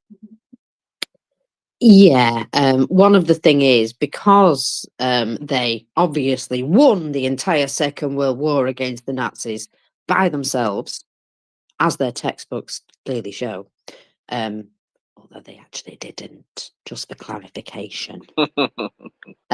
Yeah, because of that, of course, anybody who comes against them now, they paint as this Nazi, because that was, of course, the enemy that they managed to defeat all by themselves. So it's sort of like an inferior to them in a way, but they're just not very good at behaving like they're not Nazis, because, you know, it's about an ideology and a behavior rather than just a label. So yeah, label us however you like, Russia, but whatever you say, it's an ideology which you appear to be depicting quite well, while calling everybody else what you seem to be actually showing in your actions. And that's what I find so twisted back to front. When I was a kid, I would say, unfair, really unfair. How dare they go around calling other people Nazis when they're behaving like that? But you know what? Welcome to the real world, where life is not fair. And when governments and world leaders lie, it does indeed cause major problems. Like, oh, yeah, a war. Frey, did you want to add something? Frey? Oh, I just want to support that statement. Like, they're going to insult our intelligence by telling us they're rooting out Nazis while they're killing women and children, while they purposely targeted the publishing house in Ukraine so that they couldn't ever publish books in their language.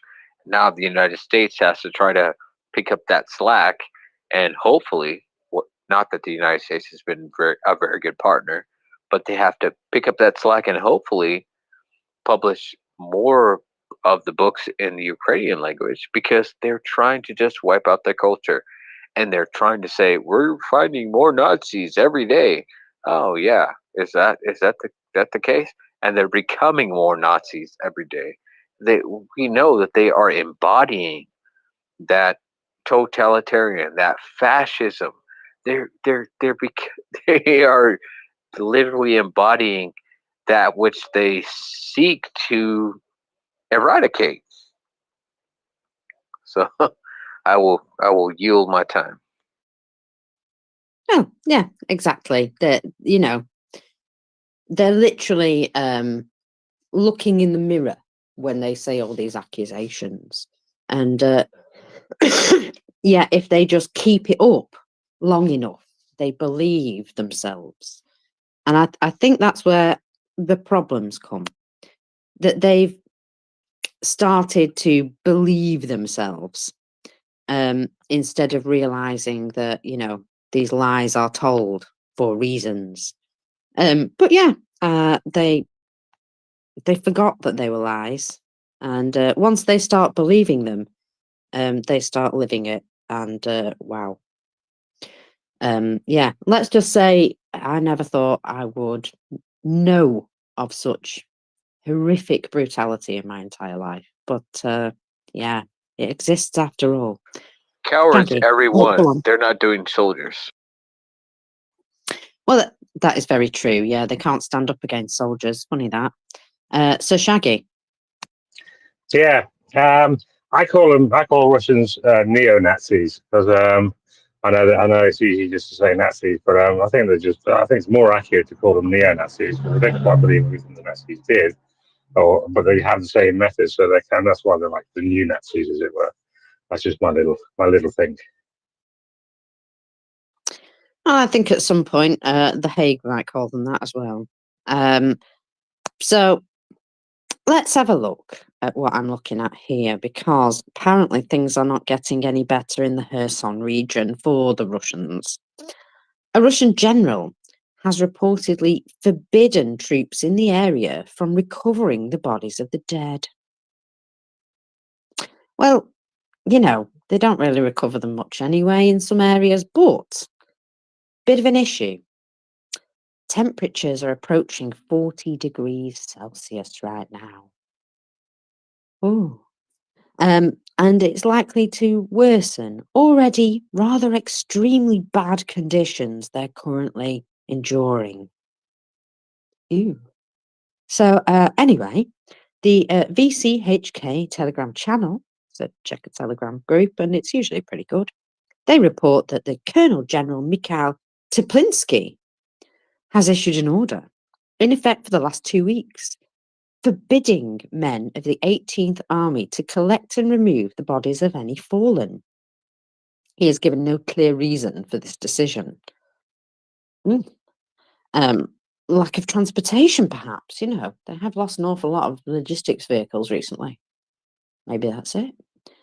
Anyway, Teplinsky's behaviour is said to have changed markedly following a reported injury in a Ukrainian attack on his command post in June. Now, the nature of his injury has not been disclosed, but they are speculating that his demeanour has changed due to a traumatic brain injury. I don't know, it's all speculation. But anyway, according to a source, new inadequacy in the general's behaviour towards his subordinates have manifested themselves after the wound he received as a result on a strike on the command post of the Dnipro troop grouping at the end of June. Teplinsky simply stopped being recognised as the same person. So, well, if they've seen him in person and they know he's alive, then fair enough. But, you know, if he was whisked away to the hospital and is now giving orders by, you know, mailing them in, maybe somebody else is giving the orders if he seems to have completely changed. But, you know, they don't want to admit he's dead. Perhaps that's the thing. Or perhaps he has received a knock to the head and decided to have a change in his personality.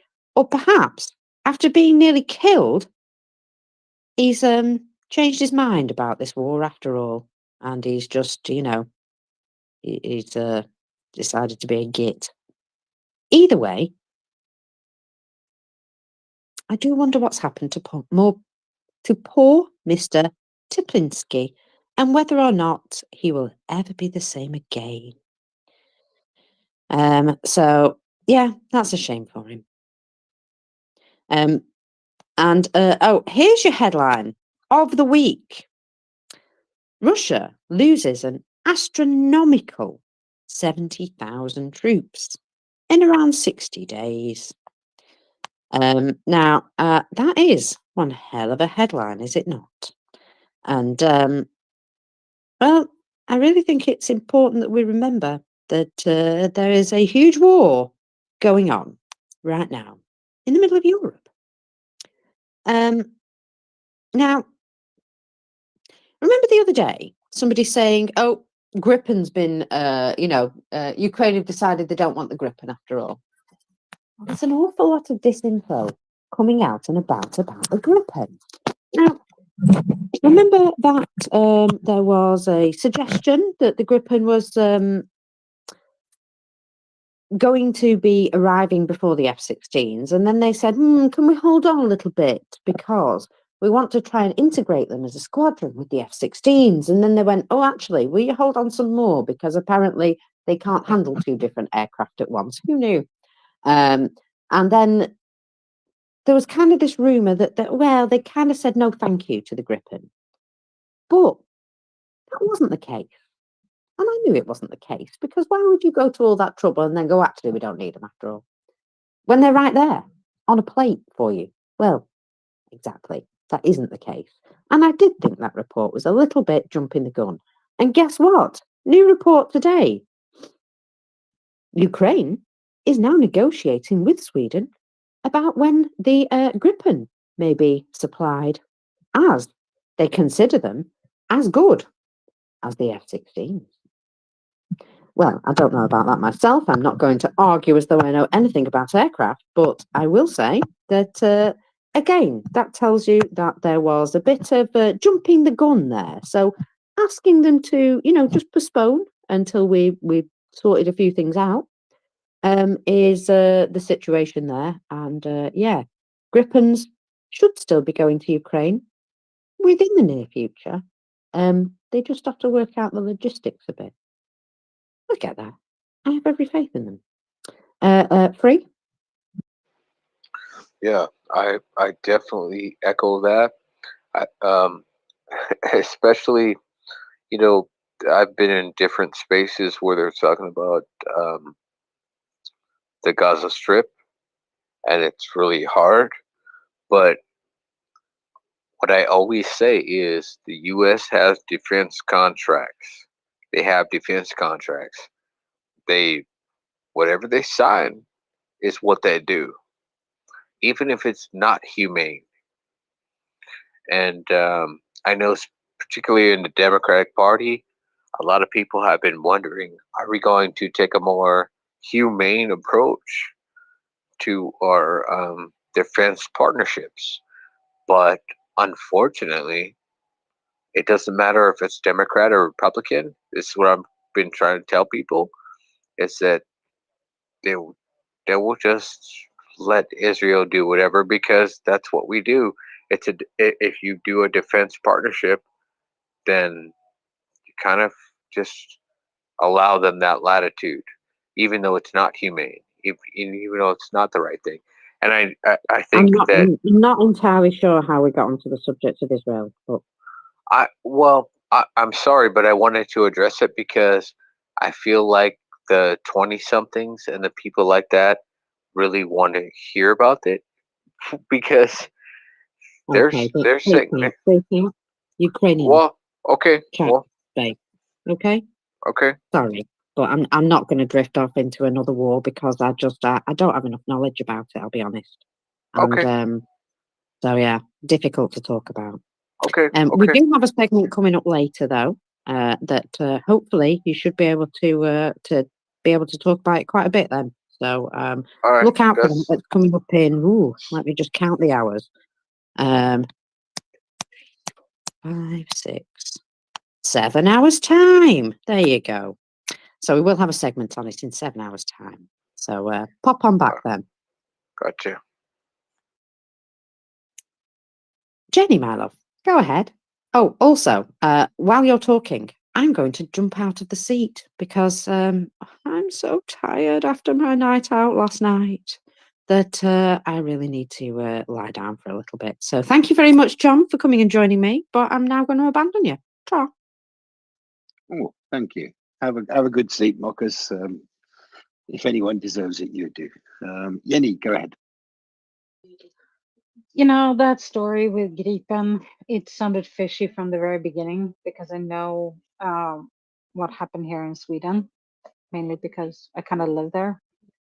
So it never really rang true to me. And I'm pretty sure that they already have worked out the logistics. And especially the part where Zelensky was like, yeah, we want Gripen, but just not right now. When 2 days after uh, the block on Gripen was announced, that he said, but we really want Gripen. and now he says that it was Ukraine that said no to Gripen. Yeah, I don't buy it. I didn't buy it. So it's kind of good to have that kind of confirmation. Last time I looked, it said that once F-16s had arrived, they would start delivering Gripen. And considering that they have postponed and postponed and postponed F-16s, I'm like, well, then Gripen will arrive around 2000 never. But it's looking more hopeful. Maybe now that they have like a delivery date on F-16s, and once they have enough of them, they will start delivering Gripen as well. And I'm thinking they can fly them to Ukraine and shoot down stuff on the way, Russian stuff, because they are outfitted with Meteor, a really good missile apparently, and it's Swedish, so it's allowed to strike deep in Russia. Just saying. Same thing with Gripen as well, since it's a Swedish-made plane. Thank you. Thank you, Jenny. Yeah, I mean, I don't know. The whole kind of airplane thing is just, it's not good for people who aren't patient, is it? This whole situation. Let's hope they turn up eventually. And I think Gripens would be a fantastic aircraft to have in Ukraine because of their flexibility and taking off from highways and modular design and all those kind of things with the issues that we have with long-range spotter drones that Russia seems to be employing more and more successfully and targeting, airfields and so forth. I think the Gripen would be a fantastic plane to have in Ukraine. But I think I'm kind of coming to the end of my time here. I think the co-hosts switch will be taking place eventually. But I'd just like to thank Free for reminding me about the publishing house that got hit in Kharkiv. Thank you, because they're trying to just erase all the Ukrainian textbooks. Exactly, yes, thank you. So I'd just like to thank you for reminding me about that, because there's so many things going on. There's been so many appalling things that have happened that we kind of forget where we are, and we remember Bucha and the executions that took place there, the mass graves, and all of these atrocities that have been going on. In very, very recent memory, there's the double missile strike on the pediatric hospital in Kyiv. And these are appalling things that are happening. But then I was just making a list of all the things that I could just remember off the top of my head here. We've got the ongoing situation at the Zaporizhia nuclear power plant, where it's occupied basically by the Russians, and they've got tanks and all kinds of things positioned there, and they regularly kind of blow up the external power supply, the emergency power supply, to keep that running and keep that safe. So there's basically a war crime. You've got. Does anyone remember the recent attack on the DIY center? I can't even remember where that was. Was it Dnipro? It might have been Dnipro. There's just so much stuff coming at you all the time that you can't really keep up with it. And think of how many, this is a busy Saturday afternoon. People out shopping for paint and bits of wood and sort of washers to fix their taps or their faucets. And all of these, and just these missiles just dropping in on a packed home center. I've got a whole list here. There's the Novokhorovka Dam, which they blew up, and God knows how many people were lost on the occupied side of the river when that flooding started coming down, and the crisis that was set up on the unoccupied side of that, with drinking water and God knows what else was going on there. So there's another thing. Take your mind back to the missile strike on the packed Krematorsk station, where everybody was trying to evacuate the city as the Russians got closer. Missile landing on a packed railway station, taking out all those people.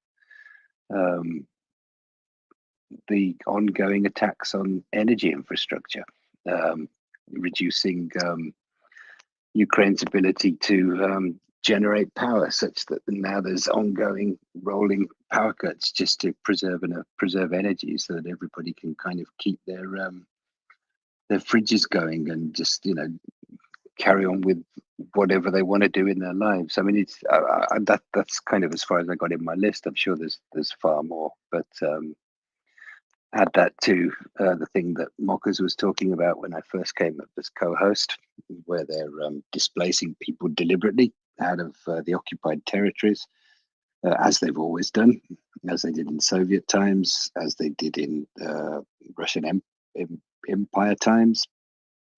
And they move people out of these places. They bring Russian speakers in, which is also part of this ongoing war. And they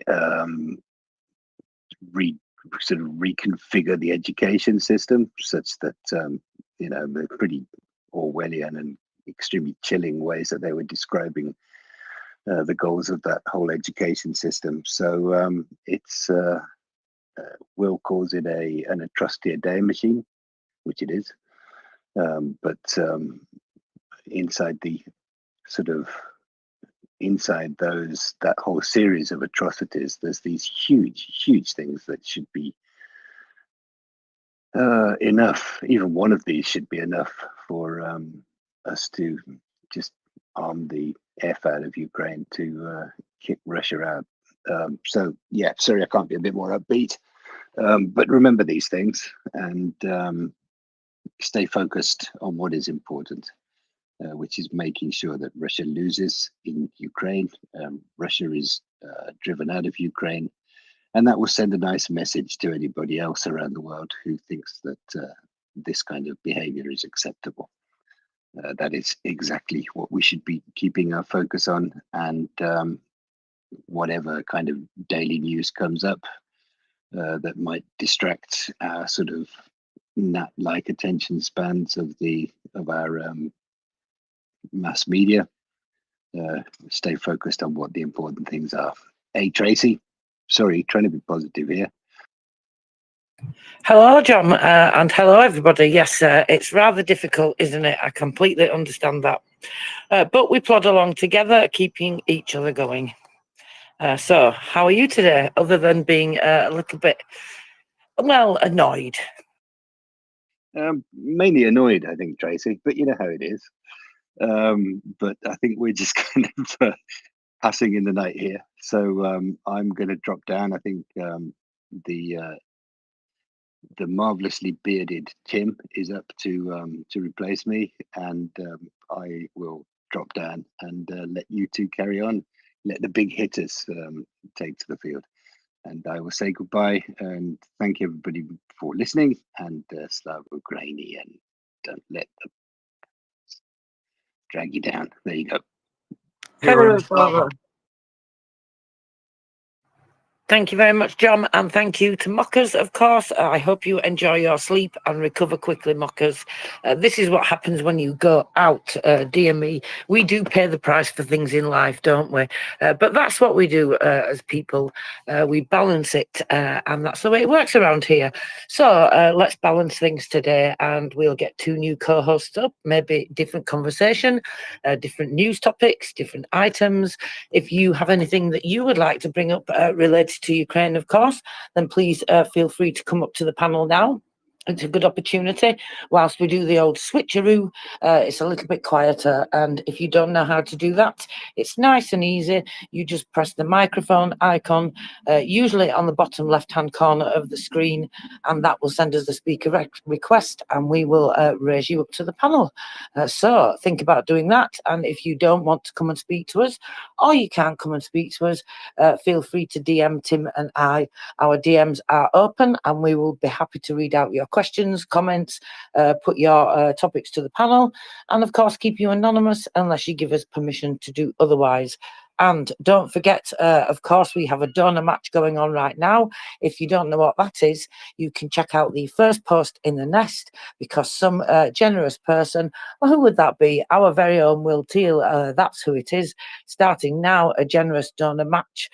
All donations up to the matching tune of, what does that say? Goodness me, $500. Wow, that's incredible. So let's get donating. $5, 50 pence, 50 cents, whatever it is you can donate, because you know what?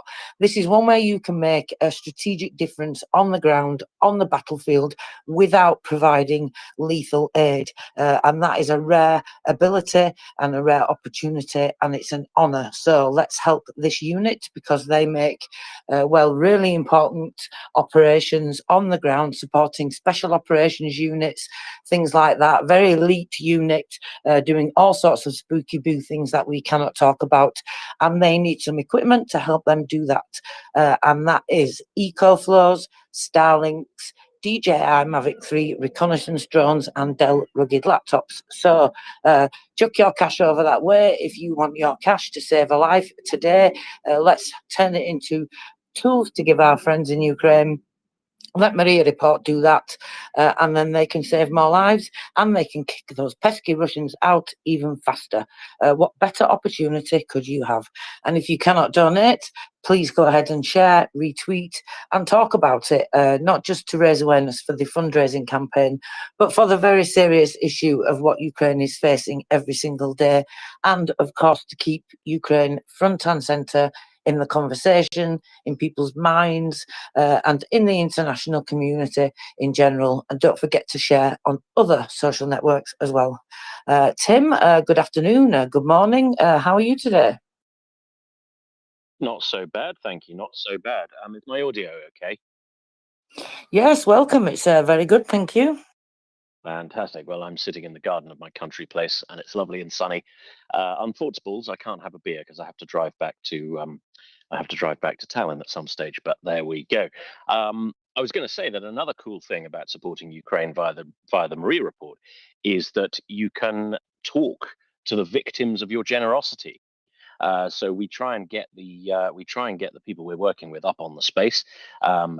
I mean, usually happens. I think we've done that fairly consistently.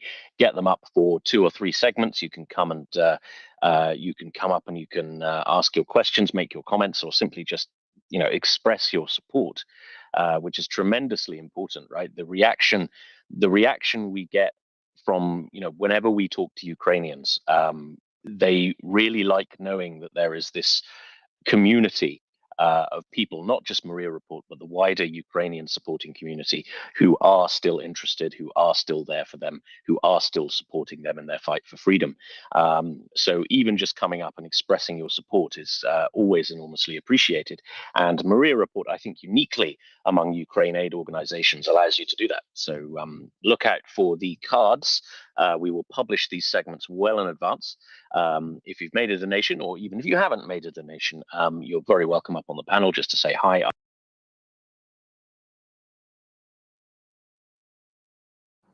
Hello, Slava. Absolutely. Sorry, Tim, I was a bit delayed there. I was looking for the very podcast you were talking about.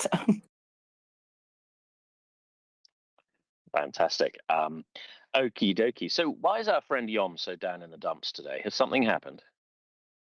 Well, just more of the same, really. But I guess, and people trying to, well, I don't know, detract, make us talk about things that are really, I don't know, are just dramas and not really relevant. Does that answer your question? I apologize.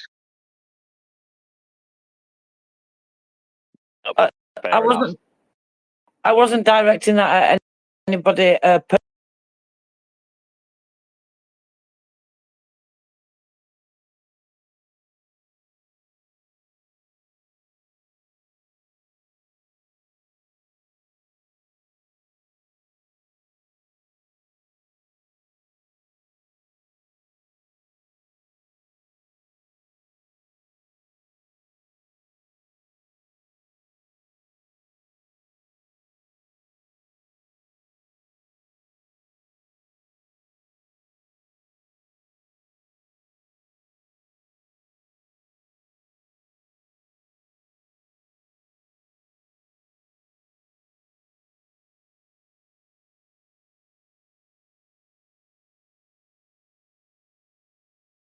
It's just in general throughout the day.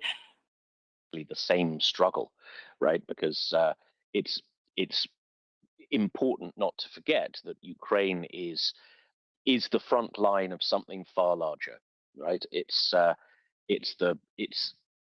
And this, this is why Putin, particularly the Russian messaging, particularly, is so keen to make Ukraine to kind of present Ukraine as if it's a conflict about ethnicity or language, right? And it's not. It's a conflict about politics, right? It's about where the Ukrainian people see their future lying. Do they see their future as a sort of downtrodden part of the tanky empire, or do they see their future as being in the brotherhood of democracies? And I think they're making their opinions on this very, very clear, not just in their electoral politics, but also on the battlefield. So I think it's important to bear in mind that while we are a Ukraine supporting space, the struggle itself is at its sharpest in Ukraine, but it is far larger than Ukraine. Do you think that's fair, Tracy? Yeah, absolutely, I do, Tim. I think, but the way that we fix most of that, or stop lots of that influence, is give Ukraine everything that they need. But yeah, absolutely, we have to talk about these things, I guess. But there are some things that we don't have to spend too much time on, though, Tim. Right? Yeah, absolutely. I think we do have to aim to stay focused. Okie dokie. So we've talked a little about our latest fundraiser. I do commend that to you. It's now the first tweet in the nest. Helping out the State Border Guard with some little techie widgets that they need, including EcoFlows, so rechargeable solar-powered battery power bank type things, Starlinks for mobile satellite broadband, Mavic 3 reconnaissance drones for their iStar work, so for looking at stuff, and also ruggedized laptops for use in the field so they don't break. We do have a generous donor match on at the moment, so up to 500 of your American dollars will be matched. So get the pennies in, and they will quickly turn into pounds. So please don't forget that. Also, please don't forget to like and share the fundraiser, tell your friends, and together we can move Ukraine that little bit closer to victory, thanks to the generosity of our amazing listeners. What's going on in Ukraine today? Well, top of my list is there has been another Russian outrage, this time in a small town near Kharkiv. This is another kind of double tap operation where Russia targets a particular area and then sends another strike in to take out the emergency services who respond to the incident. We also have 4 dead in the Donetsk region and 2 more dead in southern Kherson. There was extensive shelling of Kherson city yesterday as well. They kept up a bombardment for the best part of an hour. Kherson is particularly vulnerable because, it's the Russian, it's a settlement that's really, really close to the front lines, right? So the Russians are just on the other side of the Dnipro River. The Dnipro River is about a mile wide at that point, I think. So it's really not that far away. When I was in Kherson city in, it was kind of January, February last year, there was shelling and it was fairly constant, and it was pretty bloody horrible, really. And the whole administration of the city, all the public services, kind of working out of basements and bunkers and things like that. They had lost their main administrative building that had been hit, so life in that city is really, really difficult. But I did find a nice little glimmer of humorous hope, which I mentioned quite a lot because it amuses me greatly.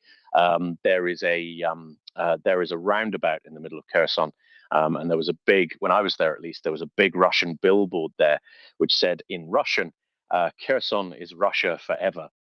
It's like, no, mate. Kherson was Russia for about 6 months, wasn't it? Anyway, I hope they leave that up as a kind of testament to Russian folly, because it amused me enormously. So a number of deadly strikes by the Russians as usual.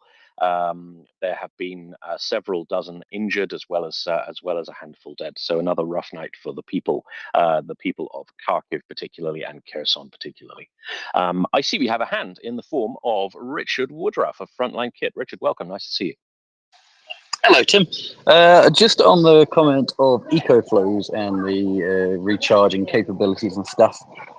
Yes, of course, there is a solar function, but 99% of them out there are being recharged just from generators and as quickly as possible, and then sent back to the front. And the amazing thing about these EcoFlows is it only takes about an hour to fully recharge a couple kilowatt EcoFlow. So it's really, really good. And then they just charge them up as quickly as possible and then rotate it with the one that's currently at the front. And yeah, I've got a request for like 10, 20 of these bloody things at the moment. So trying to buy them in Europe, get them shipped over because you save yourself 30-40%. But yeah, the amazing thing about them is they're incredibly quick charging systems, and I think they are the quickest ones on the market, and that's why everyone wants the EcoFlow. And the guys on the front have also said they are the most rugged systems out there. They've been blown up, shot at, poured water all over, and still these things somehow work. So yeah, EcoFlow is the best system. You're doing the right thing, but I just wanted to say it's very, very rare they actually use that solar function, and it's more of the old quick charging ability. Because I was going to say, right, surely to charge a couple of kilowatts of power unit, you're going to have to get a bastard big solar panel out and set it up, right? Yeah, and the massive ones, I think they're saying it's like 600 watts or something that they can get out of there, like best case scenario with these solar panels.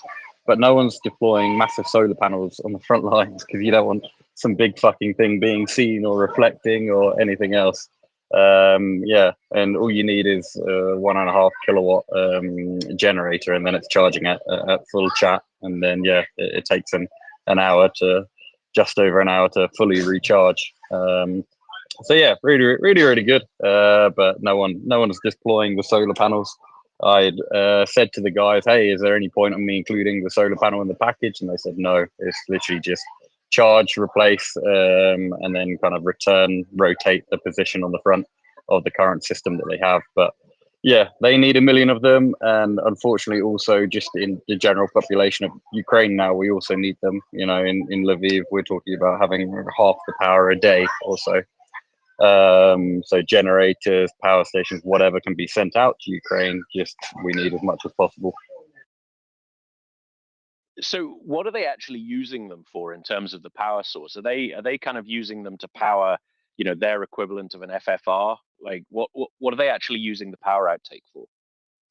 Yeah, and this is exactly what I asked them too. I said, because I was saying, do you really need these ones that are 2,000 watts, because they are the most expensive ones. And are you just charging mobile phones and DJIs off of it? But the reason they need these big boy ones is that they have the Baba Yagas and whatnot, which drain an absolute ton of energy whilst recharging, because you're pretty much strapping 2 car batteries to each of these things. So you need those to really fast recharge, but then you're also using it to charge all of the equipment, such as just the normal Mavic battery, multiple recharges at the same time. So that's why they say, okay, minimum we need 1.5. So I think it's 1.6 is the one they have. And yeah, 2,000 is the most common and the one that they want the most. It feels like we're getting a little bit off task. Can we get some people, if you want to raise hands? I'm sorry, Frey. Would you mind letting us manage the conversation, please? We're talking to Richard about what Ukrainians need for the front line, and it's relevant to our current fundraiser. Thank you very much. Sorry, Richard. Please do go on. Yeah, so that's pretty much it. That's the exact capabilities that they're asking for. They definitely don't want anything smaller than 1,600, and yeah, 2,000 would be completely ideal for them to cover all of their charging needs on the front lines. And also, when they're talking about generators, they want the inverter generators, so the ones that put out the least amount of noise. Obviously, ideal for not being spotted and whatnot. Okay, thank you very much. That's another challenge, right? So in my days in the service, we had our go-to mobile power source was the standard like 1.5 kilowatt army generator, which I think it's diesel powered. I think it has the same fuel as the Land Rovers, and that would get out of a 20-liter jerry can, you'd get about 24 hours of you'd run that for about 24 hours. The only issue was, well, one of the issues was the generators were really, really heavy. So they weren't, it took 2 big blokes or 4 smaller ones to move this thing. And also they were really, really noisy. So they made a hell of a rattle, and you couldn't bundle them up in sleeping bags because they'd overheat. And so we had this, it always set my teeth on edge a bit. Whenever you went to your command post, there was always this massively noisy generator going. And when you're in an I-star role, that's not ideal. And also you have to think about the heat signature of the thing as well, right? That will be visible from space. So if your enemy has any kind of EW surveillance I-star capability from the air, they're going to be able to map your orbat really, really easily just because you've got all these generators all over the place. So I guess that's another, that kind of covertness and that kind of ability to be a bit more covert when it comes to your battlefield management is very important as well, right, Richard? Yeah, and you've actually just reminded me of the importance of the capacity. Is that every single time these things run out, they have to take them back to be able to recharge them because they can't have a generator running in that position. So that's another key reason why the 2000 is so much more important than the 1600, because that's 25% more time that you are having a man running through potential minefields or possibly being detected, just to be able to recharge these systems. So it's so crucial to just get one that is slightly bigger. But yeah, they just say, okay, like if we can only have a 1600, then we'll take a 1600. But if you can give a larger size one, that will obviously save the lives of our guys, because it's less trips back and forward. But it's also, that's really like the most manageable size because it's about 22 kilos, where the next step up, the Pro one, you're talking about 45 kilos of lift, and you don't really want to be running back and forward to the trenches with 45 kilos in your arms. Absolutely. I'm reminded of the British Army's very kind of quixotic definition of what is and isn't man portable. So we had one of the surveillance systems we used was LCMR, light counter mortar radar, which is it's like a tiny radar. It's about the size of an oil drum, and it comes on a little tripod. And it's a counter mortar radar, so it's designed to detect incoming mortar and artillery. And it has the radar cone. So when the round crosses the cone, you're not only able to work out where it's going to land, but you're also able to work out where it's coming from. And so in Afghanistan, we were reaching the point where the counter battery detection, the detection and counter battery fire was so good that we would be destroying mortar positions before their rounds had even landed. Like, it's really quite amazing. The issue with this system is it comes in about 4 different gigantic polystyrene boxes, and they weigh about maybe 20 kilos each. But in the eyes of the British Army, that's man portable.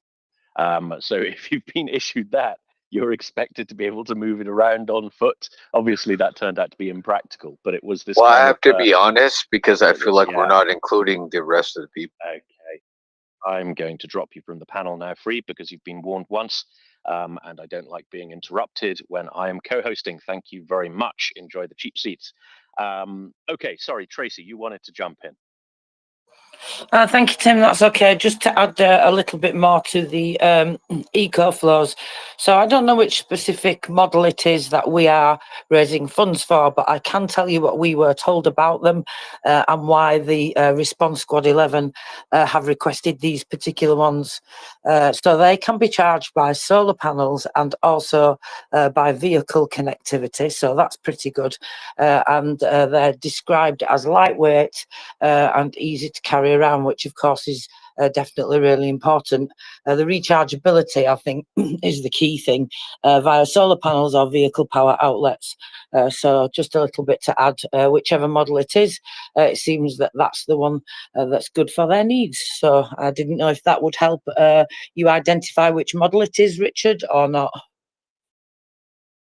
Yeah, so most of them can be the ones that I was looking at. So you have the picture of the Pro one on there, but there's also the Delta Max, and both of them are able to be recharged by a car charger, and it just looks like a normal car charging wire. You plug it in to the back of the device, and then plug it into the car with the exact same port, and that charges it. I have no idea how long it takes off of the car charger, but I thought those things are 12 volts, so you'd think you'd be sat there for a few weeks recharging off of it.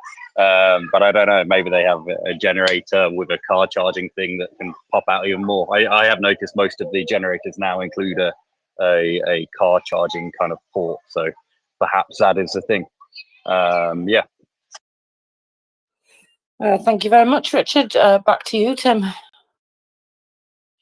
Fantastic. Thank you very much.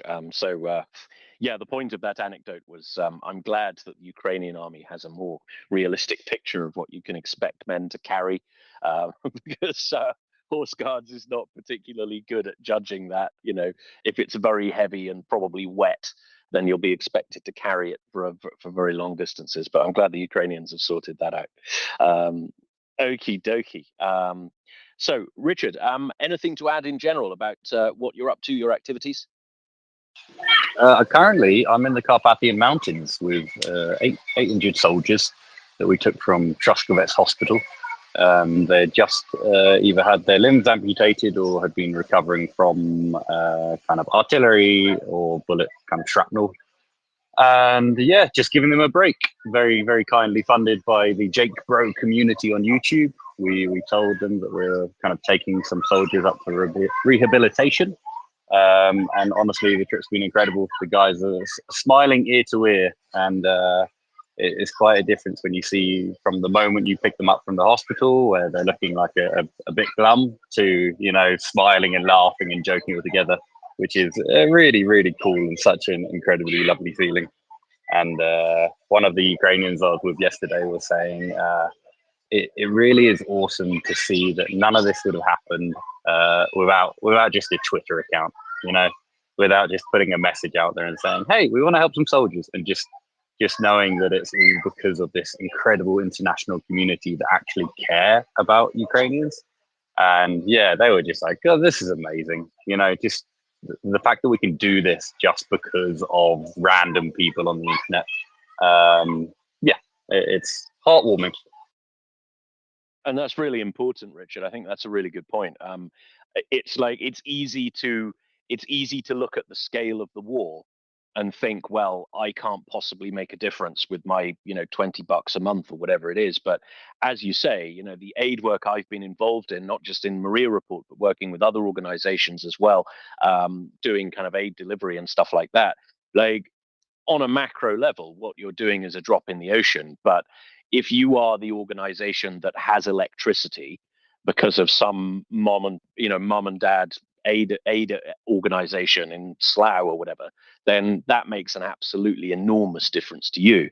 And so it's one thing to be intimidated by what's happening in Ukraine. Like that's kind of a, you can descend into despair quite easily, right? When people talk about the astronomical sums of money and materiel and things like that are required in Ukraine for her victory. But you can make a massive difference to actually quite a large number of people on a personal level, just by throwing what modest resources you might have behind your favorite charity. So that's really good to hear, Richard. And I had a question about the rehabilitation. This was something that we discussed in 2022 on MriyaReport. This was quite a big topic because it was something that the Ukrainian government, we were working with the Ukrainian Ministry of Veterans Affairs a fair bit in 2022, 2023, and there was a feeling that this kind of R&R and rehabilitation work was something that the Ukrainian armed forces hadn't really sorted out yet, and there was kind of a gap in their service, a gap in their bureaucracy, a gap in their resources when it came to the kind of rehabilitation you're talking about. Would you say that situation's improved? Is this something that the Ukrainians have sorted out? Is it something they're doing better now? Ukrainian volunteers, yes, but it's all still crowdfunded and crowdsourced. We still have a lot of the issues where in every single one of these hospitals, the food situation is dire. So they're getting some kind of porridge scraps, which the government says, okay, we will give you, $1 a day for the food of these injured soldiers or just anyone that's in hospital. And it's actually all volunteer groups that are getting together to actually feed these soldiers in the hospitals. And it's the same thing with the rehabilitation. So there was a program that we just helped fund, run by Ukrainians, and that had all of this like psychological support, like physiotherapy. It was in touch with lots of like private groups, such as private organizations that, for instance, every single thing that a soldier could need after the war, whether that's legal support, psychological support, marital support, it kind of guides them through kind of recovering after the military. Whereas our system is really just taking the guys that are immediately after amputation or the guys that are currently in hospital and will still be there for many, many months. It's just taking them out and just showing them a good time, showing them the mountains, showing them relaxation, showing them, we took them quad biking yesterday, and you'd think, oh, if you're missing a leg or an arm, that might be a difficult thing. But these guys completely managed, and they were having the best time in the world. Or, being by the pool together, or all being in one house and just chatting the night away.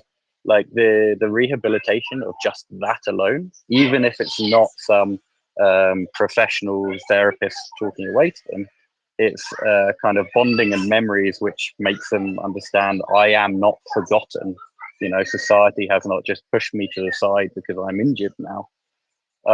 So they're having such an incredible time. And the one really nice thing about this, and probably why it's slightly easier to do in Ukraine than anywhere else in the world, is you can take them to some incredible place up in the Carpathian Mountains, and you're paying like $10 a night per person for some incredibly luxurious accommodation with a swimming pool and barbecue. And you try and do that in the States or in Britain, or for instance, and it would easily be $200 per night per room per person.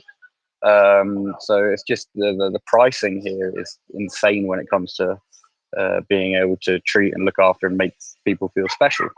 So yeah, really, as you were saying earlier, you're donating 10 or 20 bucks, and that might pay for a couple of soldiers to have a night away from hospital, which is, it would be mind blowing to consider. That's the price of a beer in a different country. But yeah, to answer your original question, it is all volunteer led from what I've seen. Yes, there are some private companies, but they're all doing it non for profit. But it's not being run at a government level because they have enough shit to try and deal with and sort out, such as running an economy and sorting out the war. So everything's volunteer led, but I think it's probably better in that way because it's all done with passion and love, and everyone's trying to get the best prices for everything. It's not government contract kind of stuff. And presumably it's pretty important for the tourist industry in the Carpathias as well, right? Because they're not going to be doing anything like the business they used to, right? Well, you'd be surprised because there's a lot of, if you think about it, because of the war, everyone's come from the east of the country to the west of the country. So the population of Lviv like doubled. And, all of these businesses up in the Carpathians, this is the one place that everyone knows I can go to, and there's not going to be any missiles. There's not going to be any sirens. So you do have lots of local people, but you don't have, like, at the moment there are lots of kids and families, you know, that have been taken away for the weekend. But unfortunately, you don't have many soldiers up here yet. Injured soldiers or soldiers taking a break at all. And this is one thing that I'll be working on in the next few months, is I want to find all of these hotels and resorts and organizations that actually look after the soldiers and say, you know what, you stay for free, or you stay for 50% off, or whatever. Because a lot of them up here in the Carpathians, there's never been any war at all. So sometimes the locals are kind of in shock of like, oh, like there are some soldiers here. Like, are we meant to give them some kind of discount? And it's kind of like, come on, guys, your business exists and is still running because these guys gave everything on the front line for it. But it's just hard when you've never had a siren and you've never had anyone really talk to you about it, and you're living up in the mountains to be thinking about the war on, you know, 1,000 kilometers away on the other side of the country. So yeah, one of the initiatives within the next 6 months I'm going to try and come up with is like telling people about these amazing businesses and hotels and everything that actually support the troops and say, yeah, we will give you 50% off because you're the heroes and the reason that we can still exist. Absolutely. Thank you very much for that, Richard. Tracy, anything to add, or should we go to our friend Mary? No, let's go to Mary. Thanks, Tim. Welcome, Mary. Hello, Tracy. Hello, Tim. Richard, good morning. I want to add to what you've been saying. I was thinking about this topic this morning, and I'm so grateful for your information. When you set up a place in the Carpathians, I remember you did a tour and showed a little video, am I correct, of those, one of the spaces and the view from the space, the healing space. I think there were five soldiers there recovering when I saw the video. Maybe it hadn't even opened yet. And I want to say, when I saw that, I thought, this is the most amazing thing. It is the best recovery setup I have ever seen. It's simple, it's clean, it's nature, it's fully restorative. It's an amazing place. And I would love to see that video again, if you ever care to post it or tweet it here on the app or put it in the nest. That tour made a big difference to me about hope for the recovery of soldiers. And rehabilitation and rebuilding of Ukraine and mental health, all of these are things that MriyaReport cares about. MriyaReport is here for the duration, for the rebuilding, and that includes the human rebuilding. I wish other countries would set up that model that you have done. But again, I used to work in architecture. I'm not an architect, but I can tell you I saw that and it immediately changed my physiology just looking at it. And I'm deadly serious about that. So the other thing is, it's true that all of our smaller donations mean a lot.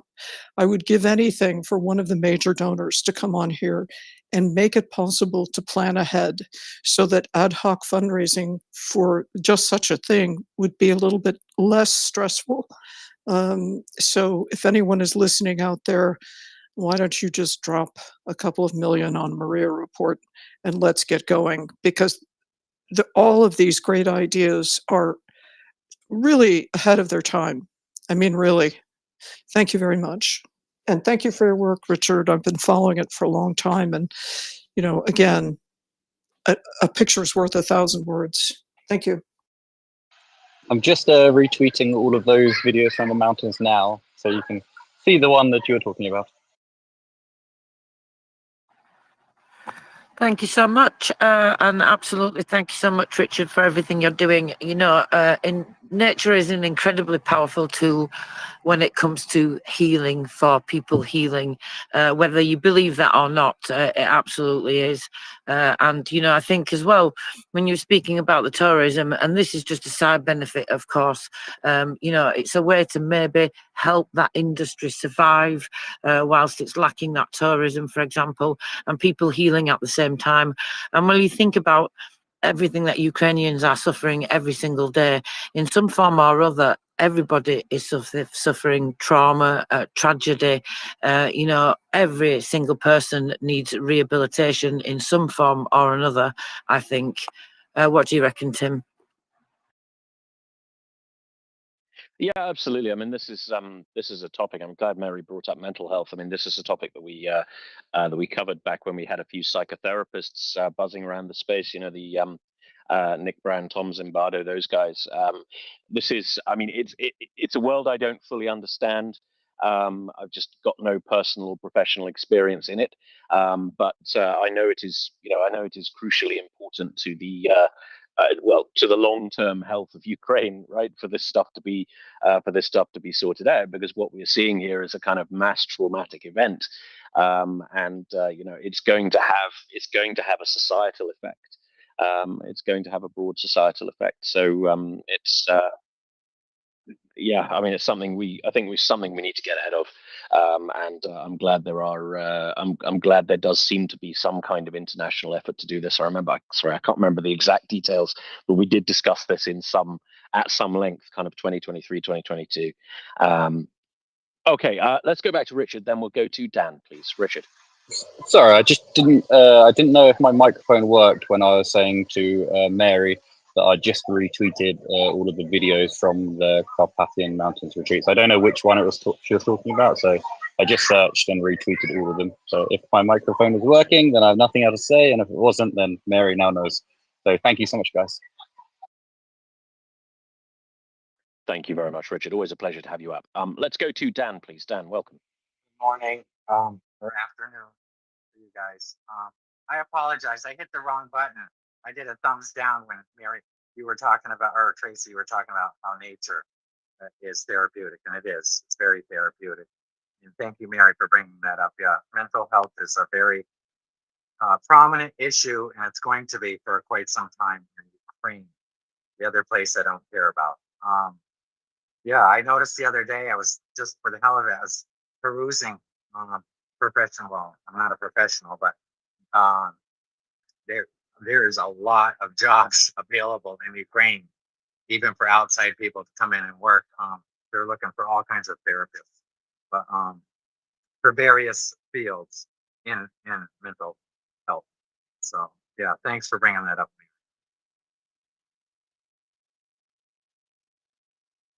Thank you very much, Dan. Let us go to Aria, please. Aria, welcome.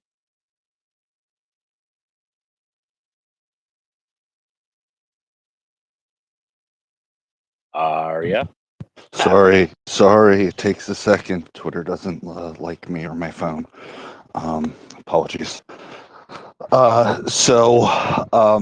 Thank you for the interesting conversation. I do apologize. My articulation level's a little bit low. I have a bit of a headache right now, but I have been listening at about 5 to 10%. Just a thought, and I really like your idea of getting publicity for those businesses, right, that are giving discounts to soldiers and their families, trying to get away for a little bit.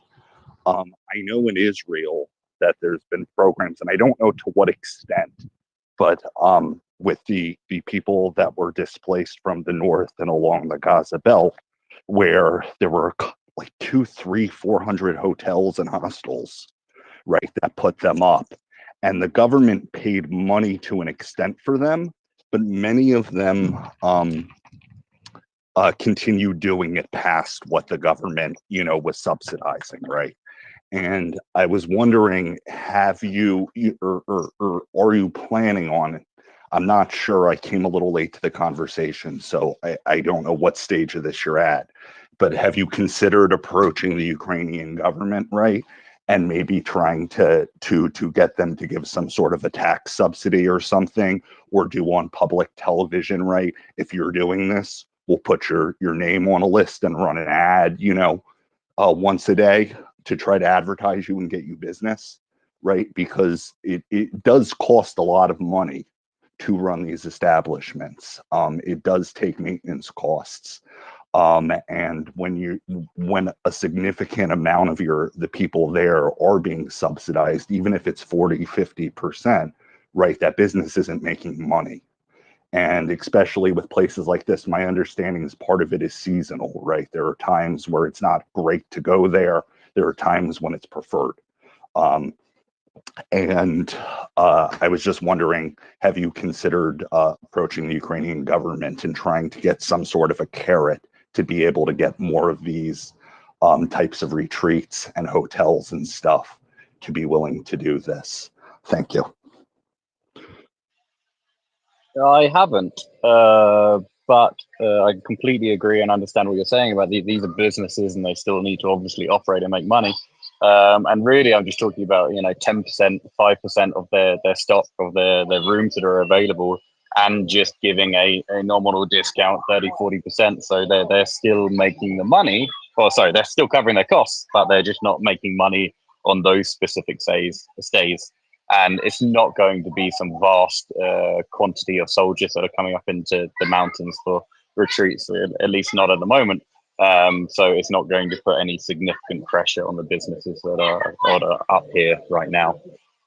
It's just saying, hey, can we have a discount for these guys? Yes, you can still cover your costs, but yeah, we don't want like a 5% discount. We want something that will actually take some of the financial pressure and burden off of these guys that want to, as you said, take away their families for just the weekend or so. So no government approach as of yet, but I don't know why. I always feel like if it's government related, it's going to be some kind of long drawn out heavy process. Of course, there might be some people listening now that are experts in all things Ukrainian government and how to find these sources of funding and whatnot.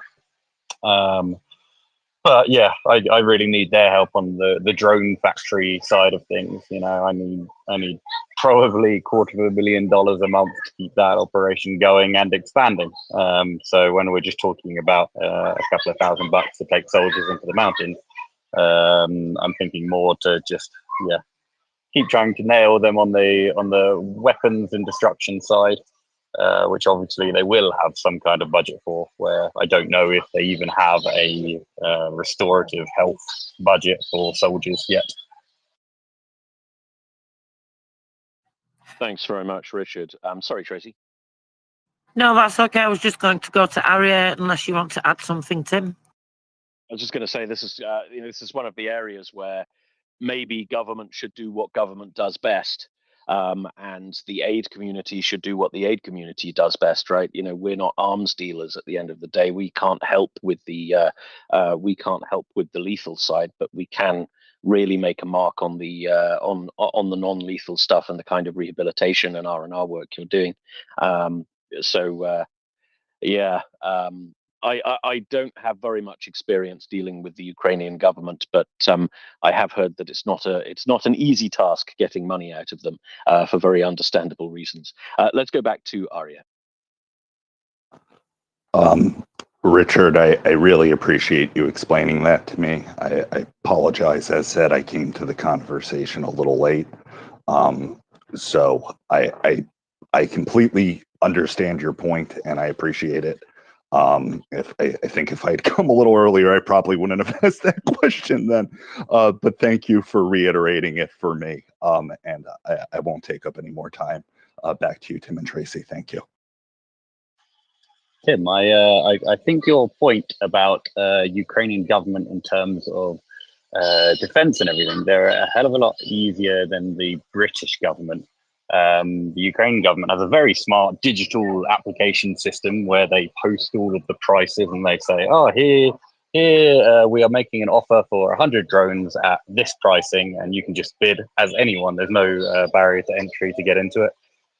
So you can supply a lot easier the Ukrainian government's wishes. With the UK MOD, I went to apply. I now have a UK MOD account. And I saw their application to be able to join the contest for drones. And they wanted something like 300 drones for testing purposes. And we just had to completely scrap the whole idea because it was like, okay, we need 300 drones on the front right now. It would be lovely to have a British MOD contract, of course. But the guys need these drones more than the British government to be able to take a look and go, oh, it does fly. And we go, well, obviously we know that it's been flying at the front for however long. So it's, yeah, the bureaucracy of the British government is way, way, way harder than anything Ukraine related. And yeah, so we're leaning towards more the Ukrainian government than the British, unfortunately. Absolutely, yeah. My point was not that and other governments are particularly any better. Of course, I've had my own dealings with the UK MOD, and yeah, it's not as easy as it should be, shall we say? Okie dokie. Let's go to our friend Beneficial. Beneficial, lovely to see you. Welcome. Thank you, Tim, and thank you, Tracy. This is an area I know and have a lot of experience in, both in and out of Ukraine. And so I'll just tell you very briefly a few things that I'm aware of. One is that as far as the government's concerned, I think you're mostly right.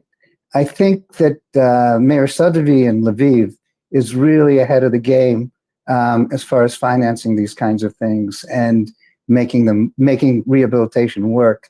And he has a big program called Unbroken. And they've raised a ton of money. He's a very good fundraiser, and he's raised them from other governments because that's what it takes on the scale that it's on the scale that Ukraine has for need for prosthetics and rehabilitation, surgery, and so forth. And so they built a rehab hospital in Lviv during the war, and but a lot of it is obviously for things like amputations, legs, arms. And Mike Bloomberg just gave a good deal of money for eye surgery and prosthetic eyes, or whatever it is that you do with eyes. I don't know. So that's being taken care of pretty well compared to at the beginning of the war. There were, it was pretty much you'd get almost a peg leg. And now they have, really modern devices for these guys, which is a big, big help.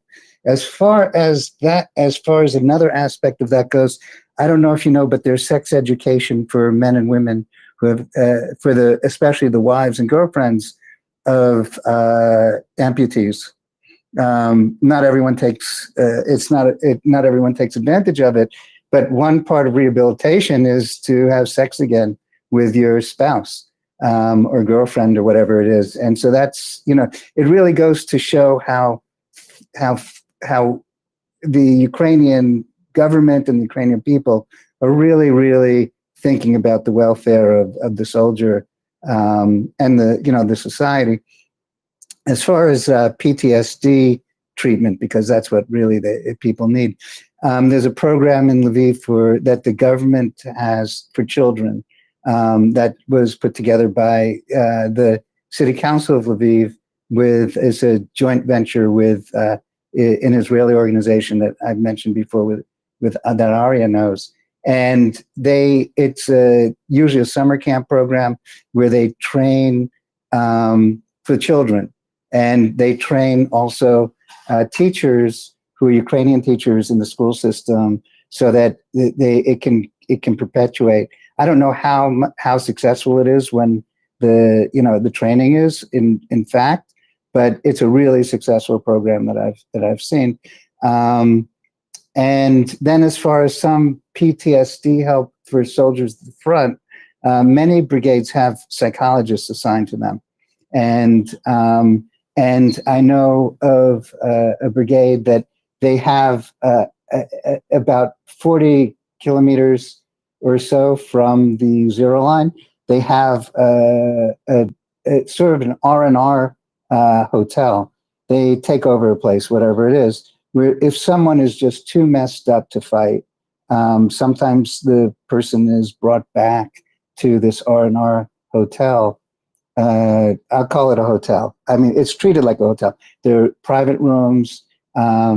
There's music. There's recreation, so that they can become functional again. And so there's, and as far as the government goes, I agree with Richard that weapons are the top priority right now, winning the war. Rehab is definitely a big deal. And the government is doing a really good job. And then when it comes to PTSD, the mental health part, that's really tough for even the United States military. It's a big problem in the United States, PTSD for military personnel, which really hasn't been successful in a broad ranging program. And I think that, there is such a thing as it, and we just haven't been successful overall in treating military people for symptoms of PTSD around the world.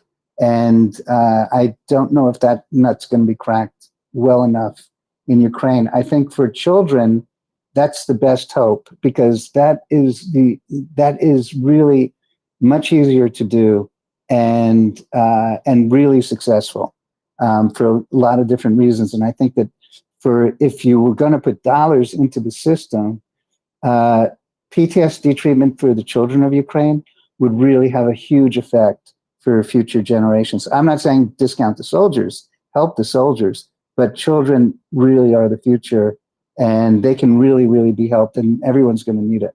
So that's my little soapbox for that. Thanks for the floor, Tim and Tracy.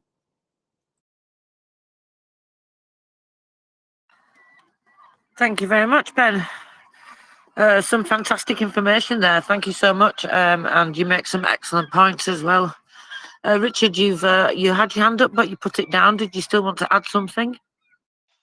No, but now that I'm on, the organisation I was talking about earlier is called Veteran Hub, and that covers everything that Ben was just talking about. I don't think they charge for any of it. That was the service that soldiers after the war can get the support that they need, whether that's marital, legal, yada yada. When I was at the camp, Vidnova in the Carpathians, they were one of the presentation speakers.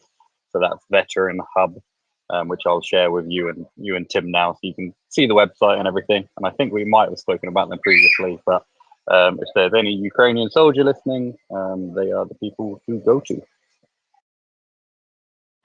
Thank you very much, Richard. Much appreciated. Aria? So very good points, Ben. A couple of thoughts on that, and I have a quick question for Tim. And anybody else is welcome to also pipe in with their opinion. In regards to the contracts, right, that Richard was talking about with the UK Ministry of Defense. 300 drones as a request for testing sounds like a bit more than just bureaucracy to me, right? I may be reading too much into it.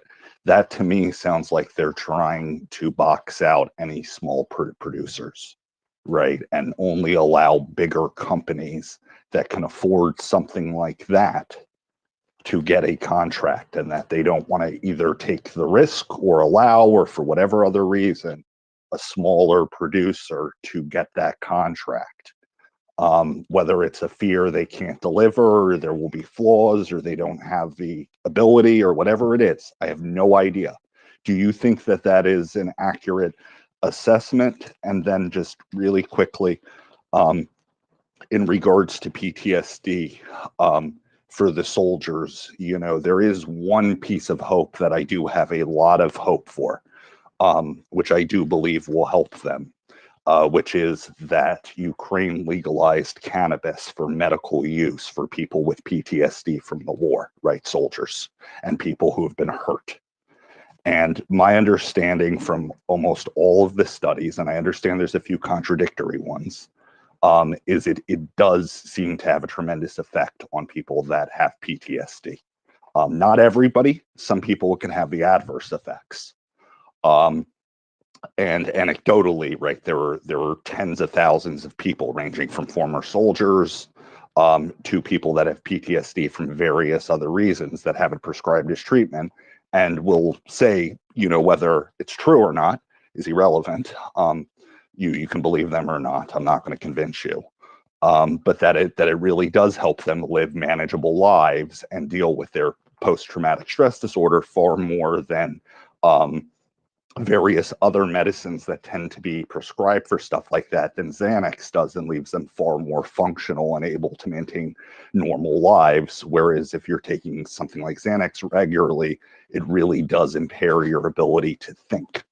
The second thing, which was something Ben brought up, which is really important, even though a lot of people don't realize how important it is kids have an ability to deal with trauma in a way adults don't, assuming they can get the support, right? In the same way kids can deal with an injury that adults take a lot longer to heal from.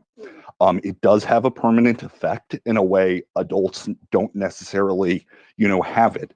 But things like what Ben was talking about, getting the kids away, letting them have, a moment of normality, whether it's a concert or going to a amusement park or something, it makes a very big difference in the healing process. And making sure they do have support makes a very big difference in the healing process, even if it's just something like play therapy. And I think this is a very important conversation. So I really want to thank all of you for having it. Back to you, Tim and Tracy. Thank you very much, Arya. I won't pretend I'm an expert on British defence procurement. I would probably defer to Richard on that because he probably has a lot more experience of that particular system than I do. The way I understand it is they do have a preference for larger suppliers, simply because they would be worried about a smaller company being able to fulfill a contract at scale. Right, and it's the scale that's important, right? Because you're not just going to buy 300 drones. You're going to want to, because a drone is basically a disposable item on the battlefield, right? So you're going to want to see a proper production line, et cetera, et cetera, et cetera. And it's one thing to say, well, we're a small company now. If we get this contract, we'll be able to expand, yada yada yada. Achieving that kind of scalable growth is one of the most difficult things it's possible to do in business, especially if you're in the business of making something complicated and technological, right? There's a lot of kind of techie cottage industries that won't go any further than that because they just don't have, they're basically run by inventors, right? They don't have the kind of they don't have the experience in business management, process management, scaling operations, etc., to make anything more of the business that they have. One thing that is quite common in British defence procurement is thin priming. So you get, you're a smaller company, you've got this innovation that you've done, like maybe it's like I don't know, like an EW hardened drone, right, that can survive in Russian controlled airspace. And you know how to make it, you know what goes into it, you've got the patents and everything on what you've done. And you go to BAE Systems and you say, well, we want to sell this to the king. Can you help us get the bid? Right? Can you help us get the credibility needed? Can you help us get through the contracting process, and can you help us scale the manufacturing in return for a slice of this contract? So you have a prime defense contractor basically managing the bid, which is a specialized activity in its own right, right? It's not something that you can just do. That was something Richard hinted at, where you can go and check the website and you can say, well, they want this capability. They're inviting ideas on bids on this capability. But that doesn't mean that any Tom, Dick, and Harry can just go and fill in some forms and be taken seriously by the MOD, right? So there's a whole art to getting your product in front of the people in the first place. And there's a certain amount of capability you need to get there. So I wouldn't say that British defense procurement culture is allergic to smaller companies, but it's more like, we're talking about an organization that spends the best part of £60 billion a year, right? You don't get to deal with that organization unless you are a company that is capable of a certain scale. And, your mum and dad's kind of widget factory is not that. right? That would kind of be my not particularly expert take on that, but I'd invite Richard's thoughts as well.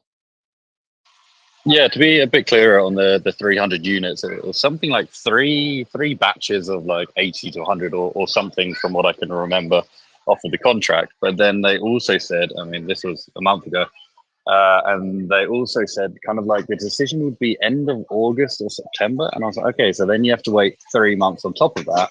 And by the point that they've made this decision, whatever you put to them will be completely outdated. Because within 3 months everything changes. So effectively what they would be doing would be procuring some just cheap Chinese drone components put together very simply, and they wouldn't actually have the innovation in the tech, and then therefore anything that they look at is instantly outdated on the battlefield, because everything that they would have and that would have been sent to them would have already been jammed by the time they've made their decision, which doesn't make any sense at all. And it really is every 3 months everything's changed, so it's not a situation where anything that they're currently doing would make too much sense in terms of technology.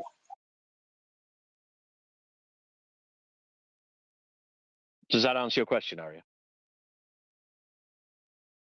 Yes, from both of you, very, very well. I really do appreciate it. It I think affirms what I was saying, and I appreciate you breaking it down, Tim, and Richard, you adding some clarification to a couple of things. Thank you both very much. Thank you very much. Okay, if there's no other questions or comments on the topic of British defence procurement, which I will be the first to admit is a bit of a mess. You think about in kind of medium-sized companies have gone bankrupt waiting for the Ministry of Defence to make decisions. Like it's not something that happens quickly or easily. And I don't know. I'd like to say it's better in other countries, but I'm not convinced that it is. I mean, some countries do it better than others, but the defence procurement as an activity does seem to be a bit of a shit show basically everywhere. And I'm sure you could write several books on exactly why that is, but I'm totally unsure what we do about it. Okie dokie. So what else have we got going on, Tracy? Well, interestingly, on that topic, just let me come in from the window in case it's a little windy. I was looking at something this morning from the state rear operator.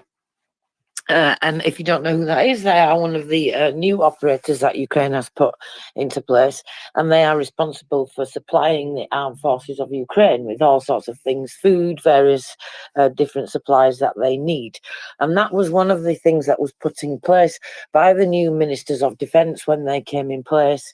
And one of the reasons is because, well, it's just a more modern system, a more internationally recognised way of doing things, in part because that's what civil society wants, and that's what they're pushing government to get in Ukraine, and in part it's because they are aligning with the EU laws, aligning with the NATO laws and all those things, and so one of those steps and those checks and balances that they've put in place to stop corruption and just incompetence, really, causing corruption. People not doing checks and balances, old Soviet ways of doing things, all that's been completely eliminated. And coming to the procurement part of it, so they use the PROZO system now, not just for defence procurement, but for many other things as well. So they do the state rate operator deals with food and that type of thing, and then there's the defence procurement in particular, which is still done through the PROZO app as well. The first contract was put out by the Ministry of Defence for a tender for 10,000 drones. Now, I was reading quite recently about all the checks and balances that have been put in place. I was watching an interview by one of the Deputy Ministers of Defence, Dmytro Klemenkov, I think his name is, if I remember correctly off the top of my head. And he was explaining all the different steps. And even when you are accepted for the contract, so even if you are accepted for the tender tender for a business, for example, you don't just get given the contract and that's it. Then you're fully examined by the Ukrainian government. Various different steps are taken. You've got to agree that part of the contract is that you agree to complete and utter transparency. And coming back to what I'm telling you about the DOT is the acronym, if you want to know, for the state rear operator. So this morning, they reported about somebody that they'd caught out. Can you believe? Trying to commit corruption, Tim, after all these checks and balances that have been put in place, because that's not just it. There's oversight bodies and oversight committees and all sorts of other things as well. So what a silly beggar indeed. Well, there's always going to be chances, right? And I don't know. I mean, in countries that do have problems with corruption, and Ukraine, very much it still is one of those. It is taking, they have been taking quite drastic steps towards eradicating this problem. And I think one of the more infuriating Russian disinformation vectors is, oh well, Ukraine's really corrupt. It's like, yes, Ukraine is really corrupt, but the corruption is the Russian legacy that they're trying to escape from, right? It's they are corrupt because they have been part of the Soviet Union for decades, it's interesting because my adopted country of Estonia was in pretty much the same position as Ukraine was, arguably worse, in the 1990s. And there was a kind of titanic effort to stamp that out as Estonia moved towards European Union membership, which she eventually achieved. But the corruption was, the kind of Russian hangover on the Estonian business and political community. It was, the kind of we don't really have oligarchs here, but we do have minigarchs because we're not big enough to have oligarchs. The largest company in Estonia has got a turnover of about €1 billion. So it's kind of we don't really have the scale to have oligarchs proper, but we do have these kind of. They're getting a bit old now, but the people who were kind of in the right place at the right time when the wall came down and found themselves in charge of a shipyard, the sort of people I mean, they're dodgy, and there are kind of dodgy political parties like the Centre Party, for instance, which is a kind of interestingly a party that mostly does Russian minority identity politics and is guaranteed a certain amount of power in the capital city because the capital city of Tallinn is about half Russian speaking. So they kind of have this concentrated Russian minority vote, and they're a big corrupting influence on particularly local politics in Tallinn around property development and all of that sort of thing. But that is a Russian legacy, right? It's not ingrained in Estonian culture, right? It's the culture of business and politics in Estonia is one of quite scrupulous honesty, the same as you'd find in kind of Scandinavia, the Nordic countries. It's quite annoying because it's the Russian legacy that they're trying to escape, and it's the same. It's a feature of Ukraine that the Russians are trying to weaponize in the information war. And I think the best response to that accusation is, what's going to help Ukraine with the corruption problem? Do you think occupation by Russia will help? Right? Do you really think that the solution to this is becoming a Russian vassal? Right? Because how's Belarus doing? How are they doing with corruption? Oh, not very well. Yeah, well, you've got your answer then, haven't you? So yeah, it is slightly depressing to see people still chancing their arm, especially when there's an existential war being fought, Tracy. I guess they just have to keep plugging away, right? And I think this is where you provide a vital service here on MriyaReport, Tracy, is reporting on the anti-corruption activities of the SBU, who are doing absolutely sterling and presumably thankless work, right? It's like the old TV trope of nobody liking the internal affairs department of the police, right? These guys are probably making themselves absolutely no friends, right? But they know they're serving a greater good. yeah, I think it's great that they're taking the steps, and I think it's great that you're here to cover them, Tracy. Well, thank you very much, Tim. Of course, I can't take the credit. I just report on what they do, of course, and all the letter agencies. And actually, you reminded me that's changed time and date now, the SBU segment. That's going to be happening later on today at 4:30 p.m. UK, 6:30 p.m. Kyiv. And we'll be talking about the SBU and all the letter agencies in Ukraine, everything that they're doing to get rid of terrorism, treason, collaborators, corruption, all those types of things. So we will be looking at the week and what's been going on.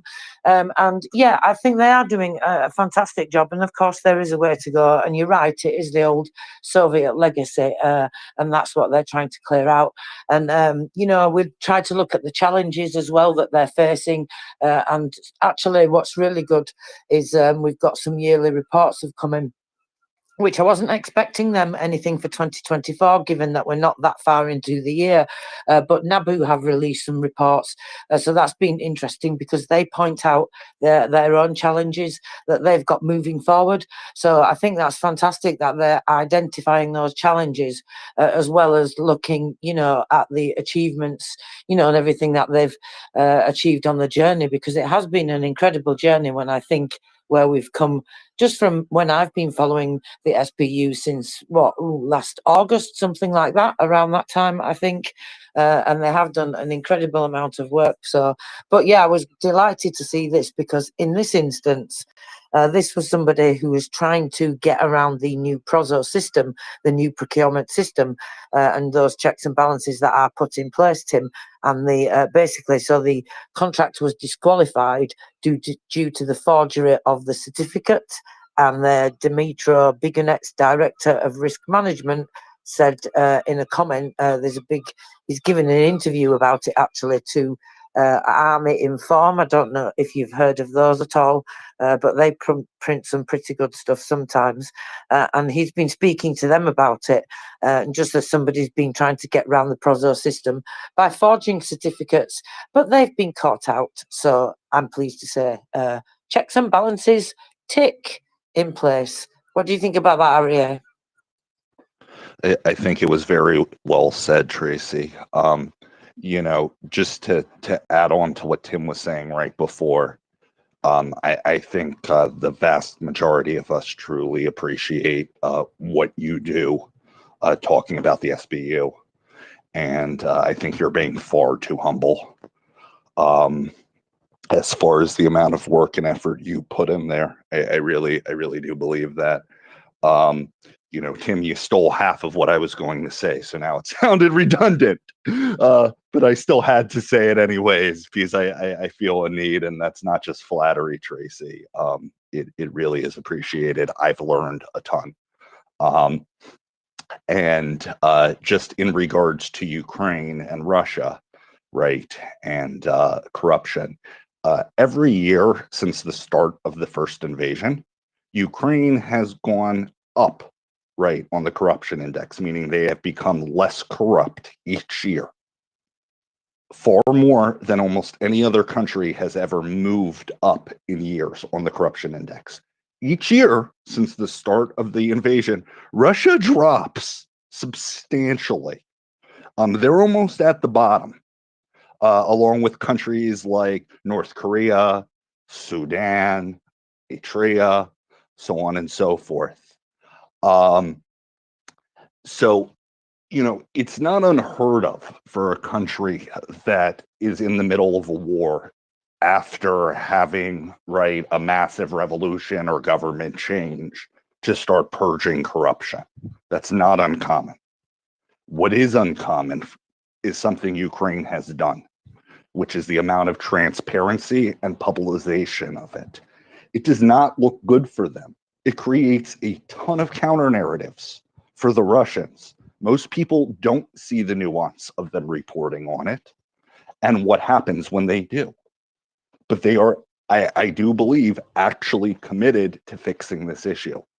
And one of the things I think are very commendable is they haven't just played games with this, right? It's not like they're just going after politicians and other people that disagree with their opinions, right? Or political opponents or people that badmouth Zelensky.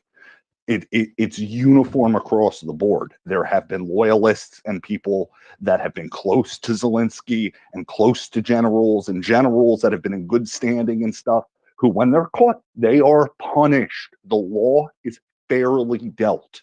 And I can't say that is something that still exists in every Western country, right? And they are striving towards it.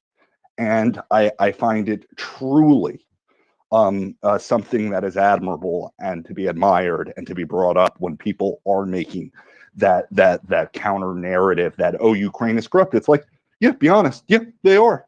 Give them the facts. Let them extrapolate from it. If they're not sycophants, they will, it's pretty obvious. Back to you guys. Yeah, it's a very good point, Arya. I mean, you look at the international rankings, and it's very clear where the direction of travel is. It reminds me a bit of school. I'd get a lot of prizes for being the most improved. Which is kind of a double-edged sword. Because it meant you were shit to start with. But anyway, silliness aside. There is drastic improvement, and this was one of the criticisms of President Zelensky before the escalation.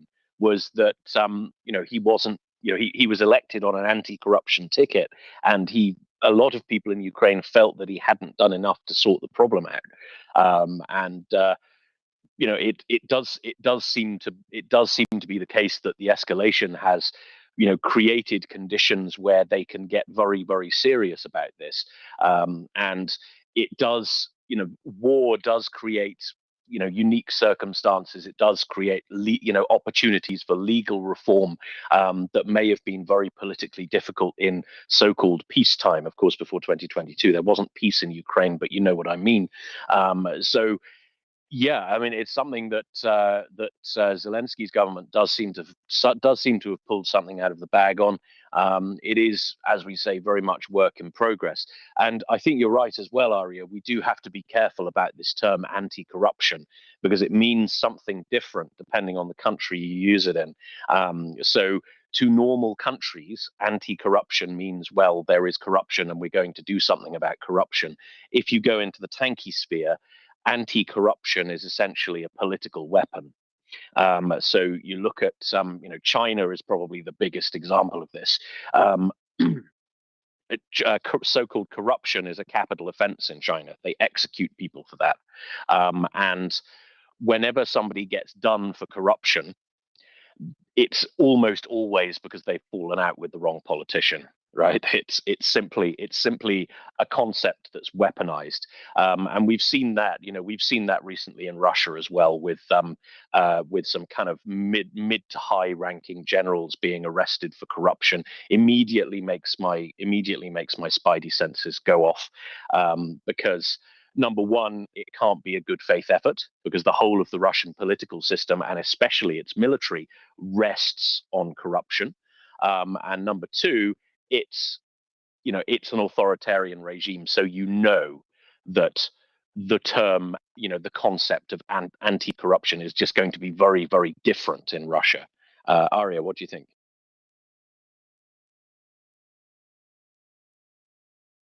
I think I hate this application. I agree with you, Tim. I agree with you completely. And just to highlight that, I'm blanking on the guy's name.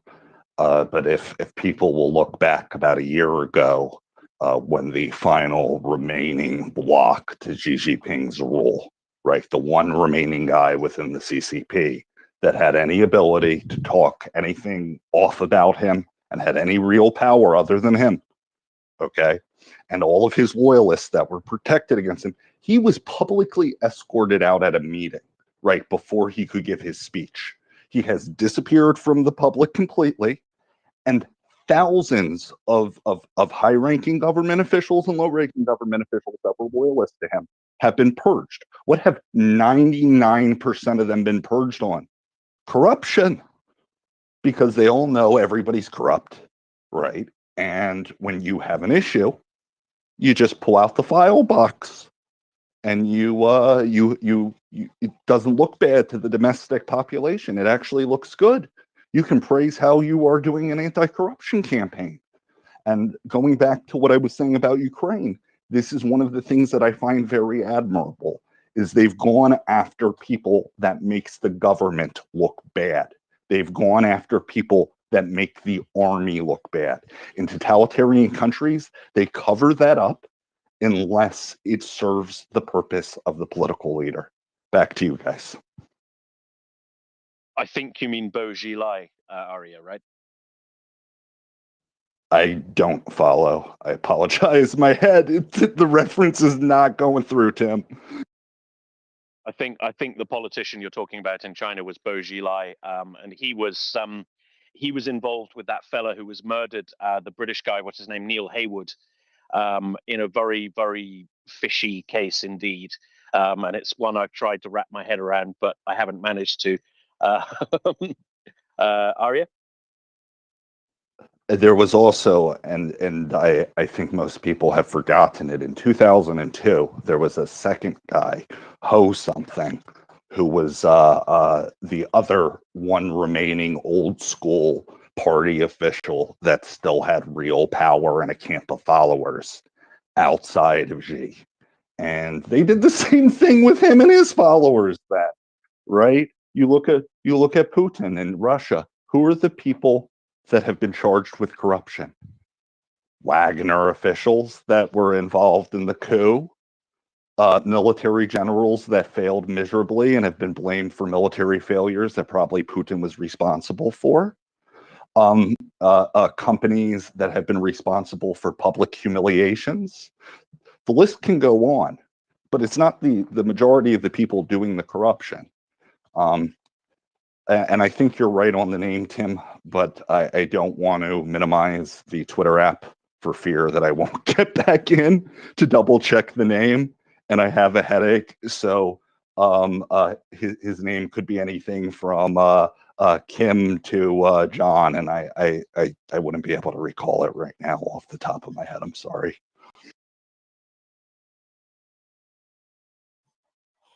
Thank you, Arya. Dan, welcome. Please go ahead. Yeah, I think Tim's right, area about the last one that was from the one in 72. I don't know about that guy, but I pronounced it Hun Chuao or whatever. But my Chinese sucks, so like any other language. Yeah, Tracy. I just wanted to mention the other day I was looking up different things, and another thing, we could do this for another program. The way the government works, the president on down, the legislature, the judicial branch is very, very, very interesting. It's nothing like what we think in our own countries. It's kind of neat. Dan, your audio is really difficult to hear. Yeah, if I don't hold the phone right up to me. Can you hear me now? Yeah. Yeah. Anyways, I was saying I got close to reading about how the government works in Ukraine, the president on down. It's very interesting. Yeah, thank you, Dan. It is a different structure, isn't it? And the decisions that he can make, who he can directly hire and fire in terms of the judiciary and things like that. It's very interesting. Some of those changes were made not too long ago because of corruption. So I don't know if you got that far, but yeah, it is very interesting. Thank you, Dan.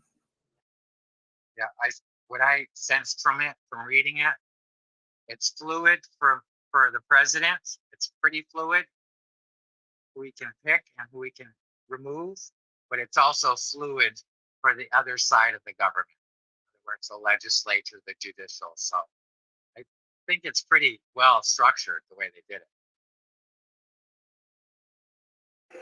Yeah, there was a problem a bit back, wasn't there? Do you remember about that, Tim? He got rid of quite a lot of judges, President Zelensky, didn't he? I can't remember the amount. and then made some massive changes then because there were problems in the Supreme Court and one thing and another. But these people actually, in various different courts, these judges and people like that, they've been taken down, several of them, over the past year at least.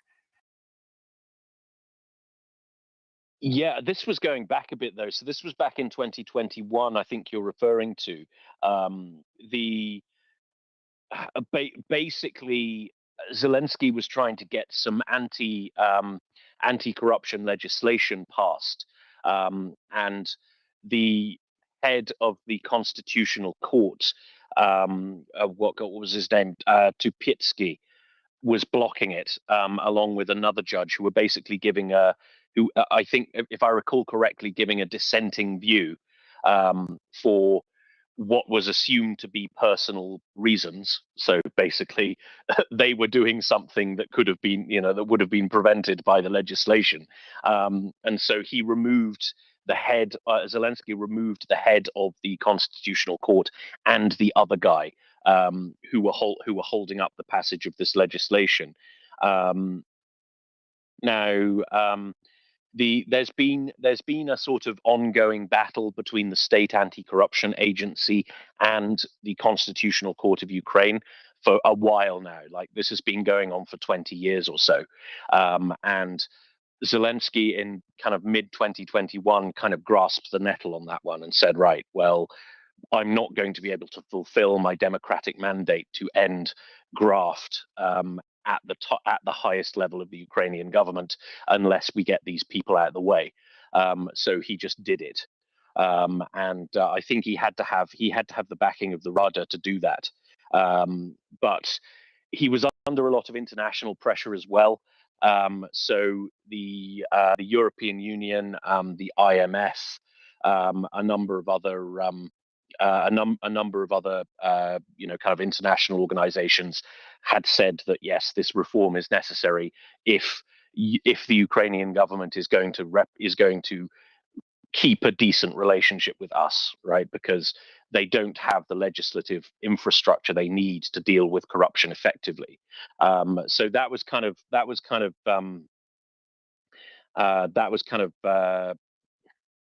Zelensky's big win, I guess, in 2021, and that seems to have been something that saved his political bacon quite a bit, especially with his international allies. I don't know what impact it had on public opinion, but presumably quite a positive one, Tracy. Well, I think it's the start, really, isn't it, of where things, where the improvements started to come from, that everybody had been expecting previously. And, even from my limited view, looking at that time, then I expected President Zelensky to do more sooner in terms of, countering the corruption and getting rid of it, given, the mandate that he was elected on. But of course, I didn't understand then, like I said, with my extremely limited view from where I sit, the scale of what he was dealing with. And I think that's something that I've learned, certainly following the whole journey, is it must have been absolutely overwhelming, I think, really, getting into office, discovering the scale of that corruption and thinking, where on earth am I going to start when everybody's paying off everybody else? And it must have been, like I say, really overwhelming, and I'm glad that it wasn't me that had to start. But I think, yeah, that's definitely where things started to change massively. And then, of course, he has the final decision in lots of cases. But like Dan was saying, obviously, he listens to the people underneath him. I mean, I'm reminded of the recent case where he fired the head of the SBU cyber department for abuse of power. That guy went through the steps that General Maliuk would take him through, which is what you would expect, the general above you. And he was the one he reassigned him. It's not really a punishment, is it? Because when you have a military rank, as he did in the SBU, EU in his position, then he can be reassigned, and that's what General Malayut did, reassigned him to the front line, and then obviously the decision was made. But going through the relevant steps and the relevant processes, and then of course President Zelensky did eventually fire him, and so he should as well. I was waiting for that, and I was hoping he was going to do that, Tim, so I was kind of pleased when it was announced. I think one of the interesting advantages that the president of Ukraine has is this is either an advantage, or it's like it's a massive hole in their separation of powers, depending on how you view these things. Is that the appointment of judges, especially judges of the Constitutional Court, is a tripartite process in Ukraine. So it needs the permission of the Rada, so the parliament. It needs the permission of the Congress of Justice, which is basically a trade union of judges, and it needs the permission of the president by decree. So the president of Ukraine is effectively able to remove judges of the Constitutional Court by reversing the decree that put them there. So they no longer have the tripartite approval that they need to sit in their seats as judges. So from what I understand, it's actually quite easy for the president of Ukraine to remove judges, especially Constitutional Court judges. Now, as I've said, if you've got a good president, then that's great. If you've got one who maybe isn't so great, then obviously that seems to be a bit of a hole in the system to me. So one wonders what Ukraine's international partners will think about this setup, right? One wonders what constitutional reform will be demanded when it comes time for Ukraine to join the European Union, NATO, etc. But I mean, the more you think about it, right? There's kind of no flawless way to appoint judges, right? It's the power to appoint them has to come from somewhere. And if you look at the American model, I think in the United States a lot of judges are elected at the state level, and federal judges are kind of put forward by the president and then scrutinized by Congress. In the UK, the way it works, as far as I'm aware, is that there's like an arm's length quango that does it. It's called the Judicial Appointments Commission. And they've just kind of taken it out of the political sphere altogether, and it's kind of a professional body, not unlike the Congress of Justice in Ukraine, that does basically all of the appointments. And I think the Prime Minister gets the final approval on the appointments, or the King does, and the Prime Minister does it for him. So there's kind of no easy way to do this, right? There's always flaws in the process, and I wonder which reforms Ukraine will put in place on this, if any, in the fullness of time. I see Dan has got his hand up, presumably to correct me about how U.S. judges are appointed. Dan. Oh, not at all. No, what I'm thinking when you were talking, as far as Ukraine goes, yeah, there's a little bit of, I saw that too, Tim. A little bit of juggernaut there. But the good thing about it, I liked when I was reading it, is that the actions can be swift, quickly, not drawn out in this long bureaucratic affair where it ties up the whole country to other business, judicial business. So I like the fact that it looks like it's a lot quicker.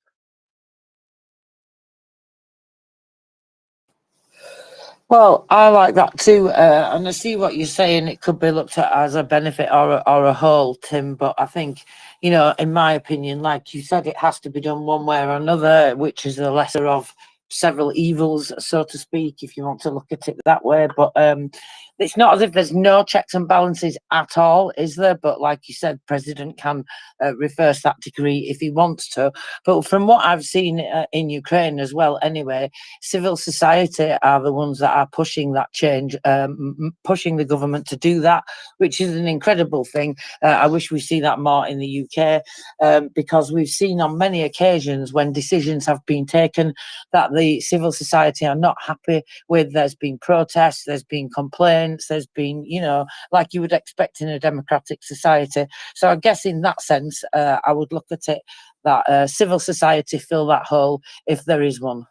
What do you think about that, Tim? Yeah, sure. I mean, all democracies rely on the participation of the people, right? And this is your kind of it comes down to the adage that people ultimately get the governments they deserve.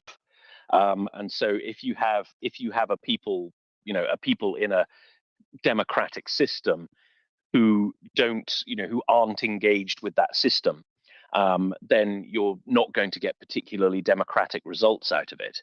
And I think one of the disadvantages we have in the UK is that it's not really enough to simply vote, right? Because the real democracy in the UK doesn't happen at the ballot box. It happens at the political party level, particularly the local political party level, because we have this first past the post system in the UK, so it tends to form very strong governments, dominated by one of the two, formed by one of the two largest parties. Now, the two largest parties are themselves coalitions, right?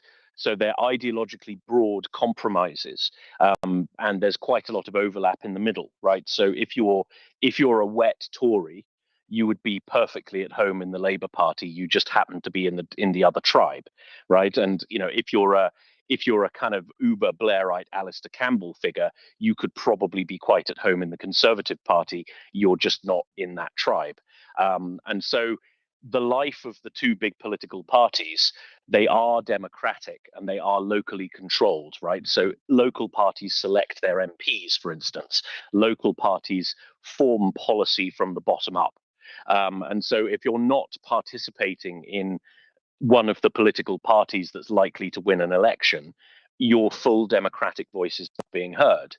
And so in the UK, what a phenomenon we get is, well, you vote, but you don't really get what you want. Well, I don't think that really happens in any system, right? I mean, you look at the way things are done in Europe. They have their proportional electoral systems. There's always some compromise had when coalitions are formed. So various parties have to drop certain pledges in order to get into the government, and that's kind of what happens at the political party level in the UK. But anyway, that's just a slight aside. You do need a very engaged electorate if you're going to be a successful democracy. And everything I've seen about Ukraine says that yes, they have a really engaged electorate, right? And that bodes really well for their future in the Brotherhood of Democracies, because they've got people who actually care about the way they're governed, and will participate accordingly. So I think that makes me quite hopeful for the future of Ukrainian democracy, Tracy. Yeah, absolutely. That's what I've seen so far in my example anyway. When there's been abuse of power, civil society is holding the government to account. And I think that's what I don't see in the UK, unfortunately, anymore. People whine about the government, they moan about what the government's doing, and then they all go quiet again and go back to everyday normal behaviour, and then expect there to be a difference. And nothing is going to be any different, is it? If, like you say, all you do is think that your only part in democracy is just to vote. It's much, much more than that, of course. Absolutely, I couldn't agree more. What was it? I can't remember who said it. Was it Jefferson who said that the price of liberty is eternal vigilance? I can't remember if that was Jefferson. Sounds like the sort of thing Jefferson would say. But yeah, it's like that. It's about being a vigilant participation in the life of your state, and something I think that many countries in Europe could probably learn from the Ukrainians on. It's people who have experience of the opposite end of the spectrum, who tend to guard their democratic privileges perhaps the most jealously, Tracy. Yes, indeed, Tim, absolutely. So it's gone very quickly now. It's not long before you are going to leave me, Tim. So anything else you want to talk about before you go? Gosh, I feel like I'm being pushed out the door here, Tracy. Nah, I'm teasing. No, not at all. Okay, I there can is. cook you if you like.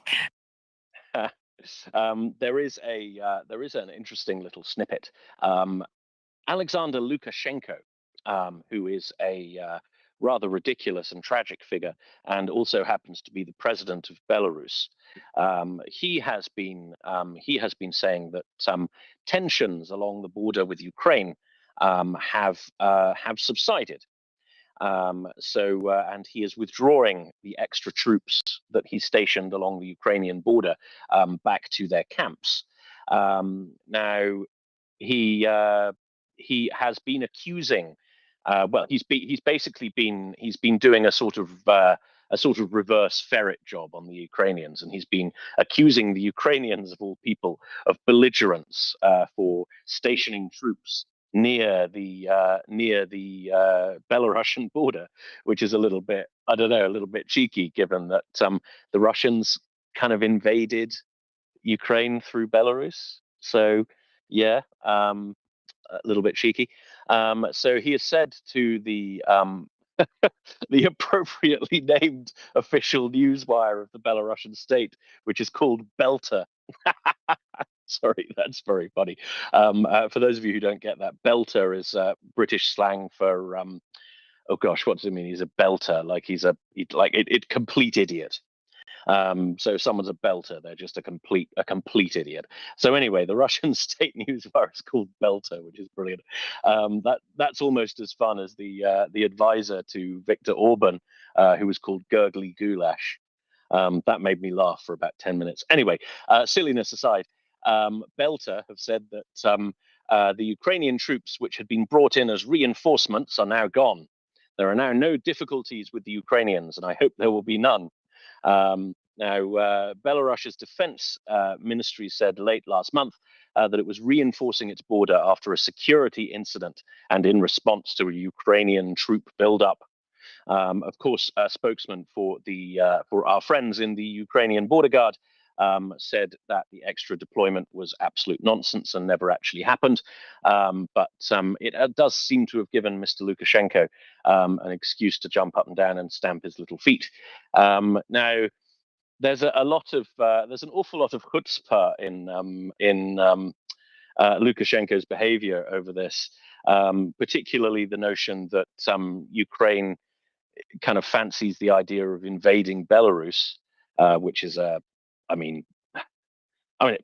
wouldn't be a bad idea. Don't get me wrong; it wouldn't be a bad idea. Can you imagine how cool it would be if the Ukrainians just sent a couple of brigades, for that is all it would take, to topple Lukashenko in Belarus and get rid of his awful government? Because that's the thing about people in Belarus, is they are really, really, really European. They are a lot like Ukrainians. They are not at all like Russians. Like we kind of think of Belarus and Russia as sort of the same thing from over here in the West, right? Belarusians, like you meet them, they feel really European. Like they feel like they don't seem Russian at all. They don't have that kind of Russian essence to them, and they really don't like Lukashenko. Like he's not like Putin in Russia. Lukashenko is a very, very unpopular leader in Belarus. Nobody who does not participate in his system directly actually likes him.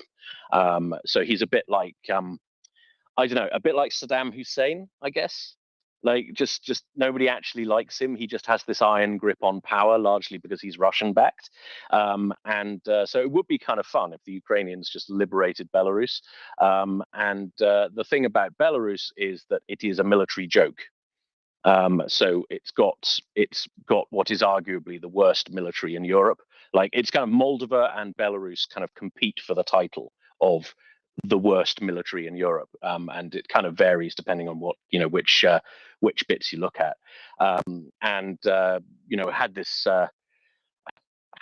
this discussion on the space, like why doesn't Belarus join the war? And the verdict was that the Belarusian army just wouldn't. They would just refuse. They would just mutiny. They wouldn't go to Ukraine, and they wouldn't go and kill Ukrainians because they feel they have a lot in common with Ukrainians. And even the Belarusian language, which is suppressed in Belarus, is a lot like Ukrainian. right? It's a very similar language to Ukrainian. So they have an awful lot of cultural kinship between the two countries, and the verdict was that Lukashenko can't make them, can't join the war because his people would just not do it. They just wouldn't cooperate with it. Anyway, he's manufactured a little border incident with the Ukrainians, and now he's stepping back from that because I don't know, tanky reasons, Tracy, tanky reasons. Yeah, I think he walks a fine line, doesn't he? More than people realise, because as you said, like the army, for example, they would turn on him if need be. So he's got to please Putin, whilst at the same time, not setting the army off and not setting the public off against him. So I think he does walk that fine line, and it's kind of amusing sometimes, I think.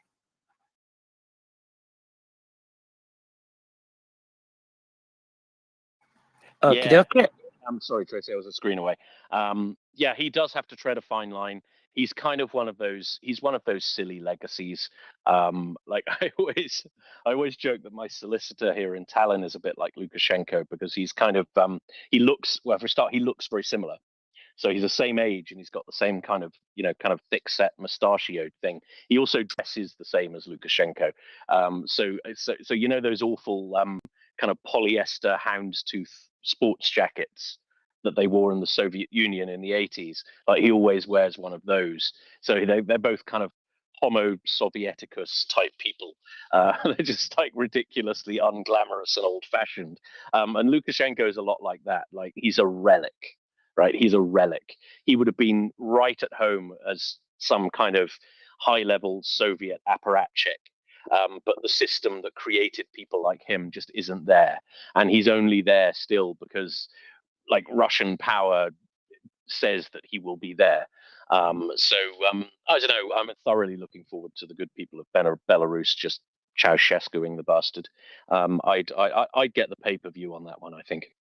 Okie dokie. I see we have a couple of hands. Let's go to Dan, please. Dan. I was just gonna add. You do yourself. You do Lushenko too much justice. You said Saddam Hussein. I was thinking before you said that. I was thinking Omar Gaddafi. But yeah, we were talking about this. I think yesterday at some point, just a little bit, not too long, because that's all it's worth. Yeah, him withdrawing troops and then massing troops, and are they doing this? And they got the Chinese there. And, Heather said something about what are they going to do there? Practice their acrobats. But anyways, yeah, it became quite funny. But yeah, it's just a lot of big, tiny boy posturing to make himself. Yeah, you're right. The army would do it. I wanted to add, Tim. I saw your NATO thing explaining how NATO works and stuff. It was very interesting. Are you going to do more? Thank you very much, Dan. Yeah, I guess the Saddam Hussein comparison is a little bit unfair to Saddam Hussein, and it's something I never thought that I'd say. But at least Saddam Hussein fought some pretty punchy wars, whereas Lukashenko is just a kind of he's just a lump, isn't he? He's just a lump. He's kind of risk free. Yeah, thank you for leaping to the defense of the honor of Saddam Hussein, which tells us everything we need to know about Mr. Lukashenko, relatively speaking. Am I going to do more videos? Thank you for your compliments on my video. It was my first ever video, so do forgive the ropey editing. And I think I put part of it in the video twice by mistake. I only noticed that after it had gone up on YouTube, beg your pardon, on Twitter. I will be doing more videos, so I'm hoping to make them kind of once every 2 weeks. If I manage to find a time, I'm going to do them more regularly than that. They're going to be kind of much of the same, kind of picking apart a Russian narrative on something, and explaining exactly how disinformation works and how to spot it and things like that. So yeah, I'll definitely be doing more, Dan. I'm hoping they will get better in production value. because it's like it's really not my wheelhouse. I'm not one of these creative, techie creative people at all. So it's very much a learning curve for me. But yeah, so keep an eye on the feed. More should be dropping as soon as I get around to it. Thank you very much, Dan. Okay, let's go to our friend Dryfly. Dryfly, welcome. Hi, it's a great conversation. I've been listening on my Sunday morning. And I was going to say the biggest reason Belarus did not enter the war early and stays the hell out of it now is because the Russians would probably have to put 2 soldiers, maybe 3 soldiers in Belarus to stabilize it for every soldier they got out. Every helper they got from Belarus, because the system, their country is that unstable. And it's not unstable, obviously, but if I recall back 2 years ago, we were talking about this, and I want to say the summer of 2022, and there was real concern that that whole front would blow up, that there was a large insurgency, especially in southwest Belarus. Not an active insurgency in the sense like the Viet Cong in Vietnam or the Taliban in Afghanistan, but just a latent, unhappy populace who was ready to rise up, and some military officials who probably were involved with it, at least surreptitiously. That whole corner, and I think that's down by Brest, if I'm not mistaken, was considered to be very, very at risk of just absolutely blowing up. And so Putin, as bad as he wanted the Belarusians to enter the war, my understanding is that even Lukashenko read him kind of the riot act that we could have 2 fronts, and the front would be Belarus itself and Ukraine. And it wouldn't be a front where we're attacking. We would be on the defensive, and it would be our own population. So I really think that people underappreciate that. I don't think anything has changed much. People say, well, it's quiet now, it's more stable. I don't see that at all the case. I would guess that insurgency, that group that is gone latent, they've gone quiet, they've gone to ground. But I would bet money that they're still there. Same people who would rise up in a heartbeat are still there and willing to rise up in a heartbeat. It's just that right now they would be crushed because the Belarusians government does have enough forces to crush an insurgency. You take those people out and send them to Donbass, they won't have enough people there to crush an insurgency. So I think that is, in some respect, what's going on. Do you think I'm crazy, or I'd love to hear your thoughts on that, being that you live sort of nearby, and I will listen. Yeah, thank you, Dryfly. I think that's a very good point, and it's one that hadn't particularly occurred to me. So yeah, it sounds like the sort of thing that's probably true. And of course, I know this is the wrong way to frame it, but Belarusia is like, it's the next logical target, right? If we're talking about ending the last vestiges of stupid Russian imperial crap, then once we've got Ukraine over the line, then, or rather, once Ukraine have taken the step over the line, right? This is not, this is a process in which they have the utmost agency. Then another logical cooperation partner for the West would be Belarus, to the extent that we can cooperate with civil society and sideline their government, right? So I think for Lukashenko, for the Lukashenkos of this world, there is, as Tracy says, a very fine line they have to tread, and they know that they're only in power because Russia guarantees it. The shakier that guarantee looks, that guarantee starts to look still shakier and shakier the longer the war in Ukraine goes on, and the more of Russia's state resources are sapped by that war. But yeah, I think you make a very good point, Dryfly, and it hadn't occurred to me. I think there's probably a lot in that. It's not that Belarus, doesn't want to, or at least the Belarusian government doesn't want to join the war. It's just that any resources they contribute would have an outsized negative impact on their domestic security situation, or rather the domestic security of the regime itself. Yeah, I think that's probably true. I'll go back to you, Dryfly, then we'll go to Arya. Yeah, and I was going to say that the kill is that Putin himself, it's shooting himself in the foot. I think he came to the realization, and I bet you Putin isn't stupid, and he does have a very good understanding of FSB, SVR type situations. And I bet you those guys all got together and says, yeah, we can't. You know, we'll get 50,000 troops out of Belarus, and we're going to have to put in 200,000 just to stabilize it.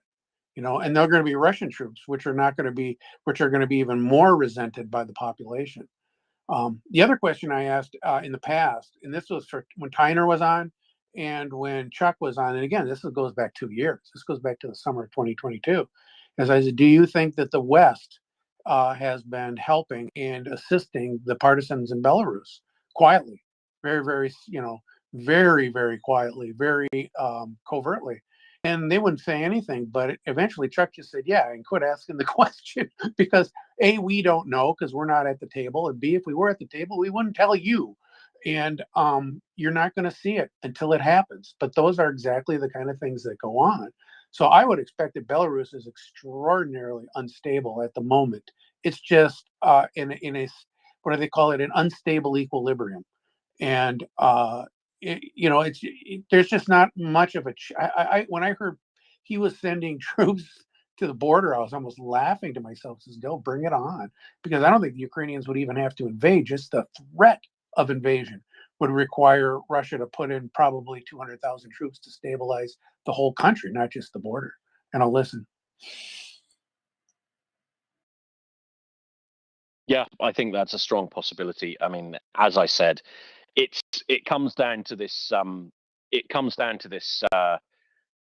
kind of meme we have here on MriyaReport of the West as an empire of conscience, right? And the more countries and peoples that participate in the way we do things, the stronger and richer we get as a collective. And we have I know that I did a whole video about the idea of NATO expansion, being a sort of Russian narrative, but it kind of is and it isn't, right? We do want the democratic world to expand, and I have no reason to doubt that is an effort that our various three-letter agencies make on behalf of our sovereigns, right? It is bringing more members of our brotherhood into the fold, should their peoples want it.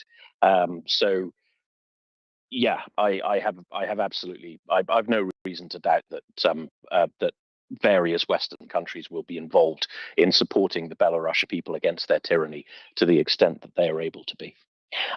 Okay, I see that my relief is here in the form of Mariya. So I'll be taking my leave. It's been a great pleasure co-hosting with you this afternoon, Tracy, as always. But I have a question for you. That's why I'm raising the hand. Okay, let's have your question then.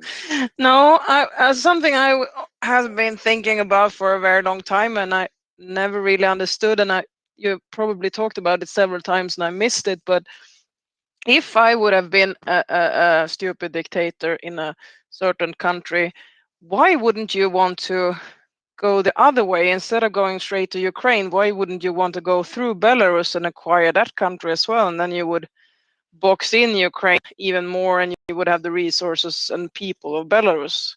I would consider them a much easier target. Yeah, it's just struck me now. What do you think? Well, Belarus is controlled by Russia anyway, right? So it's a Russian vassal anyway. So it's in broadly the same situation that Ukraine was in the 1990s. So it has its own political system, but power is essentially at the mercy of the Kremlin, or rather at the discretion of the Kremlin. Why would you keep it a separate country rather than annex it? Well, it gives the illusion of multilateralism, right? So this is something that came up when they founded the United Nations, right? When they founded the United Nations, the British Empire was very, very wily when it came to the new era of multilateralism. Realized very early on that actually it's better to have allies than it is to have colonies. Because if you're in a global situation where each country gets a vote, and you have to, each country gets a vote, and whether things happen is based on the number of countries that vote for or against a particular thing, then yeah, you don't want a monolithic empire. You want to distribute power down, and you want to make your subjects sovereign, and you want to be very, very nice to them, because then they'll vote for the things that you want. And that's exactly what the British Empire did. And when they founded the United Nations, all of the dominions, which were by then sovereign countries, so Canada, South Africa, New Zealand, Australia, Newfoundland, Ireland as well was a dominion at that point, they got independent seats in the UN. Interestingly, India also got a seat in the UN, despite not being an independent country at the time. So this UN was founded in 1946. India wasn't independent until 1947. And Stalin noticed this. And he wanted all 13 or 14 or whatever it was of the Soviet Socialist republics to get independent seats at the UN, because he realized that, oh shit, if the British are getting their empire seats, then we have to get our empire seats. And of course, everybody told him to go F himself. But what did happen was that Russia, the Soviet Union got a seat, the Belarusian Soviet Socialist Republic got a seat, and the Ukrainian Soviet Socialist Republic got a seat. They were both; those three were all founder members of the United Nations. So why not invade Belarus? Well, he already controls Belarus, so he has really no need to. And if he wanted to end it, and it would be a mistake to end the independence and sovereignty of Belarus completely, because then, that everybody would switch recognition to some kind of Belarusian government in exile, which would probably be extremely hostile to Russia. So it's something that Russia wouldn't really get anything out of. Does that make sense, Maria? Yeah and no. I mean, I for sure understand the number of votes if you have a whole coalition of former Soviet Union votes. But I mean, if they would have taken over Ukraine probably for sure would have lost their vote. I mean, UN would probably not have seen them as a sovereign state with a known vote. And I'm thinking regarding the situation they have with soldiers, a number of conscripts and people from other countries. I mean, now they don't have any control over the soldiers of Belarus. Of course, I mean, they are for sure mostly Cirque du Soleil people, but I would even still consider that would have been an issue to take in consideration, that they would have wanted them to use them when they invaded, and of course they also came from that direction. Yeah, so yeah, I'm still surprised that the soldiers from Belarus has not been involved. Yeah, but thank you. No problems. I mean, it goes back to what we were saying earlier on. The Belarusian army probably wouldn't cooperate in any war with Ukraine. They would probably mutiny or rebel rather than join the war. The Belarusian army is not a significant force. Belarus is a small country, so Belarus is about 9 million people. It's not particularly economically successful, and it's a military joke. So what Russia would gain from forcing Belarus into the war, it would be a drop in the ocean to Russian military power. It just wouldn't really matter. It's not worth losing Belarus as an ally simply to